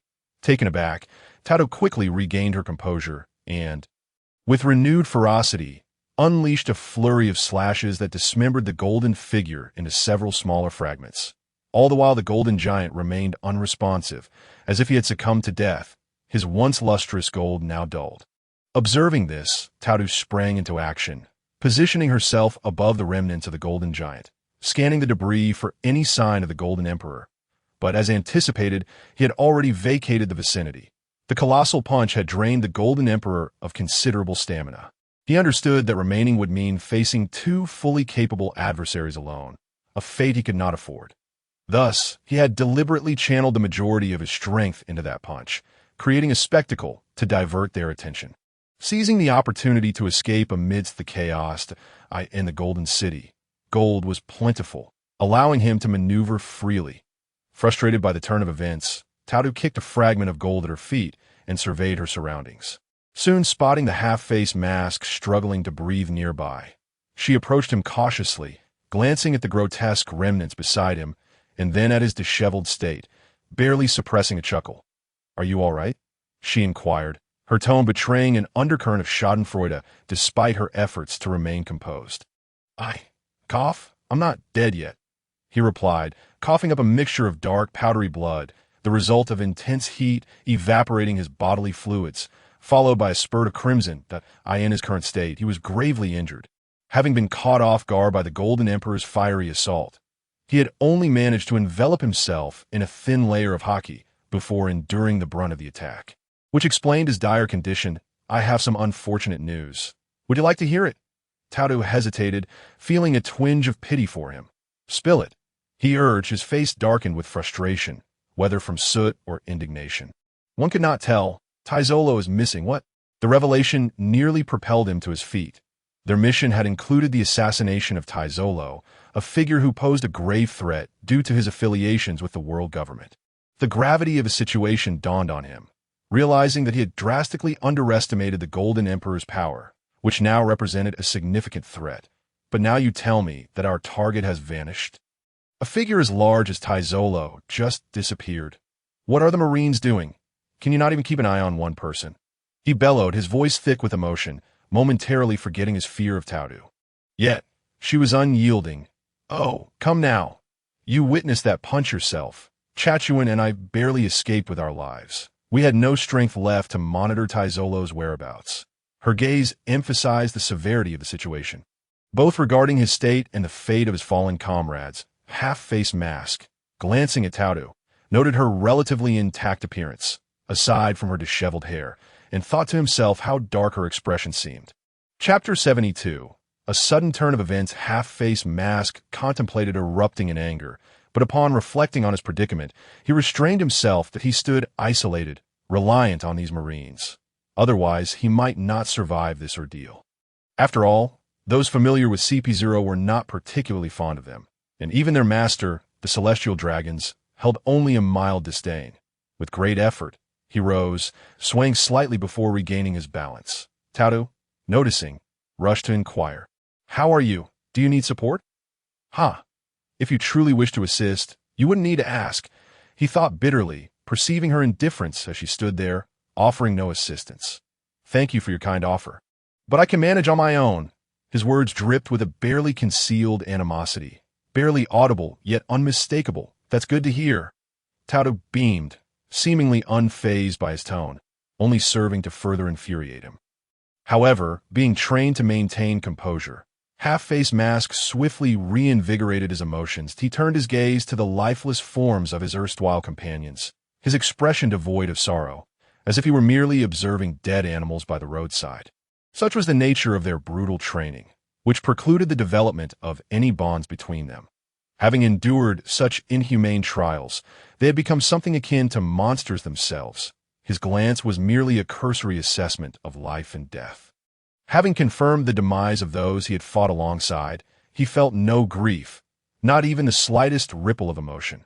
The coldness in his eyes made Taudu feel as though she were in the depths of winter, enveloped in an unrelenting chill. Order the Marine soldiers to locate Tazoro. He must be eliminated. Once again, there lingers that irritating tone of arrogance and self-importance, as if he were a lofty superior, almost to the point of issuing commands with a mere gesture. Although Tao too yearned to shatter his mask with a single punch, circumstances dictated her compliance, and she could only respond with a facade of forced smiles that, in truth, the half-masked figure was acutely aware that locating Tazoro would prove exceedingly difficult. After all, this was his territory, where the advantages were monumental. Their recent defeat primarily stemmed from a gross underestimation of Tazoro's capabilities, mistakenly believing him to possess merely the strength of a warlord. Yet by such standards, the presence of 6 CP0 members and 2 vice admirals constituted a formidable lineup, making the capture of a warlord seem deceptively simple. However, none anticipated the depths of Tazoro's concealment. It could also be attributed to the overwhelming advantage of being on home ground. The earlier explosive confrontation had left them utterly stunned. There was no finesse involved. It was simply brute force, overpowering cunning. Yet it proved remarkably effective. That moment, beneath the Golden City, a golden submarine stealthily departed, submerging into the depths of the ocean, its destination unknown. Inside the Golden City, the Navy had dispatched soldiers to disperse the crowd, declaring that the Golden Emperor had betrayed the world government and was now a notorious criminal. The Navy took control of the entire area, asserting that all possessions were the property of the world government, urging everyone to vacate without taking even a thread. The bewildered tourists were hastily ushered out, having been startled by the earlier commotion. Nearly all islanders were aware that something had gone awry. Yet, they could hardly fathom the magnitude of the situation. Just days prior, the Golden Emperor had announced grand plans for an auction, and now, mere days later, he had been stripped of his royal title and branded a criminal. This series of drastic changes was simply too much to bear.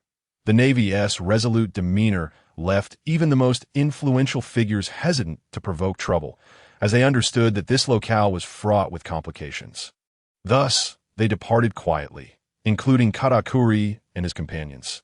They were not afraid of the Navy, but wished to avoid entanglements. The Navy spent half the day searching the Golden Island, but found no trace of the Golden Emperor. Even Taisolo's subordinate, Bakura, had vanished. Ultimately, the half-mast figure was reluctantly compelled to concede defeat. However, fortunate for him, while Taisolo was missing, his wealth remained, offering some solace. Indeed, the Golden Emperor was aptly named, rather than possessing 20% of the world's berries. He held 20% of the world's gold. His treasure did not require concealment. It was all laid bare, for the Golden City was a literal city of gold, with over half its structures composed of the precious metal, a madness only Taisolo could conceive. Taisolo's aim was to create a genuine home ground, and the events of that day proved his meticulous arrangements bore significance, as he single-handedly bewildered 2 vice admirals and the elite of CP0. Such a feat was indeed a source of pride. Accepting reality, the half-mast figure steeled himself, intending to ensure the Navy would manage the confiscated wealth left behind by Taisolo. He could not allow them to toil without recompense. A portion of the spoils would certainly be allocated to the Navy, the specifics to be determined later. Yet just then, the ground began to tremble violently, and the entire Golden City shook as if the island itself were weary of its position and sought to turn over. The soldiers on the island momentarily panicked, but being well-trained, they quickly regained their composure, albeit with traces of shock still visible on their faces. Tao Tu and the others swiftly ascended into the air, using moonwalk. Eager to discern the cause of the disturbance. Was it a trap left by the Golden Emperor? Was he truly that treacherous? From above, the entire Gurin Tisolo appeared akin to a colossal snail, and at the tips of its antennae were 2 thick black iron chains, remarkably sturdy, each tethering a massive beast. These were 2 gargantuan turtles, whose size rendered the Sea Kings mere infants in comparison. Ordinarily, Gurin Tisolo navigated by these turtles' might, showcasing their immense scale in the vast ocean. Their size would undoubtedly mark them as sovereigns. Thus, they were not drawn to assist Taisolo out of admiration, but rather had been coerced by the Golden Emperor's gold dust to serve him. Now that the Golden Emperor had fled, their captor was no longer present, and they were free once more. After enduring such prolonged confinement, their pent-up rage was palpable. Chapter 73. Escaped the 2 turtles. Larger than any Sea King, erupted into chaos. The noise was unimaginable. Although turtles are generally gentle creatures, the unjust constraint of their freedom for so long, coupled with incessant labor, stripped away any semblance of their tranquil nature. Their immense size meant that they required little movement. A simple roll or casual shift would wreak havoc on humanity at this moment. The 2 behemoths had begun their rampage.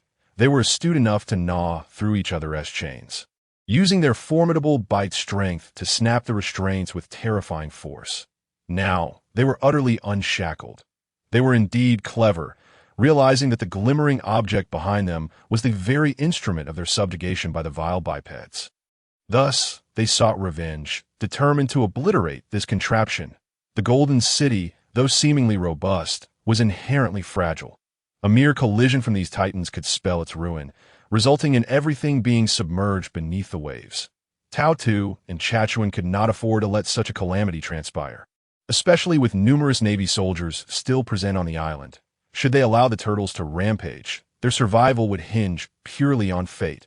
The half-mast figure shared the urgency of Tao Tu's thoughts, intent on halting the rampaging turtles, not out of concern for the Navy soldiers. Whether they lived or died was of no consequence to him, but rather from a fear that the golden treasures might sink beneath the sea, making retrieval akin to searching for a needle in a haystack.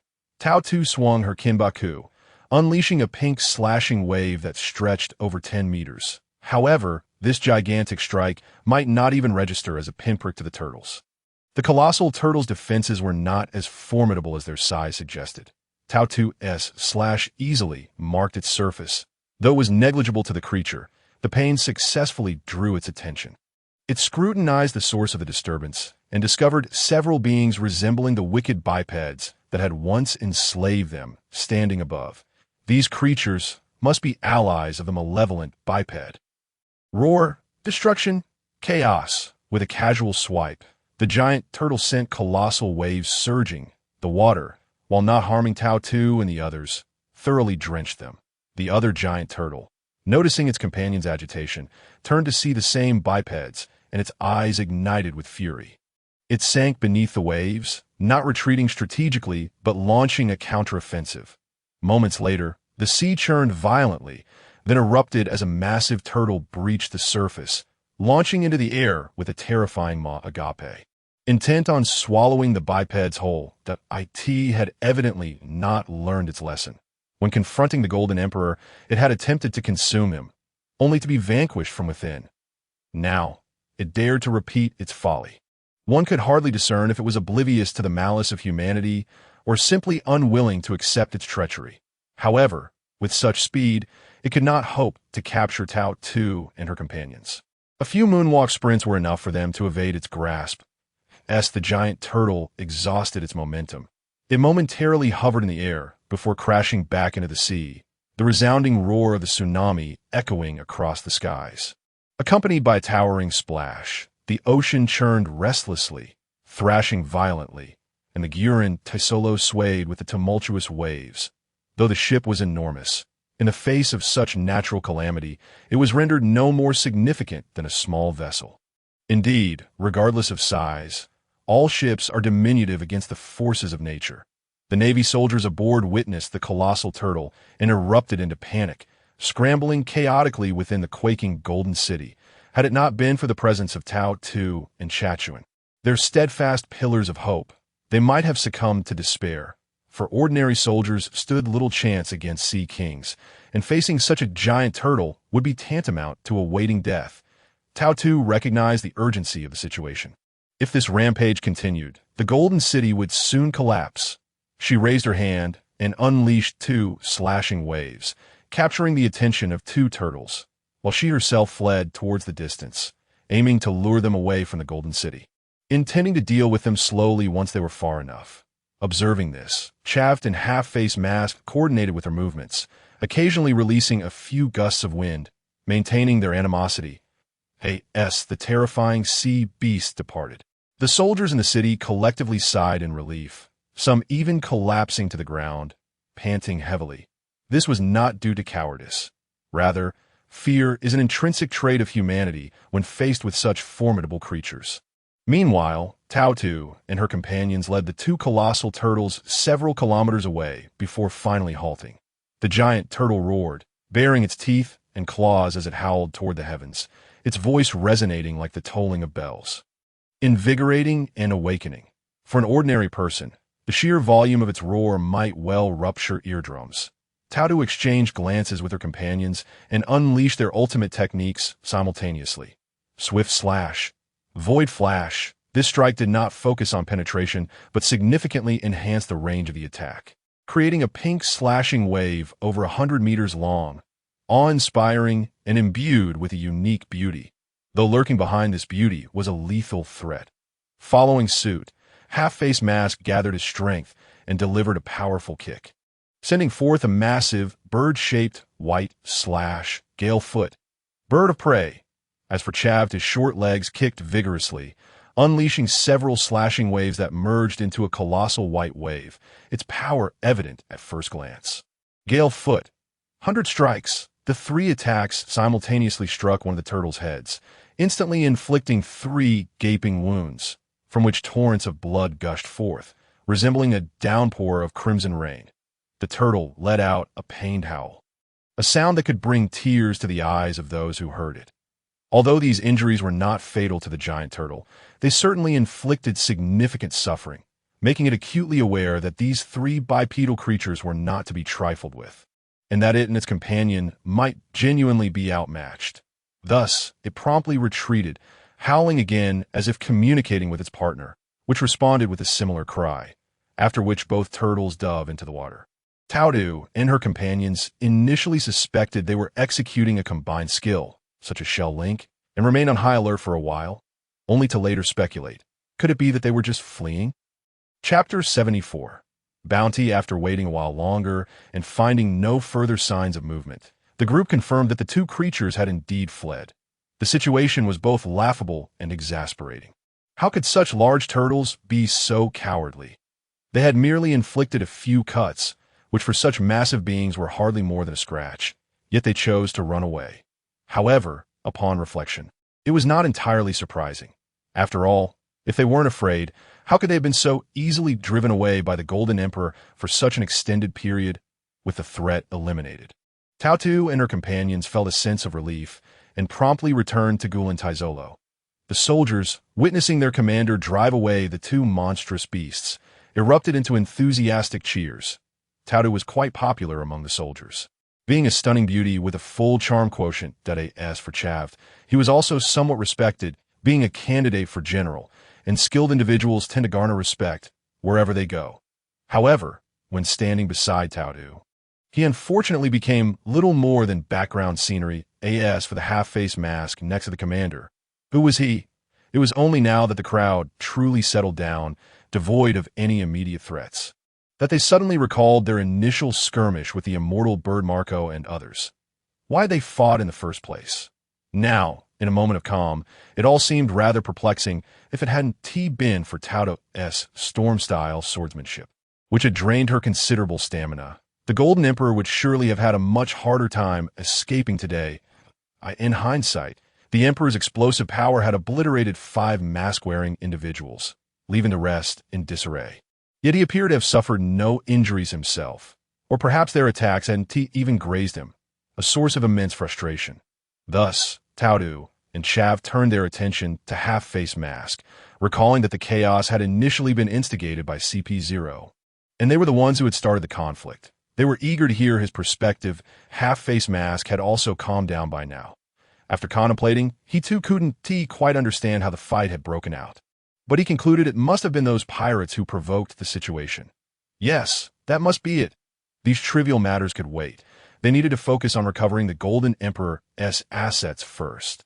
After his aloof declaration, Half-Face Mask instinctively glanced at Tautu, gauging her expression before moving aside to rest.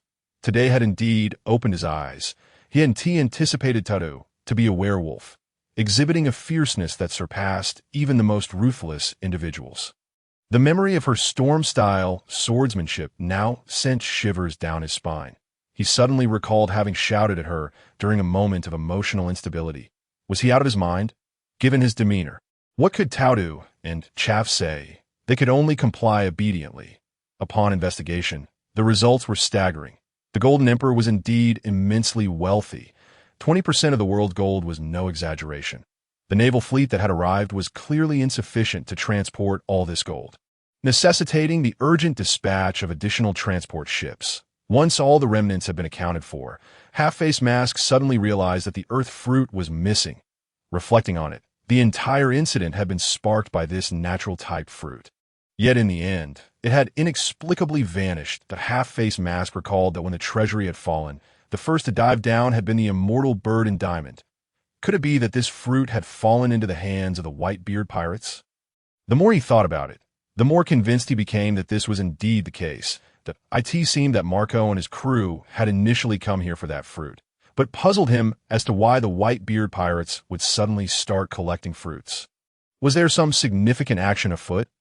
Unbeknownst to Marco, he had inadvertently taken the blame for the Revolutionary Army, currently aboard a returning ship, relishing the sea breeze and the completion of a task that had long weighed heavily on his mind. Feeling quite content, the Half-Face Mask now firmly believed that the fruit had been acquired by Whitebeard, which troubled him greatly. He then considered that under Whitebeard's protection, the fortunate individual who had consumed the earth fruit would undoubtedly enjoy a stable development, potentially giving rise to another figure like Marco or Diamond in the Whitebeard pirates. The mere thought sent chills down his spine. However, contemplating such matters was futile. He needed to focus on his own situation. While the loss of his team was regrettable, it was his unfinished task that truly stung. He could only pray that the 5 elders were in a good mood.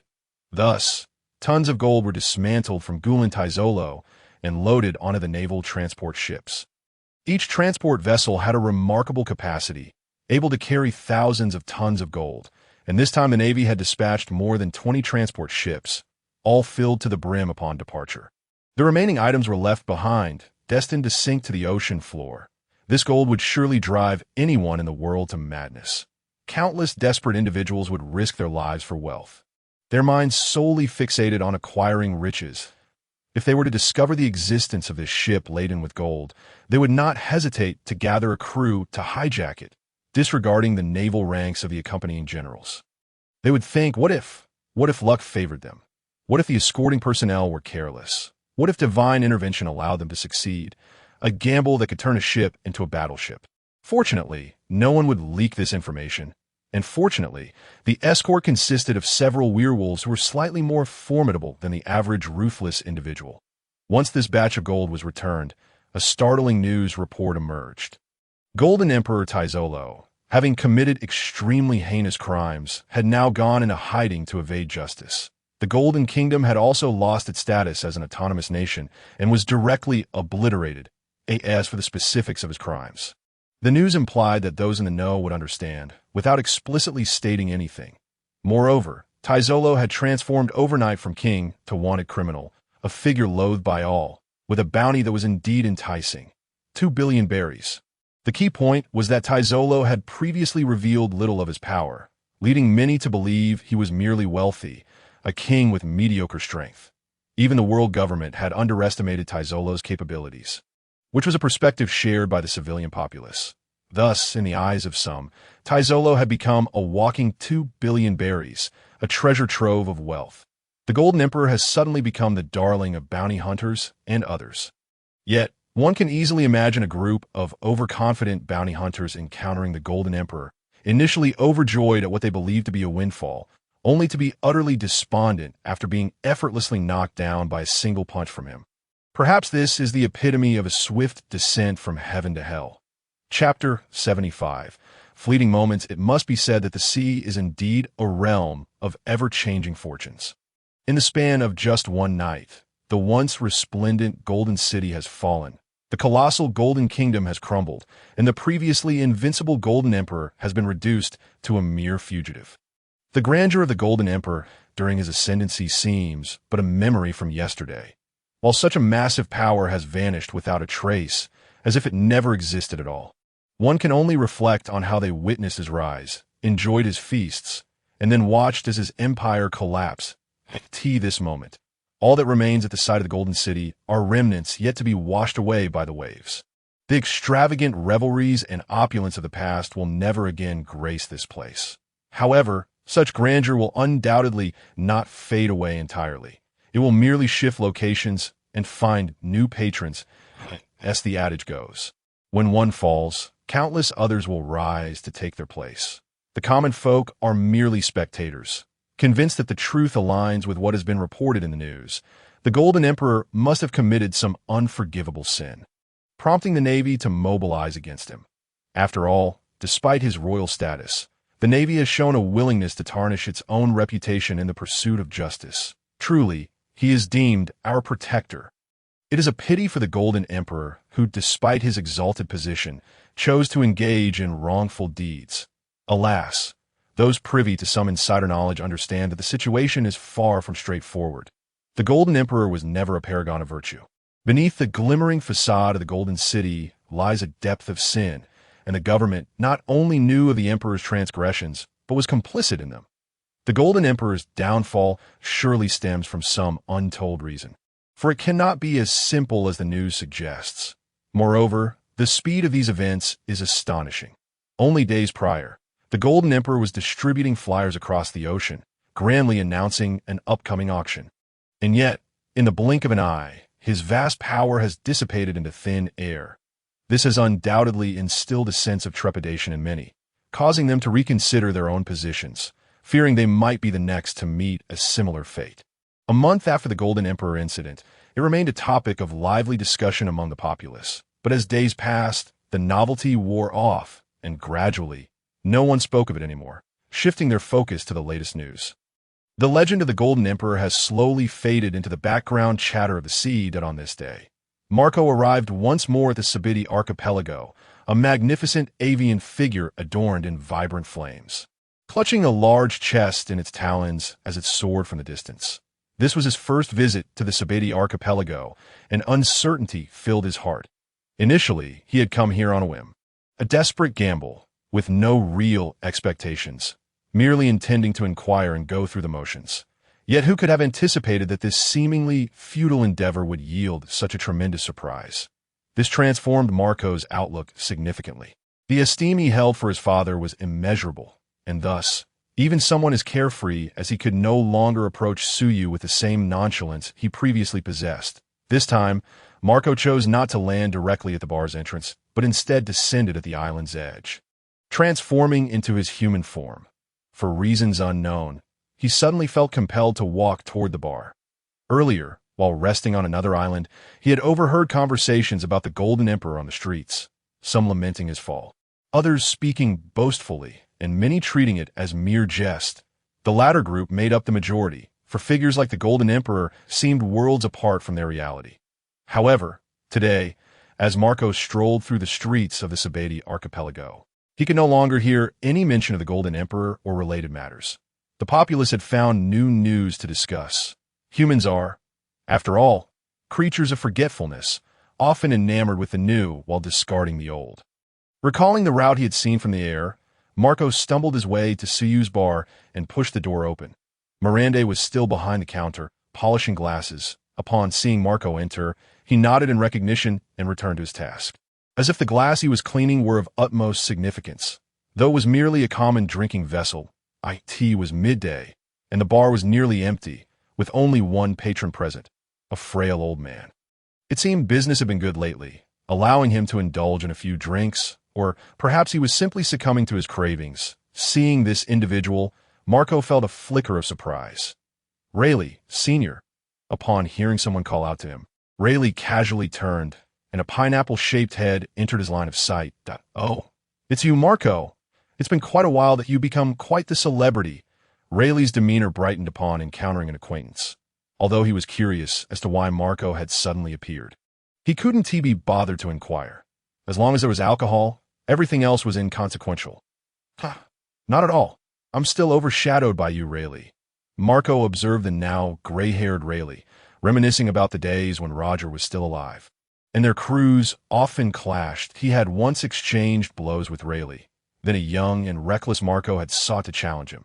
Yet, throughout the encounter, Rayleigh had maintained an effortless ease, practically indicating that he hadn't exerted himself. While Marco had been thoroughly outmatched, he vividly recalled attempting to strike Rayleigh with a claw attack, only to have Rayleigh effortlessly deflect it with a single finger, sending him flying, a moment that left a lasting impression. I'm just an old man now, not as spry as the youth." Rayleigh chuckled. Do you think I believe that? You rascal, pretending to be an old man. Even an admiral might struggle to withstand your full strength." Noticing Marco's evident skepticism, Rayleigh merely laughed and resumed sipping his drink. Since he had started drinking this particular beverage, he had shifted from his former boisterous style to a more refined sipping method. Not because he preferred it, but rather because he could no longer afford to indulge tea that moment. Marco, still carrying the chest, sat down beside Rayleigh. He glanced toward the spot where Suyu had previously been reading and noticed it was now empty. Just as Marco was about to speak to Milander and ask him to summon Suyu, footsteps echoed from the staircase nearby. Marco looked up to find Suyu descending the final steps, prompting a soft sigh for Marco. Truly, the timing of the proprietor's appearance was impeccable. Chapter 76. A stroll outside. "So, have you gathered the payment?" Suyu asked as he reached the bottom of the staircase. "Yes, boss. Thank you for your assistance." "Here is our payment," Marco replied, opening the large chest to reveal 10 devil fruits, among which 2 particularly pineapple-shaped fruits stood out. Though Marco's gratitude was succinct, the sincerity in his words was palpable, and the gratitude reflected in his eyes was unmistakable. Rayleigh cast a curious glance over, marveling at the sight of the chest brimming with devil fruits. He'll be honest, even he had never encountered such a quantity of devil fruits at once. It was indeed a striking visual. Among the 10 devil fruits, Rayleigh noticed 2 Logia-type fruits, prompting wonder about what wishes Marco had made to acquire such a bounty. Suyu nodded at the sight, casually closing the chest, and in a swift motion, it vanished from his hands, its whereabouts now a mystery. This astonishing display left Marco wide-eyed, yet he quickly regained composure. After all, the man before him had healed his father, restoring him to his former glory. What could this man not achieve? As for Rayleigh, he had grown accustomed to Suyu's incredible feats by now. With the payment received, the transaction was formally concluded in the unseen realm. Two spheres of light, one large and one small, appeared and were absorbed by Suyu. The luminous orbs represented the wish power generated by this exchange, encompassing both Marco's and Whitebeard's contributions. It was no surprise that these two were top-tier powerhouses. The wish power generated by ordinary people would only be the size of a ping-pong ball, yet this time, the larger orb was as substantial as a basketball. The potency of a wish's manifestation is not solely contingent upon the strength of the individual executing the transaction, but is also profoundly influenced by the significance of the wish in the heart of the one making the request. Simply put, the more fervently one desires to fulfill a wish, the greater the resultant willpower. Thus, although the willpower generated during the last encounter with Wano was merely the size of an adult man's fist, which starkly contrasts with the basketball-sized willpower produced this time by Whitebeard. This disparity does not imply that Whitebeard's strength far exceeds that of Wano. It merely indicates that Whitebeard holds this wish in high regard, while for Wano, it is merely a transaction, having accrued a substantial sum. Suyu's spirits were evidently lifted, and those beside him, Marco and Rayleigh, suddenly felt as if the world had become significantly brighter. Upon witnessing Suyu accept the payment, Marco prepared to take his leave. "Wait," Suyu's calm voice interrupted, prompting Marco, who had turned it apart, to pause and look back at him quizzically. There's something else, boss?" "Oh, it's nothing much. That I was just thinking of taking a stroll. So, I thought I might escort you along the way." In truth, Suyu had grown restless after spending too long in the bar, and with today's windfall, he felt inclined to venture out. As luck would have it, Marco was present, and he decided to visit Whitebeard. Having seen him in the manga but never in person, Marco looked at Suyu with confusion, unable to comprehend the notion of escorting him along the way. However, Suyu did not address Marco's puzzled expression and turned to Rayleigh. Asking Rayleigh, "Would you like to meet Whitebeard?" Rayleigh hesitated, recalling the last time he had met Whitebeard. It was before Roger's demise. After Roger was executed in Lowtown, he had retreated to this place forget it, I'm getting old. Although their two pirate crews had often clashed, their relationship had not been particularly hostile. After all, their skirmishes often led to feasts, and his rapport with Whitebeard was decent enough. It sufficed for him to know Whitebeard existed in a particular sea. But as for meeting him, that could be set aside. Noting Rayleigh's reluctance, Suyu said no more. "Mirande, keep an eye on the bar. Your boss is stepping out for a bit. Let us go." Suyu's final words were directed at Marco. With that, and under Marco's bewildered gaze, Suyu casually extended his index finger and drew a line in the air from top to bottom. In the next moment, the air before them split open, revealing a pitch-black rift that gradually expanded into a passage wide enough for a person to traverse. In a certain region of the New World, aboard the Moby Dick, the rejuvenated Whitebeard sat in his colossal chair, heartily drinking a connoisseur of fine spirits. He had previously refrained from indulging due to the frailty of his body. Now restored, his first order of business was to revel in a hearty drink, or perhaps several tons. Suddenly, a shiver coursed through him, causing him to halt mid-sip. He had unexpectedly sensed a peculiar feeling of being watched, not as if someone were covertly observing him, but rather as if the vast heavens above had opened an eye and cast a glance his way. In the next instant, an inky rift materialized in the previously empty air before him, appearing without warning, as if conjured from thin air. As the rift grew larger, it transformed into a gaping black hole. Meanwhile, Jozu and the others noticed the anomaly and instinctively surrounded their father, on guard against the enigmatic void. "Relax, I'm still here."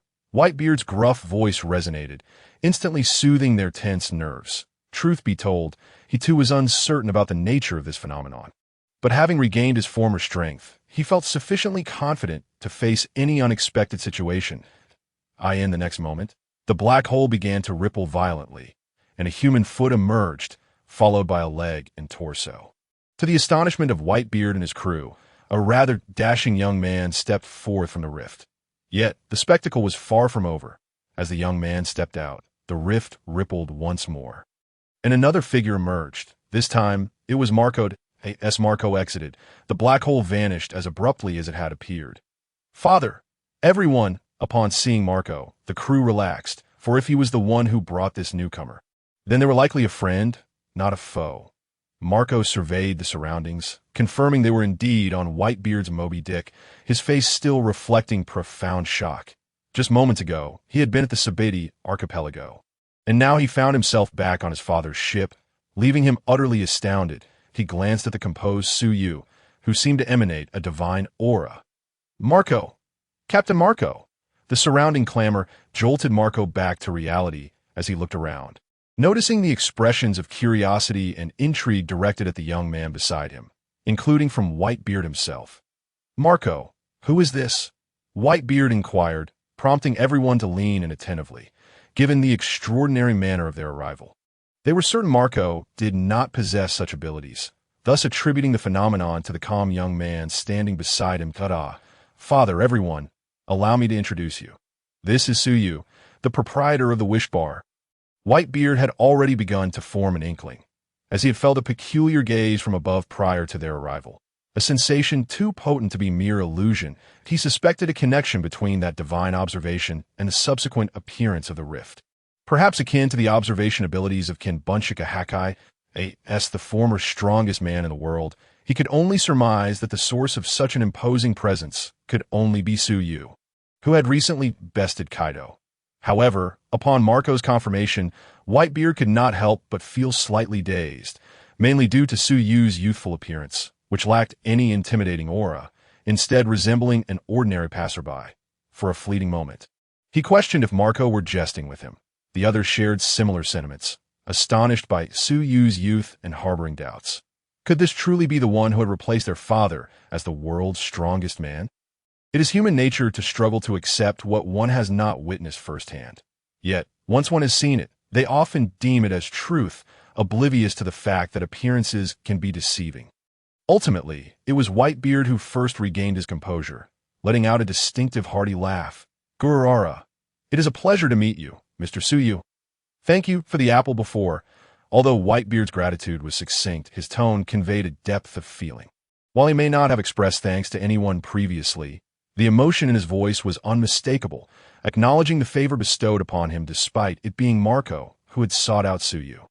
Upon hearing their father's words, the others promptly expressed their gratitude to Suyu. Regardless of the authenticity of his strength, the fact remained that he had healed their father. It was only natural for the sons to thank the one who restored their father's health, placing Suyu's stature on par with Marco and Jozu in their eyes.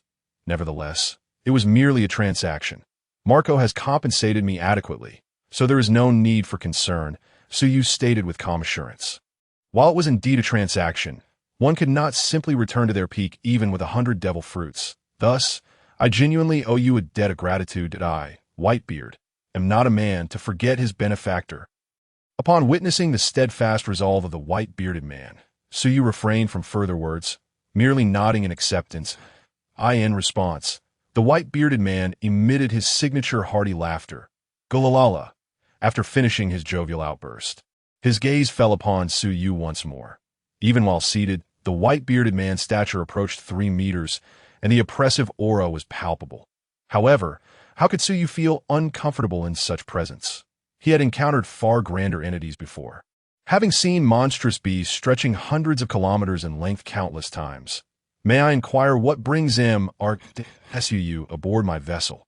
When addressing Suyu, the white-bearded man refrained from referring to himself as I, for he understood the value of respect. "Oh, it's nothing significant. I've simply grown weary of staying at home for too long, so I thought I might take a stroll," Suyu replied casually upon hearing this. The white-bearded man's expression shifted, igniting with a fervent intensity akin to a swordsman who, after years of sheathing his blade, suddenly encounters a masterful practitioner of the art, stirring a desire to re-enter the fray. In simpler terms, his hands itched for action. Indeed, the white-bearded man yearned for that thrill, having refrained from exerting himself fully due to his physical condition for far too long. The title of the strongest man had been earned through countless powerful blows, and now, finding himself in such a state was undoubtedly frustrating. However, thanks to Suyu, his body had completely healed, and he was finally able to unleash his full potential in battle. This realization filled him with exuberance, leading him to impulsively strike the ocean with a fist in his excitement. However, once the initial thrill subsided, he suddenly recognized a troubling truth. He had no worthy opponent to engage with. Should he seek out Kaido or Big Mom among the remaining three emperors, it would inevitably escalate into a fierce battle between their factions, a costly affair indeed. Furthermore, finding that red-haired scallywag proved difficult. And, as a swordsman, he didn't align with the white-bearded man's taste, as for his sons. He pondered whether any of them could endure even 3 of his punches. Perhaps Jozu might withstand one more. Thus, realizing he lacked a suitable outlet for his pent-up energy, the white-bearded man felt a pang of frustration. Yet, with Suyu's arrival, he was filled with delight, for he understood that with Suyu's prowess, he could finally engage in a proper bout. The white-bearded man was well aware that he was unlikely to be Suyu's match. However, the itch to fight was undeniable. Facing such a formidable opponent without a contest would indeed be a regrettable oversight.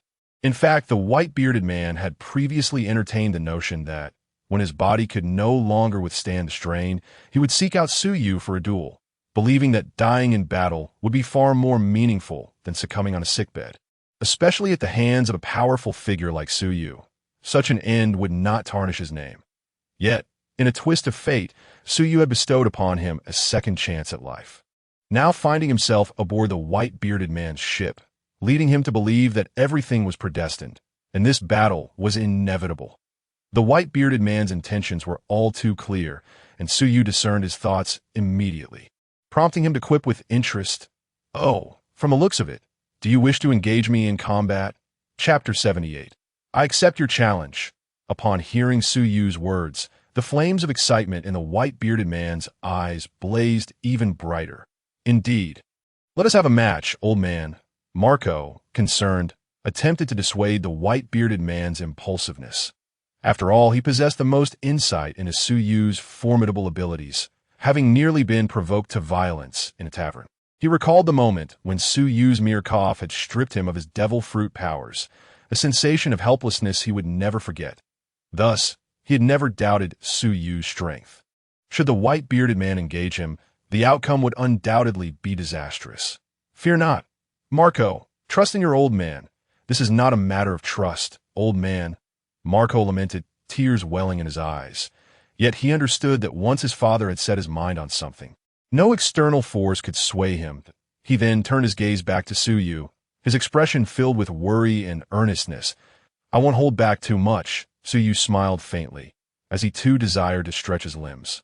Recognizing the white-bearded man might serve as an excellent opponent, Marco opened his mouth, wishing to advise Suyu against accepting the white-bearded man's invitation. As long as Suyu declined, no one could compel him.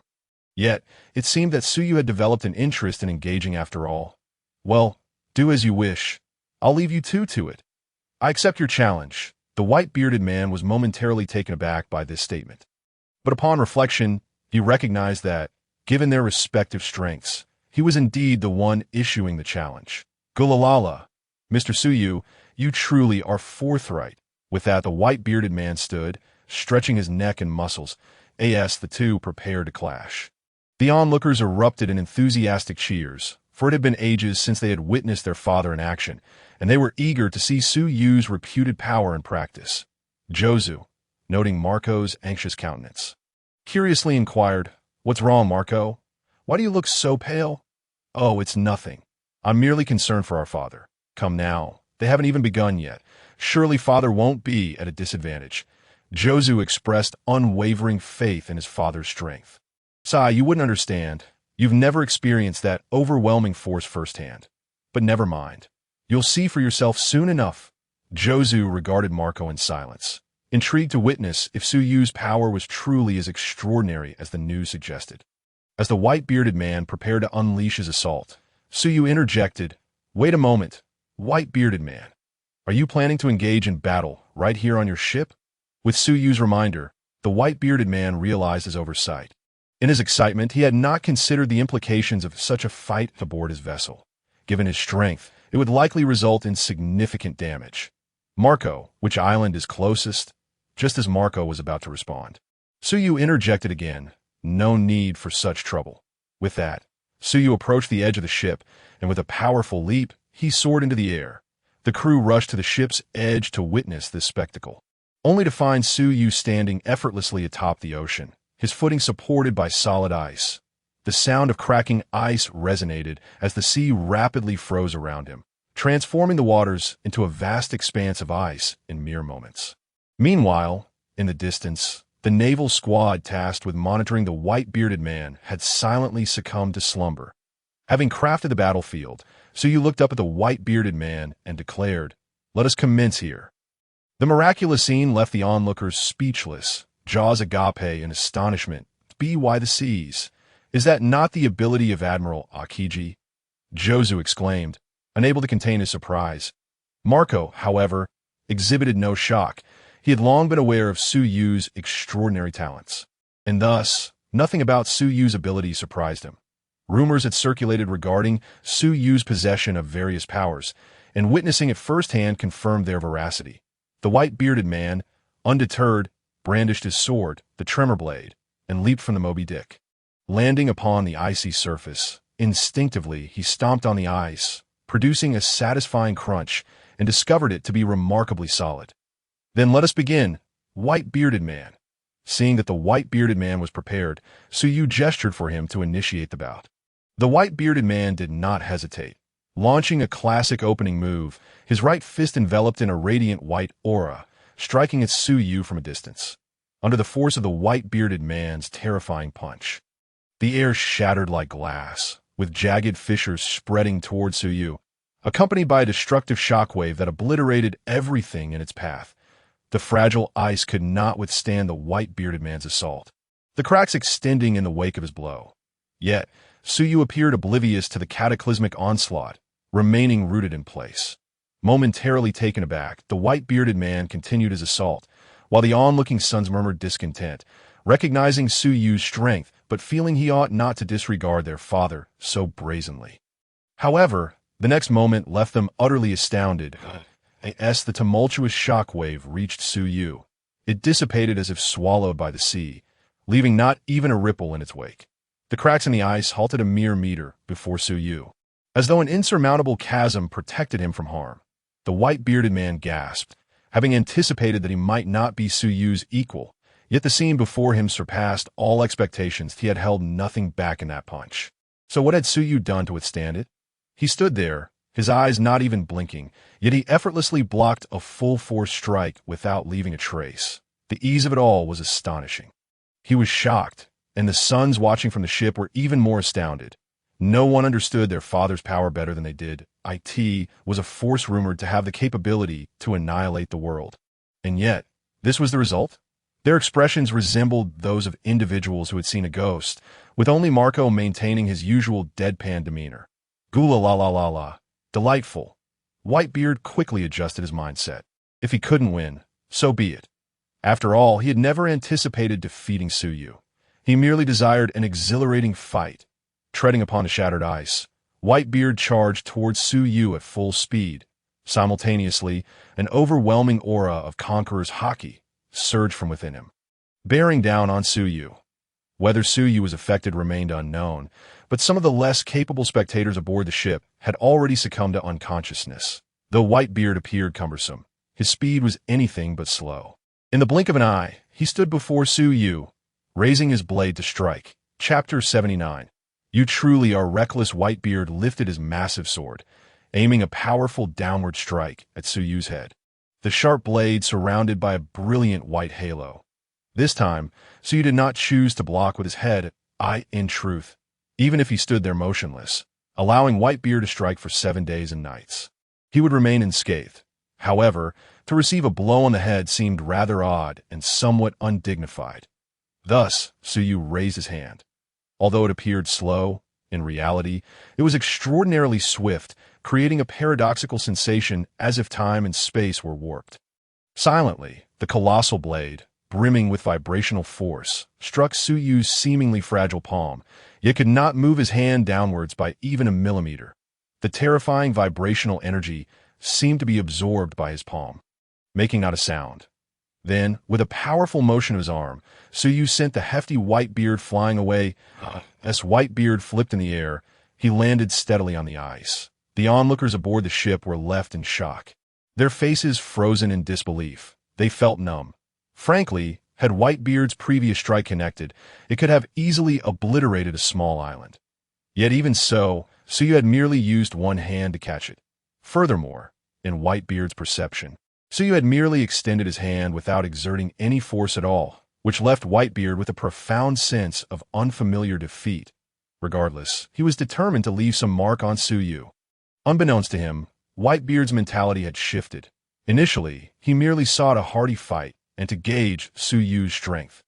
After witnessing Suyu's immobility as he blocked a shockwave, he thought that at the very least, he should inflict some harm on his opponent. Now, however, Whitebeard pondered whether it would be too embarrassing if he couldn't even make Suyu flinch. Consequently, he plunged his sword into the ice with force, crossing his arms before his chest. Then he struck the air on either side with tremendous force, causing the atmosphere to shatter like a broken mirror, filled with terrifying cracks. However, this time, the cracks did not head toward Suyu. Instead, they spread outwards as Suyu cast a curious glance at Whitebeard. This fellow was indeed audacious. The shockwave continued to expand into the distance, its destination unknown. In the next moment, the previously tranquil sea began to churn violently. In the far distance, two silvery lines suddenly appeared, drawing closer to where everyone stood. The already cracked ice beneath them shattered further, yet its thickness remained a mystery, as the sea did not engulf it. As the two silvery lines approached, it became evident that they were not mere lines, but rather two colossal waves threatening to engulf them. Pirate curses echoed, as the old man had gone berserk. The atmosphere erupted into chaos, with the Moby Dick rising and falling amidst the surging waters. The ice could no longer withstand the pressure, fracturing into several large chunks, akin to a white cake being haphazardly sliced.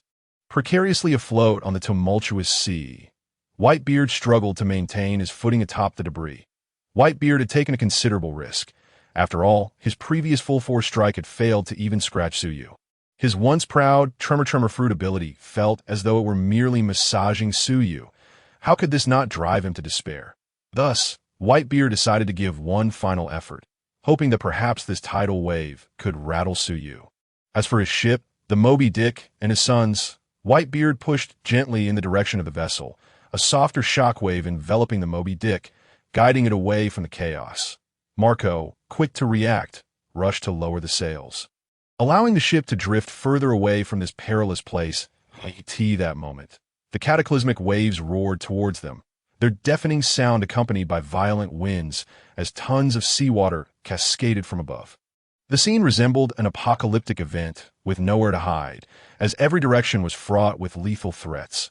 This was far more terrifying than Whitebeard's earlier display during the Marineford War. This was a true natural disaster. Yet, both Whitebeard and Suyu remained remarkably composed, as though the terrifying spectacle around them did not exist. "You truly are reckless," Suyu remarked to Whitebeard with a hint of amusement. Strangely, despite the surrounding cacophony, his voice was crystal clear to Whitebeard. "Gula la la la la. Although I cannot harm you, making you flustered is still worthwhile." Suyu shook his head. For that reason, he had placed himself in such perilous circumstances. Had Whitebeard forgotten that he was a devil fruit user? However, if he believed that this childlike tsunami could genuinely cause him distress, he was sorely mistaken.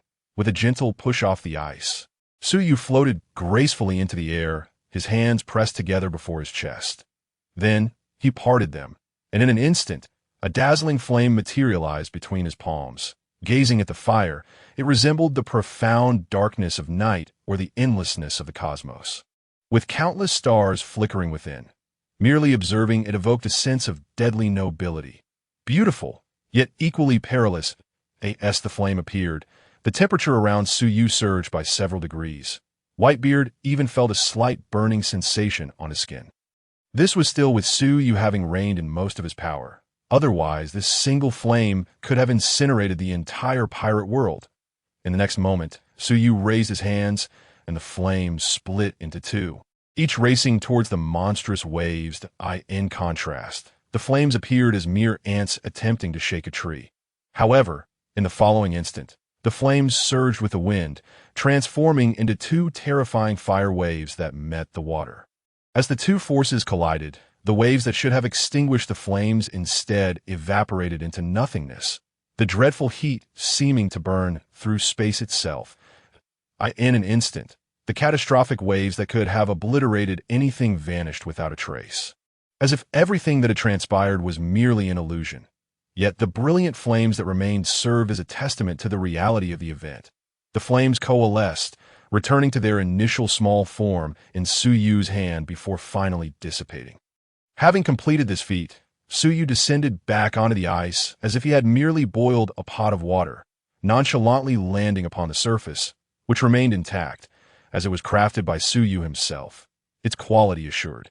The onlookers stared at Suyu in awe, as if witnessing a celestial being, including Marco and Whitebeard himself. Chapter 80. Early arrival is not as good as timely arrival. What had just transpired exceeded everyone's comprehension. Whitebeard's earlier tsunami, conjured through the tremor fruit, undoubtedly reached heights exceeding 1,000 meters. It was a true force capable of catastrophic destruction, instilling despair. Yet, Suyu had effortlessly released a small flame, which, while it had grown larger thereafter, paled in comparison to the staggering waves, resembling a mere candle atop a child's birthday cake. The disparity between the two forces, despite their apparent differences, resulted precisely as the onlookers anticipated, but in a manner entirely opposite to their expectations. Thus, not only were the spectators left dumbfounded, but even the composed Whitebeard wore an expression of incredulity at this moment. Suyu had landed on the ice and addressed the still astonished Whitebeard. "All right, Whitebeard, our sparring session ends here. Let us head back to the ship." Oh, Whitebeard instinctively responded, then suddenly leaped back onto the Moby Dick. Observing this, Suyu lightly tapped the ice surface with his toes, gracefully floating back onto the ship like a feather. Soon as Suyu departed, the ice field rapidly melted back into seawater, the speed of which made it seem as if the ice had never existed. At this moment, Whitebeard finally emerged from a state of shock, glancing at Suyu before bursting into hearty laughter. "Gulalala! I have lost." Truly, Whitebeard's demeanor remained unrestrained, even in the face of such a crushing defeat. Had Suyu merely surpassed him by a slight margin, Whitebeard would have acknowledged his loss, yet harbored an obsession of "I shall defeat you next time." However, the stark reality was that his attacks had utterly failed to breach Suyu's defenses. And whenever Suyu chose to strike, he found himself unable to withstand even a single blow. What obsession could he possibly maintain under such circumstances? Thus, he could only embrace his defeat with grace. Whitebeard's booming voice snapped the stunned onlookers back to reality. They gazed at Suyu, their expressions a tapestry of complex emotions. Previously, without having engaged with Suyu, they could deceive themselves into believing that their captain remained the strongest in the world. Dismissing Suyu as a mere fabrication, perhaps a ploy devised by the Marines and Kaido, they were uncertain of the purpose behind such a scheme. Now, however, everything had become painfully clear. Their captain had indeed suffered a humiliating defeat, not merely a loss. As Suyu had not attacked at all, merely defending throughout the encounter, making it evident that they were not even on the same level. Perhaps sensing the despondent emotions of his sons, Whitebeard raised his arm and called out, "Lads, let us commence a banquet." This proclamation proved effective. For pirates, a feast appeared to be a remedy for all ailments, capable of dispelling any sorrow. A banquet! Huzzah for the old man! Subsequently, some crew members hurriedly retrieved various alcoholic beverages and meats from the storeroom. Though not necessarily exquisite, the sheer quantity was satisfying to behold. Suyu, do join the banquet. Gulalala! Naturally, Suyu accepted Whitebeard's invitation, having come out to unwind and savor the unique culture of the pirate world. The pirate banquet essentially consisted of a group of individuals feasting heartily, engaging in boastful banter, and creating a lively atmosphere. Suyu, however, sat quietly to the side, sipping his drink while observing the spirited revelry around him. After all, he had long since adopted the persona of a lethargic slacker, and joining in their raucous antics would not align with his character. That moment, Suyu detected something, a slight smile curling at the corners of his mouth. How intriguing. Huh. Mr. Suyu, what did you just say? Sitting beside him was Marco, who, noticing Suyu's cryptic remark, inquired, "Oh, I was merely reflecting on how fortuitous it is to arrive at the right moment. Such a remarkable character has graced us." Marco, bewildered, wore a puzzled expression. Time rewinds to a few days prior. At Mariguazda, in an empty chamber, the 5 elders occupied their usual seats, and before them knelt a naval officer in uniform, reporting something with a visage marked by terror and beads of cold sweat, indicating that the matter was far from trivial. As it stands, our deployed forces for surveillance and peacekeeping have been completely annihilated. Not a single one remains. Upon hearing the report, the 5 elders fell into a collective silence. After a moment, the blonde-haired elder spoke, "Dispatch another naval team for continued surveillance and heightened internal alertness, preparing to mobilize at a moment's notice. The meeting between those two is no trivial matter. A misstep could lead to a world-altering conflict."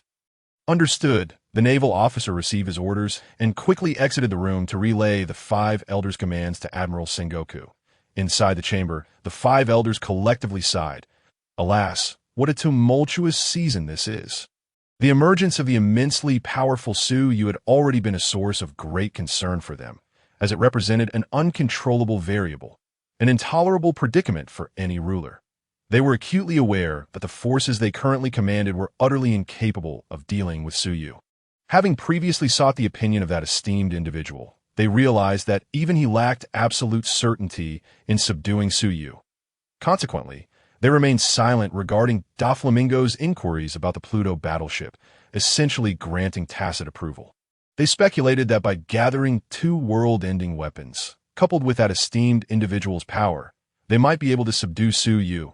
Fortunately, since Suyu's emergence, he had remained quite docile, confined to his bar without venturing elsewhere, which had relieved the 5 elders.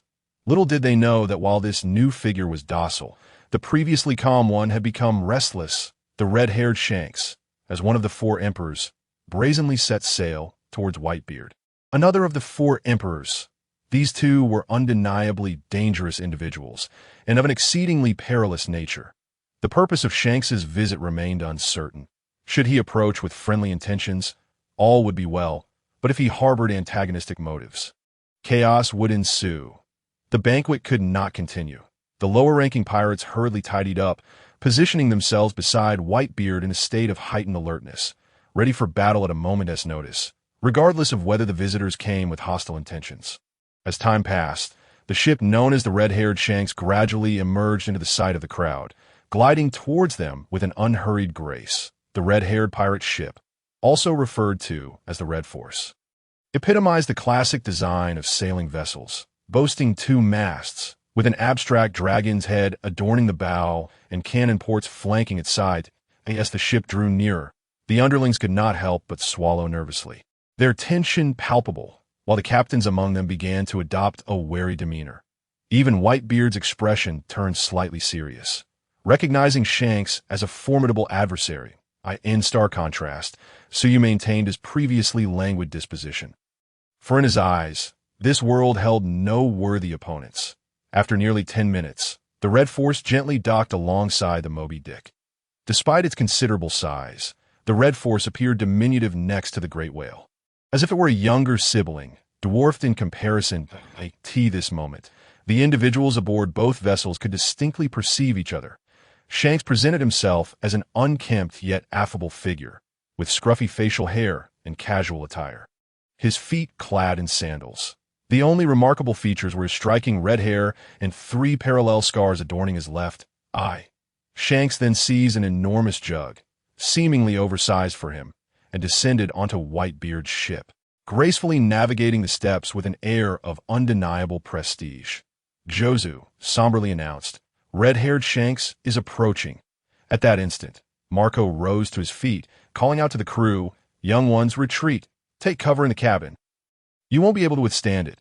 A nearby underling panicked and inquired, "What do you mean, won't be able to withstand it?" Marco gestured toward the cabin and insisted, "Stop your prattling. If I say to hide, you better do so without delay." However, no sooner had Marco spoken than an individual collapsed, unconscious. His fall acted as a signal, prompting a cascade of others to follow suit, all succumbing to the floor in unison. Those remaining, bewildered, rushed to check on their fallen comrades. What has happened to you? What on earth is going on? Yet Marco and the other captains displayed no signs of alarm, appearing utterly unfazed by the calamity unfolding before them, as though it were an all-too-familiar sight. Is it too late? Marco remarked calmly. What is wrong with you all? Please respond, the distressed individual implored. Unable to bear it any longer, Marco clarified, there's no need for panic. They merely fainted, Jozu added. If they lack sufficient mental preparation, they wouldn't even be able to remain conscious in the presence of that man. Just as he finished speaking, Shanks's figure appeared at the top of the stairs. What a sight it was! Though seemingly slender and ordinary, he emanated an aura that seemed to shimmer, commanding immediate respect and admiration. His presence felt as if it soared to the heavens, scattering clouds and disrupting the stars. He strolled forward, bearing a massive jug, and with each step, underling pirates fell into unconsciousness, creating a pathway of fallen bodies in his wake. The ship's railing seemed unable to withstand the force of Shanks's presence. Splintering decisively, Marco sighed inwardly. Truly, he is the most formidable man. At last, Shanks stood before Whitebeard, meeting his gaze before breaking into an innocent yet mischievous grin at "My apologies. I just wanted to make a grand entrance on your ship." Whitebeard grunted noncommittally. "Seeing you reminds me of that scoundrel." Shanks chuckled heartily and replied, "I brought some healing water as a gesture of goodwill. I harbor no intentions of conflict, merely a desire to discuss matters with you." Whitebeard remained seated in his chair, seemingly unimpressed by Shanks's antics, yet not overtly angered. He spoke in a grave tone. A man who carelessly exudes such dominance dares to utter such nonsense. What a rascal! At this moment, Marco could no longer contain himself. Given his strength, he had no reason to fear Shanks. He shouted, "Red-haired, what do you mean by this? You've incapacitated our crew and damaged our ship." Despite being one of the four emperors, Shanks showed no reaction to Marco's affront, instead responding amiably, "Ah, it's Marco from our crew. Why not join us?" This brazen recruitment attempt in front of Whitebeard showcased Shanks's audacity. Recognizing Shanks's character, the crew did not perceive his actions as deliberate provocation. However, Marco found himself bewildered by Shanks's whimsical thoughts. "Enough with your nonsense, you scoundrel." Shanks laughed heartily, undeterred. Chapter 82. Is something amiss with your condition? Jozu inquired. "Old man, what should we?" Whitebeard contemplated, glancing at Suyu, who nodded in agreement, signaling, "Proceed as you see fit. I won't interfere." Whitebeard then stated, "He doesn't seem to be here to cause trouble. Let us speak privately for a moment." Subsequently, everyone, including Suyu, retreated to the back of the ship, leaving only Shanks and Whitebeard on the deck. Like a tea that moment, Shanks furrowed his brow. Sensing that something was amiss, he observed Whitebeard closely, noting subtle differences. He seemed unchanged yet somehow different, prompting a feeling of unease within Shanks. He scrutinized Whitebeard's bandana, his face, and the exposed skin of his chest. Finally realizing the issue, he recalled the wounds that marked Whitebeard's body. Injuries not inflicted by another, but by his former captain, the very scoundrel Whitebeard had just mentioned. Indeed, Shanks possessed a remarkable background. He had once served as a crewmate under Joel D. Roger, the Pirate King. Their crews had frequently clashed, and thus Shanks was well aware of Whitebeard's scars. Yet now, Whitebeard's chest appeared unblemished, devoid of any signs of injury. Moreover, how could he sense that Whitebeard seemed so youthful? Gazing at Whitebeard's current state, Shanks felt a sense of confusion. Why did it seem as though this man had suddenly regained his youth? Hadn't he heard that Whitebeard required intravenous drips to sustain his life? Where were the drips? Where was the medical equipment? Even in the presence of Whitebeard, the overwhelming pressure he exuded was perplexing. Shanks felt disoriented. This version of Whitebeard was both unfamiliar and familiar, reminiscent of the peak of their battles against the Roger pirates. But how could this be possible? Whitebeard was nearing 70. In that moment of disorientation, Shanks wondered if he had somehow traveled through time. If not for his knowledge of Whitebeard's character, he might have suspected that Whitebeard had employed some forbidden method to maintain such a state. Moreover, he noticed that earlier, when Whitebeard issued commands, he had deliberately glanced at a young man, as if seeking his approval. This was truly bizarre. When had the formidable Whitebeard ever sought anyone's opinion? And that young man, who was he? Was he a new son of Whitebeard? Whitebeard stood silently, observing Shanks, his expression shifting continuously, before finally instructing, "You there, boy. What are you daydreaming about?" Whitebeard's voice jolted Shanks from his reverie, prompting him to ask directly, "Whitebeard, is there something unusual about your condition?" Whitebeard paused, momentarily taken aback by the question, before understanding Shanks's implication. After all, they had not seen each other in 22 years, yet he had retained his former vitality. A curiosity for anyone. You're referring to this? It's all thanks to Suyu. At the mention of Suyu, Whitebeard instinctively imbued his words with a hint of reverence, for in the world of pirates, strength commanded respect, and only the strong could earn dignity. This principle was universally acknowledged, but even more pronounced among pirates. Suyu. You mean the owner of the Sabeti Archipelago's Wish Tavern? Indeed. I owe it all to him. Gwaha. So, does that mean? Yes, exactly as you surmised. I have returned to my prime. Though Whitebeard spoke with an air of nonchalance, as if discussing trivial matters to Shanks's ears, it was akin to thunder striking from a clear sky. The name Suyu is certainly not unknown to red-haired Shanks. The news of Kaido's defeat had genuinely astonished him, and from that moment on, he became aware of the emergence of an extraordinary figure in these seas. As for the rumors surrounding the ability to grant wishes, he paid them no heed. With his carefree disposition, he had no desires and need of fulfillment. However, he never anticipated that he would hear this name again today, and from none other than Whitebeard. Even more astonishing was Whitebeard's revelation that Suyu had revitalized him, restoring him to his former glory. The notion of an aging man regaining his youth. Could such a feat truly be accomplished? Especially by someone as formidable as Whitebeard? Suddenly, he recalled the young man whom Whitebeard had cast a glance at earlier. He remembered that the legend of Suyu was also that of a remarkably young individual. Could it be? Most likely. Hey, you little brat, stop daydreaming. What brings you here? I was just a bit taken aback, given the rarity of such miraculous occurrences. Indeed, it was a testament to the carefree nature of red-haired Shanks, or perhaps a sign that his thought processes diverged from the norm, that he could so swiftly accept this reality. Now, what is it that you seek from me? Let us drink first. I brought this especially for you. With that, red-haired poured himself a generous bowl, one nearly the size of his head, before tossing the remaining liquor to Whitebeard. Whitebeard caught the bottle, took a whiff, and remarked, "This wine from the West Blue Dozen Tea seemed to be particularly good." His voice carried a hint of disdain. Yet, red-haired savored a sip and exhaled contentedly. I've traversed the globe, and nothing compares to the intoxicating essence of a brew that tantalizes the skin. This is the wine of my homeland, Whitebeard. Do try it. Whitebeard observed red-haired for a moment, then lifted the jug and drank heartily, letting out a hearty belch. Not bad. He continued, "It has been 22 years. Back then, you were merely an intern aboard Joel D. Rogers' ship, yet now you've carved out your own space in the world."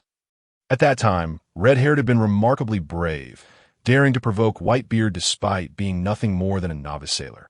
This audacity had etched the name of that then unknown youth into Whitebeard's memory. Oh, and there was also that red-nosed fellow at your side, equally audacious. Two fledglings daring to challenge Whitebeard. Regardless, such courage is worth remembering that a reminiscent smile graced red-haired's face as he sighed. After all, it has been 22 years. So you've come today merely to reminisce and drink with me?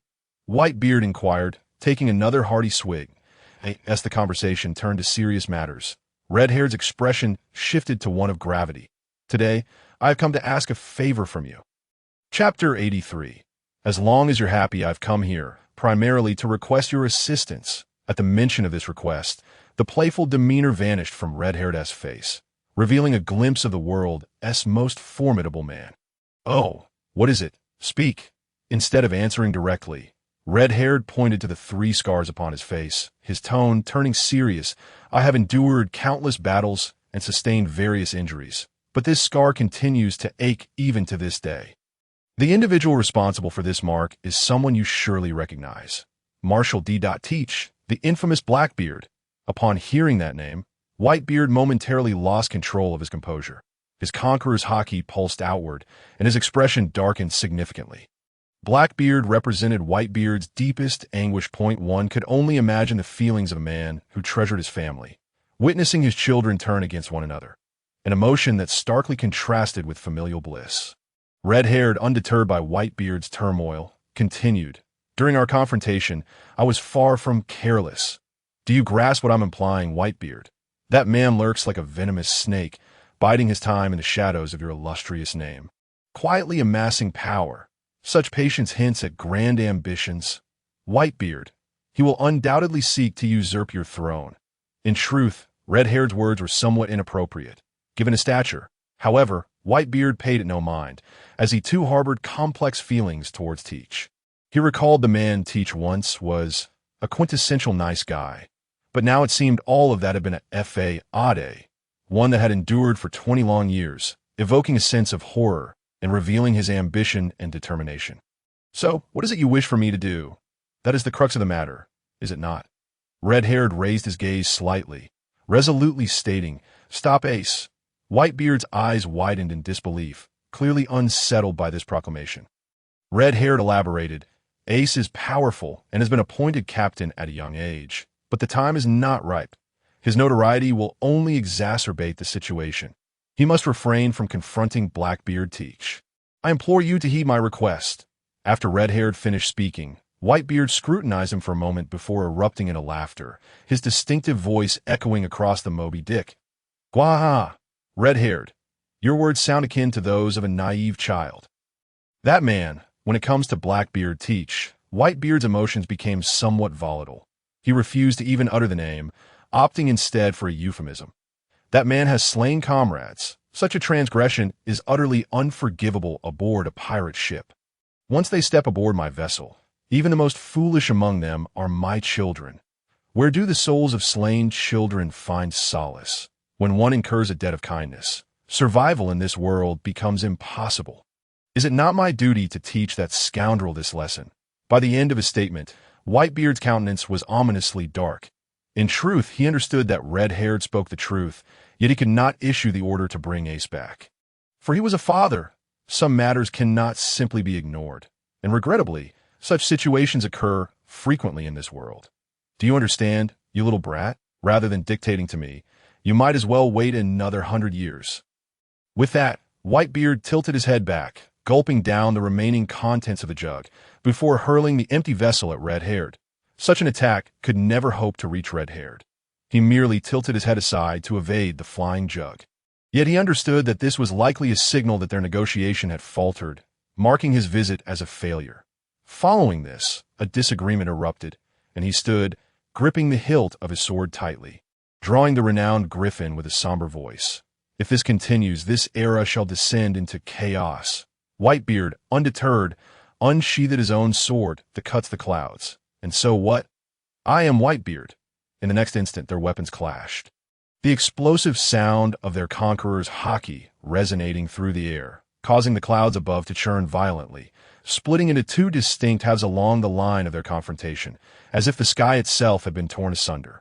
Even though it was merely a clash of weapons, these two were, after all, powerhouses of the Yonko level, and the spectacle was imbued with immense visual impact. That Whitebeard's sons remained unfazed, having witnessed even more awe-inspiring displays in the past, their tolerance at its maximum. However, the expressions of the newly assigned Navy observers were priceless. Their jaws dropped in astonishment, terror evident on their faces, clearly unaccustomed to witnessing such a divine clash, utterly overwhelmed. And the overwhelming presence of Conqueror's haki left them feeling lightheaded. Even from a distance, in the next moment, Whitebeard and Red-haired separated. Whitebeard stood his ground firmly, while Red-haired instinctively took a step back. This alone indicated that Whitebeard's physical strength surpassed that of Red-haired. The stark difference left Red-haired momentarily stunned, then filled with admiration. This was the peak of Whitebeard. This was the rival of his captain in years gone by. Yet, neither sought to escalate the confrontation. Their brief exchange had merely served as a statement of intent, each having drawn blood from the other. When it came to truly engaging in battle, such actions were inconceivable. These were Yonko. and the repercussions of a declaration of war would ripple throughout the world. Thus, having exchanged their blows, they sheathed their weapons once more. By the way, I had intended to ask earlier, what happened to your arm? Whitebeard fixed his gaze on the right side of red-haired Shanks, where his left arm once resided, now conspicuously absent. After all, he was one of the 4 emperors. It was astonishing that such a man, upon returning from the so-called weakest sea, the East Blue, had lost an arm. Shanks raised his hand to cover his left shoulder, a nostalgic expression crossing his face, evidently reminiscing about a forthright young lad and the straw hat he once received, perhaps also recalling the Sea King that had bitten off his arm. Ah, you mean that. I wagered him on a new era.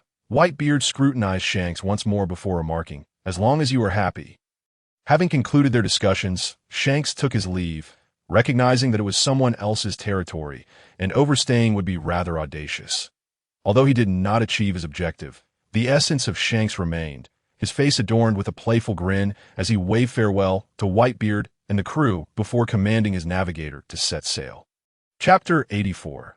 The beginning of your demise. Standing on his ship, Shanks gazed into the distant sea. Lost in thought, it seemed the negotiations had not gone well. Beside him, Beckman, cigarette dangling from his lips, leaned closer to Shanks. The earlier tense atmosphere had them prepared for battle, yet they were taken aback to find that no conflict had erupted. However, this was hardly indicative of a harmonious exchange, suggesting the discussions had indeed faltered. It fell through. That old man Whitebeard is far too stubborn. I suspected he would not heed my words before I even arrived. It appears matters are heading toward the worst possible scenario. In this tumultuous era, none can escape its grasp. Though the red-haired pirates are deemed one of the 4 emperors, in such times, we are merely a larger fish in the vast ocean. Oh, Beckman maintained his poker face, responding to his captain's lament with a single cool word. Shanks, accustomed to his first mate's indifference, continued unabated, his exuberance shining through. Oh dear, I nearly forgot an important detail. The previously contemplative Shanks suddenly leaped in excitement. What is it? Did you not manage to procure a bottle of liquor from Whitebeard? No, I just recalled that the bar owner, Suyu, might have been aboard Whitebeard's ship, but I forgot to inquire before leaving. Upon hearing the name, Beckman's demeanor shifted to one of seriousness. Suyu was a figure of great significance, one that the powerful factions were keenly aware of, despite the indifference of the common folk. After all, the name Suyu currently symbolized invincibility. While he lacked a formal following, accompanied only by the armored lad Milander, his personal strength was enough to rally an army. His appearance aboard Whitebeard's ship was a revelation of profound implications. Are you certain? It seems so. I merely glanced at that photo earlier, and I sensed a young man aboard the ship, with Whitebeard seemingly attentive to him. Shanks continued, Oh, and speaking of which, Whitebeard has regained his peak strength. Regained his peak? What do you mean? According to Whitebeard, it was Suyu who helped him recover. All his scars have vanished, and his aura is identical to the Whitebeard I fought against previously. At Shanks's words, Beckman's stoic expression faltered, his eyes nearly bulging from their sockets as he gasped, the cigarette in his mouth singeing his lips. Yet he swiftly dismissed the pain, unable to contain his eagerness. Are you serious? Is he truly at his peak now? The thought of a peak Whitebeard was terrifying, a prospect that instilled despair. Of course it's true. I clashed with him at the end. And I suffered for it. This era is incomprehensible. A peak Whitebeard may not even be a match for Suyu. Reminded by Shanks, Beckman recalled the existence of this ultimate adversary. Indeed, based on media reports. Even if embellished, the power attributed to Suyu was undeniably formidable, that a peak Whitebeard might not stand a chance against him. The notion that Suyu could achieve such impossible feats was unfathomable. The two stood at the ship's bow, enveloped in silence as they embraced the sea breeze. Several kilometers away, the surveillance team rejoiced upon witnessing the two factions finally part ways, overwhelmed with relief. The tormenting moment had finally passed. The earlier tension had nearly frightened them to death, fearing they would be caught in an imminent conflict, yet the outcome was merely a thunderous display with little substance. This revelation restored their composure, reminding them that life is indeed a series of ups and downs. However, This was a positive development. The fact that they nearly clashed suggested that the atmosphere between the two parties was less than amicable. Regardless of what they had discussed, it likely resulted in a breakdown of negotiations. For the Navy, the most alarming scenario was the prospect of an alliance between the two factions. If that were to occur, it would almost certainly lead to an alliance between the Beast Pirates and Big Mom. That would spell trouble for the Navy. Fortunately, matters had not deteriorated to the worst possible outcome, and the shaken surveillance team members hurriedly reported this good news to Admiral Sengoku. As Shanks departed, Whitebeard's crew gathered around him. "Old man, what happened? What did that fellow Shanks come for?" Marco was the first to inquire, while the others looked on with concern. Previously, they had distinctly heard Whitebeard laughing. So how had things escalated to a confrontation? In response to his sons, Whitebeard did not hold back. That rascal want me to call Ace back to that." Everyone erupted in anger. "What do you mean by that? Ace is on a quest for vengeance. How dare you prevent him? Aren't you being a bit overbearing?" Their hatred for Blackbeard, who had treacherously slain their comrade, was palpable, and under Whitebeard's influence, they had come to view one another as brothers. Thus, their fury rivaled that of Whitebeard himself. Though Shanks had good intentions, this matter was a sensitive topic that Whitebeard's crew would not tolerate. They should have taken the opportunity to teach him a lesson. The one voicing this sentiment was Marco, typically laid back, indicating the gravity of the situation. That it was not that they lacked concern for Ace. Rather, Blackbeard had never truly revealed his strength, and his ambush on Sachi had led them to underestimate him. Conversely, Ace had proven his worth as the 2nd Division commander, his prowess undeniable. Capturing Blackbeard should have been a simple task. At that moment, Whitebeard instinctively glanced at Suyu, who was observing the scene with an enigmatic expression. Akin to a spectator at a play, Whitebeard felt a surge of curiosity and, without knowing why, sought Suyu's perspective on the matter, asking, "Mr. Suyu, do you believe that if these two were to encounter one another, it would truly ignite an era of chaos?" Upon posing the question, he abruptly realized that he had become somewhat muddled. Suyu was unfamiliar with the intricacies of their backgrounds, and he may have inadvertently asked a futile question. However, to his surprise, Suyu nodded affirmatively and astonishingly replied, "Indeed, this chaotic era may very well commence with your demise." Whitebeard, Chapter 85. "At most, I'll go myself." Suyu nodded with certainty before uttering the shocking declaration. "Indeed, and barring any unforeseen circumstances, this chaotic era will commence with your death, Whitebeard." The words sent shockwaves through the crowd, even managing to momentarily rattle Whitebeard's composure. Following the initial shock, the prevailing sentiment among the onlookers was one of fury. One could only imagine the intensity of anger that surged within them upon hearing someone assert that their father would perish. The outrage was so profound that they completely overlooked the fact that Suyu was a formidable opponent who could not be defeated even by their old man. While they were grateful and respectful towards Suyu for restoring Whitebeard to his peak, such reckless words were utterly unacceptable.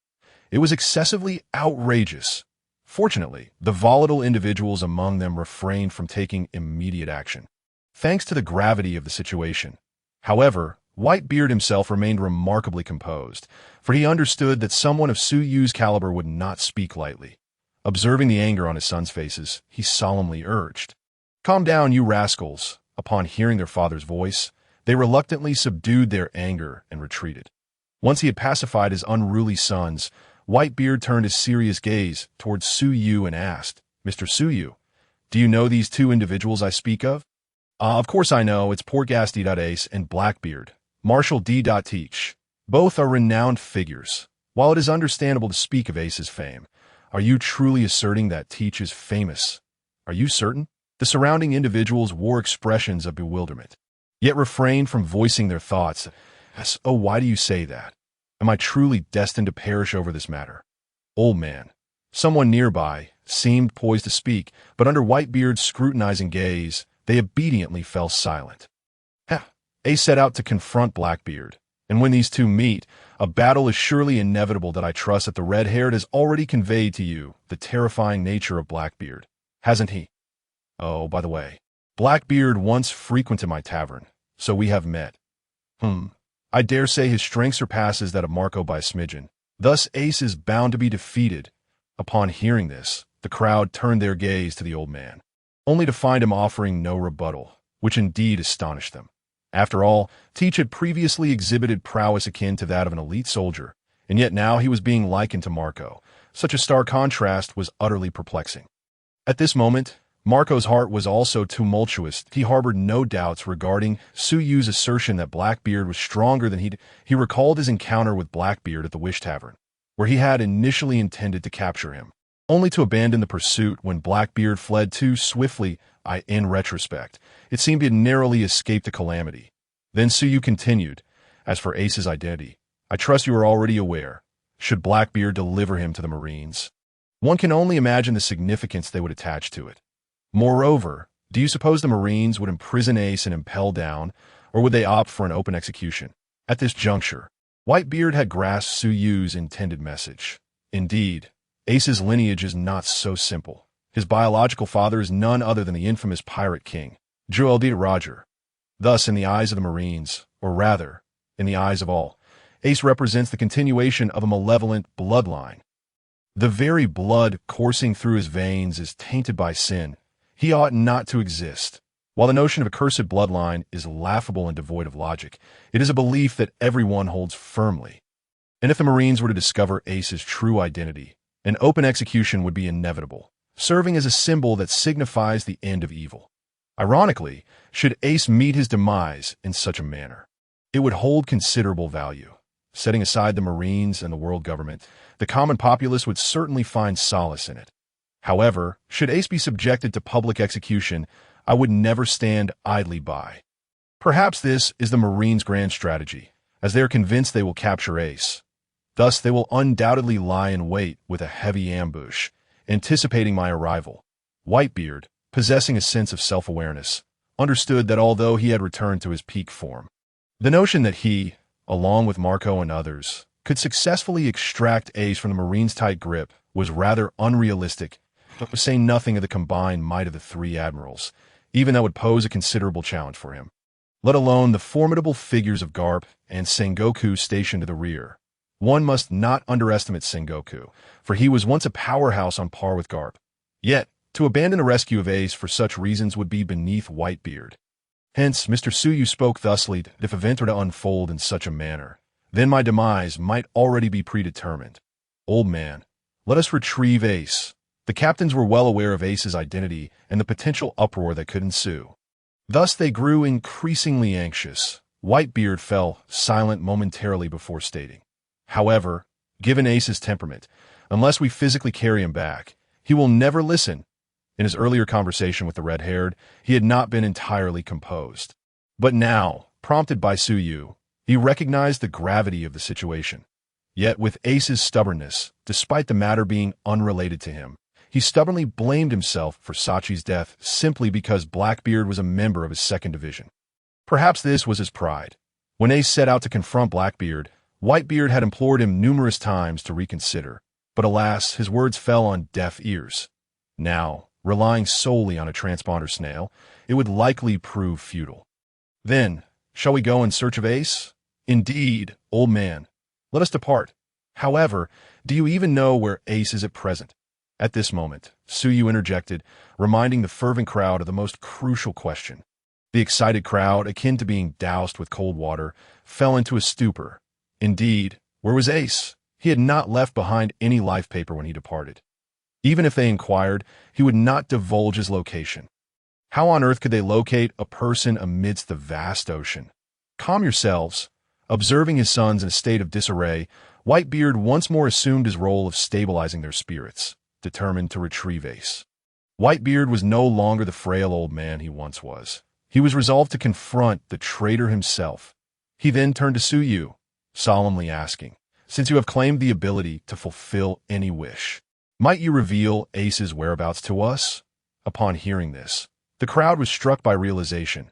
Indeed, there was such a formidable presence among them. They all turned to Suyu, their eyes gleaming with anticipation. Suyu did not disappoint them, gently nodding his assent. Chapter 86. Water 7. The omnipotent Suyu had not let them down, and upon witnessing this, the crowd, including Whitebeard, breathed a collective sigh of relief, erupting into jubilant cheers that not be overly excited. While we may be familiar with one another, you must still pay the requisite price for your wish, Suyu stated calmly. Naturally, our wish is simply to ascertain Ace's whereabouts. Marco, well versed in the procedure, was the first to speak. The Whitebeard pirates were not lacking in funds. Very well, that wish is quite simple. Suyu replied in a tone reminiscent of a charlatan, stating that merely one devil fruit would secure the fulfillment of their request. Was that not a bargain? To be frank, it was indeed quite expensive. A single devil fruit, even of the Zoan type, would demand billions of berries, and all for the sake of discovering one person's location. Nonetheless, the crew readily accepted the price. For in their quest to retrieve Ace, any assistance was priceless. Regardless of the cost Suyu proposed, as long as they could afford it, they would agree. Without hesitation, Marco and the others rushed to the storeroom to rummage through their belongings. Previously, while searching for a Logia type, they had fortuitously stumbled upon one or two ordinary devil fruits, which they had kept for themselves, never anticipating they would come in handy now. Before long, Marco returned to the deck, cradling an oddly shaped fruit in his arms. Suyu, here. Suyu took the fruit, and with a mere flick of his wrist, it vanished. Yet the crew seemed unconcerned with this miraculous display, their eyes fixed on Suyu, eagerly awaiting his next move. Having received his payment, Suyu was determined to fulfill his promise.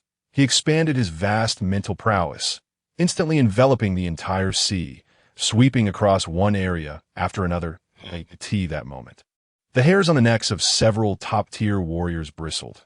They felt as though they had been scrutinized by some higher, unapproachable existence. Though there was no malice sensed, the feeling was distinctly unsettling, as they had long been unaccustomed to such a sense of vulnerability. Without delving into how these powerful figures reacted, Suyu's mental energy swiftly discerned Ace's location amidst the throngs of humanity. Found him, Suyu declared nonchalantly. Is that true, Mr. Suyu?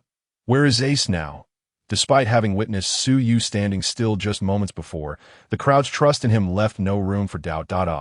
If you set sail for Water 7 now, you should arrive just in time to meet Ace. Water 7?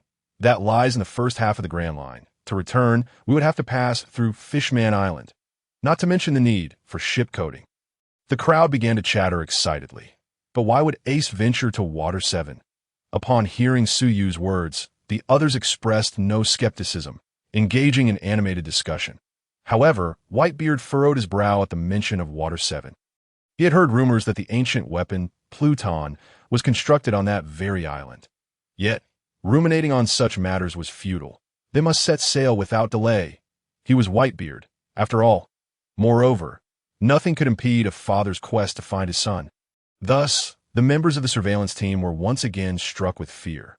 Just moments ago, they had witnessed two factions in conflict, yet eventually parting ways, causing them to exhale in relief. However, before they could fully release their breath, it was drawn back in, as they discovered that the Whitebeard fleet seemed to be on the move again.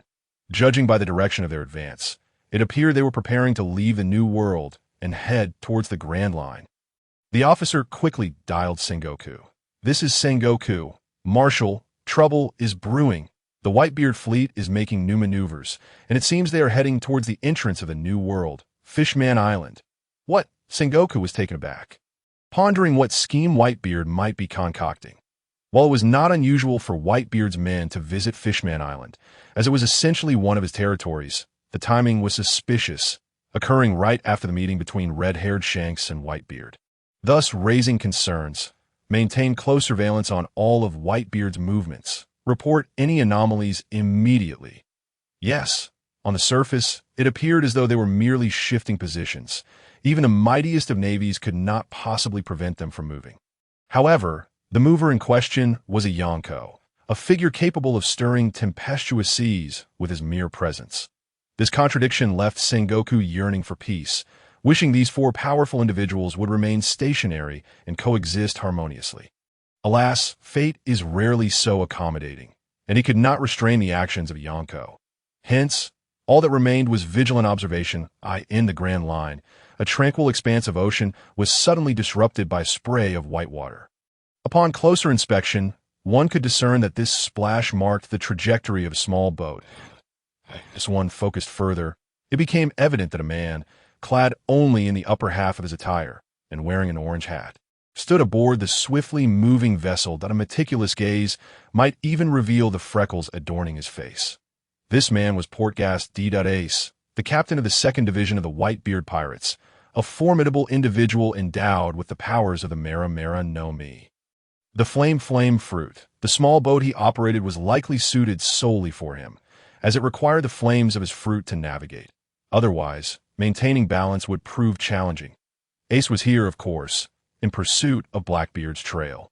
Despite Ace's current glory, having ascended to the rank of division captain at a young age, his strength acknowledged by many, and his reputation resounding among pirates, he remained profoundly vulnerable as the son of the Pirate King.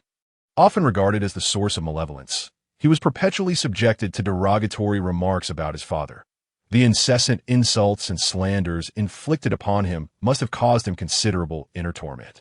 Consequently, Ace exhibited violent tendencies in his youth, embodying the archetype of a troubled child, simultaneously battling deep-seated insecurities that it was only through encounters with Sabo, Luffy, and Garp that he gradually found stability, and later, with Whitebeard, perhaps the most significant figure in his life, he experienced emotions he had never known before. Perhaps that of paternal love. Yet, beneath his seemingly untroubled exterior lay the same fragile, insecure individual. Thus, Ace's reaction to Blackbeard's actions was one of extreme intensity, as he obsessively believed he had failed to safeguard his subordinate, Whitebeard, that he felt solely responsible, and unless he personally apprehended Blackbeard, he could find no peace, suffering eternally from this torment. Chapter 87. Mad Dog. In the original narrative, Ace indeed portrayed an impulsive youth, ultimately causing the demise of his beloved father, Whitebeard, due to his recklessness. However, the genesis of this tragedy lay with Blackbeard, the true instigator of the events. Ace merely acted in accordance with his principles, with Whitebeard's tacit approval. Thus, it is futile to assign blame in this complex situation, as it transcends mere notions of right and wrong. Regarding Blackbeard, after his harrowing encounter with Suyu, he began to contemplate a pivotal question. If he were to execute his original plan and eliminate Whitebeard to seize the formidable Gura no Mi, would the power of 2 devil fruits grant him the strength to contend with Suyu? Theoretically, a person can consume only 1 devil fruit in their lifetime. Attempting to consume a second results in a catastrophic explosion, scattering their essence across the land. Yet, Blackbeard was a unique anomaly, possessing 2 hearts. Indeed, the world is full of wonders. Moreover, his Yami no Mi ability harbored a sinister power, the capacity to deprive others of their devil fruit abilities, subsequently bestowing them upon another. This trait constituted a critical condition for seizing Whitebeard's powers. What was most disconcerting was that Blackbeard's dual hearts endowed him with a near-superhuman ability. He required no sleep. This afforded him twice the time of others, truly a masterful exploitation of every moment. In truth, Blackbeard had never fully comprehended Suyu's technique for sealing his powers. He surmised that the more potent the ability, the greater the limitations, leading him to believe that he could only seal 1 power at a time. Should he acquire an additional ability, what would transpire? Deep down, Blackbeard was filled with uncertainty, for the events had unfolded too rapidly, leaving him utterly unprepared. Reflecting on it now, he felt a pang of anxiety. His life was dangling precariously in someone else's grasp. For someone like him, the most intolerable sensation was losing control over his own fate. If he could not even govern his own existence, what was the point? From that moment on, Blackbeard developed an innate fear of Suyu, plagued by a profound sense of inadequacy. Consequently, while he remained resolute in his ambition to seize Whitebeard's powers, he also cast his ambitions elsewhere, towards the most nefarious ancient weapons. Uranus, the celestial king, remained shrouded in mystery, a prospect too obscure to pursue. Poseidon, the mermaid princess said to command sea kings, seemed insufficiently powerful against an adversary like Suyu, rendering it merely a backup option. Ultimately, his focus settled on the ship known as the world's most fearsome vessel, the Hades, rumored to possess the capability to obliterate an island with a single cannon shot. Its might was undeniably captivating. The allure of commanding such a warship was the epitome of masculine fantasy. Thus, Blackbeard made Hades his primary target for investigation. Remarkably, he uncovered some information. Hades was originally crafted by a group of shipwrights from Water 7, leading him to believe that this location might harbor invaluable clues. Now, like a frantic dog without direction, he was willing to follow any lead, declaring, Water 7, the Hades warship, here I come, on an island within the Grand Line. A small town exuded an atmosphere of tranquility. A meat shop's door swung open, revealing a tall figure emerging with several large bags in tow. After glancing around, the individual hastened towards the distance. Cloaked in a hooded cape, strands of red hair peeked out from beneath the hood. Navigating through the crowd, the cloaked figure inevitably brushed against several passers-by. Strangely, those touched by her seemed to encounter a streak of misfortune, either stumbling and falling flat or slipping on a discarded banana peel. Moments later, the cloaked figure exited the bustling town and entered a cave, which appeared to be man-made rather than a natural formation. Upon entering, she set down the heavy bags and removed her hood, revealing a delicate face. None other than Baccarat, the former lucky warrior under the Golden Emperor. Boss, I brought back the food. Ah, thank you for your hard work. A deep voice echoed within the cave, followed by a flicker of firelight, illuminating the interior. Seated within was a robust man with gray-green hair.